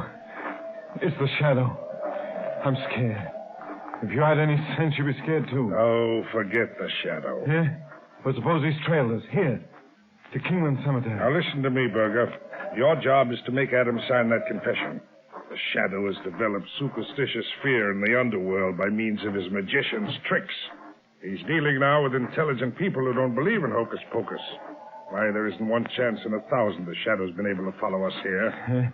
What'll you do if he has? Huh? What can you do? You leave the shadow to me. I'll deal with him if he comes. It's the Adams grave wall just ahead, isn't it? Yeah. It's that underground vault on the left. You got the keys to the vault? Yeah, right here. Well, get the vault door open. Yeah. Give me a hand with this door. Ouch. Weighs a ton. Now be careful Adams doesn't get out. Where's your flashlight? Right here. There's Adams on the floor in the corner. What'd I tell you? I bet he's so weak he can't crawl, much less run. Berger, he looks like he's dead. If he is, the whole scheme's ruined. I warned you to be careful. He ain't dead. I know a dead one when I see one. He's just sleeping, that's all. Wake him up, and we'll see if he's ready to listen to reason. He'll listen. Come on, Adams. Come on. Wake up. Hey, snap out of it. What? Who are you? Never mind who I am. Come on. Sit up. Are you going to take me out of this tomb? Are you? Yeah, you're going to get out. All you have to do is sign your name to a piece of paper. Huh? Water. Give me a drink. All I've had for days is the moisture on the stones. And nothing to eat. Nothing. Here. I got something better than water. Look at this brandy will set you up. Oh, thanks. Thank you. How did you find out they'd locked me up in this grave vault? I thought they were going to leave me here till I died. And then put me in that coffin there in place of that corpse that's supposed to be me. Never mind about that now. You're going to have a chance to get out of this grave alive if you do as you're told. Listen, Berger, quit wasting time. Here's the confession and a pen. Make him sign it. Kelvin, you... I couldn't see with flashlight in my eyes. You, my own trusted partner, you're behind this. You've done this to me. You stole those securities, framed me. Sure I did. You're innocent. But if you want to get out of this family vault of yours, you'll take the blame. Sign this confession. I won't. I'll never sign it. Oh, yes, you will. Cut it out. Cut it out, Kelvin. You can't stand much of that in the shape he's in. Do you want to kill him? I won't sign it. I won't. A confession for me would clear you, Kelvin. Put the blame on me. Leave you free to marry my daughter, Irene. You made her think I drowned myself. I'm innocent of the swindling charge. You're the guilty one. You'll sign that confession or I'll break every bone in your body. Oh. I told you to go easy. Adams is out cold. Shut up and help me bring him around. The shadow on our trail, there's no time to lose. Yeah, I know. And I give plenty to know where the shadow is right now. What would you give, Berger? Kelvin! He's here! The shadow's here! The mole with us! Berger, turn off that flashlight. Quick! think we're on even terms. Don't you, Kelvin? You can't see me in the dark of the tomb. And you think I cannot see you? Yes. Yes, that's right, Shadow. Kelvin, where are you going? Stay where you are, Burger. And you too, Shadow. I may not be able to see you, but if you come close enough to try to stop me closing the door of this vault, I'll fill you full of lead. Kelvin, don't leave me You're here. no use to me anymore, Burger. You can thank the Shadow for that. You ain't going to leave me in here to die. You dirty, double-pussing rat. All right, Burger. I'll do you one last favor. I won't leave you to die from thirst and hunger. You'll be luckier than Adams and the Shadow. Come on, Burger. Try to get out before I close this steel door. No, give me a break, Kelvin. I'll never go. Give me a chance. I have the gun on me, you know that. Yes, Burger, I know that. Come on. I was just fooling. Oh, you mean that, Kelvin? You mean... So, Kelvin, you shot Burger and added murder to your other crimes. You'll never get out of this vault to tell about it, Shadow. You've cheated me out of a chance to beat that swindle indictment. You've ruined my chance of getting Irene with her Adams money. Well, now you're going to have plenty of time to wish you'd never meddled in this. You'll have the pleasure of watching Adams die. He's almost dead now. And when he's gone, you'll have the company of 3 dead men. 3 dead men waiting for you to join them. Goodbye, Shadow. You can lock that steel door, Kelvin.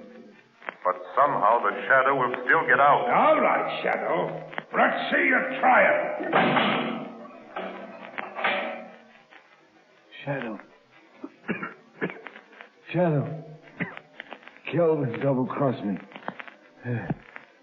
I'm done for all right. What about you? Can you get out of this place like you said? The police will be here in a few minutes. You told them to come here, you mean? No, but I'm going to. Right now. Margot Lane. Notify Commissioner Weston to pick up Ray Kelvin. Have him send a squad of men to Kingman Cemetery. Have them open the grave vault of Henry Adams. Adams is alive, but in a critical condition. Margot, don't come into the cemetery yourself. Kelvin is at large. Notify Police Commissioner Weston at once. So, Shadow, you're calling the cops. Shadow, it's Kelvin. He's at that air vent at the top of the vault. He heard you calling the cops. Yes, I heard you, Shadow. And if you think the police are going to get here in time to save you, you're mistaken. Every minute you waste in gloating brings you nearer the electric chair, Kelvin. Don't waste your sympathy on me, Shadow. I wonder what you'll look like when the cops find you with Burger and Adams. All of you drowned like rats in a trap. Because that's what's going to happen to you. You're going to drown like rats in a trap. Listen.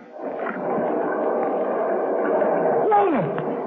He's going to fill the vault full of water, Shadow! Yes, right up to the top. And it won't take long. Too bad for you I found a fire hose in the groundkeeper's shed. Now let the police come. They're welcome to anything they can get out of any of you when they get here. So long, Shadow. Let's see you get out of that spot. Shadow, he's gone. Water!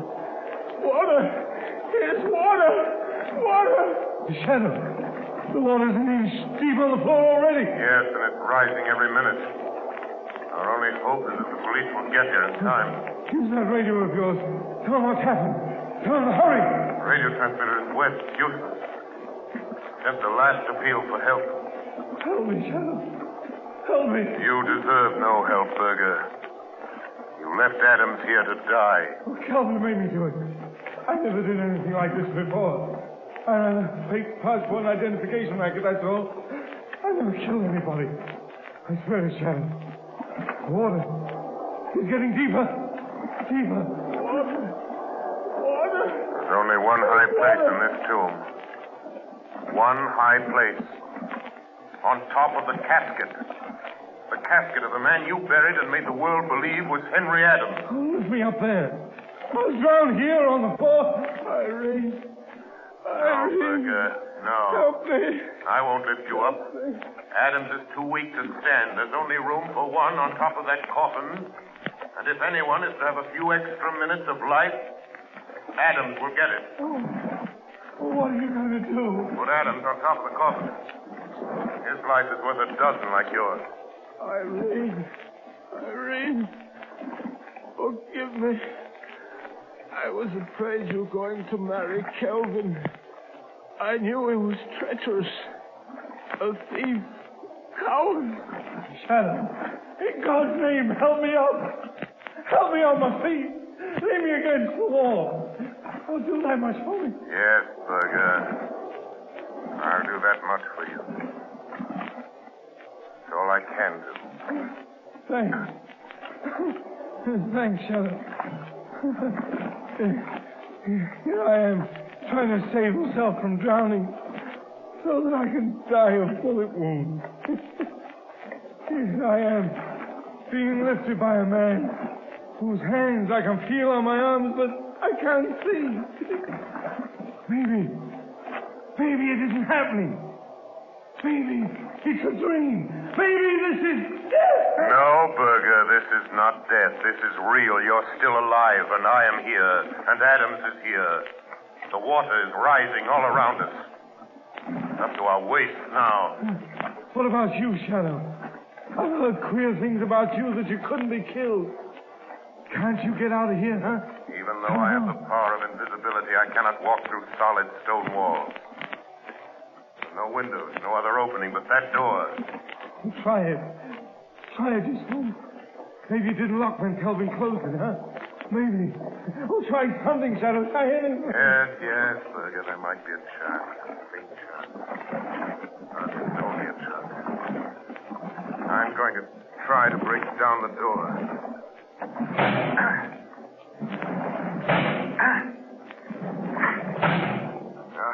Useless, Berger. You mean you can't even save yourself? No, I can't even save myself. Help doesn't come soon as this vault fills to the roof. The Shadow will die as quickly as you, Berger. No. Not quite as quick. I'm finished, Shadow. Thanks to Kelvin's bullets. I won't drown. No? And perhaps you were lucky after all, Berger.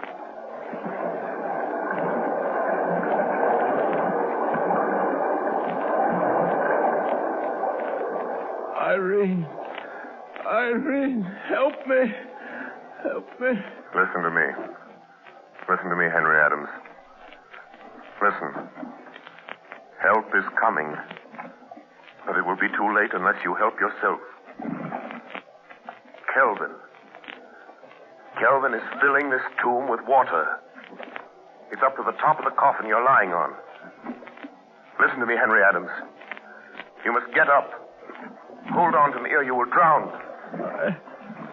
I can't. My strength is gone.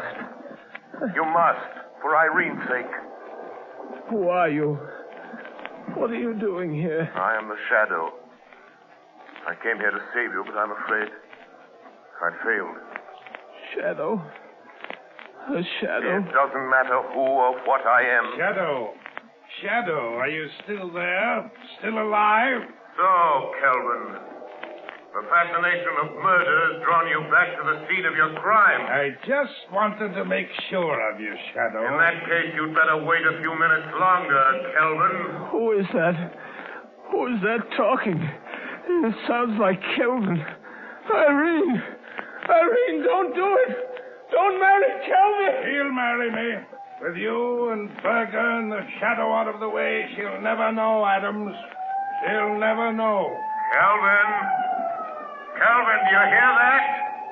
You hear that, Kelvin? It's the police. Run for your life, Kelvin, or better still, fight them off. They're cheating you out of your triumph of death.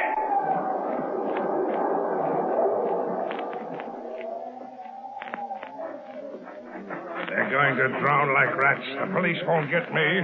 They won't get you out of there in time. You'll drown! Drown like rats, you will! Get that man! Stop him! Stop! You shoot! Let him have it! You win, Shadow. I got him. Okay, come on, men.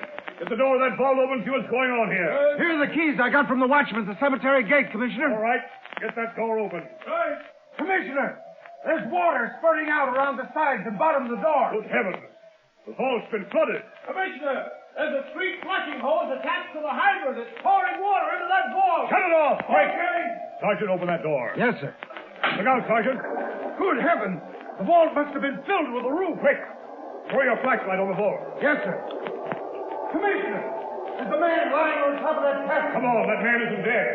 He's trying to get up. Here. Come on, here. Give me a hand with him. Right. Come on. This must be Adams. It is. Adams. Henry Adams. Commissioner Weston. Shadow. It's the Shadow again. Yes, Commissioner, it's the Shadow. You were just in time. So I see. What's back of all this? Henry Adams committed suicide 2 weeks ago. He was buried in this vault. If this man is Adams, who's in that sealed casket? Just one of the many unidentified men and women who find their way into the morgue, Commissioner. Foreign spies and secret agents pay big prices for passports issued in the names of those unidentified men and women. Good heavens, Shadow. But, Commissioner, the fake identification ring is smashed. And Berger, the leader, was killed. Commissioner, this is the end of the Society of the Living Dead.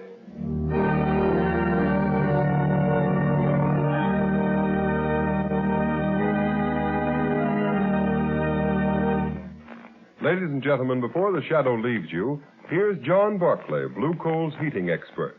Ladies and gentlemen, Mr. Barclay. Thank you, Ken Roberts. Good evening, friends. Tonight I have some news for all you homeowners. When you buy Blue Coal, you're entitled to the free John Barclay service. At your request, a John Barclay serviceman will be sent to inspect your heating plant. No matter what your problem may be, he can solve it for you. And his valuable advice is yours, free of charge.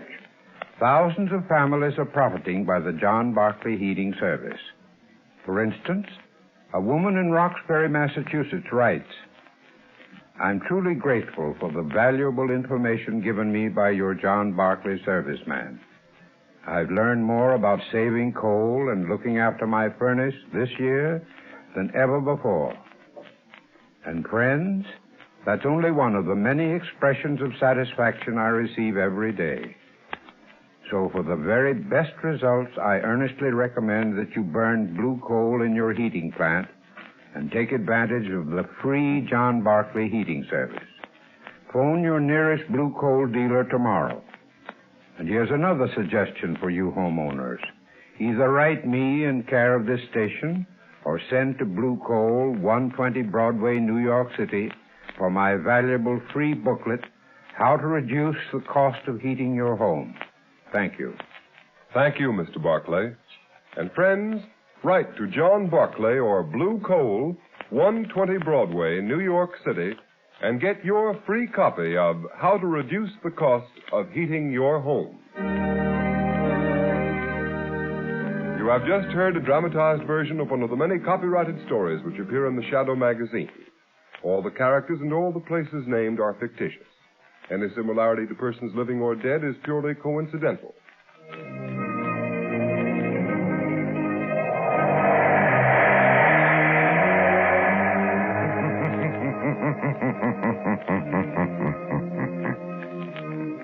The weed of crime bears bitter fruit. Crime does not pay. Next week, same time, same station, Blue Coal, America's finest anthracite, will again present another thrilling adventure of the Shadow. Be sure to listen, and be sure to burn Blue Coal, the solid fuel for solid comfort. The Signal Oil Program, The Whistler.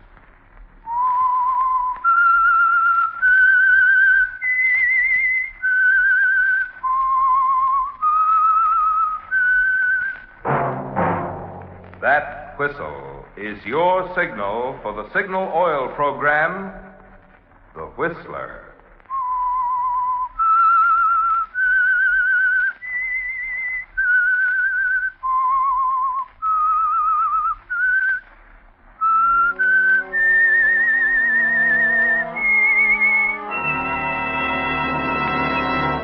I am the Whistler, and I know many things, for I walk by night. I know many strange tales hidden in the hearts of men and women who have stepped into the shadows. Yes, I know the nameless terrors of which they dare not speak. Yes, friends, it's time for the signal oil program, The Whistler. Rated tops in popularity for a longer period of time than any other West Coast program in radio history. And Signal gasoline is tops, too. Tops in quality. It takes extra quality, you know, to give you extra mileage. And Signal is the famous Go Farther gasoline. So look for the Signal circle sign in yellow and black that identifies friendly dealer-owned Signal stations from Canada to Mexico. And now the Whistler's strange story. Boiling Point.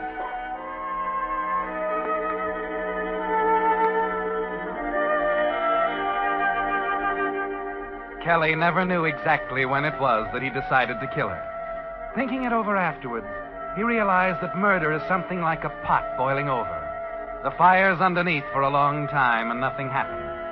Then all at once, the heat reaches a certain point, and there it blows. And you look back in horror to find you kill someone.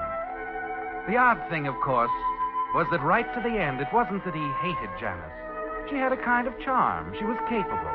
And she was attractive enough that on the right kind of a spring day with the sunlight filtering through the leaves of an oak tree, hitting her face just right, a fellow like Kelly might think he was in love with her. At least, that's how it started 3 years ago. Kelly, Yes? another sandwich? Oh, no, thanks, Janice. I'm full up. What's happened to your appetite? I don't know. Maybe it's a symptom. Oh? Will you do something for me, Janice? What, Kelly? Tell me something honestly. All right. I came to this town out of nowhere, really. I'm a failure. 29 years old, been fired from the greatest assortment of jobs in captivity. I meet you at a party. From then on, everything's different. Is it, Kelly? Yeah, sure. You gave me a build-up with your boss at the Star Realty Company. He puts me on as a salesman. And suddenly, for the first time in my life, I'm a success. Why? Well, it's simple. You're a good salesman. No, that's not what I mean. What I want to know is, why did you do it for me? Oh. Now, you said you'd be honest. Oh, maybe I have the interests of the Star Realty Company at heart. Mm-hmm. And maybe I just like you. Come on, have another sandwich. I don't want to take them back. All right. I want to go over the escrow papers on that Williamson deal again. Oh, no, not now. Don't you ever relax? Well, I'm relaxed. Come on. Lean back and take your glasses off. Oh, all right. That better? Mm-hmm. You ought to take them off more often. I'm blind as a bat without them. Well, what's the difference? You're not looking at the wolves. They're looking at you. Like you're looking at me? Oh, they better not. I don't want anybody else to look at you like this. Don't talk like that, Kelly. Not unless you really mean it. I do mean it, Janice. I'm crazy about you. Oh, I know I'm not much of a guy, and I'll never know why you bothered with me. But, Janice, I want to marry you. You won't be sorry. I'll work hard and be a success. That's enough, Kelly. Oh, please listen to me. I heard all I want to hear when you said you love me. Aren't you going to kiss me, darling?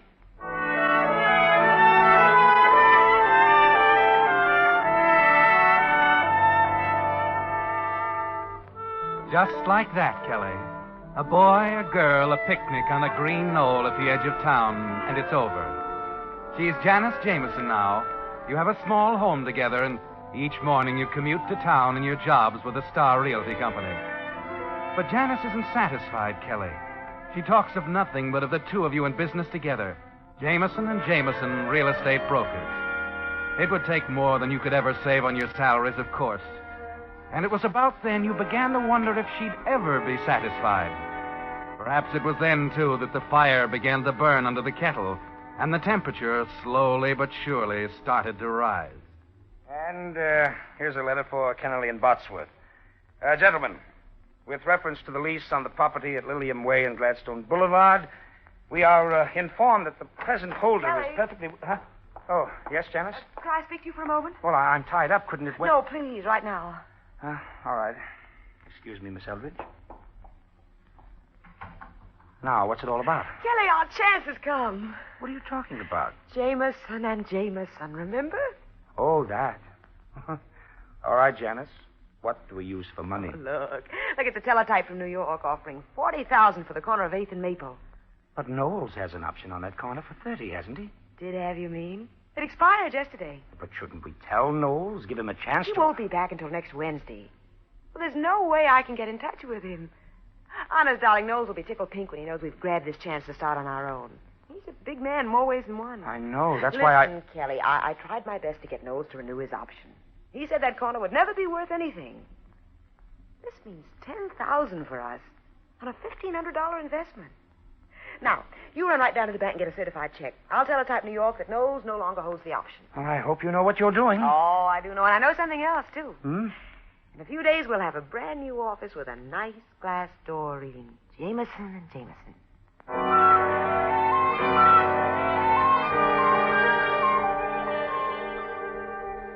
And sign that Jameson and Jameson. That's all. Jameson and Jameson. I'll have it right out. You made a slight error, Janice. What? Not Jameson and Jameson. Jameson and Stooge. Please, Kelly, let's not get into that again. Why not? Dear. Why not? Let's be honest. You've got the brains, I run the errands. You set up the deals on paper, I go through the motions. Well, that's not true. This Brewster deal, for instance. A nice, clean little deal. I'm all set to handle it myself. Kelly, you're just being silly. There were just a few things you hadn't considered. I thought it might help if I wrote them out for you, that's all. There's something I don't think you realize yet, Angel. I'm really not a backward kid at all. Why, you act like I'm not quite bright. But you're wrong, Kelly. I think you're the best salesman in the business. Besides, you're my husband and I love you. Now, what difference does it make which one of us does None. what? But why can't you give me credit for some intelligence once in a while? Kelly, listen. Why, you're not my wife anymore. You're a business machine. Darling, as cold as a piece of steel. You don't realize what you're saying. Sit down. I'm not through. Kelly, no. For once, you're going to listen. I'm your husband, Janice, Kelly. your business partner. Please. Not a pet spaniel you lead around Please on a don't, leash. Kelly. Oh. Janice. Janice! Oh, Janice, I'm sorry. Oh, good Lord. Yes, Mr. Jameson? This is Mr. Jameson. Get a doctor up here. Hurry. I think Mrs. Jameson had a heart attack.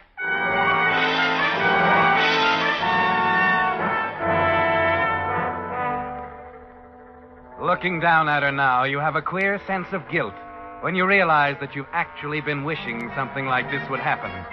Anything to free you, give you back your independence and self-respect. Yes, Kelly, you're sorry and ashamed. And you almost take the kettle off the fire before it reaches the boiling point, particularly as you hear the doctor telling you it was a heart attack. That Janice will have to stay in bed and rest, with a day nurse in attendance. But that's what changes it all right back again.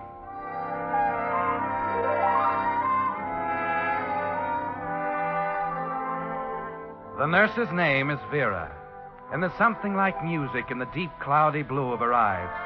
Something about her voice, the youthful grace of her that sets your heart racing, makes you think that here is everything you missed in your marriage to Janice. Good morning, Vera. How's the patient? I just don't know, Mr. Jameson. Kelly. Mr. Jameson. Check. She seems to think the doctor's all wrong, that it's silly to think of heart trouble at her age. Well, that's the way she is. Well, something has to be done about it. She says it's all foolish and that she's going to get up and go back to work. I know. I've been over that with her several times. Well, you ought to talk to her, Mr. Jameson. Kelly. What good would it do for me to talk to her? Well, after all, you are her husband. Yeah. Sometimes I wonder. What do you mean? Oh, stupid. Kelly, is that you? Oh. Yes, Janice. I'm coming.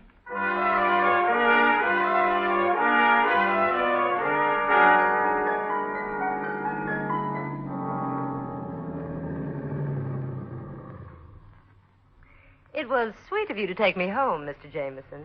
Kelly. Why do you keep insisting that I call you Kelly? Do I? Every night you've taken me home. How long has it been now? 3 weeks? 4? 23 days. Oh, did you keep a record of it? Uh-huh. In the back of my head. If you want details, I can tell you what happened on every one of those days, too. You have a very good memory. It's easy when you have a reason to remember. You ought to go on the stage. Professor Jameson's Memory Act or something.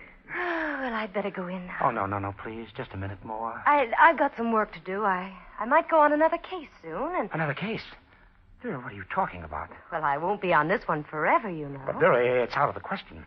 She's a sick woman alone in the house, and... Oh, why lie about it? I think you know why I'm talking this way, Vera. Yes, I do. I love you. I'd better go in now. Oh, no, Vera, Kelly, please. Vera, darling. Oh, Kelly. I know. If only you were free. I'll be free, Vera. I'll... What do you mean, Kelly? I don't know, Vera. I don't know.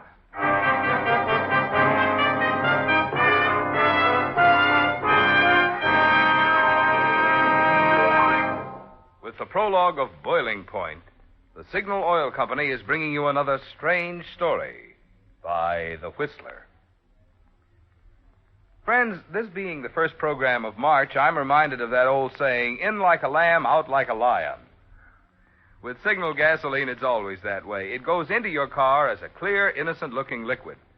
But once inside your motor, it generates the power of a lion. Lithe, eager power that's quick to spurt ahead in crowded traffic or to send you springing effortlessly up steep grades in high with nary a ping of complaint. But while Signal's power may be likened to a lion, you'll find that your car's appetite for Signal gasoline is gratifyingly small. That's because the extra efficiency which today's Signal gets from your motor naturally means extra mileage, too. So when it comes right down to it, your speedometer is really the best yardstick of gasoline quality. That's why Signal says, to be sure of the tops in gasoline quality, there are just 2 things to remember. 1, in gasoline, it takes extra quality to go farther. And 2, Signal is the famous Go Farther gasoline. And now back to the Whistler.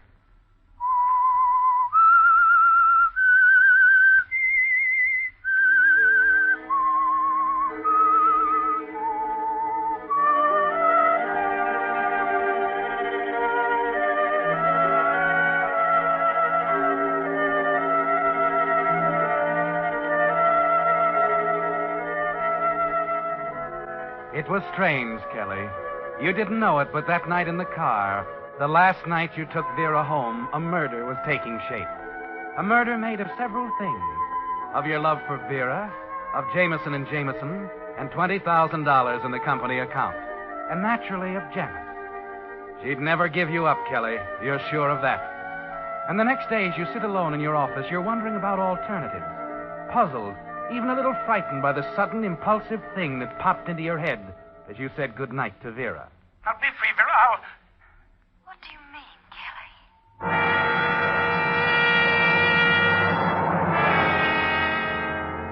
Kelly? Yes, Kelly. What did you mean? You thrust it out of your mind. Try to concentrate on the stack of letters in your desk. And then, just before noon...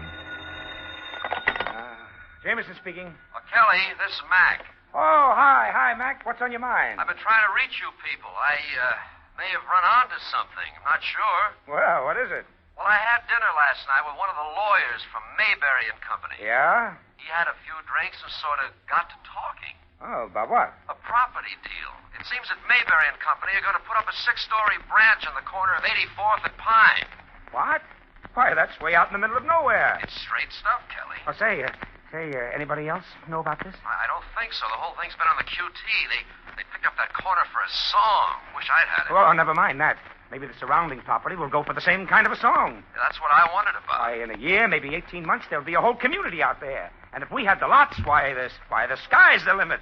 You think so? Oh, no doubt about it. Gee, I'm glad you called me, Mac. Yeah, well, I really wanted to talk to Janice, Kelly. If she thinks it sounds Well, like... Janice isn't well, you know that. Yeah. Now, look, we'll have to move fast on this, Mac. I'll tell you what we'll do. Wait a minute, Kelly. Not that fast. It's a $40,000 investment. I'm not going ahead until we have her opinion. What's the matter with you? I'm running the office now. Maybe not. This is a big thing. I realize that, Mac. You're lucky to have someone like Janice to turn to. Yeah, but, Mac, Listen, either talk it over with her or count me out, Kelly. I have a lot of faith. Skip it. I'll get back to you. Okay, I'll be waiting. Oh, Janice. What does he take me for? I'll go ahead with it alone if he doesn't want to... What? Janice. Surprise. Am I interrupting something big? Well, never mind that. What are you doing here? I thought... That I belonged in bed? I know, Dr. Allen thought the same thing. But today he had to admit it was all brought on by strain, overwork. The rest did it. I'm fit as a fiddle. Yeah, but I'm back on the job, that's all. Aren't you glad, darling? Why, of course, naturally. But, what about Vera? What about Vera? Well, I dismissed her. Is that what you mean? Well, do you think it was the wise thing to do? Don't you? Anyhow, now I'm well. I certainly don't need a nurse.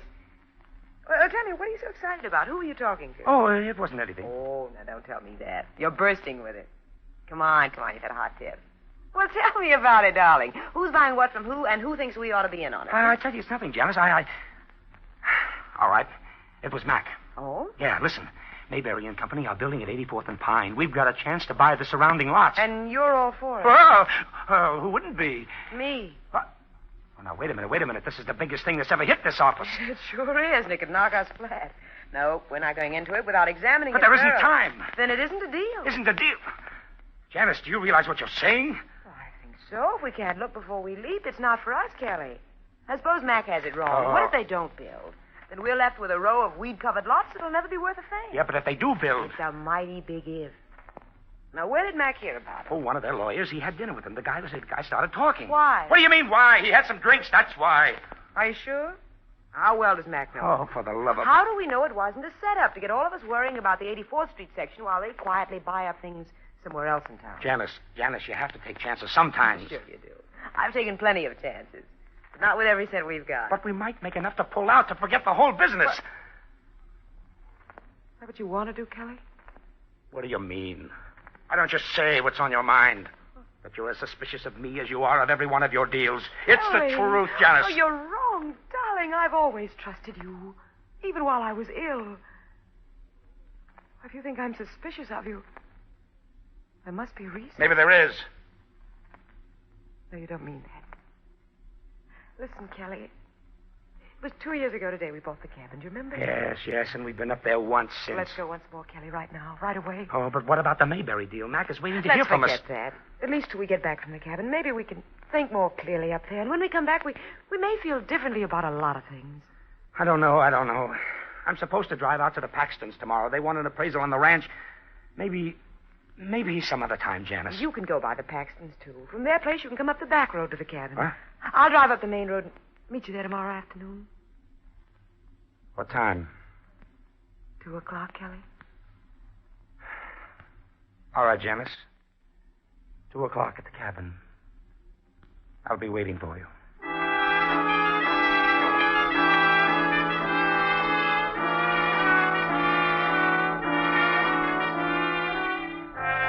At the moment you agree to meet Janice, the kettle is beginning to boil, isn't it, Kelly? The first tiny bubbles are rising dangerously close to the rim, threatening to pour over, and there's no way to stop them. It's the same the next day as you drive up to the cabin. And grinding up the narrow mountain road, you admit to yourself that the Paxton Ranch was just an excuse, that you weren't even thinking of keeping your appointment there. You were thinking of an old wooden bridge, a bridge over a 200-foot drop, straight down, a bridge that Janice would have to cross to reach the cabin.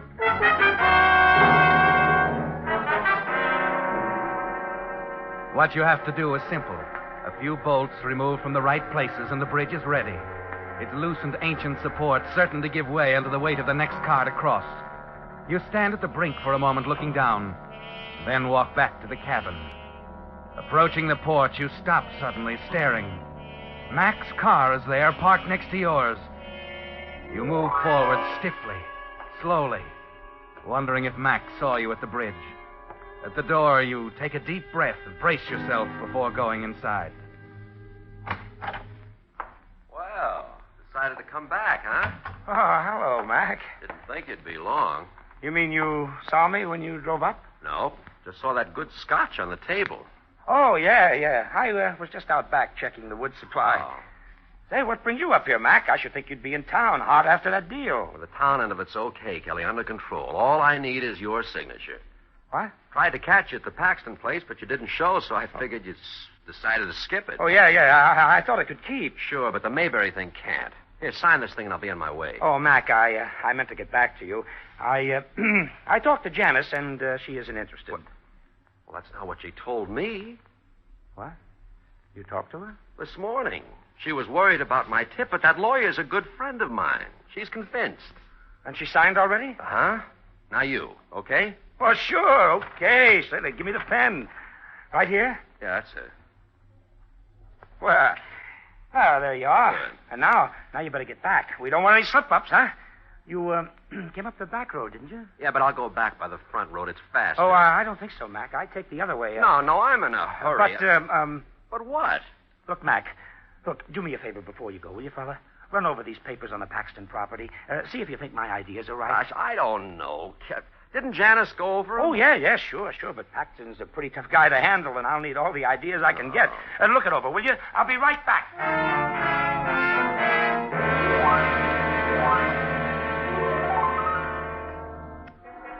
You're trembling as you go out of the door, aren't you, Kelly? Because everything is ruined if you can't talk Mac out of driving down the front road and over the bridge. You've got to stop him, or keep him from leaving at all. You wanted to get rid of him, wanted to tell your own story of the accident. But now you have to settle for the next best thing. If only you can keep him here, if there's something you can do. You glance at his car, parked next to yours. Hurry over to it, lift the hood. It won't take a minute to fix it so the car won't start.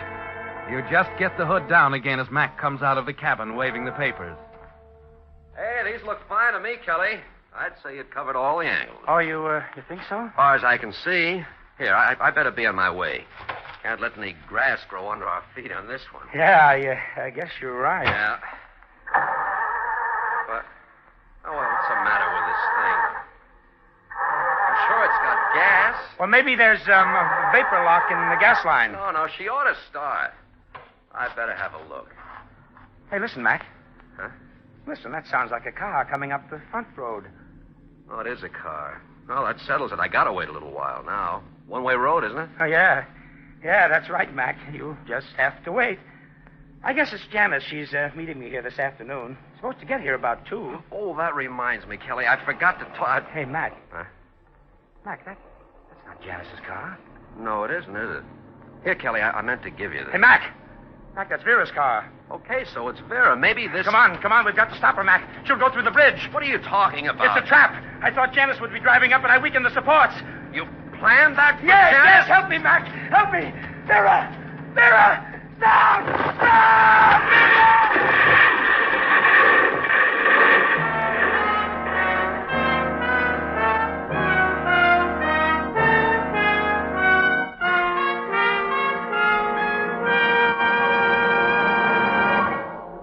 The Whistler will return in just a moment with a strange ending to tonight's story. Meantime, in place of the little chat about one of Signal's products or services that we usually have at this point on the Whistler, Signal Oil Company is giving this time tonight for an announcement in the interest of public welfare. Once each year in March, we're asked to think of those who, in time of unexpected emergency, need the quick, friendly help that you and I make possible through the Red Cross. Just who are these people? Why, they're the victims of disasters such as earthquake, flood, fire, wreck, or epidemic. Disasters that can strike any one of us any time without warning. Who else? Millions of discharged veterans and their dependents have called on the Red Cross for a helping hand. And don't forget the thousands of hospitalized veterans who may depend on the Red Cross for a long time to come for their recreation and entertainment, their letter writing, shopping, and other assistance. These are just a few of the hundreds of ways the Red Cross is called upon to help every day. It's going to take $75 million to answer all the calls for help the Red Cross will receive this year. So give as generously as you can, remembering that you're the lucky one to be in a position to give help rather than to need help. And now back to the Whistler.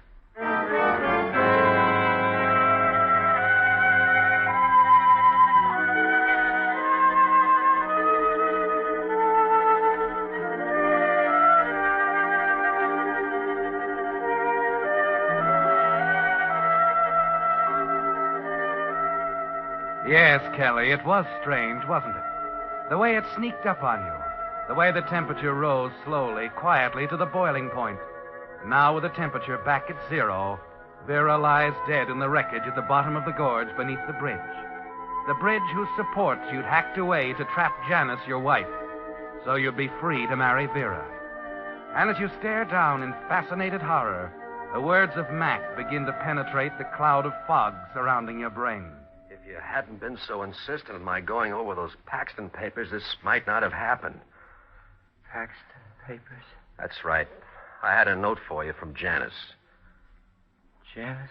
Yeah, she decided not to come and asked me to deliver this when I got here. Every time I tried to tell you about it, you interrupted me. Here, you'd better read it while I phone the police. The police? Oh, wait a minute, Mac. I can't wait, Kelly. I've got to report a murder. Better take a look at Janice's note.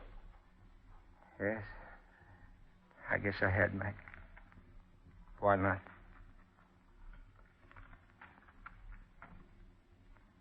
Dear Kelly, I decided not to meet you at the cabin. For a long time, I felt you no longer loved me. Now I'm sure.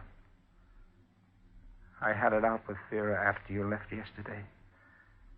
At first, she denied everything, then admitted the two of you were in love. I was tempted to tell her she couldn't have you. Then I realized you weren't worth the fight.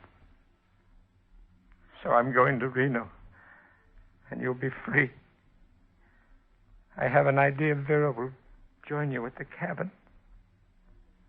She's your kind, Kelly. I hope you both will be happy. Janice.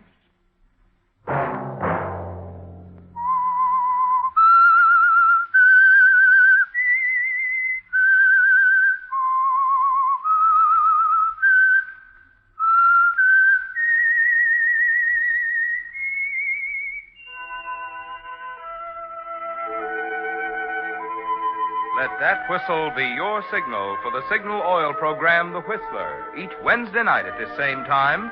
Brought to you by the Signal Oil Company, marketers of Signal gasoline and motor oil, and fine quality automotive accessories. Signal has asked me to remind you, to get the most driving pleasure, drive at sensible speeds, be courteous, and obey traffic regulations. It may save a life, possibly your own.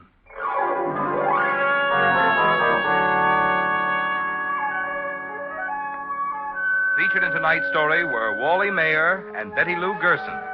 The Whistler was produced by George W. Allen, with story by Joe Pagano and music by Wilbur Hatch, and was transmitted to our troops overseas by the Armed Forces Radio Service. Next Wednesday, for a full hour of mystery over most of these stations, tune in a half hour earlier. Enjoy The Saint as well as The Whistler. Marvin Miller speaking. This is CBS, the Columbia Broadcasting System.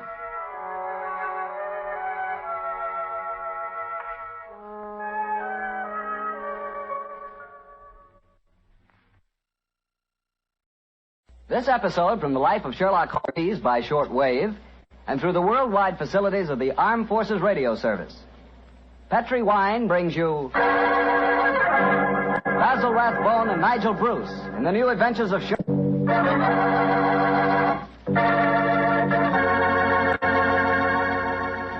The Petri family, the family that took time to bring you good wine, invites you to listen to Dr. Watson tell us another exciting adventure he shared with his old friend, that master detective, Sherlock Holmes.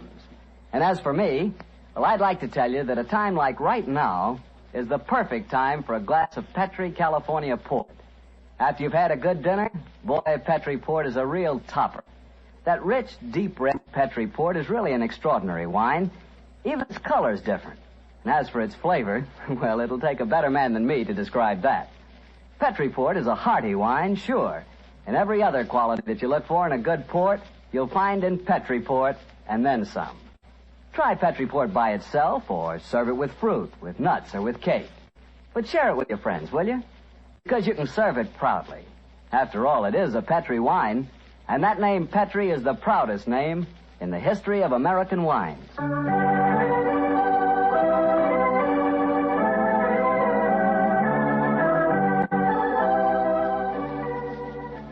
And now let's visit our old friend and host, Dr. Watson. Good evening, Mr. Bartell. Good evening, Doctor. Settle yourself down and get your pipe going. Thanks. Doctor, last week you told us that tonight's story took place in the CASBAH at Algiers. Yes, the CASBAH. I remember it as the place of countless streets winding up and down, past colorful cafes where 100 tongues were spoken, and often a street would end in shadowy darkness which a man would be foolhardy to enter alone. Yes, Mr. Bartell, in that winter of 99. Well, how did you happen to be out there, Doctor? Do you mind if I tell you the story from the start, Mr. Bartell? At the conclusion of a strange murder in Montrevor Castle. A charming young girl sat on the sofa of our lodgings in Baker Street and talked to But, Mr. Holmes, you can't say you'll have nothing more to do with the My dear Miss Montrevors. Stretfield, I found the true murderer of the Dowager Countess and committed suicide. Surely the case is ended. Yes, Mr. Holmes, you found the real murderer. Find the unfortunate young man who fled England 5 years ago when he was suspected of a crime. This is a new development, Miss Stretfield. Please tell us about it. It's Douglas Milton that I'm... He was the heir to the title, wasn't he? Yes, Mr. Holmes. He was a sensitive, artistic boy, and when he knew that he was under suspicion, he ran away. Mm-hmm. Of course, everyone regarded his flight as an admission of guilt. That is, until you found the real culprit, Mr. Holmes. I imagine, Miss Stretfield, that your interest in the missing boy is not entirely, shall we say, altruistic? I'm in love with him, Dr. Watson. Oh. We were engaged to be married when he ran away. Mr. Holmes, you've got to find him. He must know that his name has been cleared and that he's inherited the title. Stretfield, have you any direct news, any letter from your fiancé since he left 5 years ago? None.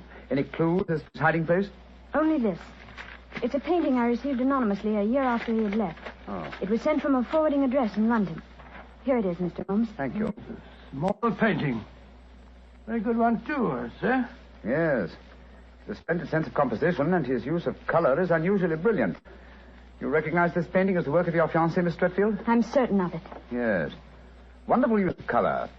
Observe the delicate shadings of that sunset and the brilliant green of the oasis. This scene is extraordinarily reminiscent of the desert in North Africa. Yes, that's what made me say I was certain he'd gone abroad, Mr. Holmes. But why should he go to North Africa? He imagines himself to be escaping justice. Remember, the Foreign Legion is stationed there. You think he might have joined the Legion, Mr. Holmes? It would seem logical. No question to ask to those who join it, and its colorful obscurity might easily appeal to a young fellow in trouble. Hello. What is it, Holmes? The canvas in the frame here. Miss Stretfield, do you mind if I pry the canvas loose? Do anything you like, Mr. Holmes, if it gives you any clue to Douglas's whereabouts. Give me your penknife, will you, Watson? Yeah. Thanks, old chap. Here we are. Can you see anything? Uh-huh. Look. The word Schlick. An Elafrun. Stamped here. Sheriff is probably the framer's name, and Elafrun is a town some 50 miles from Algiers. That settles it. Miss Stretfield, I accept your case. Watson and I will go to Africa and try to find your fiancé, Douglas Milton.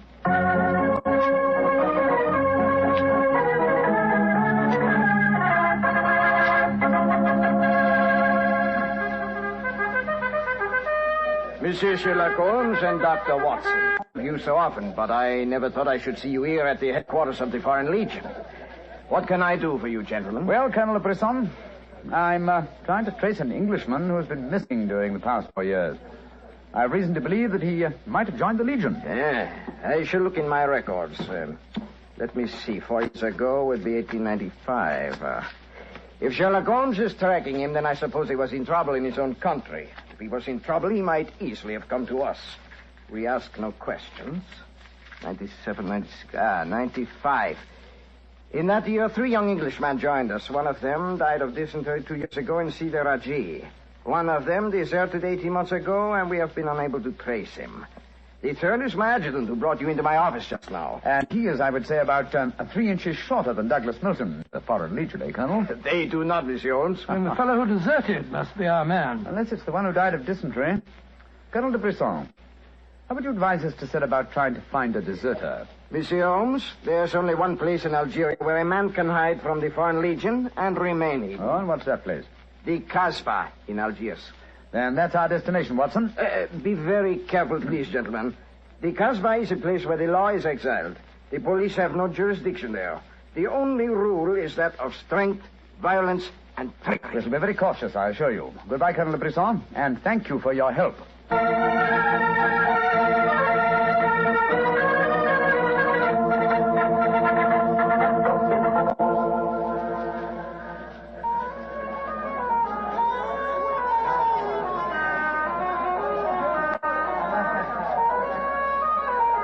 Well, I must say that I think Colonel de Brisson rather exaggerated the dangers of the CASBAH. I suppose you're going to tell me this cafe is the headquarters for a dope smuggling ring or white slaving or something. Its ramifications are even more extensive than those you've mentioned. You're joking, Holmes. I assure you I'm not, old fellow. What? My old friend Duhamel is chief of police Algiers. When I told him our mission, he advised me to come here. A 500-franc note, and the proprietor can obtain any and all information regarding the underworld. For as little as 200 francs, you can arrange a murder. So that gives you some idea of the CASBAH. Good Lord, then you've already spoken to the proprietor? Oh, yes, a charming scoundrelly fellow by the name of Rafi. I gave him 500 francs and asked him to set his underworld grapevine in motion to see whether an Englishman living in hiding here in the CASBAH could be found. And I thought we'd come here for a quiet meal. Neuters. Here we are, Rafi. Come sit down, won't you? Rafi works fast, does he not, Mr. Holmes? Your friend is... My friend knows that you're working with me. We'll be found out. A drink first. The tongue of Rafi is parched. Would you have me die of thirst before I give you my news? Vermouth cassis. Rafi? You have news for me, then? But yes. Good, what is it? First, you will pay me more money, no? But I gave you 500 francs. You said that you'd do the job for that. Can I help it if some tongues are more costly to make wag than others? It took the 500 to get the wag. Am I to have nothing for my own trouble? Votre vermouth cassis, Monsieur Rafi? Ah, good. The gentleman will pay for it. There you are. Merci, Missy. I will drink to your health, gentlemen, both of you. You will pay me more money, no? If my friend's already given you 500, you should stick to your bargain, my good fellow. My information is a bargain at 750 francs. It would be a bargain at 1,000, but Rafi will let you have it for 750 because he likes you. You will give it to me, no? And if I refuse? Then you get no information, and perhaps I spread news in the CASBAH that makes it uncomfortable for you gentlemen to be there. Wait, Scott, this is blackmail. I get the money, no? You're a scoundrel, Rafi. Of course I'm a scoundrel. Here's your money. And information? There is an Englishman hiding here in the CASBAH. I do not know his name, but he is tall and fair-haired. I cannot tell you where he lives, but if you go to the Cafe of 1,000 Sighs, you will find a girl who sings there. A girl who sings like a nightingale. Her name is Aisha, and she can lead you to your Englishman. A girl named Aisha. In the Cafe of 1,000 Sighs. That is right. I would suggest that you go there in disguise. 2 well-dressed Englishmen might find themselves in trouble.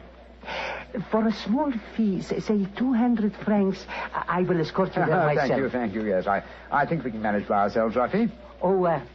If your business is concluded quickly and time weighs heavy on your hands, Rafi can take you to some places of rare interest. Dancing girls that wither one's eyeballs with their beauty. For 500 francs, gentlemen... Thank you, Rafi, thank you. I have a feeling the time will not weigh heavily on our hands. Good night. You work too hard, gentlemen. You should learn how to play. Good night. On my soul, I think that fellow's the biggest blackguard I ever met.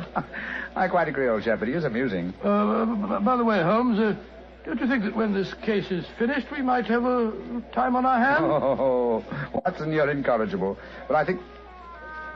Watson. What is it? Look at the man sitting over in the corner by himself. By Joe, yes, his face seems familiar. We've seen him before somewhere. Of course we have. His name is Oliver Leeming.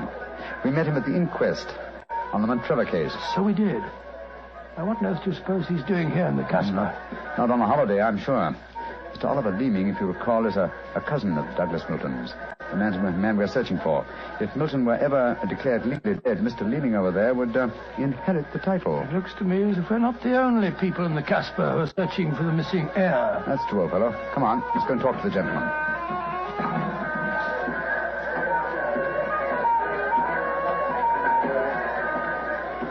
Mr. Oliver Leeming, how very odd to meet you here. Well, Sherlock Holmes and Dr. Watson, won't you sit down? Thank you. Well, it's a small place, isn't it? Or has somebody said that before? I wondered if you'd spot me over here in the corner. Oh, you saw us, Sam. Of course. But you seem to be in such deep conversation with that scoundrel Rafi. I didn't like to disturb you. Very considerate of you, I'm sure. Why are you here, Mr. Leeming? Oh, I'm making a business trip. This is my day off. As I recall it, you're in the publishing business. Correct. What a memory you have. It seems peculiar that you should be on a business trip here. Are you planning on opening a publishing house in Algiers, or are you searching the CASBAH for new authors? Why not? I'm a great believer in encouraging new talent. Mr. Leeming, why don't you admit that you're here for the express purpose of trying to find your cousin, Douglas Milton? Mr. Holmes, you've discovered my secret. The great Sherlock Holmes and his watchdog have their eyes on me. They know that I succeed to the title if Douglas Milton dies. Yes, Mr. Leeming, we know that fact. And you have fathomed my plan to find Douglas before me and kill him so that I may inherit the title. How lucky I am to meet you in the CASBAH, where you cannot arrest me. Well, it's a race against time, gentlemen, but I have a head start, as you will soon find out. Goodbye, and the best of luck to you. Extraordinary fellow. He's joking, of course. I believe not, Watson. I think he labors under the whimsical belief that the best method of discounting the truth is to state it as boldly, so that it will not be believed. Great Scott, then we must work fast. Yes, old chap, we must. I'm sure that we're entrants in a race against death. We must get back to the hotel and into our disguises as quickly as possible. After that, we shall visit a young lady named Aisha in the Cafe of 1,000 Sighs. And I'm certain, Watson, that it will be the first time two men have ever entered the CASBAH for the express purpose of preventing a murder.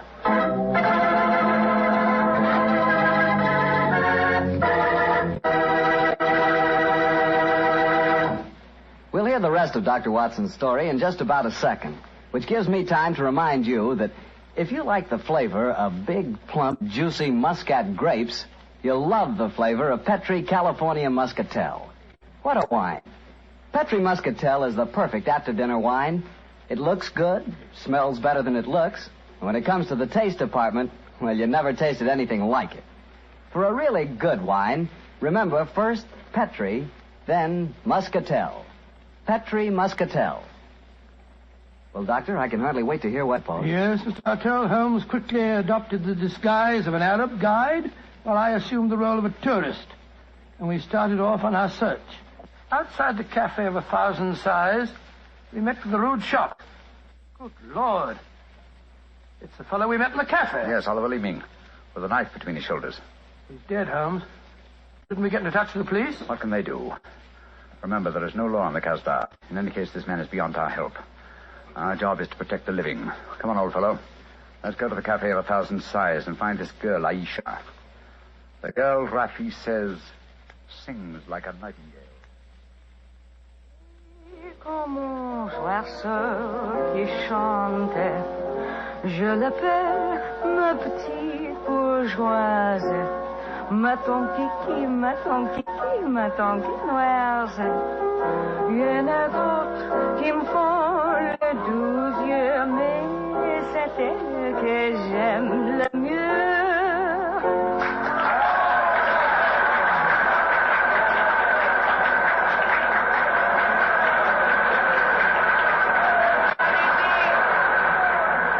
So that's the girl, Aisha.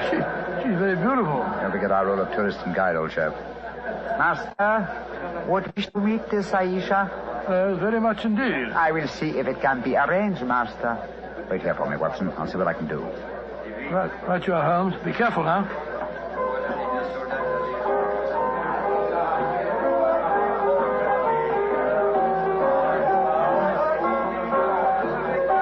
Mademoiselle Aisha? What do you want? Aisha. Which one is he? The man who sits at the table in the corner.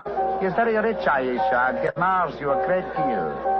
He told me to give you this 500-franc note. So? Very well. You may bring him to my rooms. The other way, to the right. Good, Aisha. I fetch him. I shall be waiting.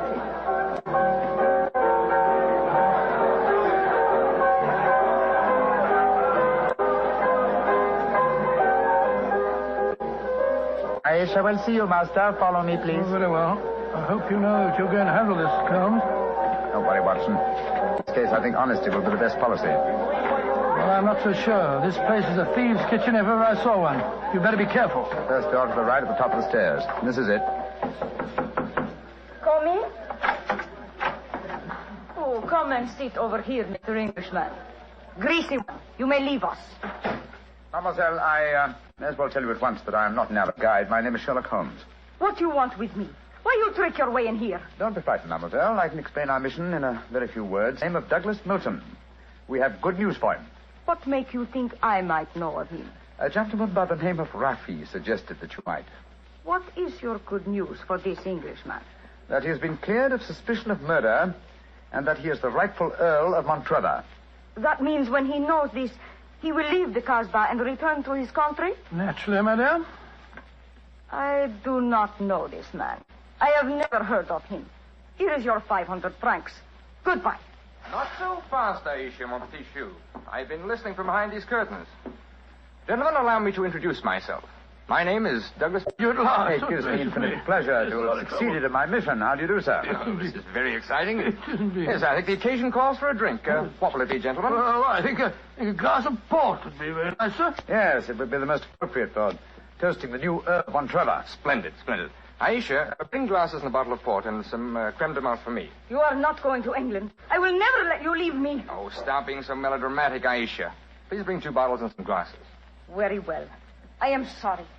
Mr. Holmes, I can't tell you how I appreciate your trouble in coming all this way to find me. But, well, I must tell you at once, there's one problem that makes it difficult for me to leave this country.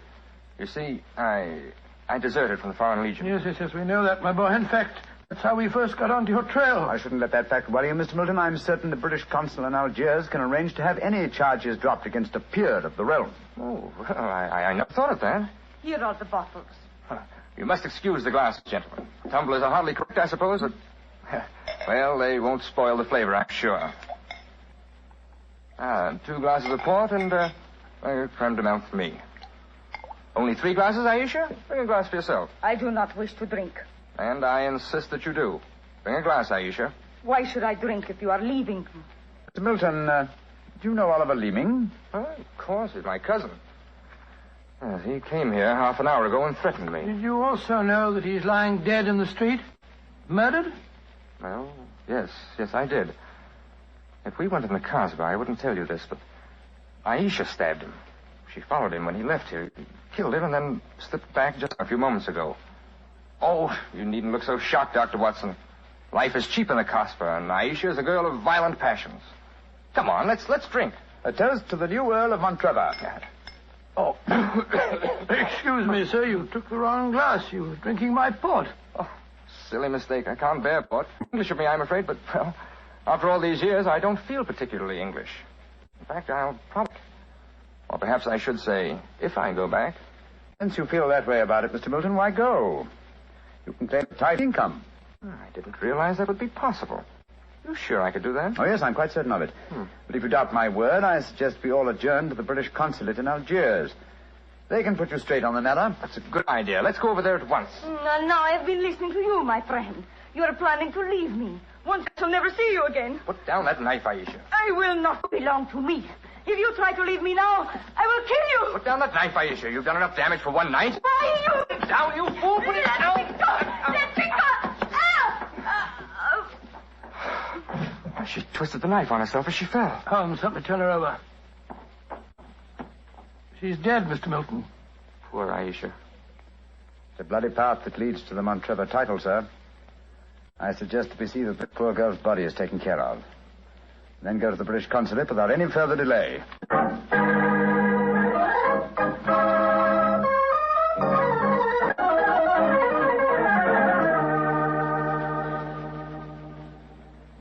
Now that we I suggest that you swear on oath that you are Douglas Milton, heir to the Montrevor estate.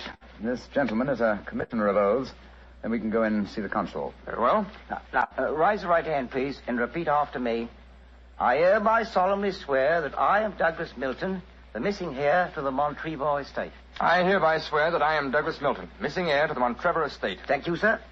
And now, if you'll sign the statement here, these gentlemen can witness it.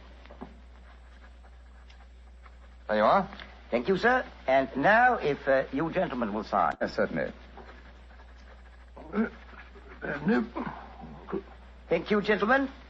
The document is now legal. Splendid. Now, let's go over and see the consul. Not yet, my friend. Watson, this man is not Douglas Milton. What the devil are you talking about? There is no law in the CASBAH, sir, so you cannot be punished for the 2 murders you committed there. But now that your avarice has tempted you here to Algiers, where you've been foolish enough to sign a false statement, I think we can at least settle you very nicely for desertion, false impersonation, forgery, and perjury. What do you mean? The story should be obvious, old fellow. Oliver Leeming did track down the deserter. Recognition was uncertain after so many years, but at least it gave this gentleman the idea of impersonating the real Douglas Milton, a friend of his. You have a lively imagination, Mr. Holmes. The real Douglas Milton died of dysentery 2 years ago in Sidi El Raj. As soon as the idea of impersonating Milton was born, Leeming had to die. Your theories are very interesting, but you haven't a shred of proof. I say that I'm Douglas Milton. How are you going to prove otherwise? Very simply, my dear sir. Douglas Milton was a painter. A painter who excelled in the use of vivid colors. You, sir, suffer from the quite common malady of red-green color blindness. Less than an hour ago, you mistook a glass of port, which is red, for a glass of creme de menthe, which is green. I knew at once that you were an imposter. You're cleverer than I thought you were, Holmes. Goodbye. Here, come back. No, Watson. Don't go after him. But we can't let him escape, Holmes. Don't worry, old chap. If you go to the window, I think you'll find that the consulate is being watched. The Legion has a long memory for desertion. I don't think he'll get very far. They got him, Holmes. Shot him as he was trying to run away. A just death for him. Lived a life of violence and treachery, Watson. It's only fitting that he should die in the same manner.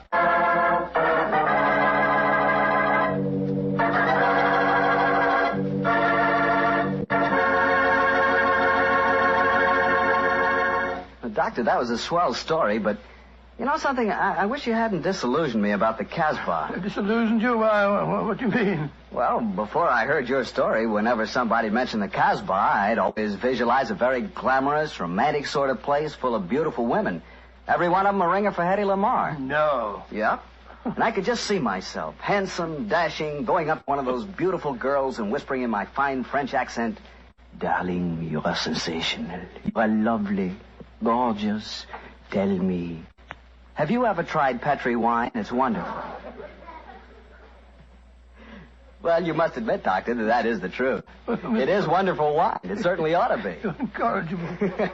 After all, winemaking has been the business of the Petri family ever since way back in the 1800s. For generations, the Petri family has handed down from father to son, the fine art of turning luscious, sun-ripened grapes into fragrant, delicious wine.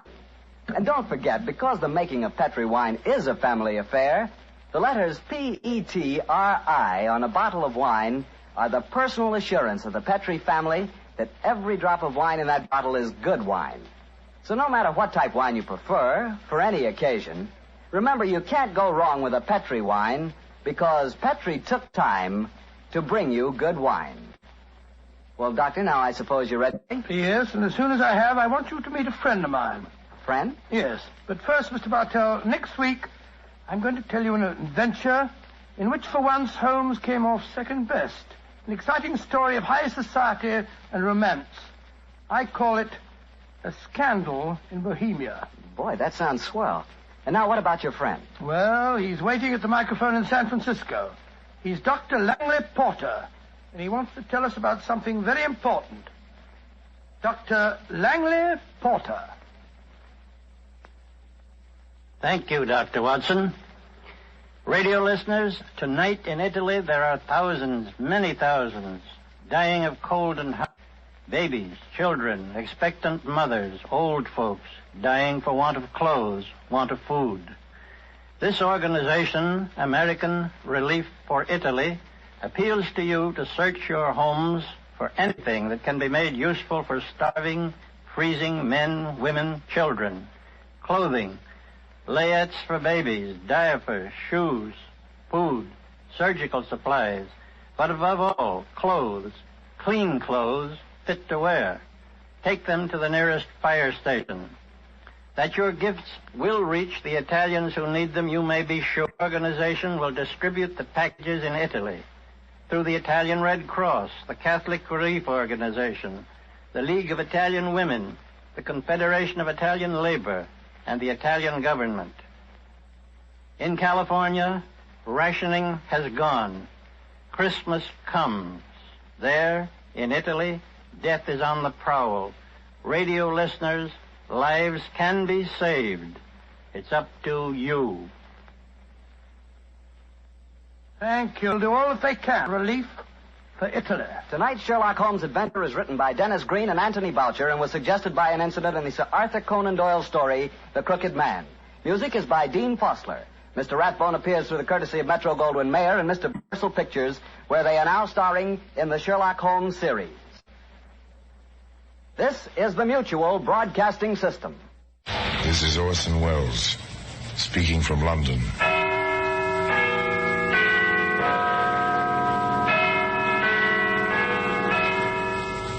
The Black Museum, a repository of death, a repertorium of violence. Here in the grim stone structure on the Thames, which houses Scotland Yard, is a warehouse of homicide, where everyday objects, a teacup and its saucer, a lady's parasol, a surveyor's chain, all are touched by murder. You take this mallet. It's a familiar object, a wooden mallet, worn, got a wooden head, marked, necked with all its uses. Maybe you have one in the cellar, in the forgotten tool chest at the bottom of your closet, in the toolbox of your car. But I doubt if you would care to own this one. Hello. Here's something, Constable. Just an old mallet, Sergeant. Yes, notice the grease on it? And these. They look a bit like hair, don't they? Human hair. Well, anyway, today, the mallet can be seen in a very special place of honor in the Black Museum.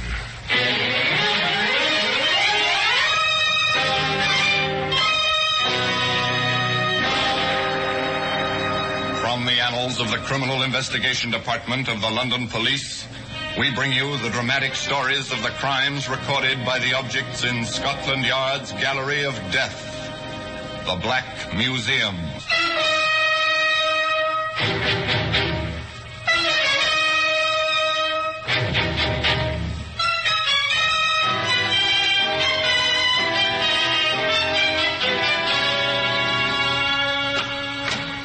Well, here we are, the Black Museum. Scotland Yard's very special, very particular museum of murder.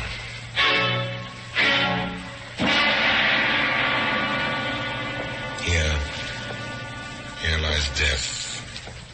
Row on row of cabinets. And in the cabinets, each in its place, each with its simple white card detailing victim and killer, time and place.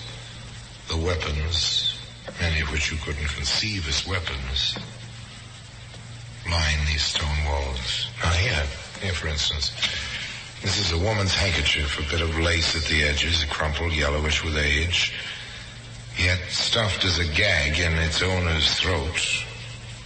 It stifles screams, this handkerchief, and the sound of death. Here, a length of heavy chain. Once this chain enclosed a rich man's driveway. It was wrapped around his legs another time. and weighted his body in his private lake until the grappling hooks took hold. And here we are. The Mallet. Little white card says, in parts, Guy Fawkes Day, bonfire night. Guy Fawkes Day, it's November 5th. It's an old English tradition, you know. The celebration of Mr. Fawkes's attempt to blow up the House of Commons, the English House of Congress, almost 350 years ago. Every November 5th, bonfires of all sizes are to be found on the English countryside as part of this celebration. And that's why, you see, no particular attention was paid to a particular bonfire near a highway in Northampton one November 5th. Although one fellow did comment. Quite a blaze, that one, eh, Davy? Yeah, flames that feet 15, 20 feet. Silly to build a fire that big way out of here. Well, maybe the fellas wanted London to see it, eh? Well, every man to his own idea, I always say. You see, no particular attention for that moment. Now listen a moment. Yes, a man running up the road, past the two fellas trudging home. Hey, mister, anyone at that bonfire? Didn't look in a hurry, getting on to town. Yeah, I say, he's troubling. Think he's going to catch a train here about this time of night. Might as well save his breath and walk. Too bad if he'd been walking. If Marty and Davy hadn't been on the road just then, if the fire hadn't been quite so spectacular, even for Guy Fawkes' bonfire night, However, the ifs don't count. Davy was a touch curious about that bonfire now, as he and his friend came almost abreast of the blaze. Mighty big fire. Think we ought to take a look, Marty? Oh, I'm tired. Fella said there wasn't nobody over there. He didn't. Said he didn't look. Well, I'm going to.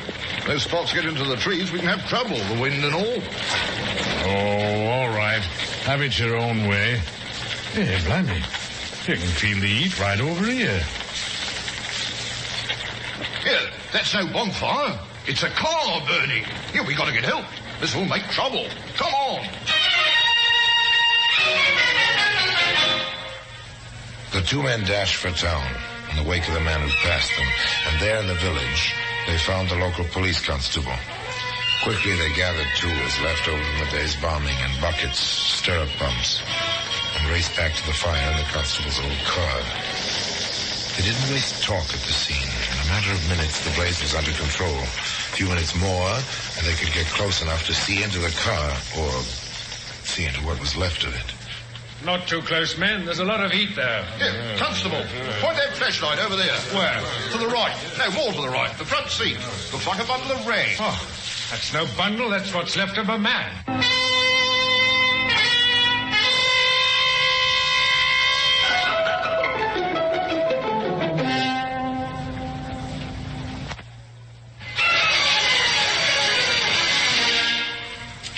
Blackened, a twisted heap, but still recognizable as the body of a man. When the first shock was past, the local police constable ordered the men to stand watch while he telephoned. Before dawn, the experts were on the job. All right, Sergeant. What have we got so far? Number of the car, sir, MU2489. Some fragments of the clothing, garter buckles, belt buckles. Mm-hmm. A few pieces of cloth. That's about all, Inspector. Yeah, not much to go on. Oh, well, maybe pathology will give us something. Meanwhile, trace the registration, find the owner, search the area around here carefully. Routine, Sergeant. Let me know. Yes, sir. The usual. Now then, you two. Yes, sir? I see. About this fellow who passed you running away from here, what did he look like? Well, it was pretty dark last night, sir. Well, he had no hat on. Yes, sir. Monty's right. No hat, but a top coat and a briefcase. I see. Anything else? Notice his hair? Well, it was dark. Seemed like a lot of it is sort of a round face. You couldn't see his eyes or anything like that. How old do you think he was? Well, he was running pretty fast, like. Well, nobody over 35 could run like that with a coat on and all. Well, unless he's been an athlete, of course. Oh, well, no matter about that. Anything else you remember about him? Not me, sir. Here, Inspector, do you think he had something to do with this? We're not ready to think yet. First, the facts have to be gathered. We'll get out this fellow's description. He may recognize himself and offer to help. Meanwhile, we'll find the owner of the car. A great deal of... The fellow didn't offer any help. All the newspapers carried his description, but there were no results. The number of the car did bring results, however, and the person of a youngish woman who gave her name as... Nora Williams. It was my husband's car. He works as a salesman for a firm in Northampton. He's on the road a lot. He set out this time on the 4th. There's no use your viewing the remains, Mrs. Williams, but perhaps you can identify these. What are they? Garter buckles, a belt buckle. Oh, that's all that was left? Are they familiar to you, Mrs. Williams? No, not at all. My husband never wears a belt, only braces. I see. Mrs. Williams, was your husband on his way to his firm, the home office, so to speak? I don't know. Oh, he didn't say? No, and I called the firm. They said they didn't expect him until next week. Williams, Robert Williams, owner of the burned car. He never wore a belt. His firm didn't expect him for a week. Interesting. Maybe not quite as interesting as the little scene in progress under the wreck of the burned car. Hello. Here's something, Constable. Just an old mallet, Sergeant. Yes, notice the grease on it? And these. They look a bit like hair, don't they? Human hair.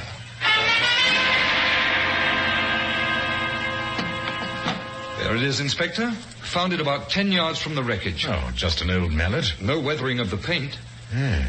Grease, bits of hair. How far was it from the petrol tin? Just a few feet. Another few steps away, that scorched area began. Oh, the main area, or that sort of trail we found burned through the weeds? The trail, sir. You're reconstructing something, Sergeant. Let's have it. Well, sir, suppose that someone hit Williams with the mallet and drove the car off the road. Mm-hmm. Then threw some petrol from the tin on the car and laid a kind of trail of it until the tin was empty. Yes. This party might have tossed away the mallet, dropped the tin, and thrown a lighted match onto the gasoline. It's possible, Inspector. Yeah. You may be closer than you think. Pathology reports that the man who died had been drinking heavily, and that the bits of cloth we found had been soaked in petrol. Soaked in it, sir? And not burned? The cloth came from the armpits of the dead man's jacket. Soaked to the armpits in petrol. Whoever wanted Williams out of the way was thorough, to say the least. Yes, but we don't know yet, Sergeant, if the corpus delicti is Williams. All we know is that Williams is missing, and his burning motor car contained a corpse. Yes, sir. But if the body isn't Williams, then our missing man... Maybe Williams, and maybe a murderer. Well, we'll see.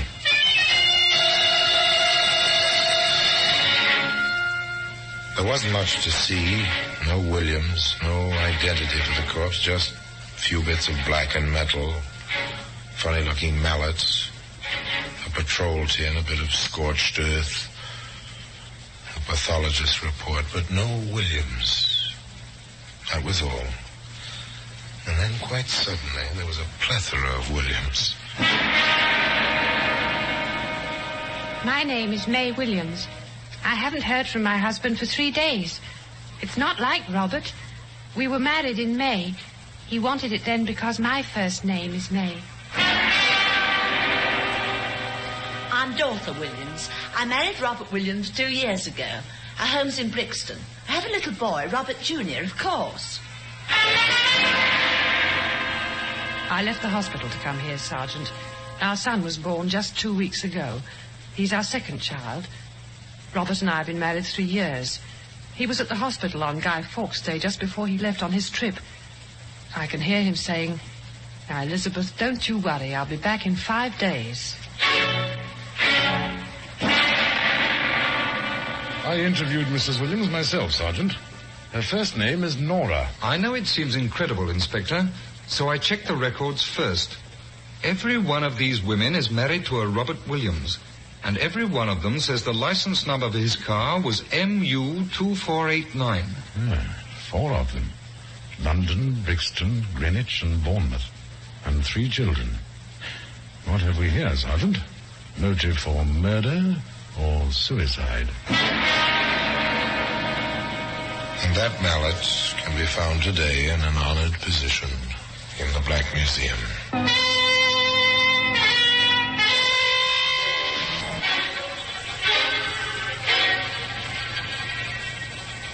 Inspector Lorch and Sergeant Broughton found themselves of a common, if curious, state of mind.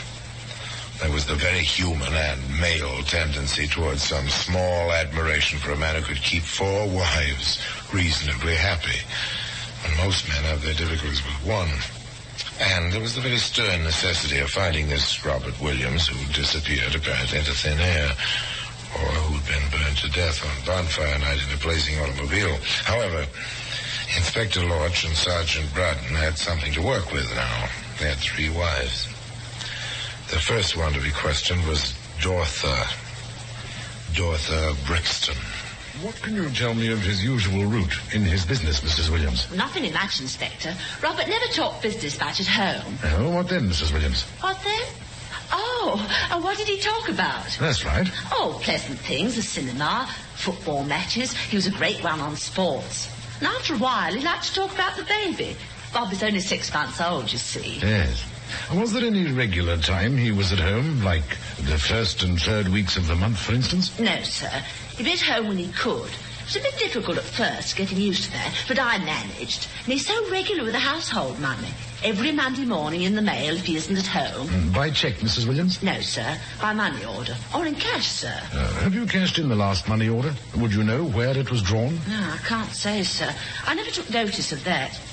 Oh, Inspector? Nothing much there. Nothing much except a picture of a quiet, rather shallow fellow interested in sports. It was Sergeant Braden who took on May Williams. May Williams. She's young and quite pretty and very frightened. For you, Mrs. Williams, 3 days is a long time. Like 3 years, almost. He wrote me every night he was away. Now... Oh, Sergeant, that wasn't my Robert in that car, was it? We don't know. Not yet, anyway. Suppose it wasn't. Suppose your husband has just disappeared. Oh, he'd never do that. Robert's a wonderful man. Athletic, thick dark hair and a round face, almost like a boy's. That much tallies with the man on the road, at any rate. We hope we can help you find your husband, Mrs. Williams. Elizabeth Williams is no fool, and a newborn baby can be quite a problem when your only means of economic support has disappeared. You see, Inspector, he told me this trip was taking him to Kent, and now the car's turned up in Northampton. Well, you can see why I'm so worried. And under those circumstances, of course. I never questioned Robert very much about his trips. I guess I was too glad to see him home. And he never stayed long enough to wear out his welcome. Ours wasn't a slippers and pipe kind of existence. And do you have many friends in your neighborhood there in Bournemouth? I do. Robert never cared to go out much. I see. Well, for a man of about 35, that doesn't seem, well, too normal. We liked each other's company, and there isn't very much money. So when Evelyn was born, we let ourselves get tied down. Now that Gerald's here, well, even more so. And you say he was at the hospital on Guy Fawkes Day? Yes, he brought flowers. Oh, I told him he shouldn't spend money on frippery like that, but it was sweet, and... Yes, he did say something about tomorrow will have to take care of itself. Of course, not one word to any of the 4 women about the others. This was a matter for the inspector and the sergeant to keep strictly to themselves for a while at least. But beyond this, nothing. No sign of Robert Williams. Routine, if thorough, checks were made of the 4 areas where the 4 women lived. Inspector Lorch here. Call for you, sir. A Mr. Thomas Brickwell from Farringham. Oh, I don't know any Brickwell.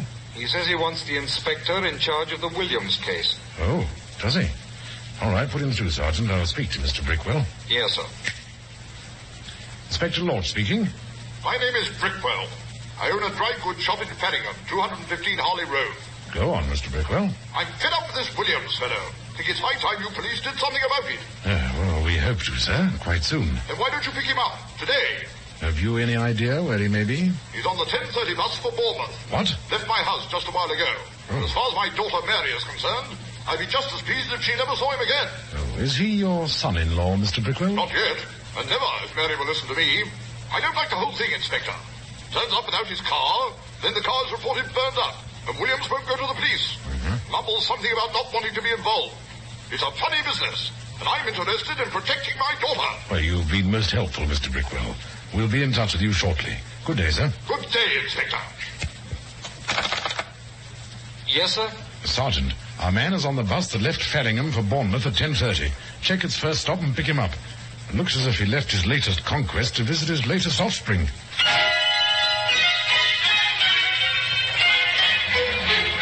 I beg your pardon, sir.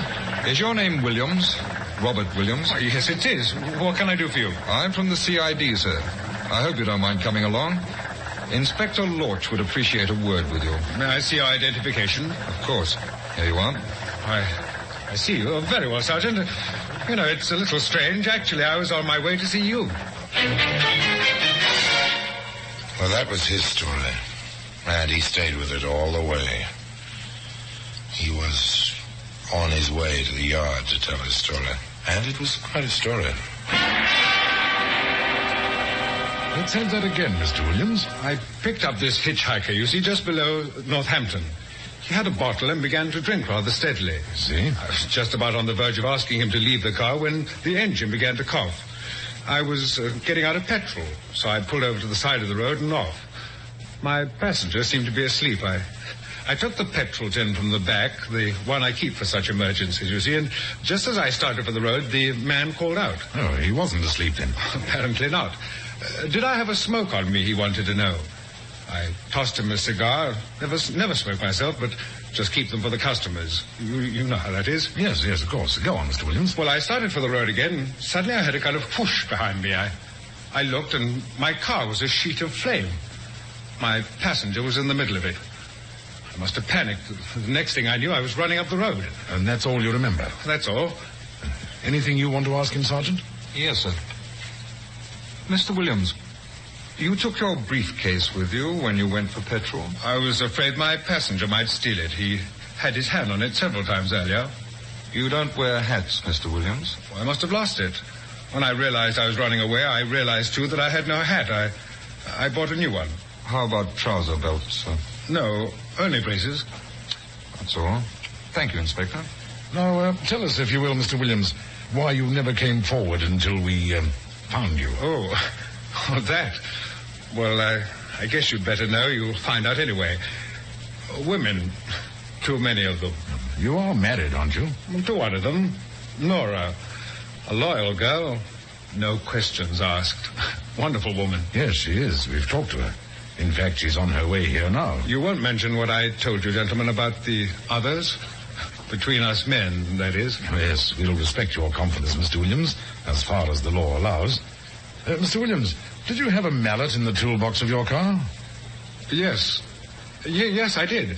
Used it for pounding dents out of fenders. Did you take it out when you stopped along the road on bonfire night? Oh, come to think of it, I did. The cap of the petrol tin seemed stuck, and I think I used it to loosen the cap. And then? Well, I must have dropped it near the car. Yes, you must have. Well, that'll do for now. If you'd care to wait for your wife, Nora, you can wait in the next room. Oh, thank you, gentlemen. I'll do just that. This way, Mr. Williams. Well, thank you, Sergeant. Thank you very much. Well, sir? 4 women. Not too much money. You pick up a tramp no one will ever miss, get him drunk, burn your car and the tramp, let the world think you died in your own car, and start over. Seems so simple. It's really quite complicated. And where there are complications, there are always discrepancies. Aren't there, Sergeant?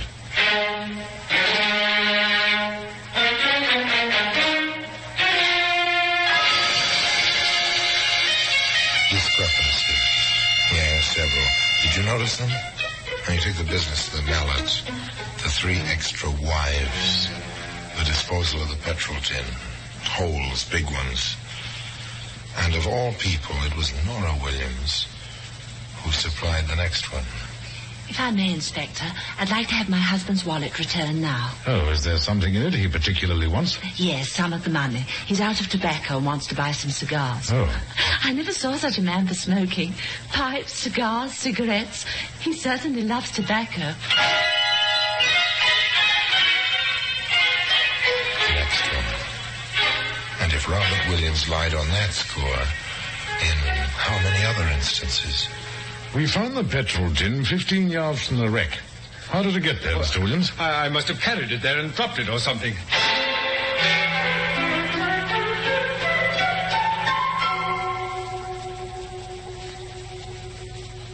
Our pathologist states positively that the hairs caught on the mallet are human hairs. How do you account for that, Mr. Williams? How should I know? Maybe somebody got hit with it somewhere, sometime. How should I know?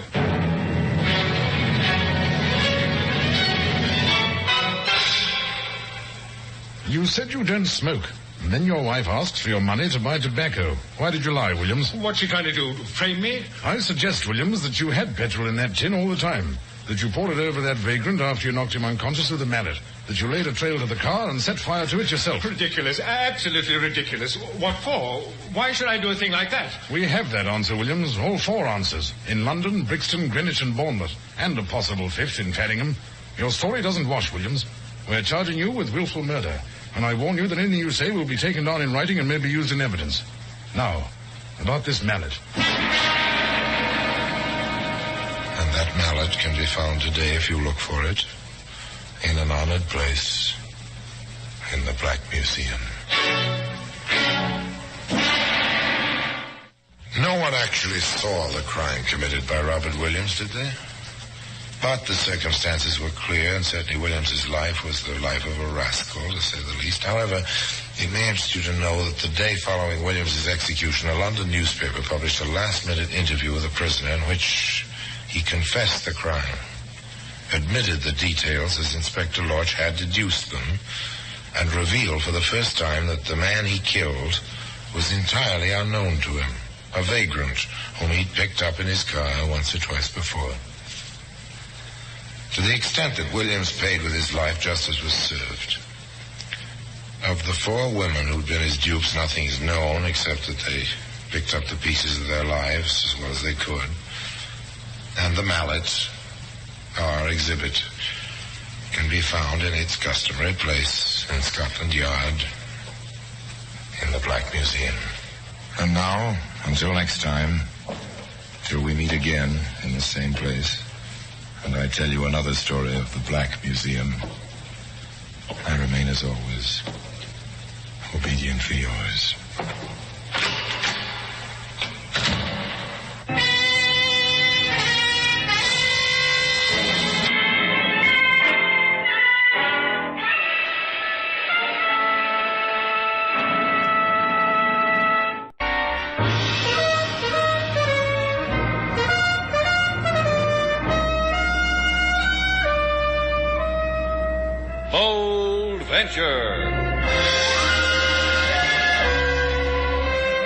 Adventure, intrigue, mystery, romance, starring Humphrey Bogart and Lauren Bacall. Together in the sultry setting of tropical Havana and the mysterious islands of the Caribbean. Bold Venture.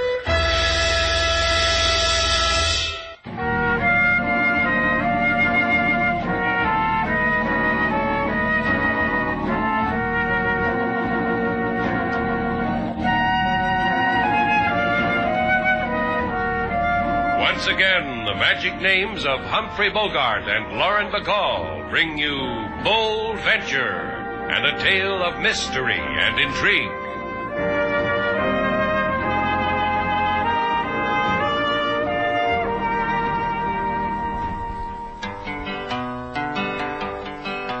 I offer information to all who heed. If a recuperation is your very first need, invest several dollars for peace and rest.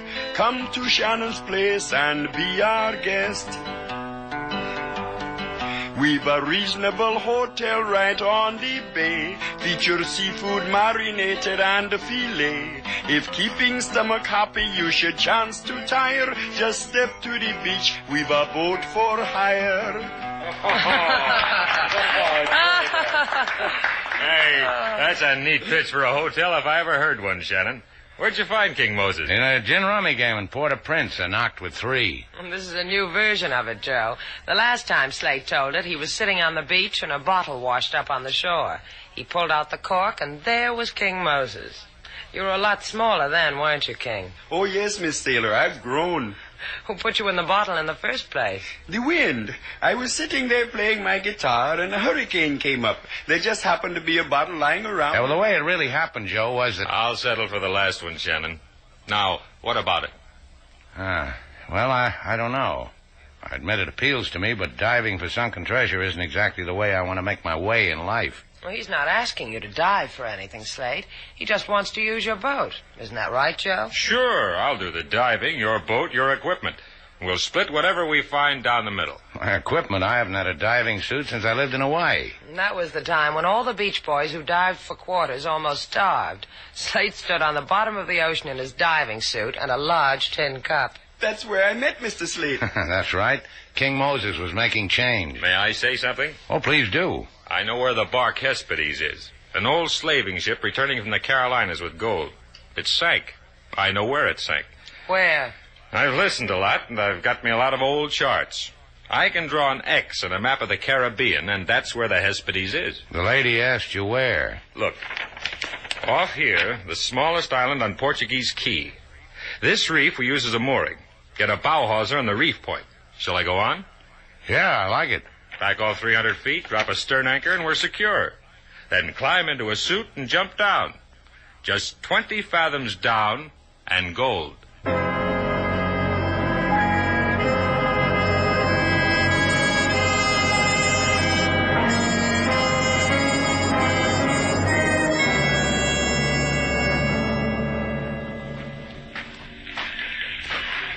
Seeing you this way, Danny, talking to the seagulls, feeding them, one could think you were a man of kindness. Yeah, would one, though.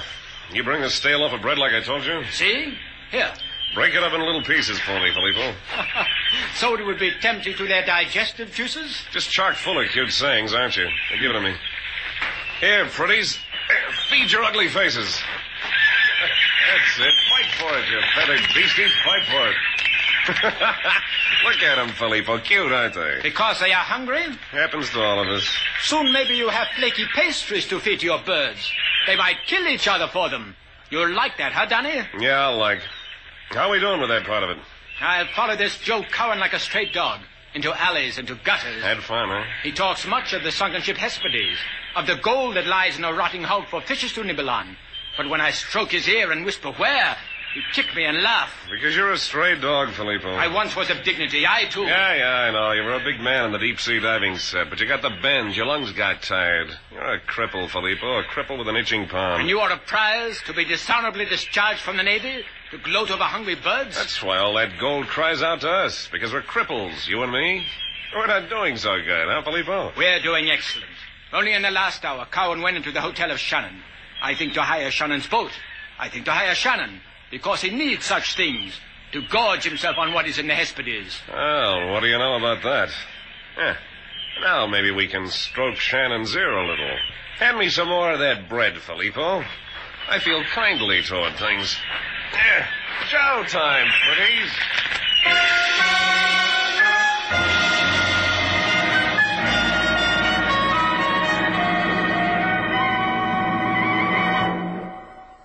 And now, Mr. Shannon, for buying all this equipment from me, may I congratulate you? Go right ahead.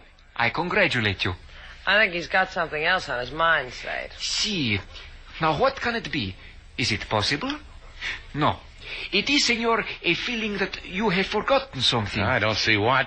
I've got the compressor, the lines, the diving suit, everything. See, which means that now I have no compressor, no lines, no diving suit. Is that fair, I ask myself? Something's awry, huh, Chico? See, now it comes. Alakazam! You have not paid me. Oh, we've done business before. Put it on the cuff. But, senor, I cannot open the cash register. It is so stuffed with cuffs. White cuffs, pink cuffs. I'll tell you what. I listen. If I make any money out of this trip, I'll give you 10%. This is a modern way of payment? Only squares use money.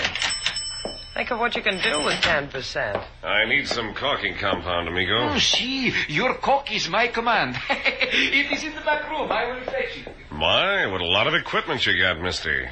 Going diving? Uh-huh. Diving for what? Boiled shrimp. With hot sauce. Just asking. My, look at that. Real honest-to-Betsy deep-sea stuff. What are you looking for, mate? Gold? Slate, he's pinching the diving suit. Mother told me there'd be men like that. You got a yen for diving gear, Buster? For gold, huh? Lucky people. Need a hand? Uh-uh. For sunken gold.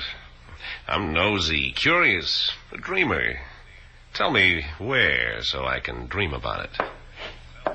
Tell me. Back up, friend. Just whisper it. Come on. Come on, tell me or I'll... Dream about it, Buster. Is that gentleman lying there what we call a gentleman with gold fever, Slate? Senor, here's the compound for Cocky. Yay! What you do lying on the floor? He's got a split seam, Chico. Caulk him. Let's go, sailor.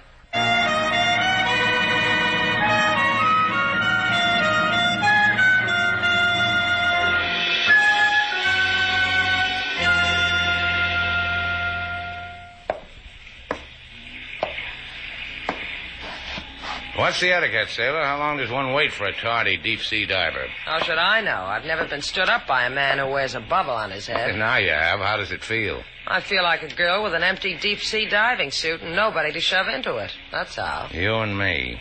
We're wallflowers, sailor. We've been invited to a dance and nobody wants to waltz with us. You show, Slate. If I know anything about men who get their kicks out of pacing the ocean floor looking for gold... You know, when I was a kid, I used to tickle my feet with dreams like this. Gold in a sunken ship at the bottom of the Caribbean. Let's go home, Slate. I'm tired. The Bold Venture's tired. It's all tired, all of it. Maybe something happened to Joe. Maybe somebody got to him, like the guy who tried to get to me. Yeah, maybe. That's why I want to go home. Come on, Slate. I'll buy you some gold-covered chocolates. Or maybe he's celebrating. Joe's a guy who likes to celebrate for any excuse at all. You're going to look for him, huh, Slate? Yeah. How'd you guess? I peeked through the hole in your head and saw the gold already folded in. Hurry back, Slate.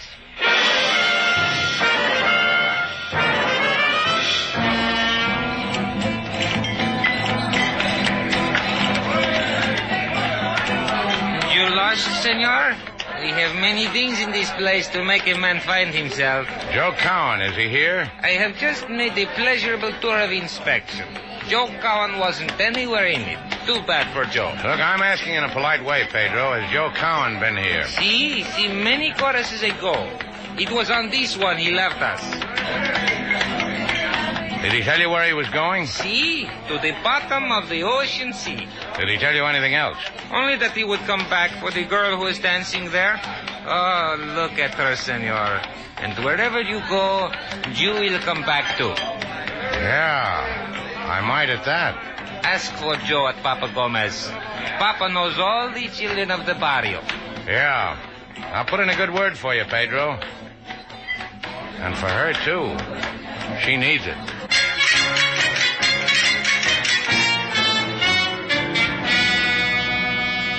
You are Slate Shannon.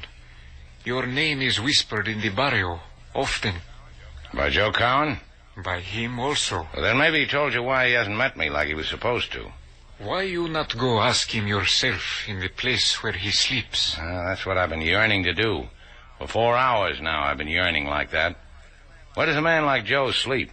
The latest pillow is in a yellow house on Bolivar Street, number 8. This thing of you and Joe, my blessings, child. Thanks, Papa. I may be able to use them.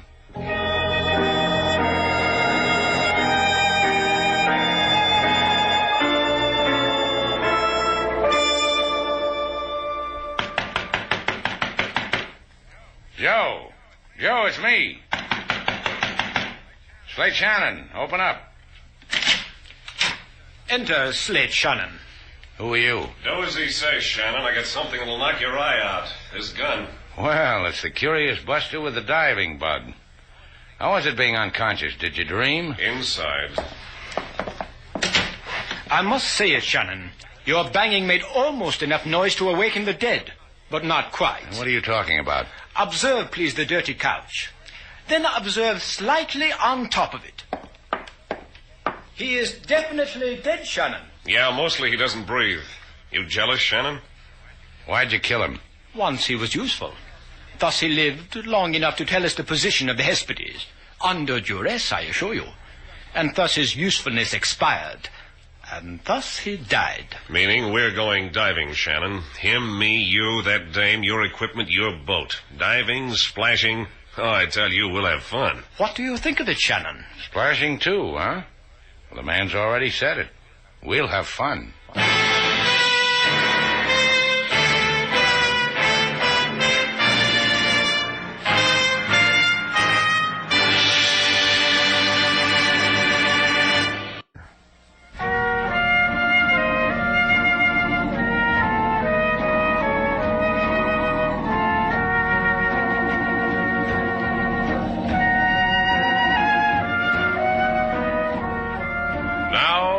to Bold Venture. Our stars, Humphrey Bogart and Lauren Bacall, and the second act of our story.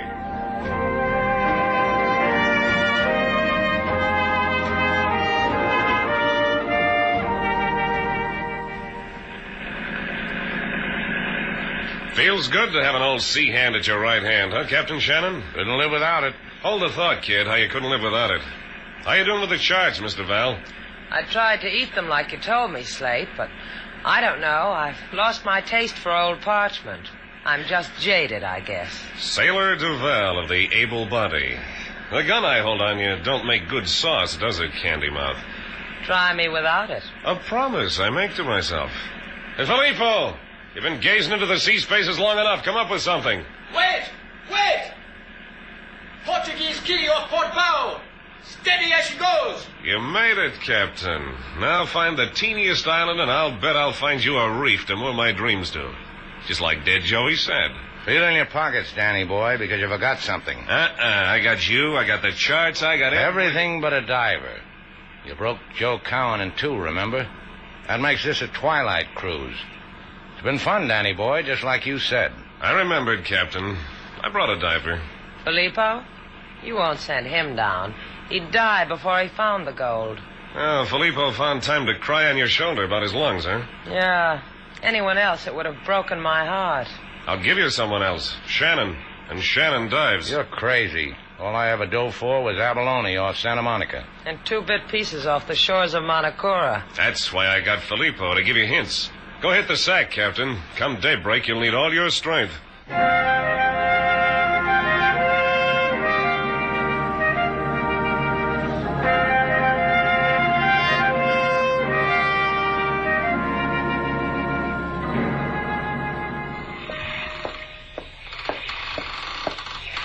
Slate, I've been watching you.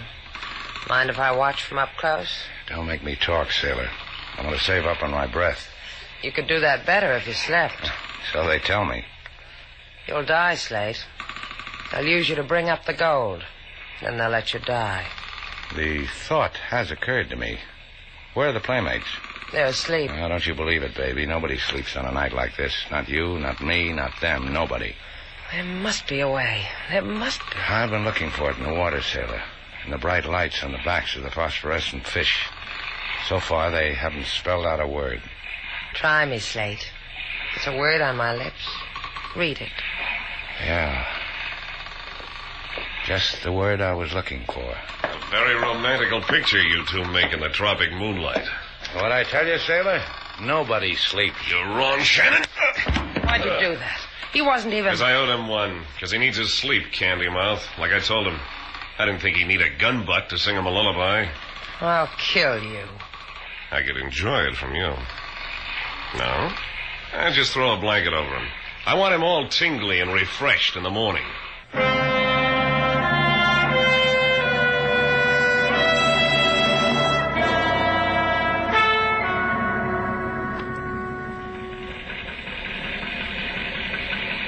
Flake the air hose so it won't kink, Danny. It's flaked. You checked the air pump, the compressor? 10 times. I counted on my fingers.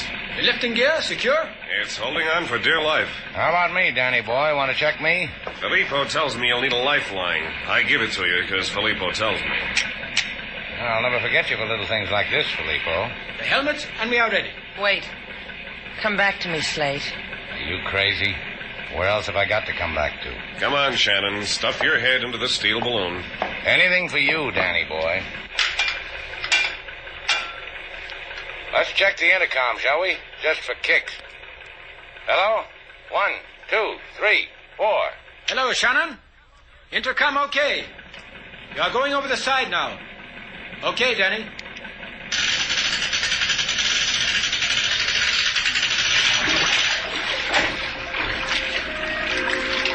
Shannon? Yeah, Filippo, who'd you expect? I give you your depth. Here comes 12 fathoms. Now. Thanks a lot. Can't we go any faster? As long as I'm doing this, I'd like to have a little thrill. Don't beg for it. It will come. You are safe at this speed, but no faster. What's my depth now? Here comes 14 fathoms. Now. How is it? Never had it better. Lots of light. Very blue. How's your air? Lovely. How's yours? The ship, do you sight it? Nothing. All I see is what's in front of my faceplate.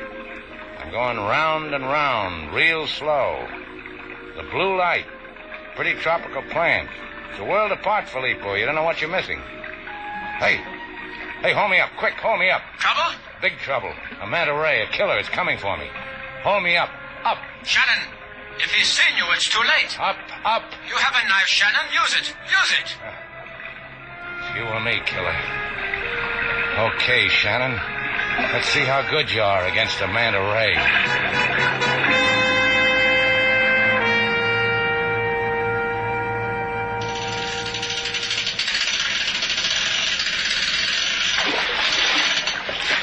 There he is, Filippo. Give me a hand with him. Be gentle with him, can't you? It is touching, Miss Duval, your concern for perhaps a dead man. But you are in the way. Yeah, let's get with that helmet. Let me help. As you wish it. It's breathing. Slate, speak to me. Are you all right? How'd you get inside this manta ray, sailor? So that blood that came to the top was the rays. I'm happy for you, Shannon. Take a small rest, then you will try the ocean again.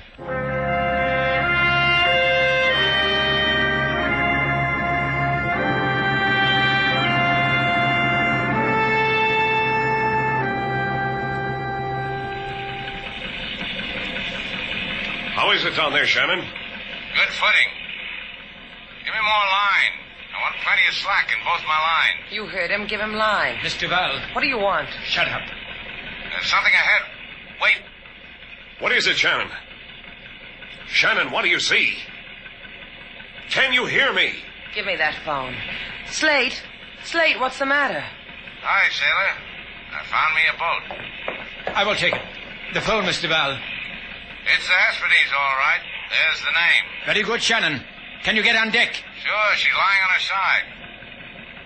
Looks like the boat's split in the middle, amigo. Half of it's gone. The gold was in the cabin. What of the gold? Well, now, take it easy, will you? Shannon, the gold.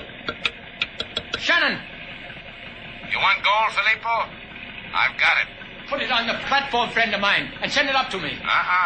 Do not be a fool. I can cut your airline. One ingot at a time, Filippo, so I'll know I'll be alive for the next one. Shannon, I will cut them. No, you won't. Then you wouldn't know where your next ingot is coming from. Haul up the platform, amigo.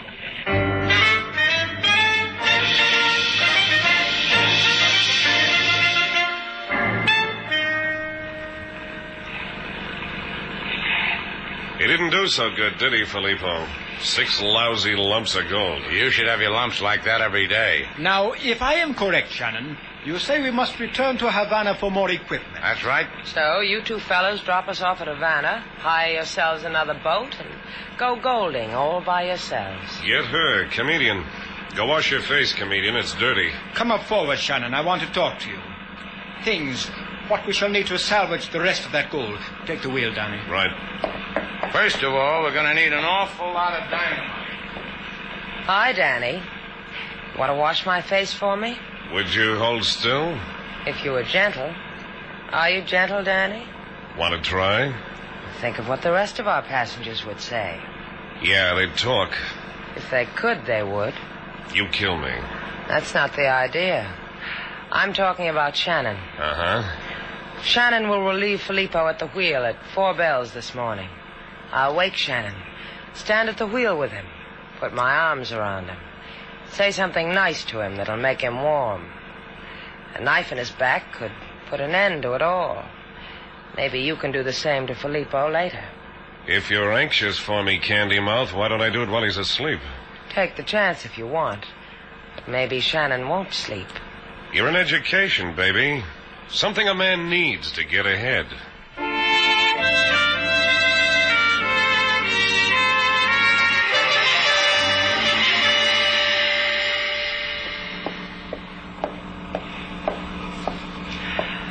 Beautiful night, isn't it, Filippo? Miss Duval, what are you doing here?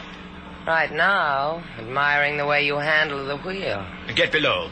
Wake Mr. Shannon. It is his turn at the wheel. After all I've done for you, look what I brought you. What? Me and Slate's pea jacket. To keep you warm. Put on the jacket. Go ahead. Put it on. Very well. Your sudden concern amazes me. And my arm around your shoulder. What's your reaction to that? Amazement. Filippo.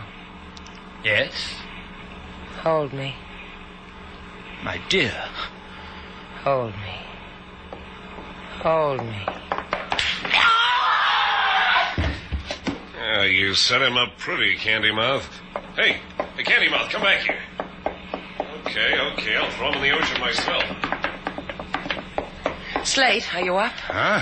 What's the matter? Don't talk, just listen to me. Danny just stabbed Filippo. He thought it was you. Let's get out of here. Get back on deck. Hey, this is Filippo. You tricked me. There he is, by the wheel. Listen to me, sailor.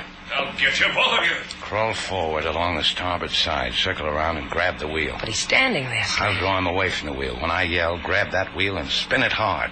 And open up the throttle. Aye, Skipper. You looking for me, Danny? Yeah, I am. Come and get me. That's what I'm doing. You're shark bait, Shannon. Prove it to me. Yeah, I will.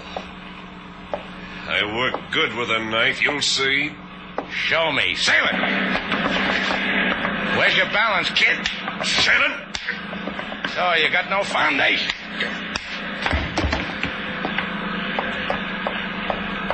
Sailor. You're my boy. I'll take the wheel now. Let's pull up to the curb for a minute. Later, sailor. When we get home.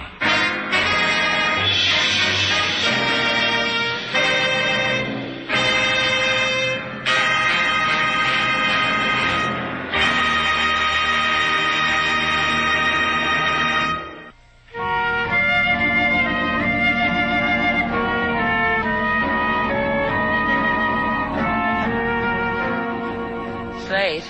Yeah? What are you looking like that for? I'm trying to figure you, sailor. I'm trying to figure why you ran to the Cuban officials and told them where the Hesperides was located. And why did you give them those 6 gold ingots? 5 gold ingots. Oh, you held one back. Show it to me. I put it in my hope chest. What else you got in your hope chest? 1 doily. What kind of a hope chest is that? 1 doily and 1 gold ingot. It'll build. Come here, sailor. I did that even though you stole. I forgive you for it. Come here, Slate. I forgive you, too. For what? I looked in my hope chest a few minutes ago. All I've got is 1 doily.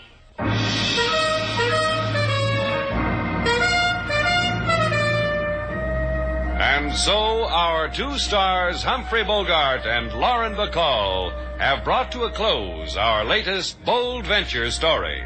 Special music was composed and conducted by David Rose. May we invite you to listen again next week at this time for another exciting adventure starring Humphrey Bogart and Lauren Bacall together in Bold Venture.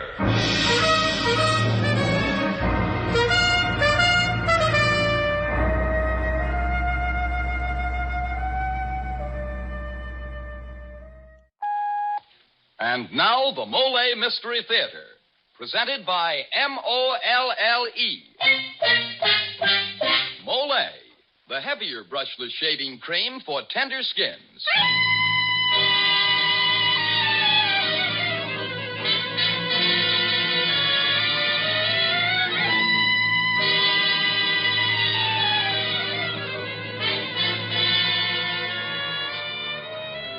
Good evening. This is Jeffrey Barnes, welcoming you to the program that presents the best in mystery and detective fiction. Tonight we bring you a story that is, in my opinion, the greatest modern mystery classic of them all.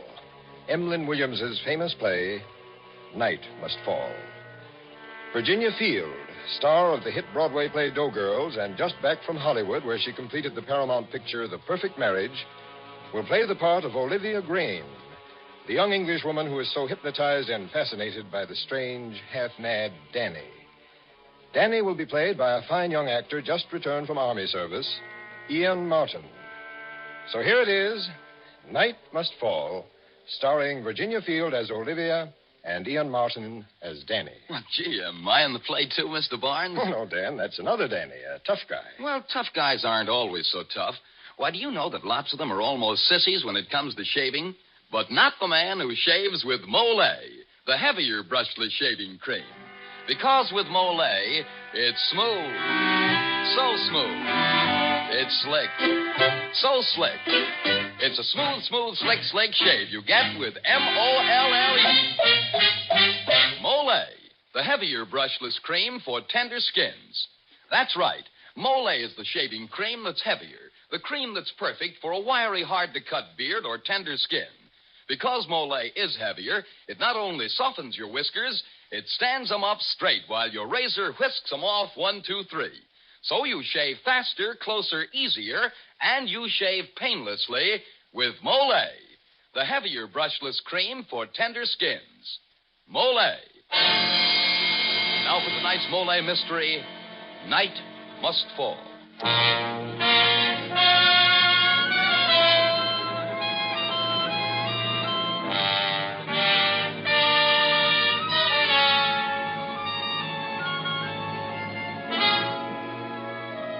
In the sitting room of a cottage located in a forest of Essex, England, sit 3 people. Mrs. Branson, owner and mistress of the cottage, is in a wheelchair. Reading to her from a newspaper is Danny, Mrs. Branson's houseboy and general handyman. Apart from these two, and apparently lost in her own thoughts, sits a young woman, Olivia Grain, Mrs. Branson's niece and paid companion. The murderer committed the crime in the forest. He buried the woman's body shallow in the refuse heap behind the cottage of one Mrs. Branson, who... And to think if my maid hadn't found her, that woman might still be lying there. Think of that, Olivia. Olivia! Oh, I'm sorry, Auntie. I'm afraid I wasn't listening. Oh, must you just sit there and stare out of the window? What are you dreaming about? I was just thinking. I often wonder, on a very fine morning like this, what it'll be like for night to fall. I never can, yet it's got to. You'd do better thinking about catching a husband. Where's that man of yours, that Hubert Lowry? Oh, he's off for a walk, I suppose. Shall I read some more, Mum? Oh, yes, dear. Attempts had been made to eradicate fingerprints with a knife. The head had been severed by a skilled person, possibly a butcher. Oh, dear, my heart's beating like anything. No more, Danny, no more. No. All right, Mother of mine. It's time for your afternoon stroll anyway. Off to your room and make yourself pretty for your Danny boy. Yes, dear, I won't be a minute. Oh, you needn't wheel me, Olivia. Heaven knows you nor anyone else gave me any attention until Danny came to the scene. Hurry back, Mother of mine. I'll have your pills and chocolates ready. What's so funny? I don't know. Rummy old lady. Why'd you whistle that song so much? Why not? I am a pretty little fella. The papers say that on the day of the murder, an unidentified man was heard walking through the forests singing that song. You know, you wouldn't be bad looking without them glasses. Are you playing up to my aunt? Playing up? After her money, I mean. You stand a pretty poor chance there, you know. What do you bet? You never take that cigarette out of your mouth? Oh, you don't like me, do you? No. Everybody else does. You're very conceited, aren't you? Yes. And you're acting all the time, aren't you? Acting? Acting what? Look at the way I can look you in the eyes. I can stare you out. I have a theory. It's the criminals who can look you in the eyes. And the honest people who blush and look away. Oh? You are acting, aren't you? Yes. Yes, I am. You worked at that summer resort where the murdered woman lived, didn't you? Oh, yes, I used to take cigarettes and drinks to her. She was a very lively one. I got to go now. Mrs. Bramson will be waiting.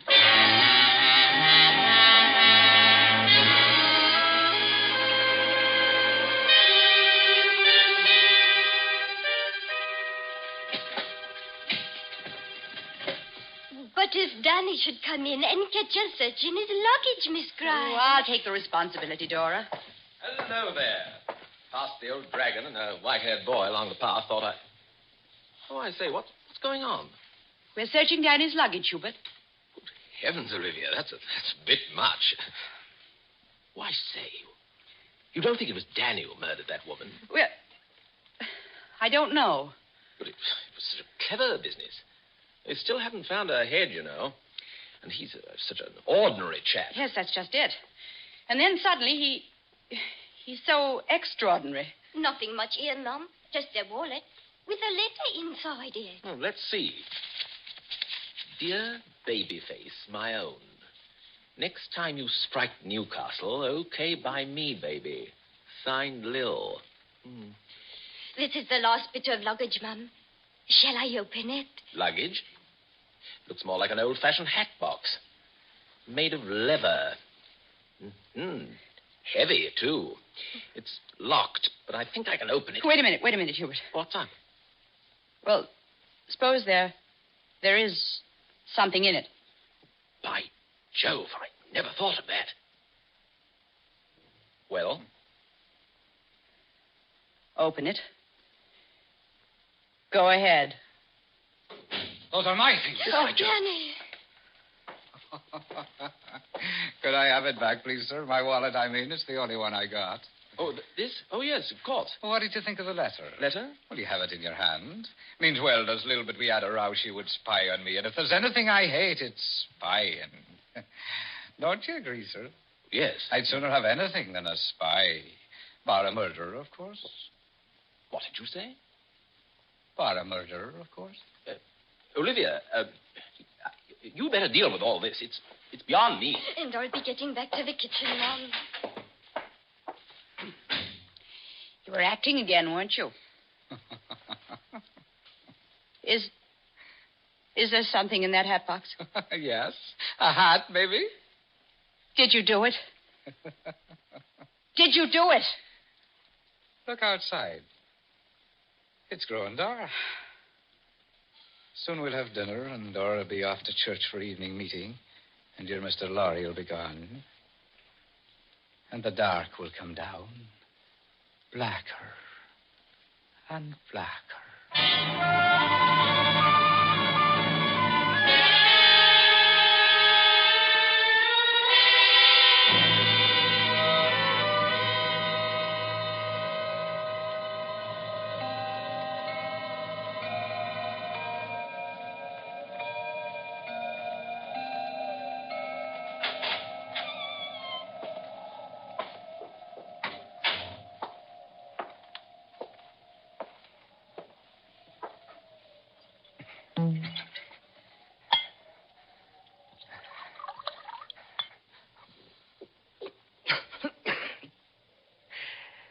I needed that.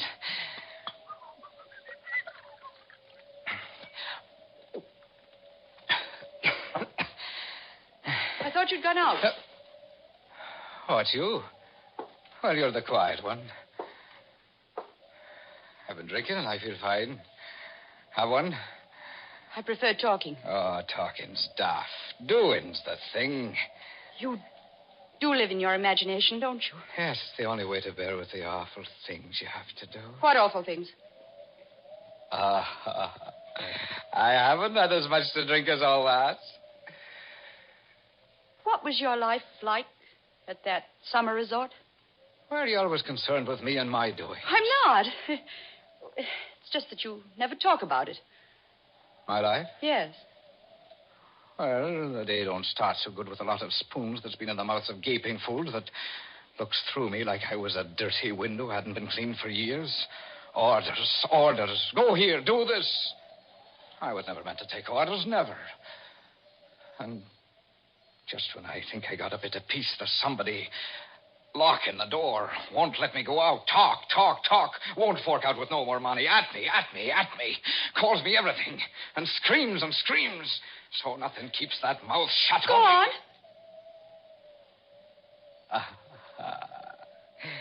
I'm too fly for you. You'd like to know, wouldn't you? Why do you lie awake all night? I don't. I sleep. Oh, no, well. you don't. And I'll tell you why. Because there's one thing that keeps you awake. Be quiet. One thing you've pushed into the back of your mind, and you can't do any more about it, and you never will. No. And you know what it is? It's a little thing. A hat box. No. Only a hat box, but it's rather heavy. Stop it! Stop it! It's the only thing that keeps me awake. Mind you, the only thing. But I don't know what to do. You see, nothing worries me, nothing in the world, only I don't like the pair of eyes staring at me with no look in them. I don't know what to do.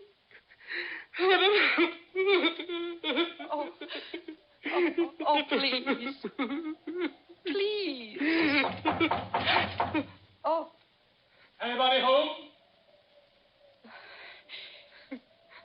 It's that man from Scotland Yard who was here before. Inspector Belsize. All right. I'll deal with him. I'll manage myself all right. You watch me.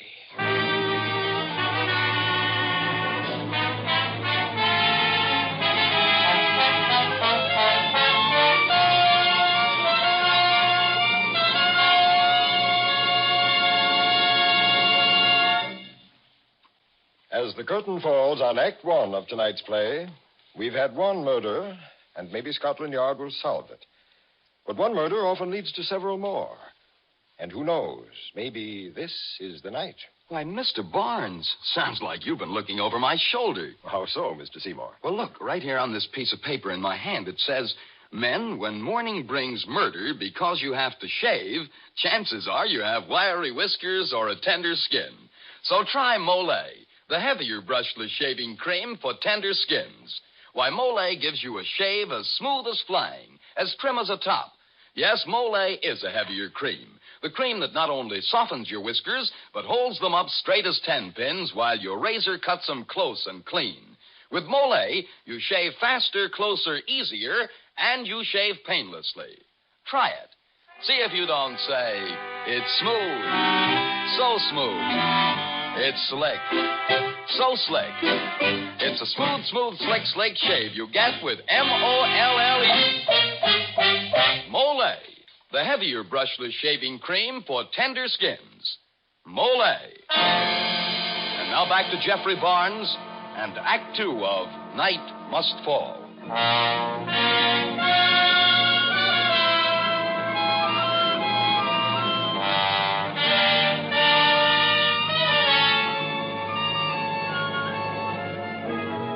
The dwellers of Mrs. Branson's cottage have been thrilled and frightened by the finding of a dead woman near the cottage. In spite of the fact that the woman's head was missing, the police have identified her as a Mrs. Chalfont who lived in a nearby summer resort. Our play resumes as Inspector Belsize enters the cottage. Olivia excuses herself, leaving the shaken Danny to confront the inspector alone. Danny, why didn't you tell me you knew the deceased woman? Knew her? Well? Oh, sir, sir, it's been in my conscience ever since. So you did know her? Oh, no, sir, it wasn't like that. I avoided her ever after that day she stopped me, sir. Oh, the brazen way she went at me, sir. But now, do you know what, sir? It's a weight off my mind you wouldn't believe. It was the disgust like of nearly getting mixed up with her that's kept me awake nights. You're a bit of a milksop, aren't you? Am I, sir? Well, I'll be going. Oh, there's just one thing. Matter of form, you know. If you don't mind, I'll have a quick look through your luggage. No, you stay here. I'll get it myself. Yes, sir. Through that door there, sir. I'll find it. A pretty little fella. Everyone. You can't miss my room, sir. Found it all right. Oh, no. What to call me, buddy? Say, what have we here? This leather hat box seems to be locked. Have you got the key? What's the matter with you? It isn't mine. Not yours? No. Oh? Whose is it, then? I don't know. It isn't mine. Now, look here. I'm sorry to have left you so abruptly, Inspector. Could I get you some tea? Oh, not now, Miss Graham. Now, damn if this isn't yours. Why, Inspector, What are you doing with my hat box? Yours? But it was in Dan's... Oh, well, Dan's room used to be the storeroom. I'll take it now. Oh, yes, of course. Thank you. I'll put it in my wardrobe.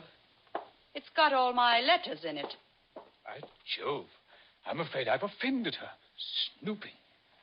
Well, good night, young fellow. I'll be off. Good night, sir. But in the future, don't keep things from the police. Oh, no, sir. They always find out, you know. Oh, I'm sure they do, sir. Good night. Good night. Inspector Burris.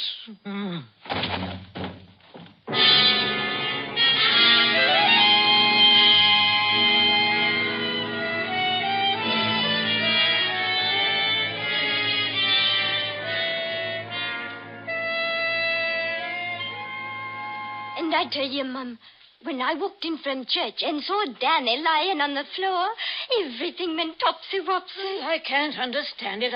I guess the poor boy's been working too hard. Well, I'll be running along now, Mum. It's getting late. And my old mother will be worrying if I'm not there by 10. Oh, should I take Miss Olivia a tea first? Miss Olivia isn't here. She's left. She left? Yes, some ridiculous nonsense about not spending another night here. Seems she made arrangements to stay with Hubert Lowry and his sister, if you please. But, Mum, there has been a murder. Well, I've got Danny to look after me. He's strong as an ox and no silly nerves about him. Well, good night then, Mum. Good night, Dora.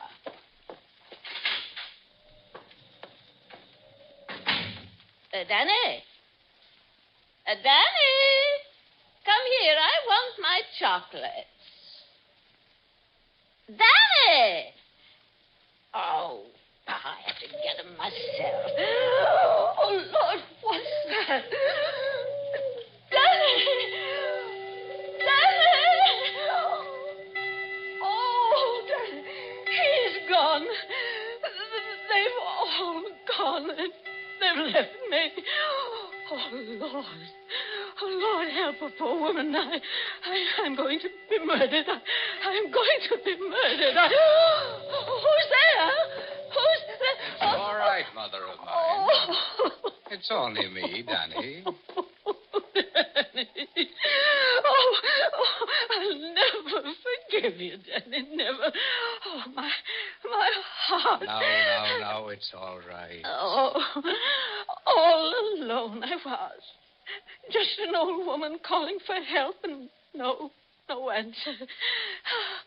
Oh, the relief when I saw your face. I'll bet you wasn't half glad, eh? Oh, you're the only one that understands me, Danny. That's what you are. I want a chocolate now. Right you are. Now, shut your eyes. Open your mouth. Oh, Danny. You're the only one. You're a pet. My little chubby face. My baby face. My Danny. There. I want to be read to now. Wouldn't you like a cushion back of your head first? Oh, no. No, dear. I think you'll be more comfortable with a cushion. I'm a pretty little girl. Everybody knows. What a funny look on your face, dear. You look so kind, smiling like that. Oh. Well, Danny, what are you going to do with that cushion? You're lifting it up so... Danny! No!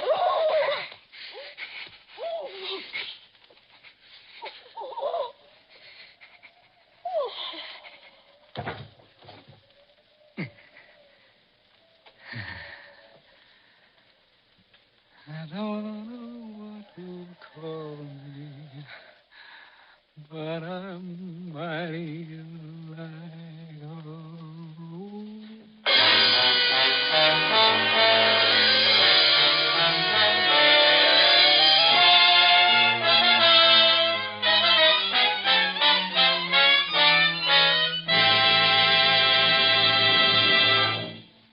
This this is Jeffrey Barnes again.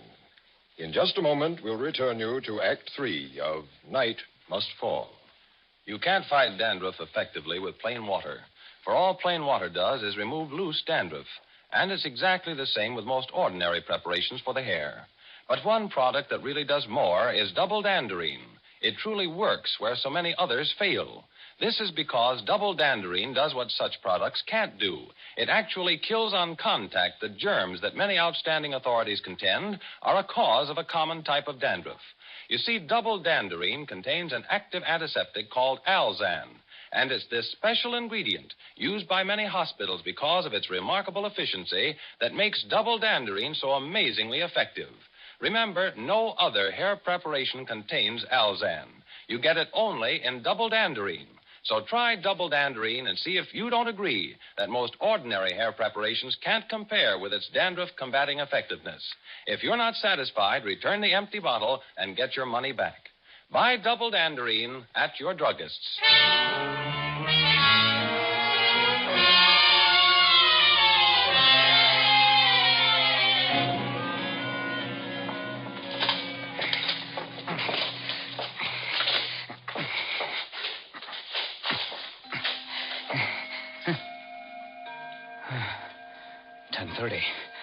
I must hurry.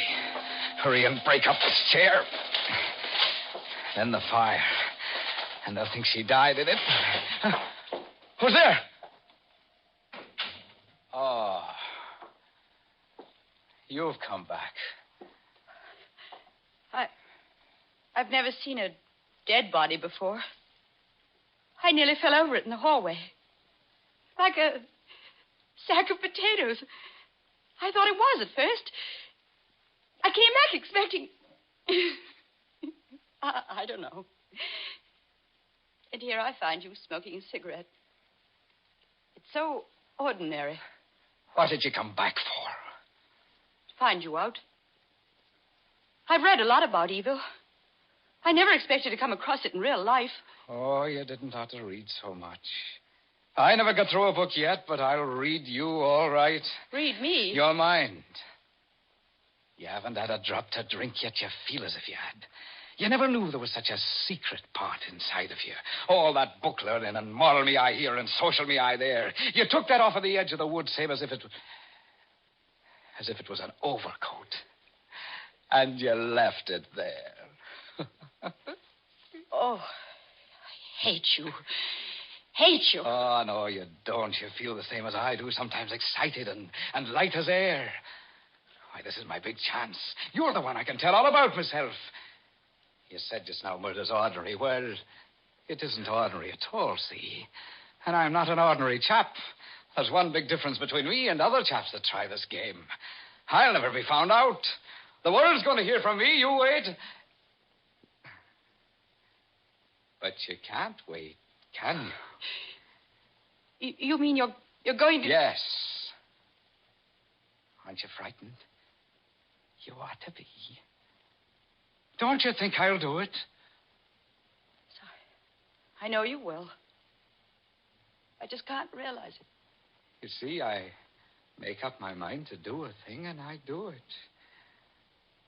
And I'm going to take care of you right now. What's that light in here? It's a light in the woods. Somebody's shining in here. Somebody must be watching the house. Oh, it can't be. Nobody's watching. I'm the one that watches. They got no call to watch me. I'll go out and tell them that. I know I'm watching. What is it?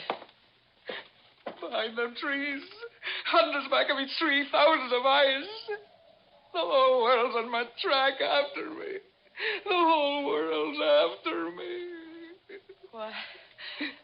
Why, you've stopped acting at last. You're real for the first time. Frightened. Just like a child. Everything's slipping away from under my feet. Can't you feel it? Starting slow, then hundreds of miles an hour. I'm going backwards. And there's a wind in my ears, a terrible blowing wind. Everything's going past me like the telegraph poles. All the things I've seen faster and faster backwards. Back to the day I was born. I can see it coming the day I was born.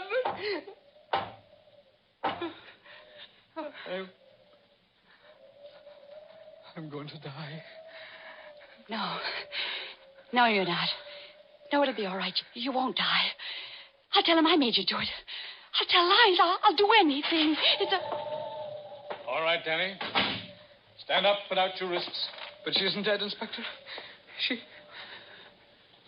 just went out there in the hall. I don't know why. She's sleeping, maybe. Maybe just sleeping. This will take care of you. There. No, Inspector. No, I made him do it. No. I'm the fella. Anything I'm concerned in, I run myself. If there's going to be any putting me on a public platform to answer questions, I'll do it myself. I'll manage all right. I get you. Like a bit of limelight, eh? You're not going to believe what she said, are you, Inspector? No. Plenty of women who don't know any better get hysterical about a lad in your position. You'll find them queuing up all right when the time comes. Will they now? Come along. I have a motor waiting. You know, I'd like something now I never wanted before. A long walk all by myself. And just when I can't have it. That's contrary, isn't it? You, miss. Come here a minute now. Danny. Remember me. Remember me with this. There, my girl. Never say you've not been kissed. Well, I'm going to be hanged in the end. But they'll get their money's worth at the trial. You wait.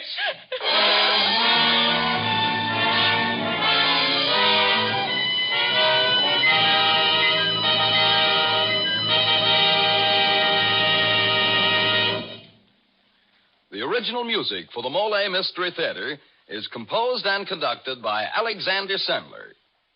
Night Must Fall was written by Emlyn Williams and adapted for radio by Don Agger. Virginia Field and Ian Martin were starred in tonight's program. And now this is Dan Seymour saying good night until next Friday at this same time, when the Mystery Theater presents a rollicking mystery comedy, Follow That Cab.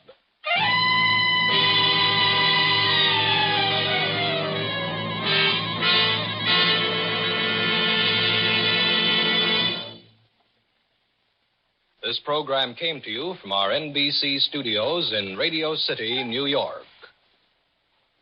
This is NBC, the national broadcasting company.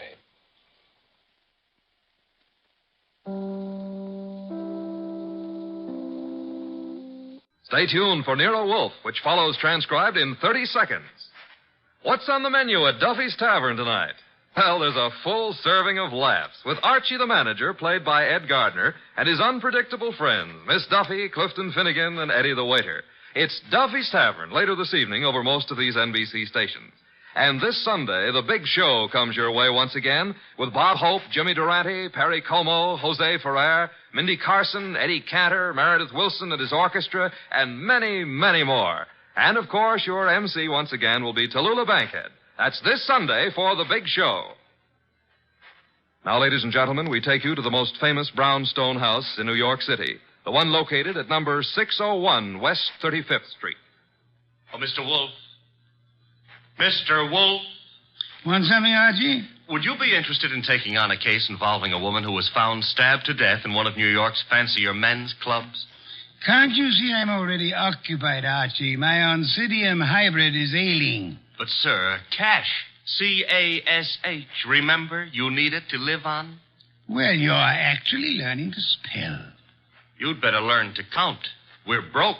Thank you, Mr. Goodwin. Now, if you'll just go away and stop interfering. Oh, just a minute. Yes, sir?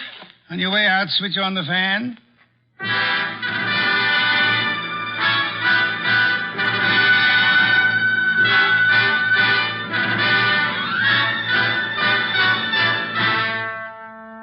Yes, ladies and gentlemen, it's that one and only man of moves, the most famous detective in modern fiction, that corpulent, orchid-raising, beer-drinking gourmet who also happens to be a genius. Rex Stout's incomparable Nero Wolfe, starring Mr. Sidney Greenstreet. Tonight, Nero Wolfe's long-suffering assistant, Archie Goodwin, tells us of the case of the careless cleaner.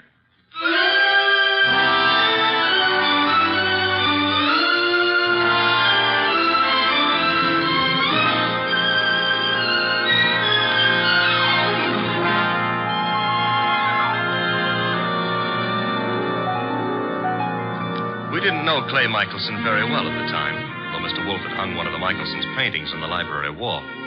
But then I guess we should have considered ourselves lucky not to have known him or his wife, Phila. 2 weeks ago, they had a quarrel.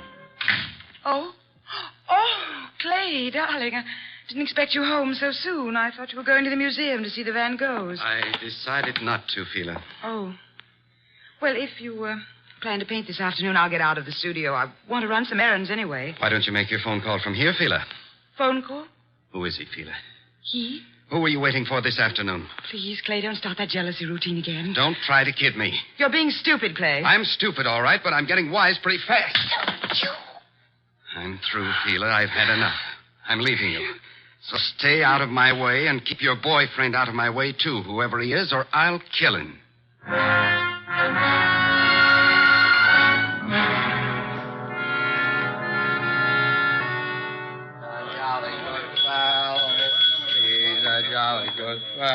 Yes? What can I do for you? Sleepy. I want to have a drink and go to bed. I'm sorry, sir. The Garrison Club's a private establishment. No rooms available to the public. You think I'm drunk? Oh, no, sir. Why do you suppose I came here? And I'm sure I wouldn't know, sir. I'll tell you why. I came here to see my old pal Lou Saunders. That's why. You know Mr. Saunders? Do I know? Look, I paint him. Lou sells them. Mr. Saunders is your agent? I'm Clay Michelson. Just call Mr. Saunders. Clay, what in the world? Lou, tell this guy who I am. But I'm sorry, Mr. Saunders. It's all right, Mr. Martin. You see? Let's go have a drink. Yeah, sure, Clay. Yeah. You know what, Lou? I left Phila. I walked out on her. Is there something I can do, Mr. Saunders? Yeah, have someone fix a bed in the other room of my suite. Mr. Michelson will be staying with me. At least for tonight.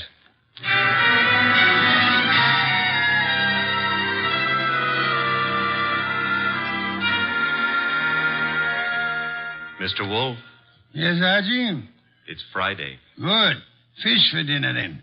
Nope. I was not referring to dinner. You were not? I can think of nothing more interesting at the moment. Oh, I can.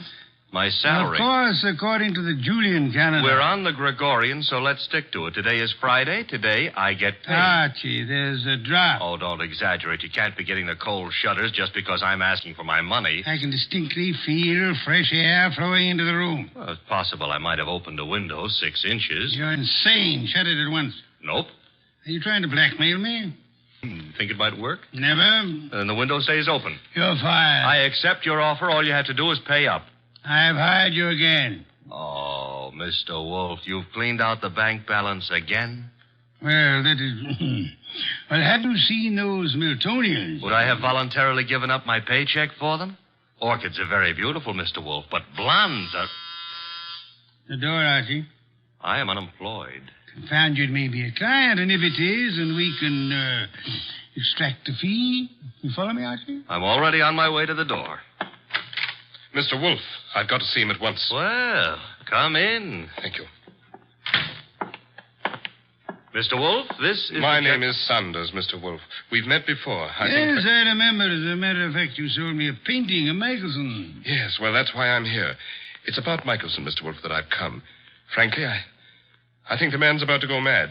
He and his wife have split up, and such a splendid artist, too. A pity. I don't know what to do. He's drinking like a fish. For 2 weeks, I've been letting him live in part of my suite at the Garrison Club, but he's just steadily getting worse. I try a hospital. I can't.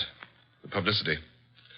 Mr. Wolfe, Clay admired you so that time we all had dinner after the painting transaction. I thought maybe you could talk to him. Maybe you could get him on his feet again. I'm not a doctor, Mr. Saunders. But I'm sure he'd listen to you. Excuse me a moment, Mr. Saunders. Nero Wolfe speaking. Inspector Kramer. Good evening, Inspector. Got a guy called Lou Saunders at your place? Garrison Club said he'd gone to your place. Yes, he's here. Well, see to it that he doesn't leave until I get there. I'd hardly do that, Inspector. I have no reason to detain Mr. Saunders. There's plenty of reason. It so happens a woman's just been murdered in his suite. Murdered? Yeah. A Miss Hilda Lundgren. What's happened? Now will you hold him? Do you know a Miss Hilda Lundgren, Saunders? Hilda Lundgren? I've never heard of her. She seems to have chosen your suite to be murdered in. I'd better get right over there. Mr. Saunders says to tell you he'll be right over, Inspector. Now listen, Wolfe. Good day, Inspector. Murdered? Murdered in my suite? Mr. Wolfe, you've got to come with me. Mr. Goodwin will accompany you after the formality of a retainer, Mr. Saunders. Oh, anything you say. Here, I'll write a check. Good. 500. 500? Fine. My friend and assistant, Mr. Goodwin, will go with you. I have great confidence in his ability to bring back every detail of a murder, particularly where a woman's involved.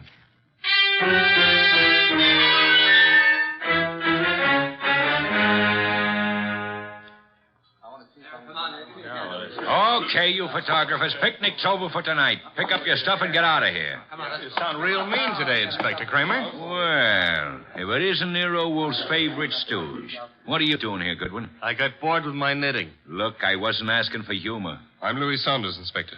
Saunders? Ever seen that woman before? Yes, I believe I have. I can't remember where, but the face looks familiar. Lovely-looking woman. Blonde and really built. Well, she ought to look familiar. She's one of the cleaning women here at the club.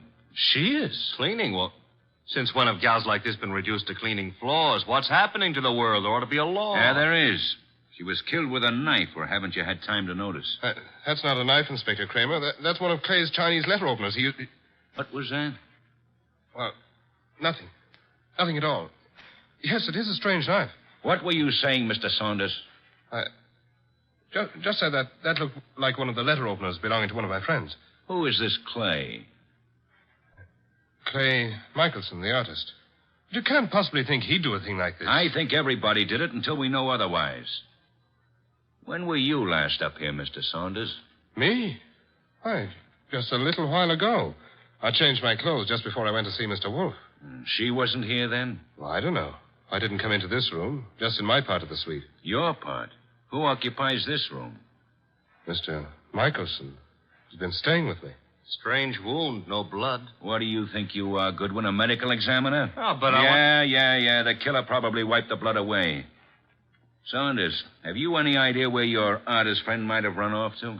I haven't seen Clay all afternoon. He spends a lot of time down in the bar. Well, he'd hardly sit in a bar if he's killed somebody. But why would he pick on the cleaning woman? Oh, this is no ordinary cleaning woman. Get a load of that figure. Watch it, Goodwin, watch it. You're liable to stretch your brain. But you're wrong. In spite of everything, Clay's still terribly in love with his wife. He wouldn't... Hello, Lou. When did you get in? Yeah, who's this? Clay. We're your friends, Lou. They won't serve me any more liquor down at the bar. I gotta find my flask. Mr. Michelson, may I introduce you to Inspector Kramer of the police? Who's this guy, Lou? He's Nero Wolfe's assistant. Wolfe? Police? Well, what do you all want? Somebody park overtime? Where's my flask? The one with my initials. I just bought it this morning. Mr. Michelson, do you know that somebody was murdered here in your room? Murdered? Why don't you guys go away and joke with somebody else? Where's my flask? You better get hold of yourself. I said there's been a murder. Understand? You serious? Yep. And I wouldn't be surprised if Inspector Kramer here considers you top suspect. Me? They think I did it? You better pull yourself together, Clay. Yeah, because I got a lot of questions. Excuse me, the phone. Sit down, Mr. Saunders. I'll answer it. Hello? Hello? Hello? This is Fila. Who is this? This is Inspector Kramer. Hello? Hello? Who is Fila? Anyone know? Well, that's my wife. Your wife? I want to speak to her. Come back here, Michelson. Let me alone. You're not going anywhere. Now, stay back there. You're wrong, Inspector. I am going somewhere. Junior's got a gun. Yes, Inspector. You should be more careful about your gun when you shove people. Now, look, Mr. Michelson, I'll see Mr. Wolfe myself. Stay back, Inspector. You haven't a chance. We'll nab you before you get a block away. Well, then I'll just jerk these phone wires. There. And I'll lock the doors. That should hold you long enough. Good night.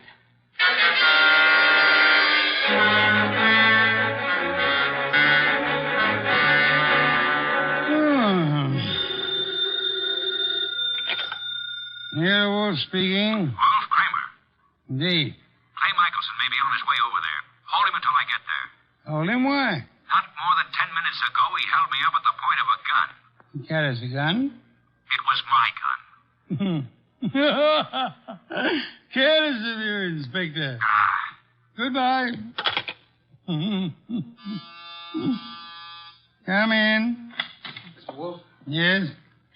My name is Clay Michelson. Yes, I was rather expecting you. You've got to help me. They think I murdered someone. You shouldn't have run away from the police.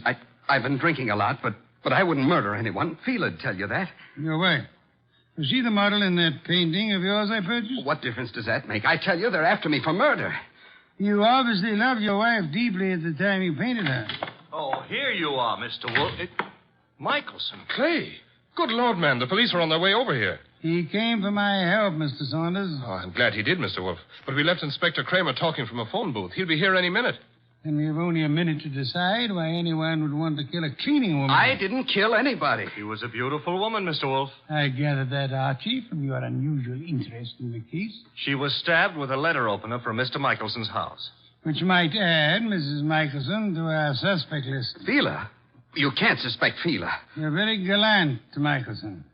Just how was this beautiful young cleaning woman, this Miss Lundgren, stabbed? In the heart. Her eyes were wide open, pupils dilated with shock. Details later, Archie. Kramer will be here shortly. At the moment, I would like to know where everyone was. Well, Mr. Saunders was here with us, you remember? I don't know where Mrs. Michelson was, but I could go see her and find out. No, it won't be necessary, Archie.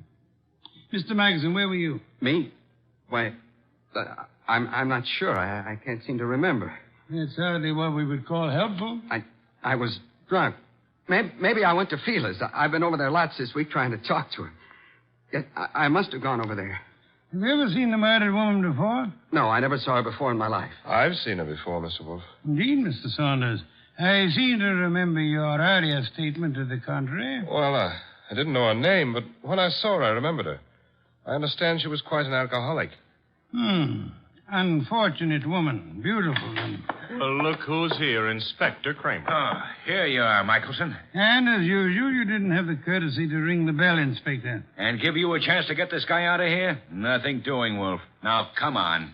We're going to headquarters. Mr. Wolfe, you can't let him take me. I didn't do it. I'm afraid there's not much I can do about it, Mr. Michelson. Come on. You come along too, Saunders. I got to get a statement from you. Of course. This way. Come on. Very well. All right. I just got an angle. Really, Archie? Sure, it's simple.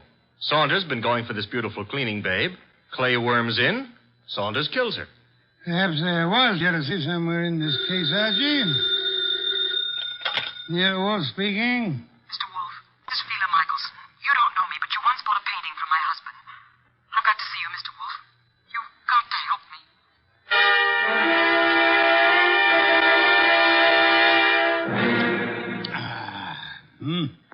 Mrs. Michelson, have some of this delicious beer. Another can, Archie. And now, Mrs. Michelson, may I ask how you found out there was a murder in the first place? A policeman came to see me. He told me what had happened, that they were looking for Clay. I don't know what to think. He's temperamental, he's jealous, and he's sometimes violent, but can't imagine anything like this, not Clay. Maybe some of those friends of his, but... You don't care for your husband's friends? No, they all live off him. They're leeches. Mrs. Michelson, did your husband come to see you this afternoon? This afternoon? No. You're quite positive? Oh, yes. That was his alibi for the time of the murder. He said he went to see you. Of course, he was fuzzy, usual effect of alcohol on the brain cells, but... Mrs. Michelson, might I be a little indiscreet for a moment? Indiscreet? Have you been seeing some other man? I don't know what you're talking about. Please, Mrs. Michelson, I'm afraid your face gives away more than you tell. I thought we were here to talk about a murder, Mr. Wolfe. Indeed, but your husband's jealousy might well fit into that category. Clay, imagine things. You're a very beautiful woman, Mrs. Michelson. Now, if you will try telling me the truth, perhaps we can accomplish something. But I tell you... All right. So I thought I was in love with another man. Your husband suspected but didn't know, huh? No. Clay didn't know. He wouldn't have given me a divorce anyway. You sound as though you want your husband back. I did, but I didn't even know where he went. Indeed, Mrs. Michelson. Archie informs me that the murdered woman was quite lovely. What are you trying to suggest? You said yourself you wanted your husband back. Yeah, one woman jealous of another, that's always murder. Why, that's stupid. Clay wouldn't play around with a maid. That's stupid. Clay loves me. I'm not jealous of anyone. No one, do you understand? Archie, if you'll see Mrs. Michelson home... Yes, sir. Thank you. I can find my own way. I'd prefer Archie took you, Mrs. Michelson. You wanted my help, didn't you? Thank you. Thank you, Mrs. Michelson. If you will just wait outside for a moment, please. What have you got in mind, Mr. Wolfe? Try exercising your own judgment just once, Archie. You mean she's the one who's jealous? Perhaps, Archie. Perhaps she may want us to think she was jealous. Perhaps she actually doesn't want her husband back at all, only to pin a murder on him. Oh. You see, in this case, it would be simpler than divorce. Yeah? Yeah, she might just be trying to get rid of him. She might, Archie. But then she's a woman, so don't count on anything. She might even be telling the truth.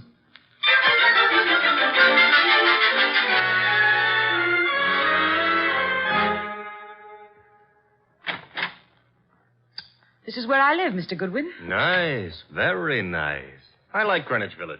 I'm trying to figure out why Mr. Wolfe sent you along with me. I'm a sucker for beautiful women. I wonder. Archie, Huh? does Mr. Wolfe believe me? He hasn't made an official statement yet. Nice furniture and things. You sound like an appraiser or someone looking for something. That's because it's November. Mr. Wolfe sent you to search my apartment. You could be wrong. I don't... Oh. What's the matter now? Thought you said your husband hadn't been here today. He wasn't. And what's his flask doing among these papers on the desk? Very prettily decorated with his initials. He was looking for it at the club. Flask? I don't know what it's doing there. Yeah, sure. You're trying to help, Clay. Right into the electric chair. His only alibi was his being here this afternoon, and you said he wasn't. Then what is his flask doing here? He said he just bought it this morning, so he must have been here today. I don't know what you're talking about. Where's your phone? Well, you've got things wrong. I don't know anything about that flask. Hey, the lights... Who switched off those lights? Fila, put those lights on. Put on those lights.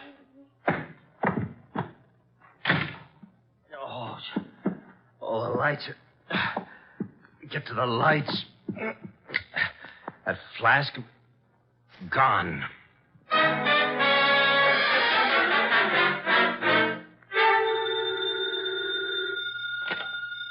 NERO Wolfe speaking. Wolfe, where's Fila Michelson? Fila, perhaps you might try the lost and found, Inspector. Now, look, I know she was over at your place. I thought you were interested in Clay Michelson. Well, I let him and Saunders go, for the present. They're clean until I get the medical examiner's report. Oh, when will it be ready, by the way? An autopsy takes time, you know that. Where's the Michelson woman? I believe she had a date with Archie. Why do you want her? I'm sure it never dawned on you, Wolf, but this cleaning woman who was killed was some dish. Maybe Mrs. Michelson was the jealous one. Your thinking is beginning to bear an amazing resemblance to Archie's, Inspector. Also, it maybe never dawned on you that Fila Michelson hasn't offered an alibi for the time of the murder. You're right, Inspector. Yeah, you are. Come on, Wolf, quit stalling. Where's Fila Michelson? What? Oh, I really don't know, Inspector, but perhaps as a last resort, of course, you might try her home. Good night, Inspector.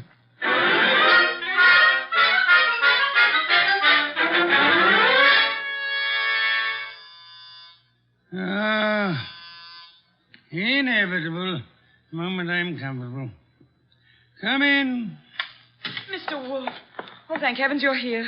I always am. Where's Mr. Goodwin? I don't understand how it happened. I swear I don't. What happened? I haven't got any idea how it got there. Got where? Calm down, Mrs. Michelson. Now, just what got where? Clay's new flask. Your assistant, Archie. He came home with me, and that new initial flask was there. He thinks Clay was there this afternoon, and that I'm trying to frame him or something. Oh, here you are. She's here, therefore. This is our gal, Mr. Wolfe. She's been lying right down the line. I tell you, Clay wasn't there. Then why did you give me this clout on the head and grab the evidence and run? I didn't hit you. I ran, but I didn't hit you. And I didn't take that flask either. Oh, next thing she'll say there wasn't any flask. Stop gaping at Mrs. Michelson, Archie, and open the door. Yeah, sure. Well, Mr. Wolfe, they let Clay and me go for the... Sheila, what are you doing here? After your visit this afternoon, Mr. Saunders, she decided to come down and see me. After my visit? What makes you think I was at Fela's? It was Mr. Saunders, not your husband, who came to visit you this afternoon, wasn't it, Mrs. Michelson? I don't have anything to do with Mr. Saunders. Then might I ask why you called him today? I wasn't calling him. I was calling Clay. You told me earlier yourself that you didn't know where Mr. Michelson was. Well, all right. So what if it was Mr. Saunders who came this afternoon? As he has for many afternoons. What are you trying to get at, Mr. Wolfe? Saunders? He and Fela? Yes, Archie. Mr. Saunders, the artist's friend and agent, happens to be the one who was making a fool of the artist. But that's all over. I told him. That's what I was talking to Mr. Saunders about this afternoon. I didn't want Clay to know. Clay would never have come back. All right, so it was Fela and me. I admit it, but that's not murder. I suggest that it is, Mr. Saunders. I suggest that one of you two murdered the cleaning woman. Whichever one of you carelessly left the whiskey flask in Fela's apartment. This is murder, Mr. Wolfe. Not a joke. Not at all a joke. You see, our cleaning woman was not murdered by the knife found in her body.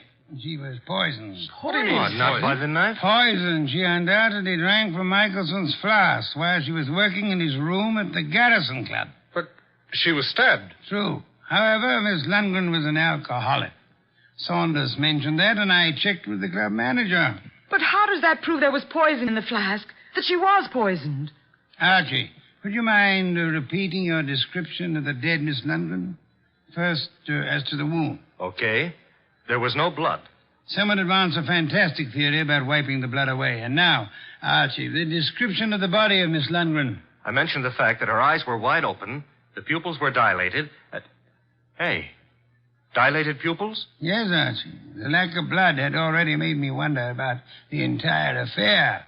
When you added the dilated pupils... What's special about dilated pupils? In death, that is a common symptom of poison by a certain vegetable drug of considerable potency. But what was the point of stabbing her? The poison did the job. However, the killer later used the letter knife in an effort to deceive the police. However, he unhappily forgot that the dead don't bleed. I think you're guessing, Mr. Wolfe. Am I? All I can say is that I was at the pool in the early afternoon. You're very certain you were at the club pool when the murder was committed, Mr. Saunders? Certainly. From 1 until 3. Excuse me, please. Wolfe speaking. Inspector Kramer. Medical examiner's report just came in this minute. And get a load of this, wizard. The dame didn't die of stabbing at all. I know. You know? She died of drinking a fatal dose of poison known as deadly nightshade. What? How do you know that? Inspector, do they know what time she died? Time? The medical examiner says 2:30. Thank you, Inspector. Oh, incidentally, if you care to drop over here, you may pick up the murderer. Goodbye. I heard him, Wolf. She died at 2:30. As I told you, I was in the pool at 2:30. Which is exactly how you prove yourself a murderer, Mr. Saunders. Oh, I proved myself... Even the police didn't know what time she died. Until just now. And the body wasn't found until the evening. How did you know she died between 1 and 3? I didn't know, but... You probably were at the pool at the time. The maid drank the poisoned whiskey you put in the flask of your friend Clay Michelson. I tell you, you're crazy. You planned to get rid of Clay, who stood in the way of your marrying Fela. When you came back to your room at 3 and found that the maid had drunk it instead, You stabbed her with Clay's letter opener to cover up the real cause of the murder and throw suspicion on Clay. Oh, this is nonsense. Ridiculous. And then, when you learned that the woman for whose love you were willing to commit murder was through with you, you took Michelson's new flask to Fela's home, confident that it would be found there. Yes, and then he attacked me and stole that flask again in order to make it look like Fela had done it. Exactly, Archie.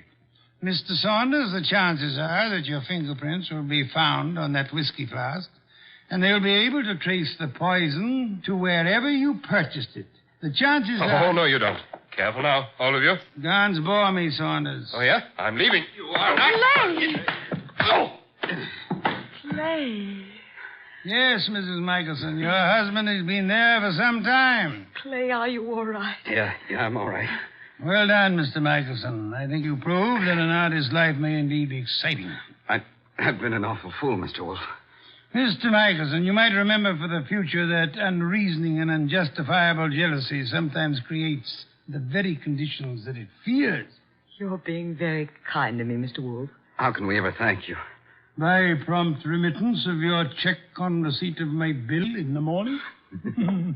Good day, Mr. and Mrs. Michelson. Good day, Mr. Wolfe. Good day. What's the matter, Archie? You look glum. Yeah. I always have the lousiest luck. Meaning? A hectic case with two beautiful dames. Michelson gets one, the undertaker gets the other, and what do I get? Hey, that reminds me. You got a fee. I get paid.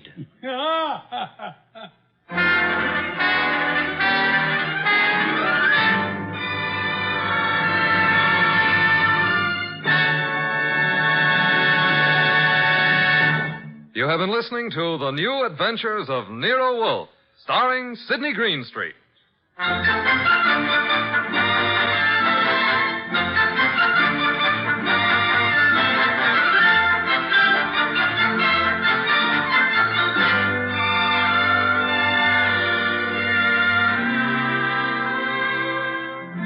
Tonight's transcribed story was written by Cheryl Hendricks and based on the famous characters created by Rex Stout.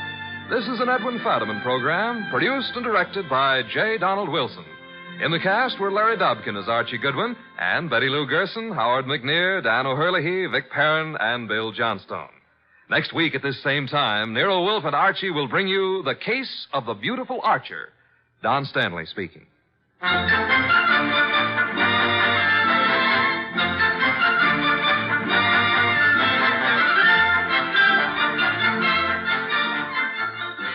Three chimes mean good times on NBC.